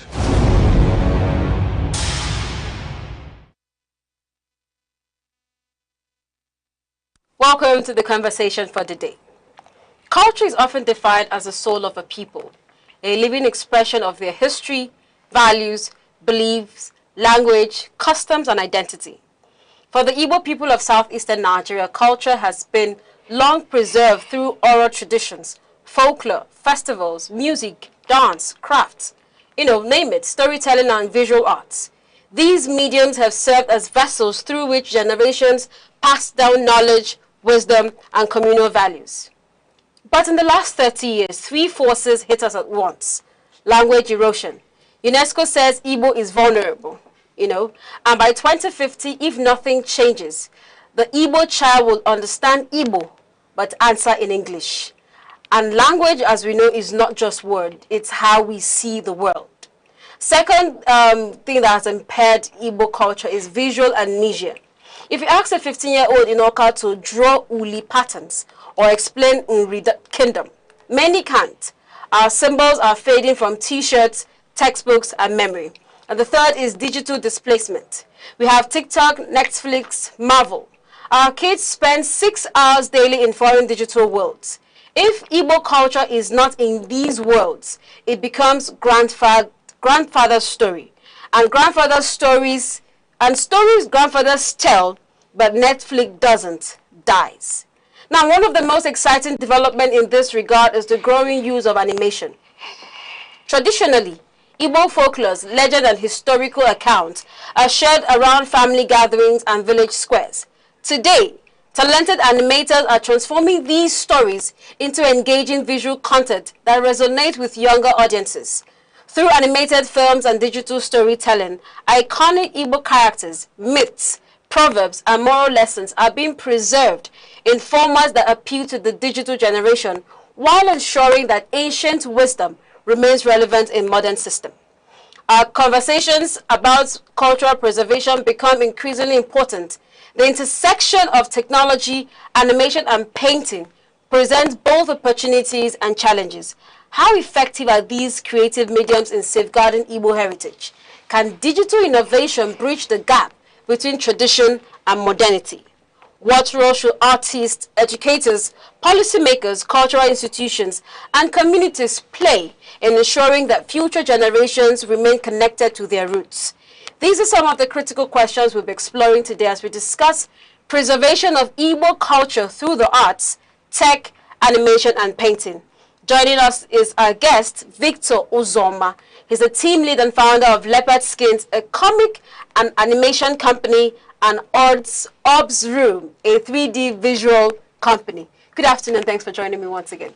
Good afternoon. Thank you for having me at the studio. I mean, when I first learned there is an animator who is into Igbo, creation, I was marveled, and I really wanted. I think that was one of the things that struck me. I wanting to speak with you because what we know are people who, design for the modern world, like you like to call it. And then when you see these games and see these animations, okay, this is but to see content in your indigenous, something you can relate to, is quite commendable. Thank you so much for that. Thank you. And now let's start off this conversation. We have apps like Duolingo. Let's start from the language. We have apps like Duolingo, all these apps that teach you foreign languages.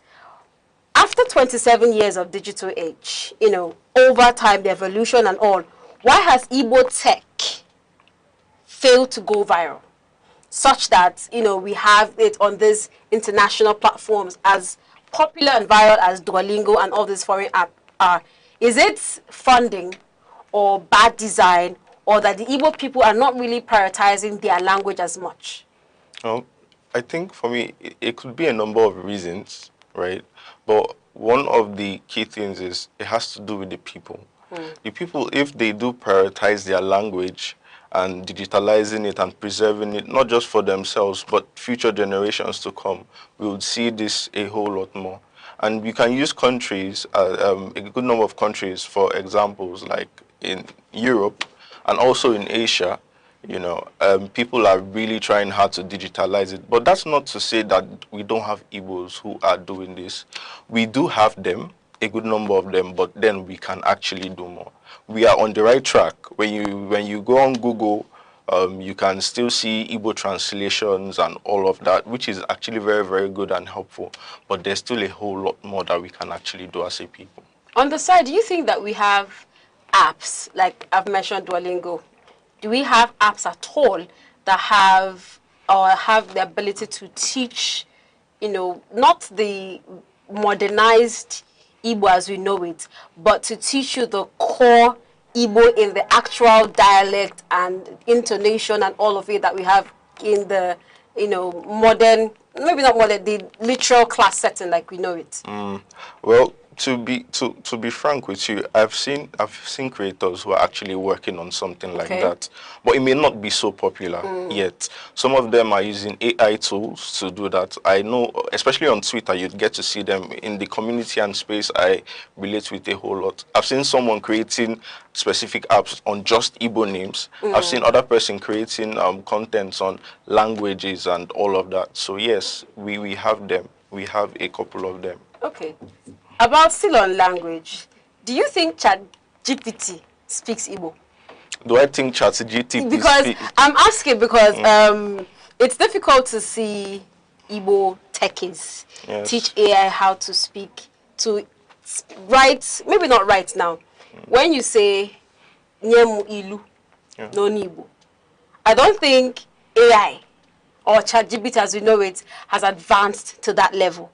Do we see a point in this tech evolution where we can interact with the AI in our indigenous without having to translate for it or maybe look for an English connotation of what it is for it to interpret? Yes, AI has been making that progress. And I can actually give a testament to that because of the work that I do. There were some places where we needed AI, translation or assistance to do one or two things.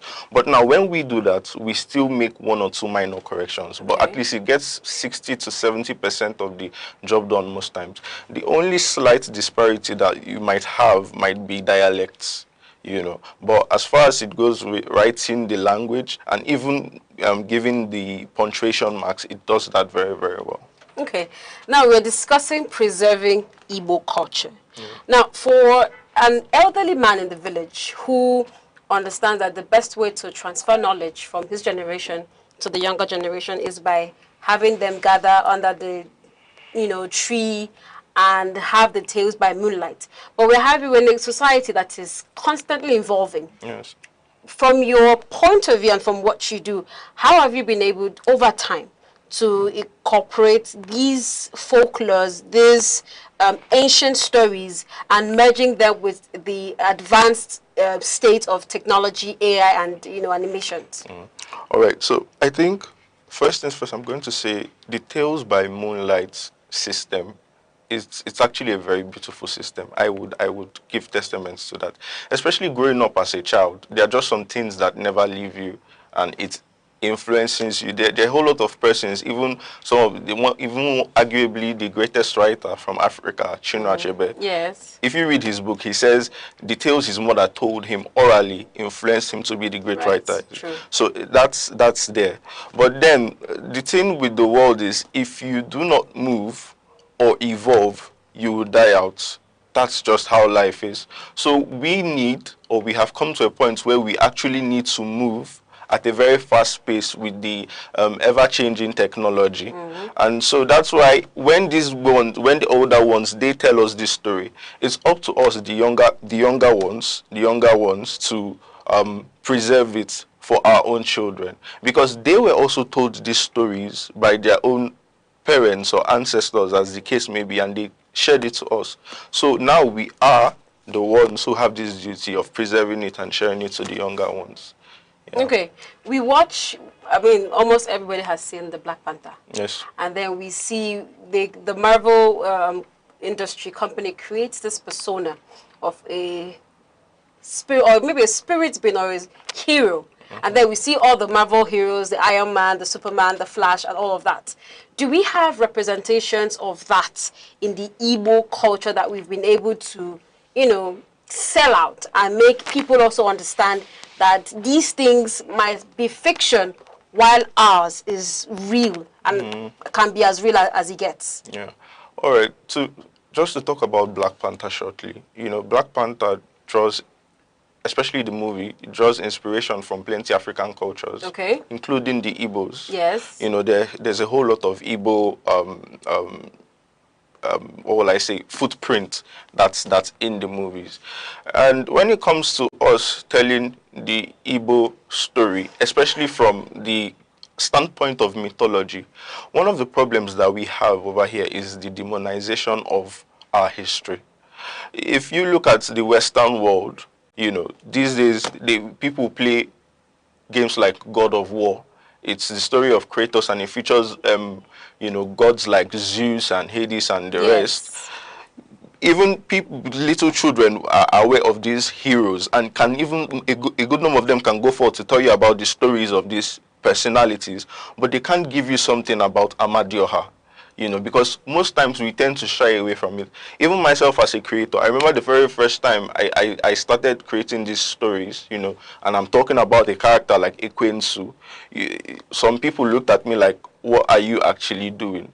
Because they felt this is something that's dark and we shouldn't really be talking about this. But Ekwensu is close to, characters like Hades from the Greek God and Kratos and the rest, and even Amadioha is close to Zeus. So we first, as a people, we need to stop the demonization of these things, and then I believe that when we open ourselves up to it, receiving the stories and also sharing it to people, we can actually do a whole lot more. So I think that's the very first step that we actually need to take, and from there, we would have more creators. As it stands now, we have people that are creating. There are people that are creating, myself, not just myself, but a lot of other persons. But, the market needs to be more receptive. we're in a generation where we are mixed. We have elderly people and younger people, and amongst the elderly people, we have people who are trying to be modern, you know, to understand the modern trends, but having to introduce something. You know, some people consider culture and tradition sacred, and some consider, the same person or in the same school of thought might consider tech, animation as something way too modern. How do we strike a balance for these two schools of thought to understand, okay, this is what we are trying to create, this is what we are trying to preserve, so it doesn't come off as we are trying to, you know, libel or maybe desecrate the idea of the Igbo culture and religion? Just like I said, we have to evolve, and if we don't evolve, we die out. There's no negotiation about it. Take Christianity, for example, right? When after the death of Jesus and when they were preaching the gospel, obviously they were using their voices to preach to the crowd, and you still have thousands of people gather. But today, with the advent of technology, ministries today, you don't just come around and use your voices. Even in a small room, a pastor is going to use a mic. You know, they are going to put their stuff on social media to reach out to more people and all of that. So that's just it. We can't say because we want to hold on to those, how will I put it, those practices, or some of those practices, not all of them, that we can't actually evolve. Culture is dynamic. It's a quality of culture. Culture is always evolving. So we actually have to embrace it if we want to create great things in the future. And just to add, even the Asians, they've embraced this. They have their historical stories and folklore that they've made as games, you know, and they're exporting this outside to the country. For example, the anime industry is worth $20 billion US, more than that actually, and it's projected to double in the next 10 to 7 years. And that's the anime. They still have another industry called manga, you know. So we can create our own industries, not just for ourselves, but even sell to Africans in the diaspora, and not just even Africans, but even other people who are interested in our culture. What would you say would be the greatest limitation? Because, I mean, we are Igbos. I like to say this, you know, with all humility intended, that we have this overprotective nature about our language, our culture in its entirety. And then, you know, still aligning with the first question I asked about desecrating, how have you been able to handle maybe the perception of having to create these deities into cartoons? Because there is this mindset, oh, these are cartoons. We see cartoons as foreign inventions and as with.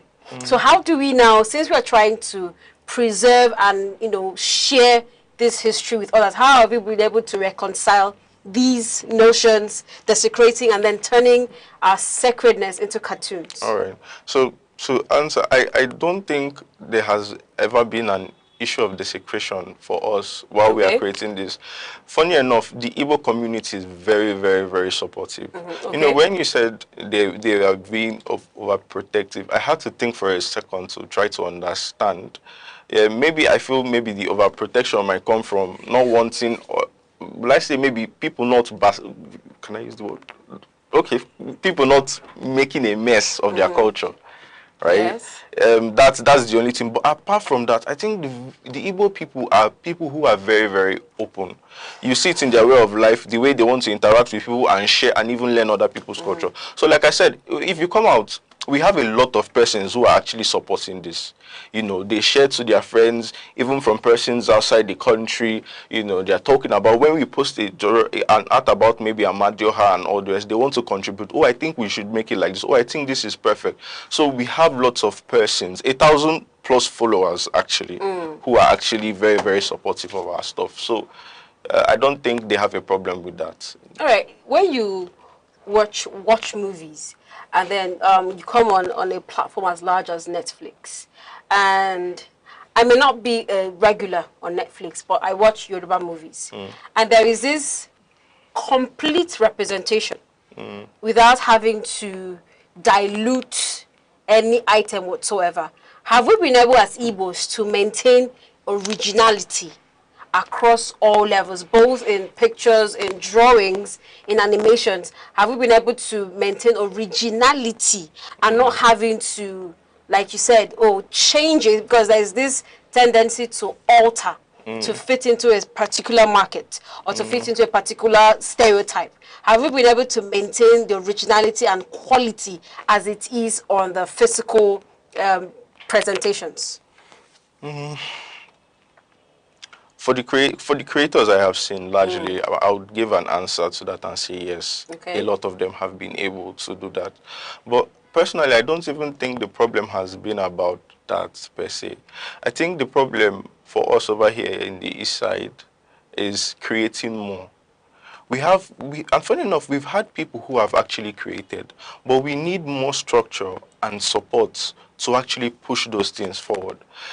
Just like you mentioned about the Yorubas in the West, which they are actually doing an amazing job. One of the things that actually helps them a whole lot is Lagos. Okay. You know, Lagos being the entertainment capital, and most of the times when the big companies like this, they want to come into Nigeria, you first come in through Lagos. And what's the culture that you get to see first there in Lagos? Most of the times it's the Yoruba culture.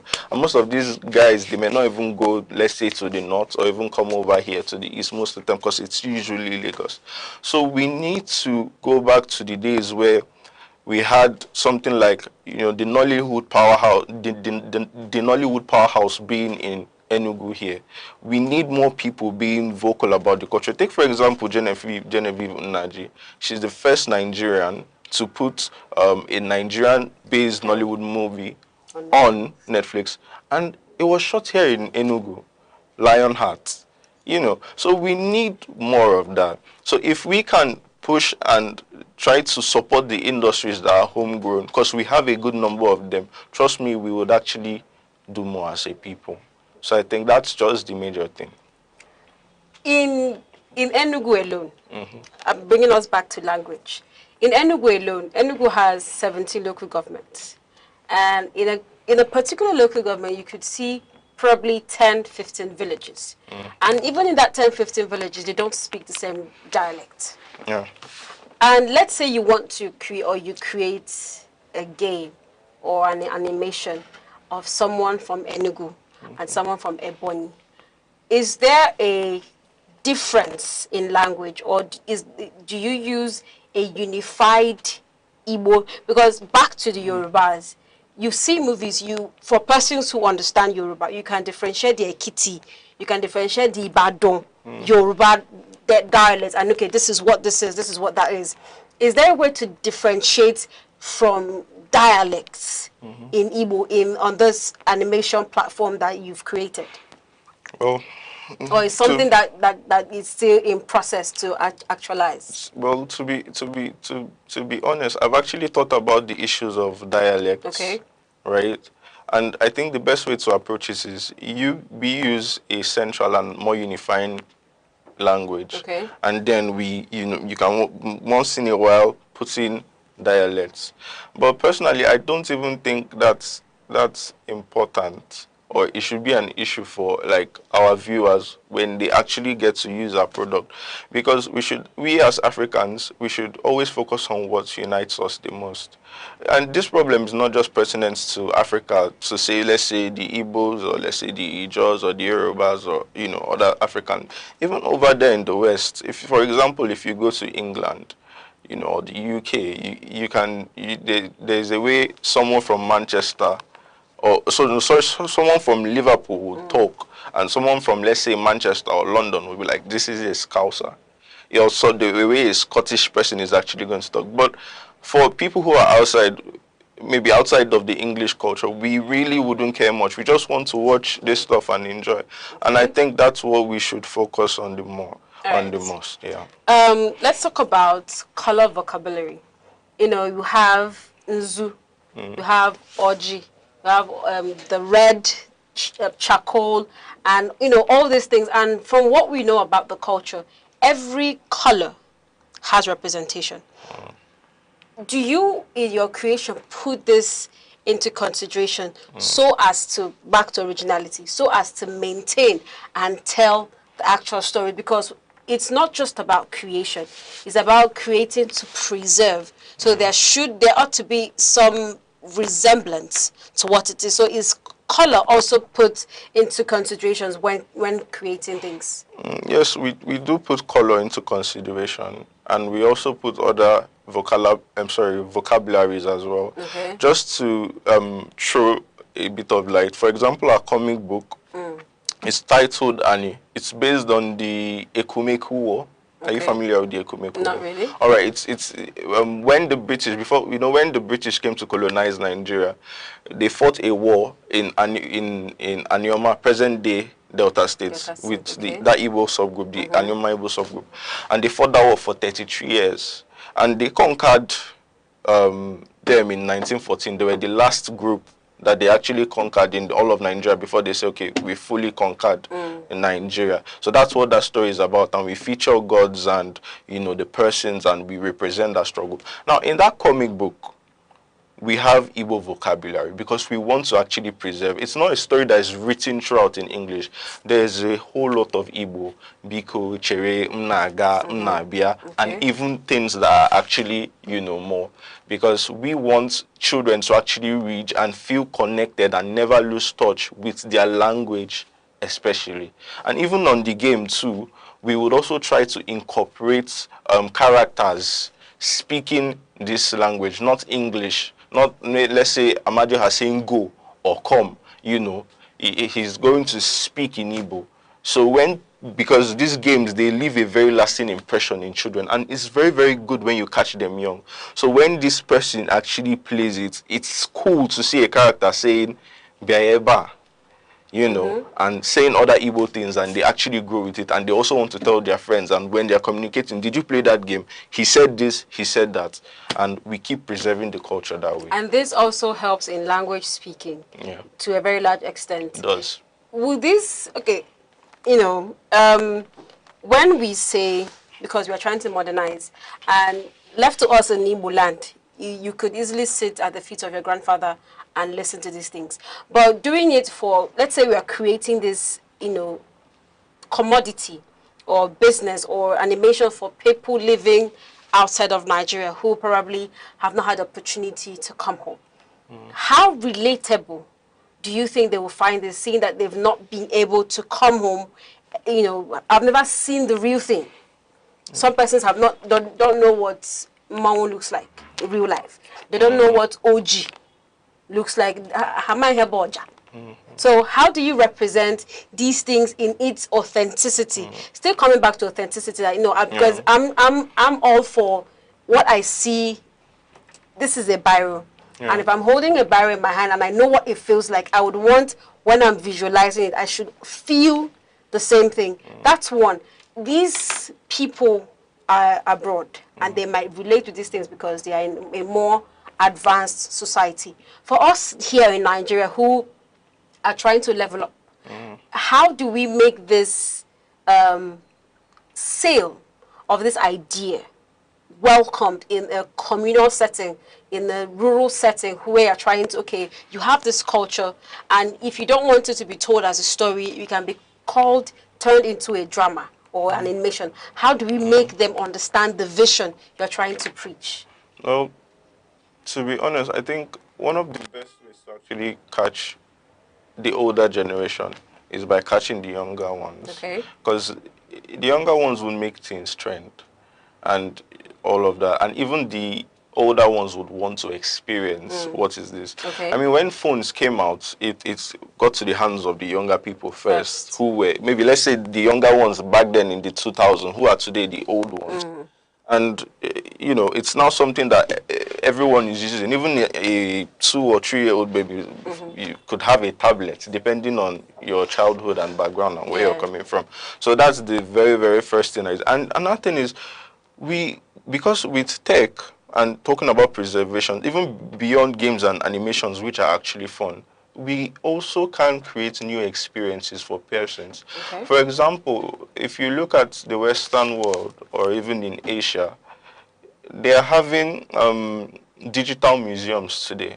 And so for something like an Oja now, maybe you may not have seen it, right? Or probably you're in the diaspora, you may not be privileged to see it, because it's a privilege to actually see an Oja. Yes. We can create 3D versions of it. Okay. You know, or even something like the Igbo arts. We may not, or even some of those artifacts that have been shipped outside to the country, to the West, the EU and all of that, while we are still advocating for it to actually come back home, you can still create virtual representations of this and share something to the younger audience. Because the truth is, as we keep growing, they are big parts of our history that we're actually losing. And someone said, which I took and which I agree with, Igbo history and civilization, African history as well, is beyond just huts. There are a lot of Igbo architecture that you look at back in the days. Today we don't see them.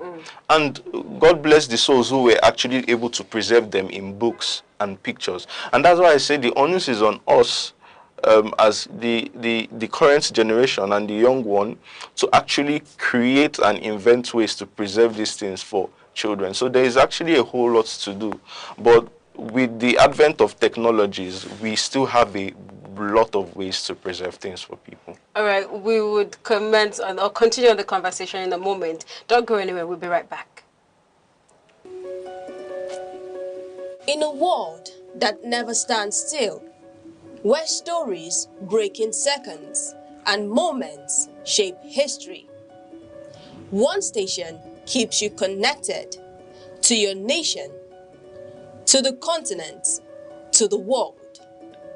From breaking news to powerful stories, from business and politics to culture, lifestyle, and entertainment, we inform, we inspire, we keep you ahead. This is more than television. This is your window to everywhere that matters. Aneke TV. Move with the world. You're welcome back. Thanks for staying with us. This is still Aneke Brief. All right. Before we get into the funding part and the difficulties, how, what's the projection for tech and culture preservation? Do we see a future where everything becomes tech-based, AI-based, or are we trying to strike a balance between retaining the real deal and still having, this as a form of preservation? All right. So if you remember at the start of our conversation, I mentioned when you talked about the Moonlight story that it's still a very, very important part of us. It's something that we should not actually take away. And with the advent of technology, it's supposed to bring humans closer, which it has actually done, because I can communicate to someone who is miles away from me. But still, there is still this detachment, Humans, more than ever, are craving for community, because most of our communities these days are online. So we need those physical conversations, sometimes even a physical touch between friends and peers can actually mean a lot. So like I said about striking the balance, we still need to preserve the physical artifacts. Now, not just only preserve, but we can also create, because those artifacts that we actually look back at today and say, oh, these are actually artifacts that were made 100 years ago. They were made on a certain day by someone, right? So the artifacts we can also make today, in the next 100 years, the next generation will look at it and say that these are actually artifacts. So we need to build museums, we need to build research centers, we need to document, we also need to recreate. The talking drum, it's not a must that the talking drum must be something that my granddad used 30 or 300 years ago. I can still create a talking drum, and when my great-grandchildren, they come, they'll say, oh, this is what our great-grandfather had, and it was his own talking drum. So yes, we need to actually create the physical while also leaning towards technology. There's a difference between experiencing real hand and for someone who lives in the village, who wants to, Magodi Mawa first, or Gagu Godimiri, or ugodi nzu and all of that, and then you're telling him that to preserve all of this, he needs to start learning how to code, right? And how to design, how to start opening laptop and everything. If there was someone like that listening, how would you, teach him or lecture him to strike a balance between he doesn't have to choose. So how would he, still experience this real time and still have the knowledge of coding and designing? Well, to be sincere, I don't think you have to code to preserve this history. And I think, for me personally, I love working in groups. Because I believe that you can do more when you work together with persons. So if someone has the knowledge, especially when you probably want to turn it into an institution, an organization, or a business, because it's not one person that can do it alone. You can actually work with persons who can actually code or do these things, who have the same passion as you. Just like me now, I have a lot of friends who I actually work with, and we share the same passion and interest, and so we are able to create these things, and that's how we can actually go. So I don't think he has to code it. His role is very, very important. Not everybody should code. All right. So let's talk about challenges that you face or that your institution has faced in the bid to preserve this our Igbo culture.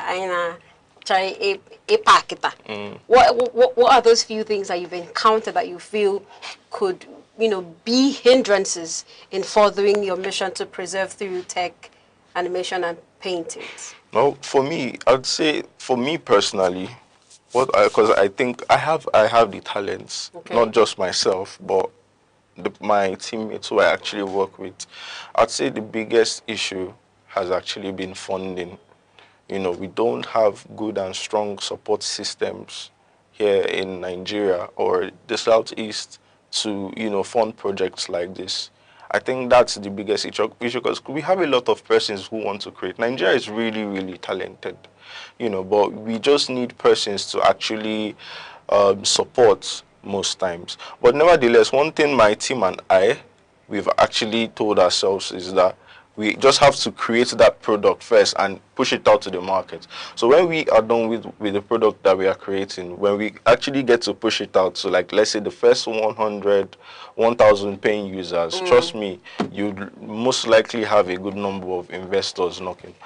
You mentioned earlier that there are so many aspects of the Igbo culture that has been untapped. Yes. Are there some you'd like to share with us and why you think they need to be brought back into the limelight?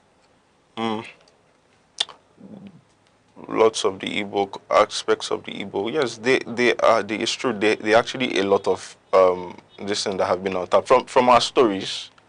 The stories that, like we've been saying, our parents have been telling us, we need digital preservation, whether it's writing them in books or making them films or making them video games. Also, even our architecture, just like I said, what people know or what the concept most people have about the African and Igbo civilization is just huts. But we are more than that. We had high-rise buildings. Yeah. During my research of this project with my good friend, his name is Ndlea, and he has a research institute, Oziko, that he does. That's the job that they do. They go back in time to get pictures, research, and he does a lot of work. We've looked back and I have actually learned a lot from high-rise building to potteries to spoons to cups to different household wares and even war equipment. So there is a whole lot that we have, even the language as well. We still need to actually preserve the language. I'd love to see, I know we've done this before. We've had, especially back then with movies like Living in Bondage, where we had Igbo full-length movies and they speak Igbo throughout. We need more of that to actually preserve the culture. Speaking Igbo should be cool. Yeah, it should. Because it is cool, actually. Yes, it is. So yeah, all right. Before we continue, we have a short, animation display that would like to show. He said that there are games that have been made over time with the representation of the Igbo deities and gods. Let's take a look at some of them.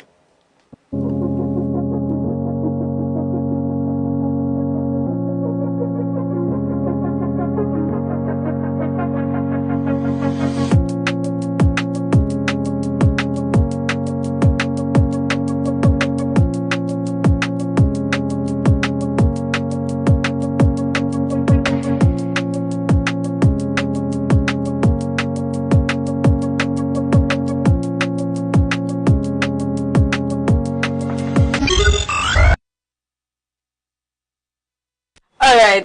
That was, I don't know, what's the title? Is it something that is user-friendly? Because, you know, I'm not really been a game person, but that looks like something I might want to play. Yes, it's very user-friendly. Okay. Now, in all of this that we have, you know, we've talked about a whole lot. How have you been able to preserve?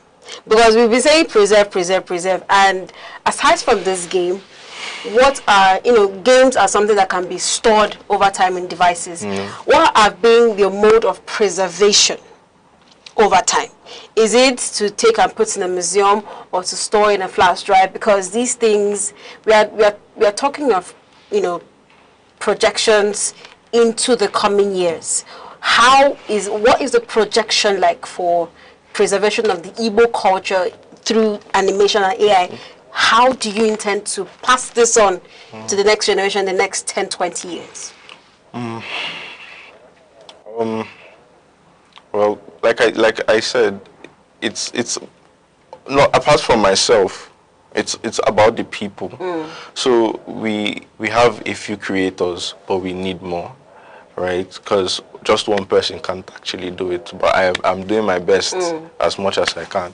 So yeah, looking to pass this, the way I look to pass this culture and preserve it for the next generation is through entertainment.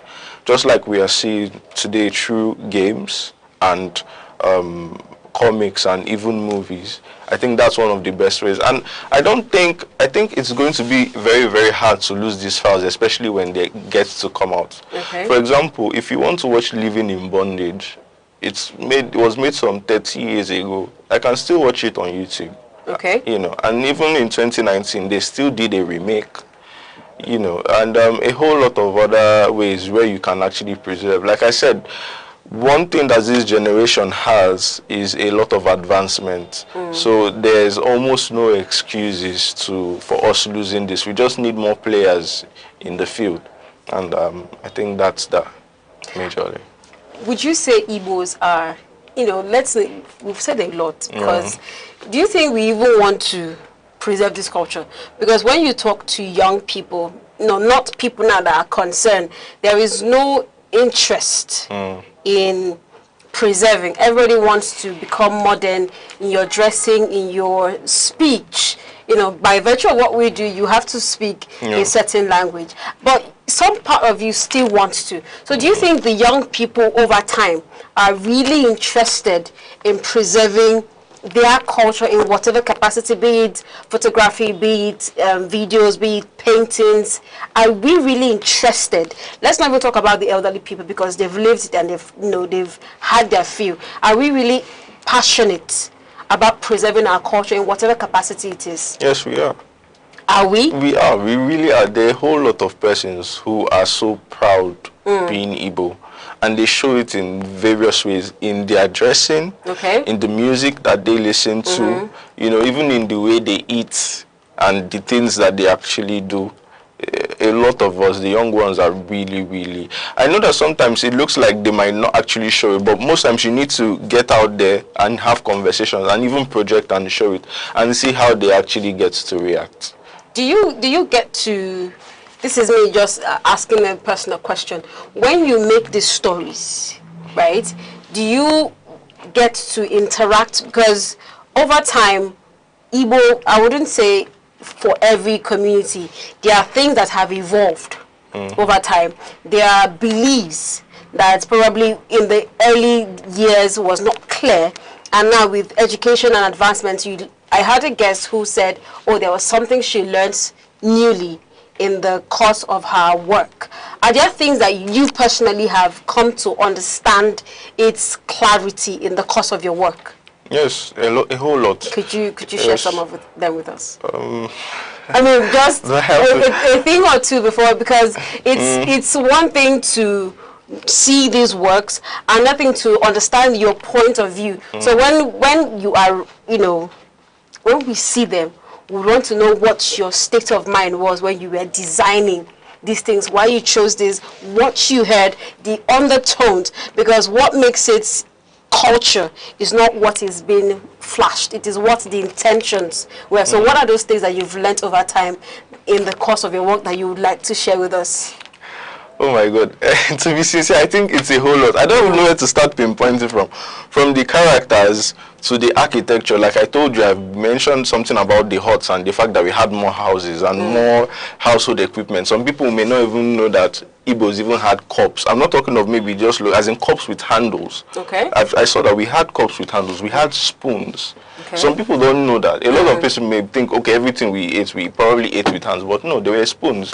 We had chairs that were like this, that people could actually rest, you know, their back. So there's a whole lot of innovation and, you know, technology, even iron smelting and a whole lot. So diving into that culture has actually been beautiful. It has opened my eyes. And like I said, working with my team, I also get to learn from them as well. I teach them, they teach me. We also go online to research. We also try to get materials too. So it's been a whole lot. I just can't pinpoint one particular thing right now, although I think I've tried to share a couple of things. Yeah. All right, thank you so much, Mr. Victor Uzoma, for joining me this afternoon. It's been a pleasure having you. And thank you, my viewers, for staying with me up to this moment. But before I leave, I would like to leave you with this few notes. And it says, culture is not a museum. Museum is where things go to die quietly. Culture is a conversation between ancestors and children. Our ancestors spoke oral tradition. We must speak through digital tradition. If Ilu dies, children don't read books. Let it live because they watch it on Netflix. If Ogene is too loud for city flats, let it live as a ringtone coded in Lagos. And if Mbari art walls are crumbling, let them live as NFTs and gallery murals in New York.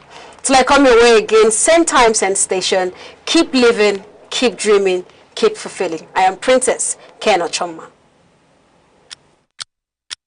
Every second, the world changes. Markets rise. Leaders speak. Stories unfold. To keep up, you don't just need news. You need clarity. You need speed. You need perspective. That's why Aneke TV brings you the global pulse. Accurate, reliable, right when it matters most. Aneke TV. Move with the world.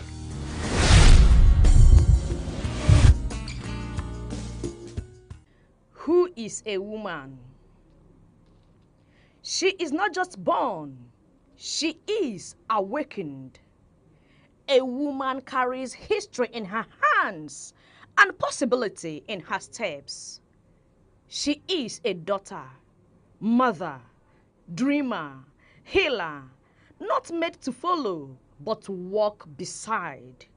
Not to be silenced, but to speak life. She builds from fragments and sings over scars. Where others see endings, she dares to begin again. Her silence is loud and her presence is a protest against every force that tried to diminish her. To know a woman is to glimpse the divine. For in her voice is rhythm, in her womb is the future, and in her soul the sacred strength that has shaped the earth itself. Ebonyi State, the salt of the nation. Located in the heart of southeastern Nigeria, is a story of transformation, resilience, and pride. Created on October 1, 1996, by the administration of General Sani Abacha, the state was carved out from parts of Enugu and Abia states. Its capital, Abakaliki, has grown from a quiet provincial settlement into one of the most rapidly developing urban centers in the region. The name Ebonyi is derived from the Ebonyi River, while its slogan, the salt of the nation, reflects the state's historic salt deposits in Amachara and Uburu, which were once central to trade and local industry. These salt lakes stand as living symbols of self-reliance and the resourcefulness of the Ebonyi people. Culturally, Ebonyi is a proud custodian of Igbo heritage. The people are known for their strong communal spirit, creativity, and deep connection to their traditions. The New Yam Festival, Ogene music, Nkwa Umuaboho dance, and the colorful displays of masquerades all reflect the beauty and vibrancy of the state's cultural life. In villages across the land, pottery, weaving, and blacksmithing are still practiced, reminding visitors that in Ebonyi, the past lives side by side with modern aspirations.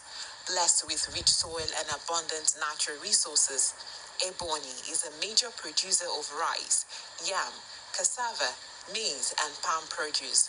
The Abakaliki rice mill, one of the oldest in Nigeria, remains a symbol of the state's agricultural heritage and its determination to feed the nation.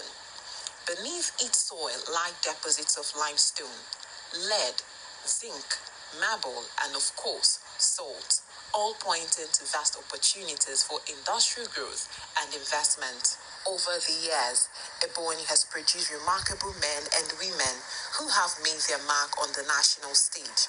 Dr. Sam Igu, the state's first civilian governor and the former Minister of Education. Chief Martin Elichi, an accomplished administrator. Senator Anyim Pius Anyim, a former Senate President and Secretary to the Government of the Federation, and Engineer David Umahi, a visionary leader and the current Minister of Works, all embody the drive and discipline that define the Ebonyi spirit. From education to public service, from entrepreneurship to civic leadership, Ebonians continue to excel and inspire anew, determined to shape a brighter future. The lessons from Ebonyi's story are clear. It teaches the power of vision, unity, and perseverance. It reminds us that no beginning is too humble and no dream too distant. Through hard work and community efforts, the people of Ebonyi have turned their challenges into opportunities, rewriting their destiny with faith and determination. Today, Ebonyi stands tall, a land of salt and substance, of culture and courage, of tradition and transformation. The salt of the nation continues to shine, seasoning the story of Nigeria with hope, progress, and pride.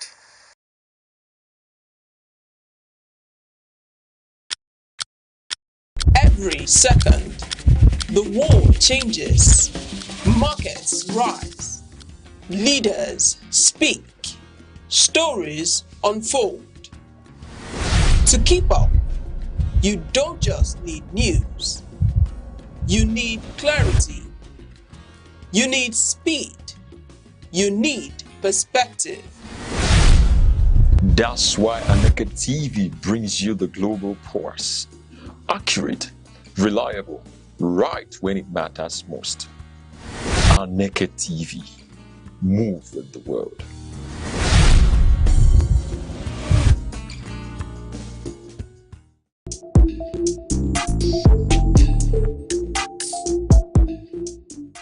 Law is the architecture of civilization, the silent force that orders society and defines justice.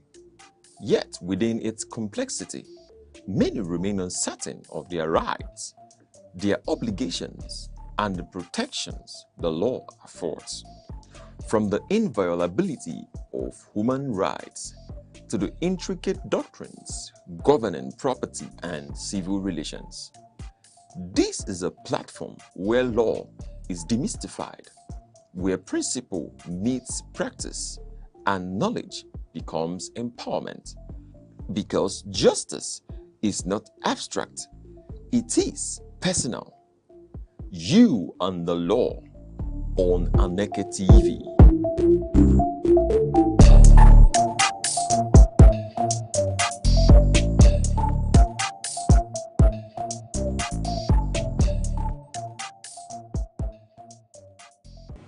Pleasant welcome to You and the Law, the program where we break down the law and defend your rights and bring real legal issues to light. I'm your host, Gift Obodo, and today we are discussing a topic that lies at the heart of democracy: election and voting rights. Every eligible citizen that has a right to participate in choosing a leader through a free and fair and credible electoral process. Yet many people do not fully understand their voting right, the legal protection available to voters, and what they have to do when their right has been violated. This leads us to the topic election and voting rights. And to discuss this issue is a very well distinguished legal practitioner with high years of experience in the field. He has won numerous high profile cases and very well respected in the legal field. May welcome Barrister Emmanuel Dekachi Wachuku. Barrister, you're welcome. It's a pleasure to be in the station with you this morning. Okay, and to discuss this further, we'll go on a short break. Where we will be right back, we'll dive into the main conversation of the day. Stay tuned.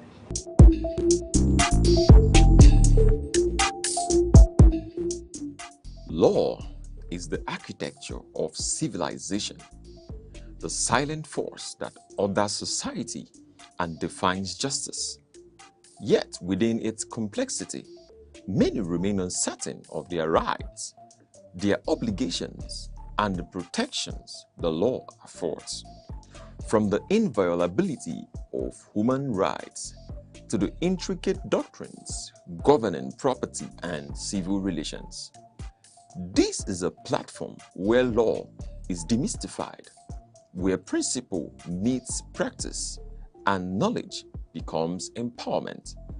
Because justice is not abstract, it is personal. You and the Law on Aneke TV.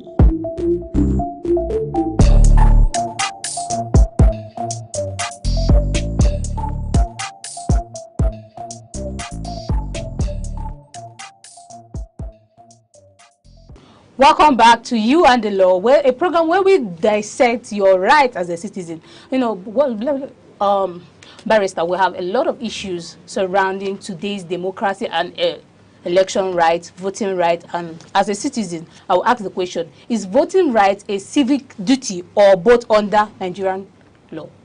Well, we can say that voting is actually a duty, but then we can say that the laws, the Constitution, 1999 Constitution of the Federal Republic of Nigeria, and other international enactments like the Universal Declaration of Human Rights, 1948, and other African Charter of Human Rights and People's Rights, and other enactments or statutes that have been put in place, either enacted by the national government or other international bodies like the United Nations, has made it, has been emphatically clear that the people deserve the right or have the right to vote and be voted for in any election cycle. So, you know, it's considered a duty in this sense that you are expected to vote and be voted for. However, it doesn't mean that you'll be forced to vote. Rather, it's a civic obligation that you're expected to perform. But then no one will fine you for not voting, but it is right and proper that you do cast your vote and do participate in the election of people who will represent you at any level or stage of governance. So why is a voter, why is his participation in the incoming election, why is it very important in a democratic society? Well, like it's widely believed that democracy is the government of the people, by the people, and for the people. So as a people, as a person who believes or who claims an ownership of the governance, you must participate in how the representative, those who represent your interests, emerge. You cannot sit hands akimbo in your home and decide or expect for the representatives to emerge and for them to represent your interests without sitting down to critically examine those who are, you know, vying for those elective positions, study their antecedents and what they have been capable of doing both in the public and the private sector, and what then they are bringing to the table. Are there people with competence? Are there people with integrity? Do they have the capacity to deliver? So if you can't do this basic task of analyzing these issues, analyzing these candidates, and making a stand and say, okay, I've put all these people, all these cards on the table, and this candidate is likely going to represent my interests more if he's elected, then step up to the responsibility and deliver. So it's necessary, because you can't sit at home, complain that those that are doing the job are not getting it the way they ought to do. They are not delivering on the mandate. They are not delivering on their manifestos without being an active participant. So by not participating in the election, I would rather say that you have given up your right to complain if those who are elected fail to deliver on what you term are the dividends of democracy. So you see that 12th June is a day where we remember democracy for the people. And at this day, election is far approaching. Do you think this celebration of democracy would, raise the feeling of the people towards the incoming election? Well, June 12th is a symbolic day in the history of the country. It dates back to June 12, 1993 election, and what happened with MKO and the electoral cycle, and how, in the guise to fight to restore his mandate, which the generality of the people, of the population, of the electorate, willingly gave to him during the 1993 election.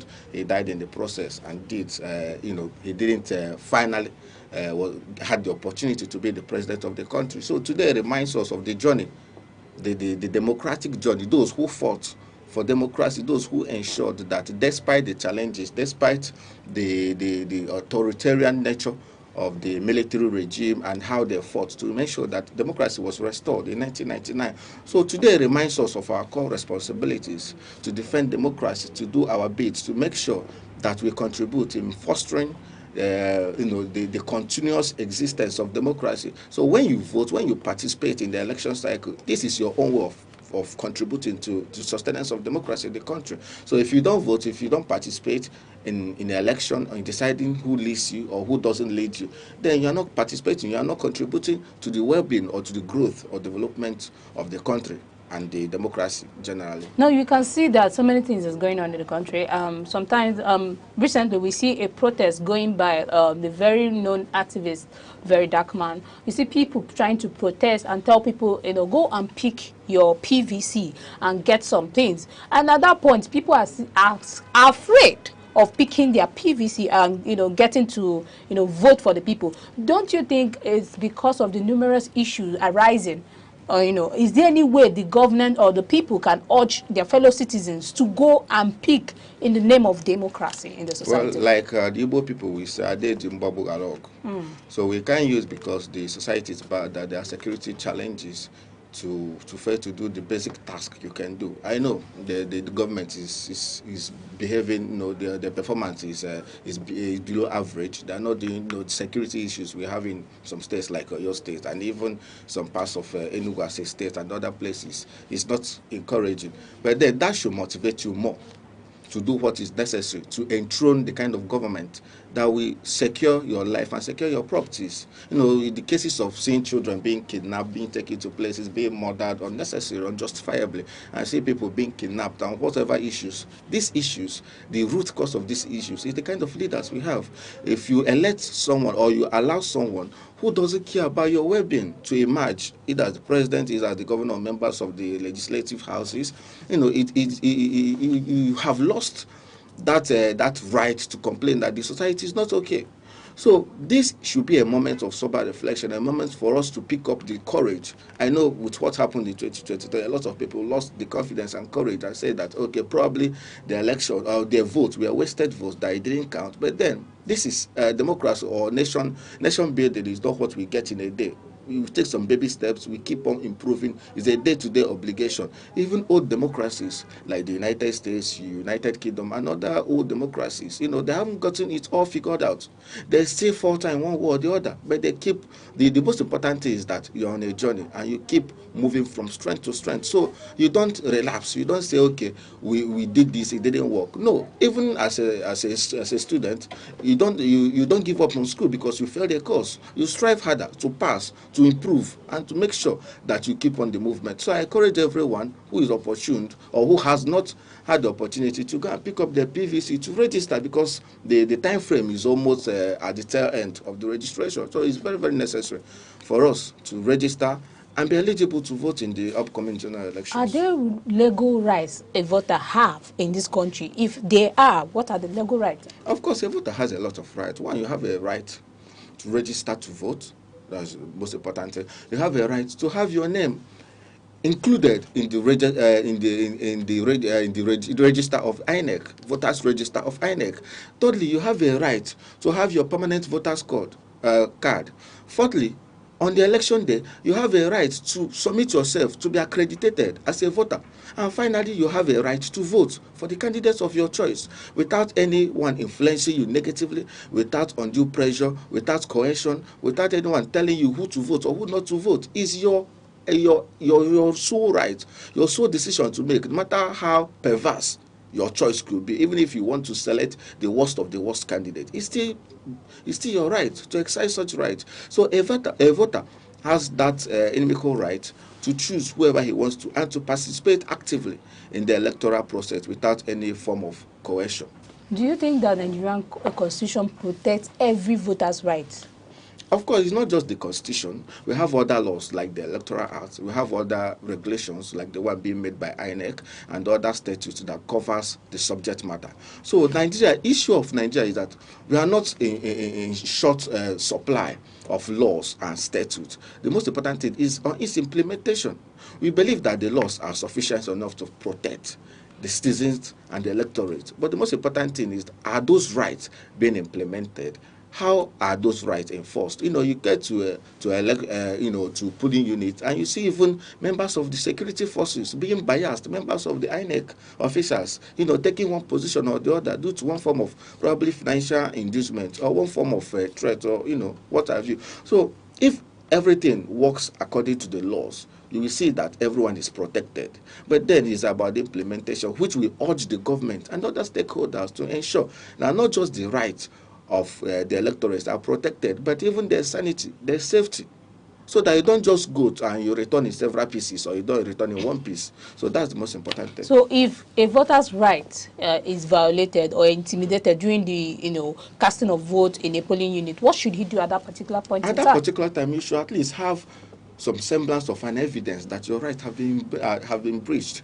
For instance, if you are denied to vote and you are able to at least take recordings, thank God for social media, thank God for that you have smartphones that you can use to make some recording, then the most appropriate thing is to send a petition. Petition them. You can petition them to the other regulatory agencies, or you can even petition depending on where the infringement arises from. If it is members of the INEC or the staff of the Independent National Electoral Commission are infringing on your right, you have the right. They have an agency. They have an agency within the electoral body that takes care of the complaints of citizens, of electorates. Equally, if it is the members of the police force that infringed on your right, there are equally departments in the police and in other security agencies that caters to such needs. So it depends. If it is the political party that violates your rights, there is still some checks and balances within the system that regulate such conduct. So you can start by exercising your displeasure at those agencies, and then secondly, you can take it up by instituting a matter in court, against those persons, and your right will definitely be enforced once it is proved. Now you can see so many cases where election is not conducted on a free and fair note, and at that point, what could the citizens do at this point to bring the plight to the government that, see, our rights to free and fair election have been looking at the situation of a democratic society today? Where is one of the viruses affecting the country called Nigeria is the issue of electoral irregularities and malpractices. Where people have the confidence that we want to vote for this candidate and we voted for this candidate, and who probably were there when the votes were counted, and then at the end of the day we are seeing an entire different result. It discourages and demoralizes them from continuing to vote for future elections. So what is open for the citizens and for the public when these issues arises is not to take the laws into their hands. They can, like you rightly stated, very dark man, is conducting a protest. This is one of the ways people air their displeasure about the things that are working in the society. You can do petitions, you can go on protest, you can institute matters in court against the government. So these options are open to you. You can even petition, other, international or world bodies or grant press releases, and the media has a role to play to amplify those voices and those issues. So with these options are open to the electorate or to the voters or to the people, I believe that at least they would have taken a step to make sure that their voices are heard. So I'm trying to pick out an option for what you gave, and the most emphatic one is the protest. Now we see some people trying to protest against government. They are being taken, as them committing a crime. Do you think protest is a crime against the state? No, protest can never be a crime.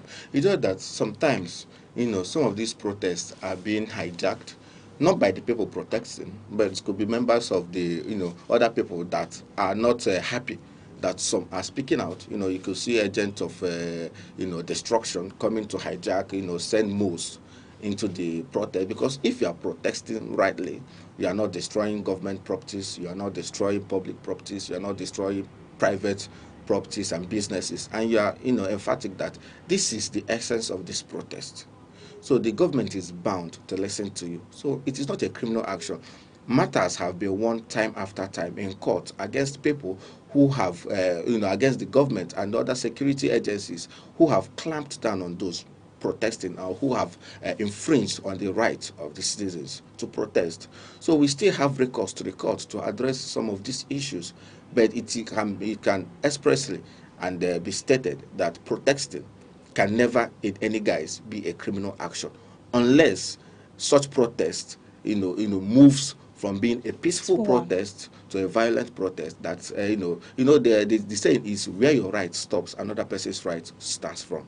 So if in the exercise of your own rights you infringe on the rights of either other citizens or even the government, they are bound to come and restrain you from committing further damages to public assets. So in a country like this, do you think it's compulsory for during an election that everybody must vote? Because seeing the fact that most people trying to vote and they feel that their vote doesn't count, or their vote is per se, after their voting process, still they are left with the option of bad governance. Some people have this not open-minded situation of voting. But do you think is the situation in this country that we should, or there should be compulsory voting in Nigeria? Well, I don't think there should be compulsory voting in Nigeria. But we have universal suffrage, right? Everyone has that right to vote. But you can't be compelled to vote. On election day, you might decide to say, like we saw during 2023, that we said that there is an Ofe Obono day, is an Salah soup day, so they will enjoy themselves, they will not vote and do all those things, which are very, very discouraging. We are encouraged in whatever capacity we are to exercise this option, this right, this choice to vote for competent citizens, because competent people to get on the hem of affairs of the country. These people will not elect themselves, and if good people don't elect, bad people will elect their members and those who share the same values and philosophies with them. So those who claim that they are good citizens must rise up, stand up, and count themselves opportune to enthrone good governance in the country. So according to Barrister Wachuku, he always say that you have your right as a citizen to vote and elect who you want to lead you in governance. Because if you don't do it, nobody is left to the option. You are left to the option to be ruled by whoever claims the seat. We'll be right back. We'll go on a short break. Every second, the world changes. Markets rise. Leaders speak. Stories unfold. To keep up, you don't just need news. You need clarity. You need speed. You need perspective. That's why Aneke TV brings you the global pulse. Accurate, reliable, right when it matters most. Aneke TV. Move with the world.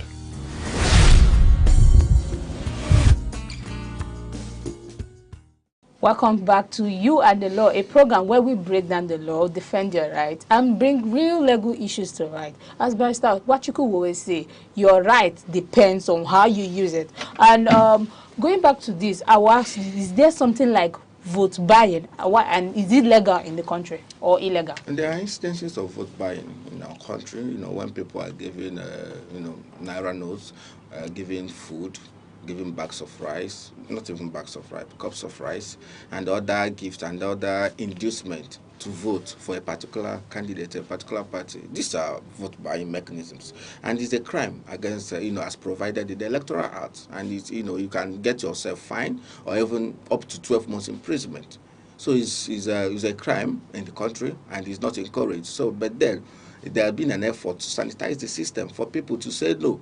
No matter what you give us, if you give us a bag of rice, how much, how often, how long will that kind of bag of rice last us? Will it last us for 4 years?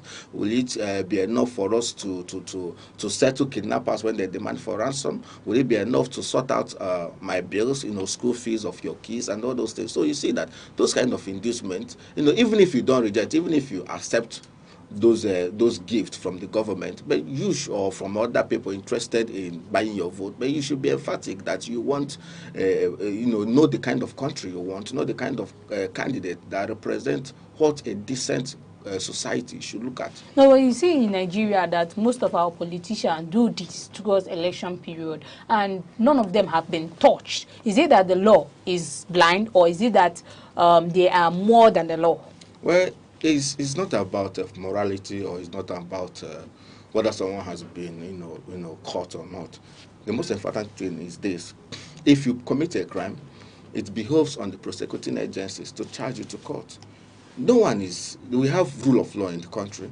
No one is above the law, as the Constitution makes us to understand. No one is above the law. No one is sovereign or supreme that he cannot be arrested. But it boils down on those who have that responsibility to charge those people to court. So these are crimes, these are criminal actions, and the prosecuting agencies, being the state, should take up this responsibility so that we can be able to sanitize the system and make sure that the electoral process is not just seen is not just fair and free and credible, but seen to be fair, free and credible. So, do you see voter apathy becoming a bigger threat to democracy than election, rigging? Well, I think both of them go hand in hand. It's like two sides of a coin. When people believe that the election are being rigged, they will say, come on, why am I going to waste my time? Because no matter who I vote for, no matter how the election result turn out, in the polling unit, things will still be rigged out. So they will just relax and say, okay, is it not better that I just stay indoors, watch Netflix, chill, relax, and not just go and waste my time? But then, if you do that, you are giving them more rights, more opportunities to continue the rigging. But if the people come out in mass to say that, to protest at the polling units and say that this election will not be rigged, that our vote, that we will vote and our vote must count, then those who are perpetuating these criminalities, those who are indulged or involved in these criminal activities like rigging, they will be discouraged from continuing such actions. But then if we leave it up to them, say, after all, they will still rig the election, definitely you are handing the victory over to them. Have technology improved the credibility of election in Nigeria today? Of course. I believe that technology is here to stay. Technology has made our life better. You and I can, can stay at any part of the country and see what is happening in other parts of the country. So I believe that technology has, we have what we call a bimodal voter accreditation system, that the BVAS and other technologies being employed by INEC to make sure that voting seems to be credible. And there's equally a mass movement or mass call that we can have electronic voting. So if these technologies are put in place, like we've seen in the United States, people can stay wherever they are and cast their vote for their favorite candidate. If technology is being used effectively like the way it should, it will reduce the cases of rigging. It will reduce the cases of even violence at the polling station, or people making away with ballot boxes or what have you. So, but then the issue we have is that those technologies being put to use, like we saw in 2020 elections, at the end of the day, it seemed that either we have one issue with the technology or not. Either we, they start telling, stories. Like in some polling units in 2023, at a point, the BVAS stopped they stopped doing the accreditation with the BVAS, and then they turned into manual accreditation, which was actually provided by the law, that you can do electronic or manual. But then if the laws are enforced and are amended in a way to ensure that accreditation must be by electronically done. So you see that there will be low chances of manipulating the process and the results of the election. So technology has a great say in whatever our election or the electoral experience could be, but it's about how we implement it. Now, cutting you short, you talk about using this electronic thing. Have Nigeria gotten to that point where we could safely say our system is working perfectly to use these electronic high gadgets to, do our election? Because if you check, for instance, sites can be hijacked. Sites, there has been reports, there are some interviews that I feel that 2023 election, why people are trying to insinuate the case that elections, that they are the ones inciting this thing, they are the ones, having network glitch during the process. Don't you think these are, circumstances in which we say no to this electoral, high upgrade of technology? No, we can't say that. Because if we want to be sincere to ourselves, they say that these are man-made issues. These are man-made problems. These are manufactured excuses and reasons. So if we are sincere, we can see that other established democracies are doing it and they are getting it right. So it's not even about the system and the infrastructure being in place. They are in place. It's about the people doing it, right? Okay, people are writing, their jump and their wike and all those things. They are employing the use of technology. You don't have to wait to see your results on the newspaper, on other, modalities. You write your Jambe exams, you see your results being sent to you directly to your phone, to your telephone.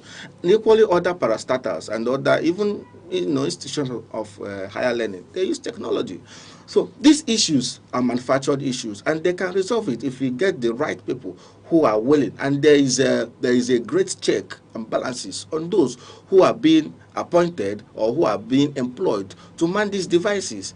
If we can get people who have that credibility, it depends on if we have someone as INEC chairman who is determined to give us the kind of election that we'll be proud of. We have a president that is willing to make sure that elections are fair and credible. It will trickle down from the president down to the least staff of the Independent National Electoral Commission staff. So these things is not rocket science. It's what is possible. It's happening in other places. We are using technology in other places. Okay, for instance, MTN can reach as many people as they are.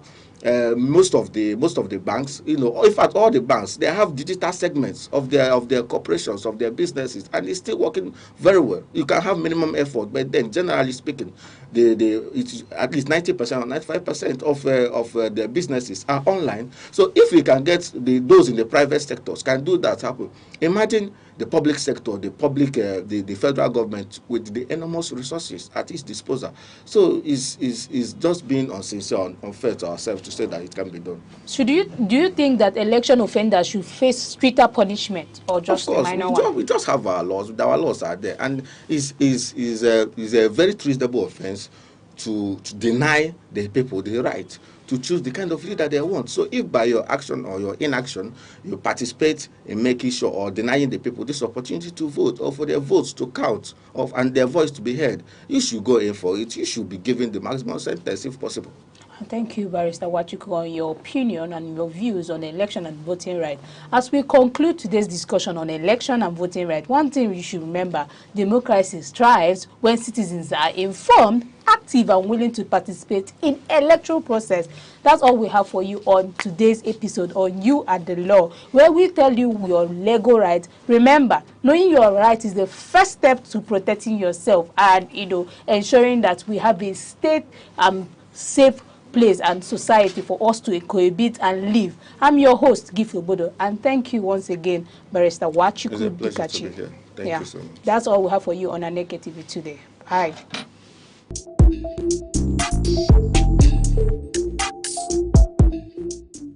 Law is the architecture of civilization, the silent force that orders society and defines justice.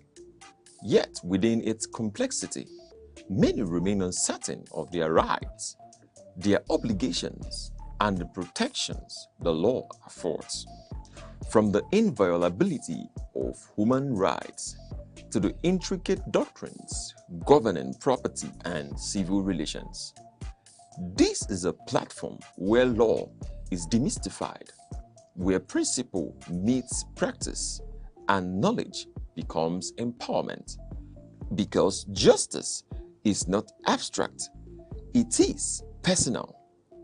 You and the law on Aneke TV.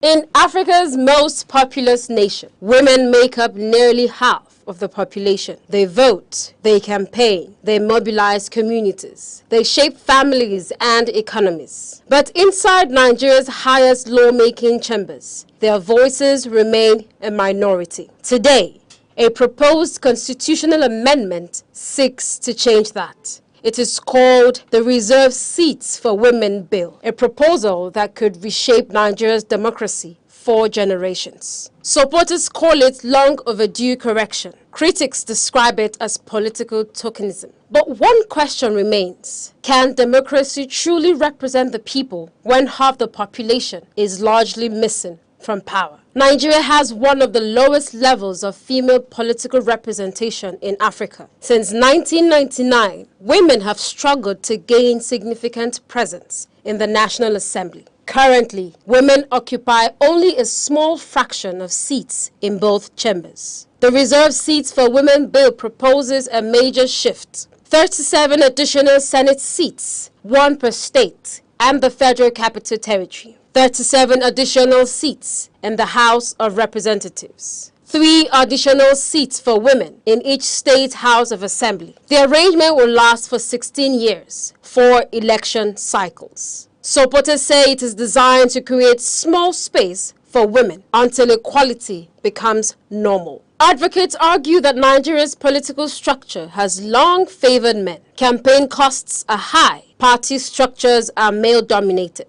Election violence discourages participation. For decades, reforms have been slow. The Reserved Seats Bill is designed to break that cycle of exclusion. Nigeria will not be the first country to adopt special measures for women's representation. In Rwanda, constitutional quotas helped women become the majority in parliament. In South Africa, party quotas increased female representation after apartheid. In Senegal, gender parity laws transformed political participation within a decade. India and Pakistan also use reserved seats for women in parliament. Supporters argue that without deliberate intervention, equality may take generations. Not everyone agrees with the proposal. Critics argue that democracy should be based on open competition, not reserved positions. Others fear symbolic representation without real influence. There are also concerns about costs and expansion of government structures.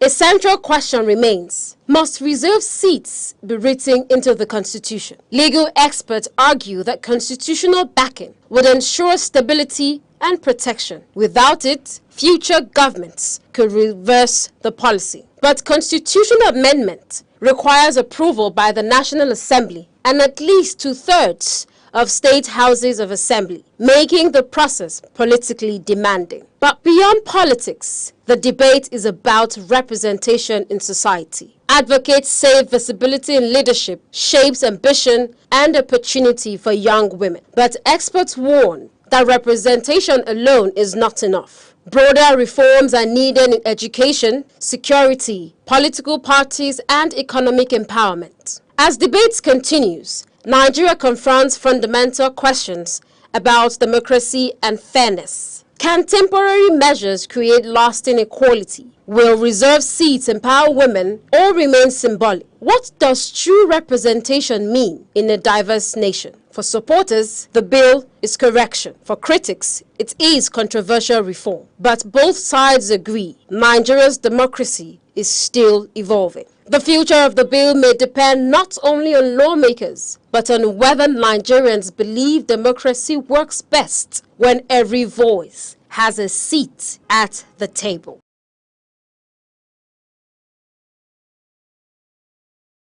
Imo State unfolds like a living poem, a tapestry of memory, aspiration, and transformation.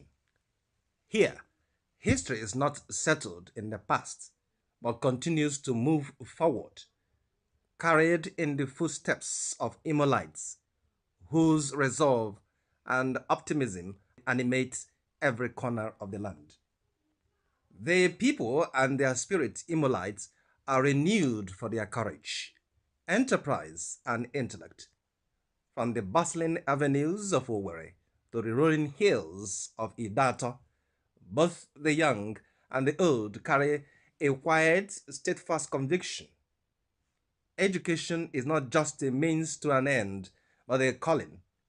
Their ambition lives in the classrooms, in labs, in markets, and in the global Imo diaspora.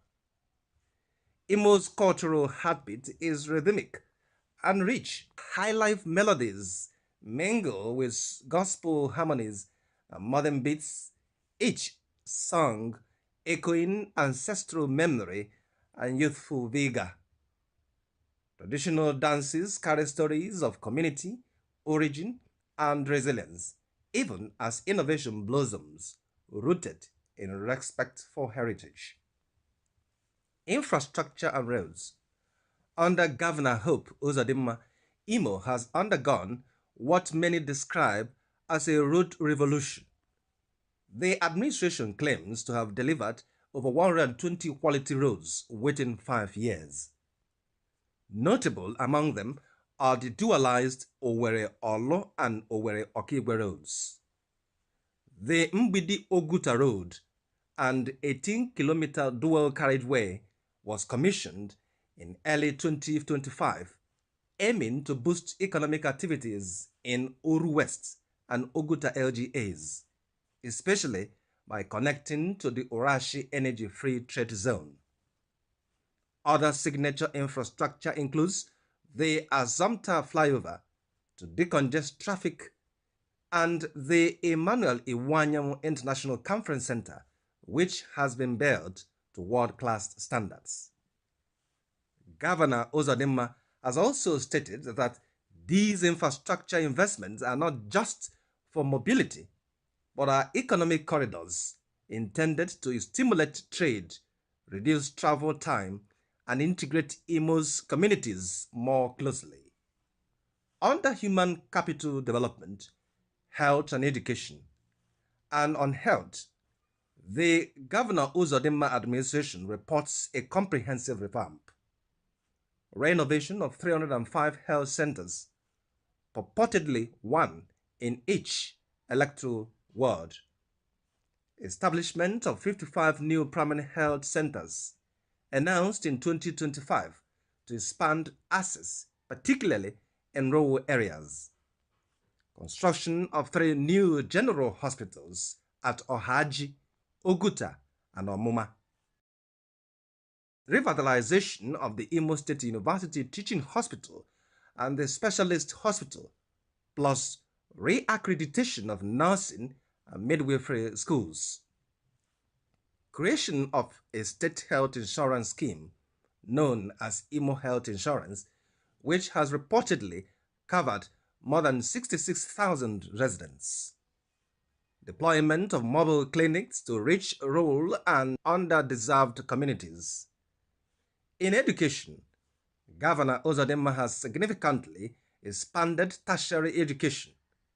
What was once one functioning public university has grown to 3, along with a polytechnic and a college of education. He has also prioritized youth empowerment and governance there are strong signals of financial reforms.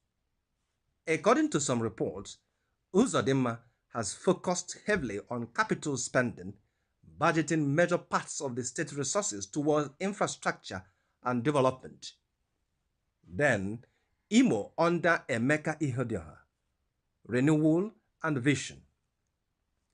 While much of the recent narrative focuses on Governor Uzodimma, it is important to acknowledge the contributions of his predecessor, Chief Emeka Ihedioha.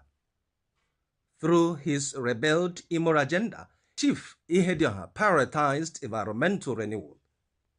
There were efforts to restore drainage, improve waste management, plant community trees, and reintroduce refuse compactor vehicles. He also restructured state finances, including implementing a treasury single account for greater financial discipline and automating revenue collection to improve the state's internally generated revenue. In agriculture, Chief Ihedioha launched an initiative called Rice Revolution to boost rice production, turn rural youths into farmers, and partner with the private sector for food security. For youth and sports, Chief Ihedioha's government reportedly worked on sports infrastructure across the 27 local government areas, envisioning healthy, active youth participation in sports. What truly defines Imo is its resilience. Where decay once prevailed, renewal now pauses. Where neglect reigned, leadership dares to imagine. The story of Imo is not only about roads and hospitals, it is about a people who refuse to accept stagnation, who carry their heritage with dignity, and who dare to dream of a better tomorrow. As night falls over palm-lined hills and Owerri streets, hum with life, Imo is not just a place, it is a promise built in classrooms, clinics, markets, and fields. In its people lies its greatest wealth, and in its bold, forward-looking dreams, its greatest power.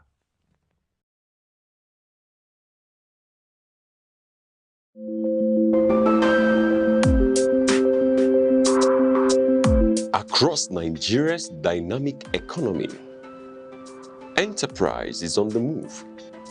From the resilience of small businesses to the expanding reach of indigenous industries, commerce thrives on innovation, determination, and vision. Finance is evolving, powered by technology and driven by a new generation of entrepreneurs. In a rapidly changing world, digital transformation is redefining how we save, invest, and grow wealth. From energy to agriculture, manufacturing to tech, Nigeria's economic landscape continues to diversify. Policies shift, markets respond, and opportunities emerge. Every figure tells a story. Every trend shapes the future. The question is, where is the next opportunity? On Aneke TV, we bring you clarity beyond the numbers.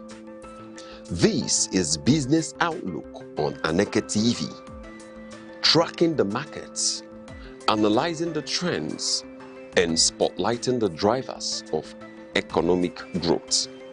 Aneke TV, informing enterprise, shaping perspective.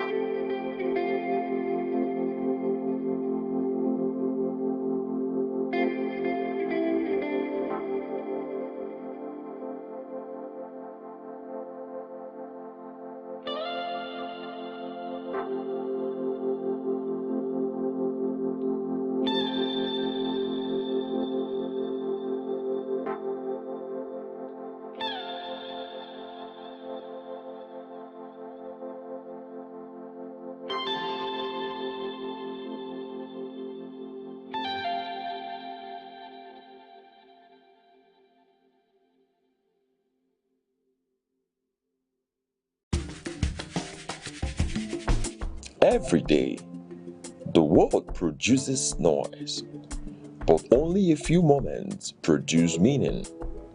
Information is everywhere. Understanding is rare. Because facts alone do not enlighten, context does, analysis does, perspective does. Welcome to Aneke TV, where news is not merely reported, it is examined. Where conversations are not merely held, they are elevated. Where stories are not merely told, they are understood. In governance, in business, in society, in the global arena, clarity is power, discernment is advantage, awareness is responsibility. This is broadcasting with purpose, journalism with depth, programming with intellect. Nigeria, the world, we are live. Aneke TV, broadcasting daily, informing minds, shaping perspective.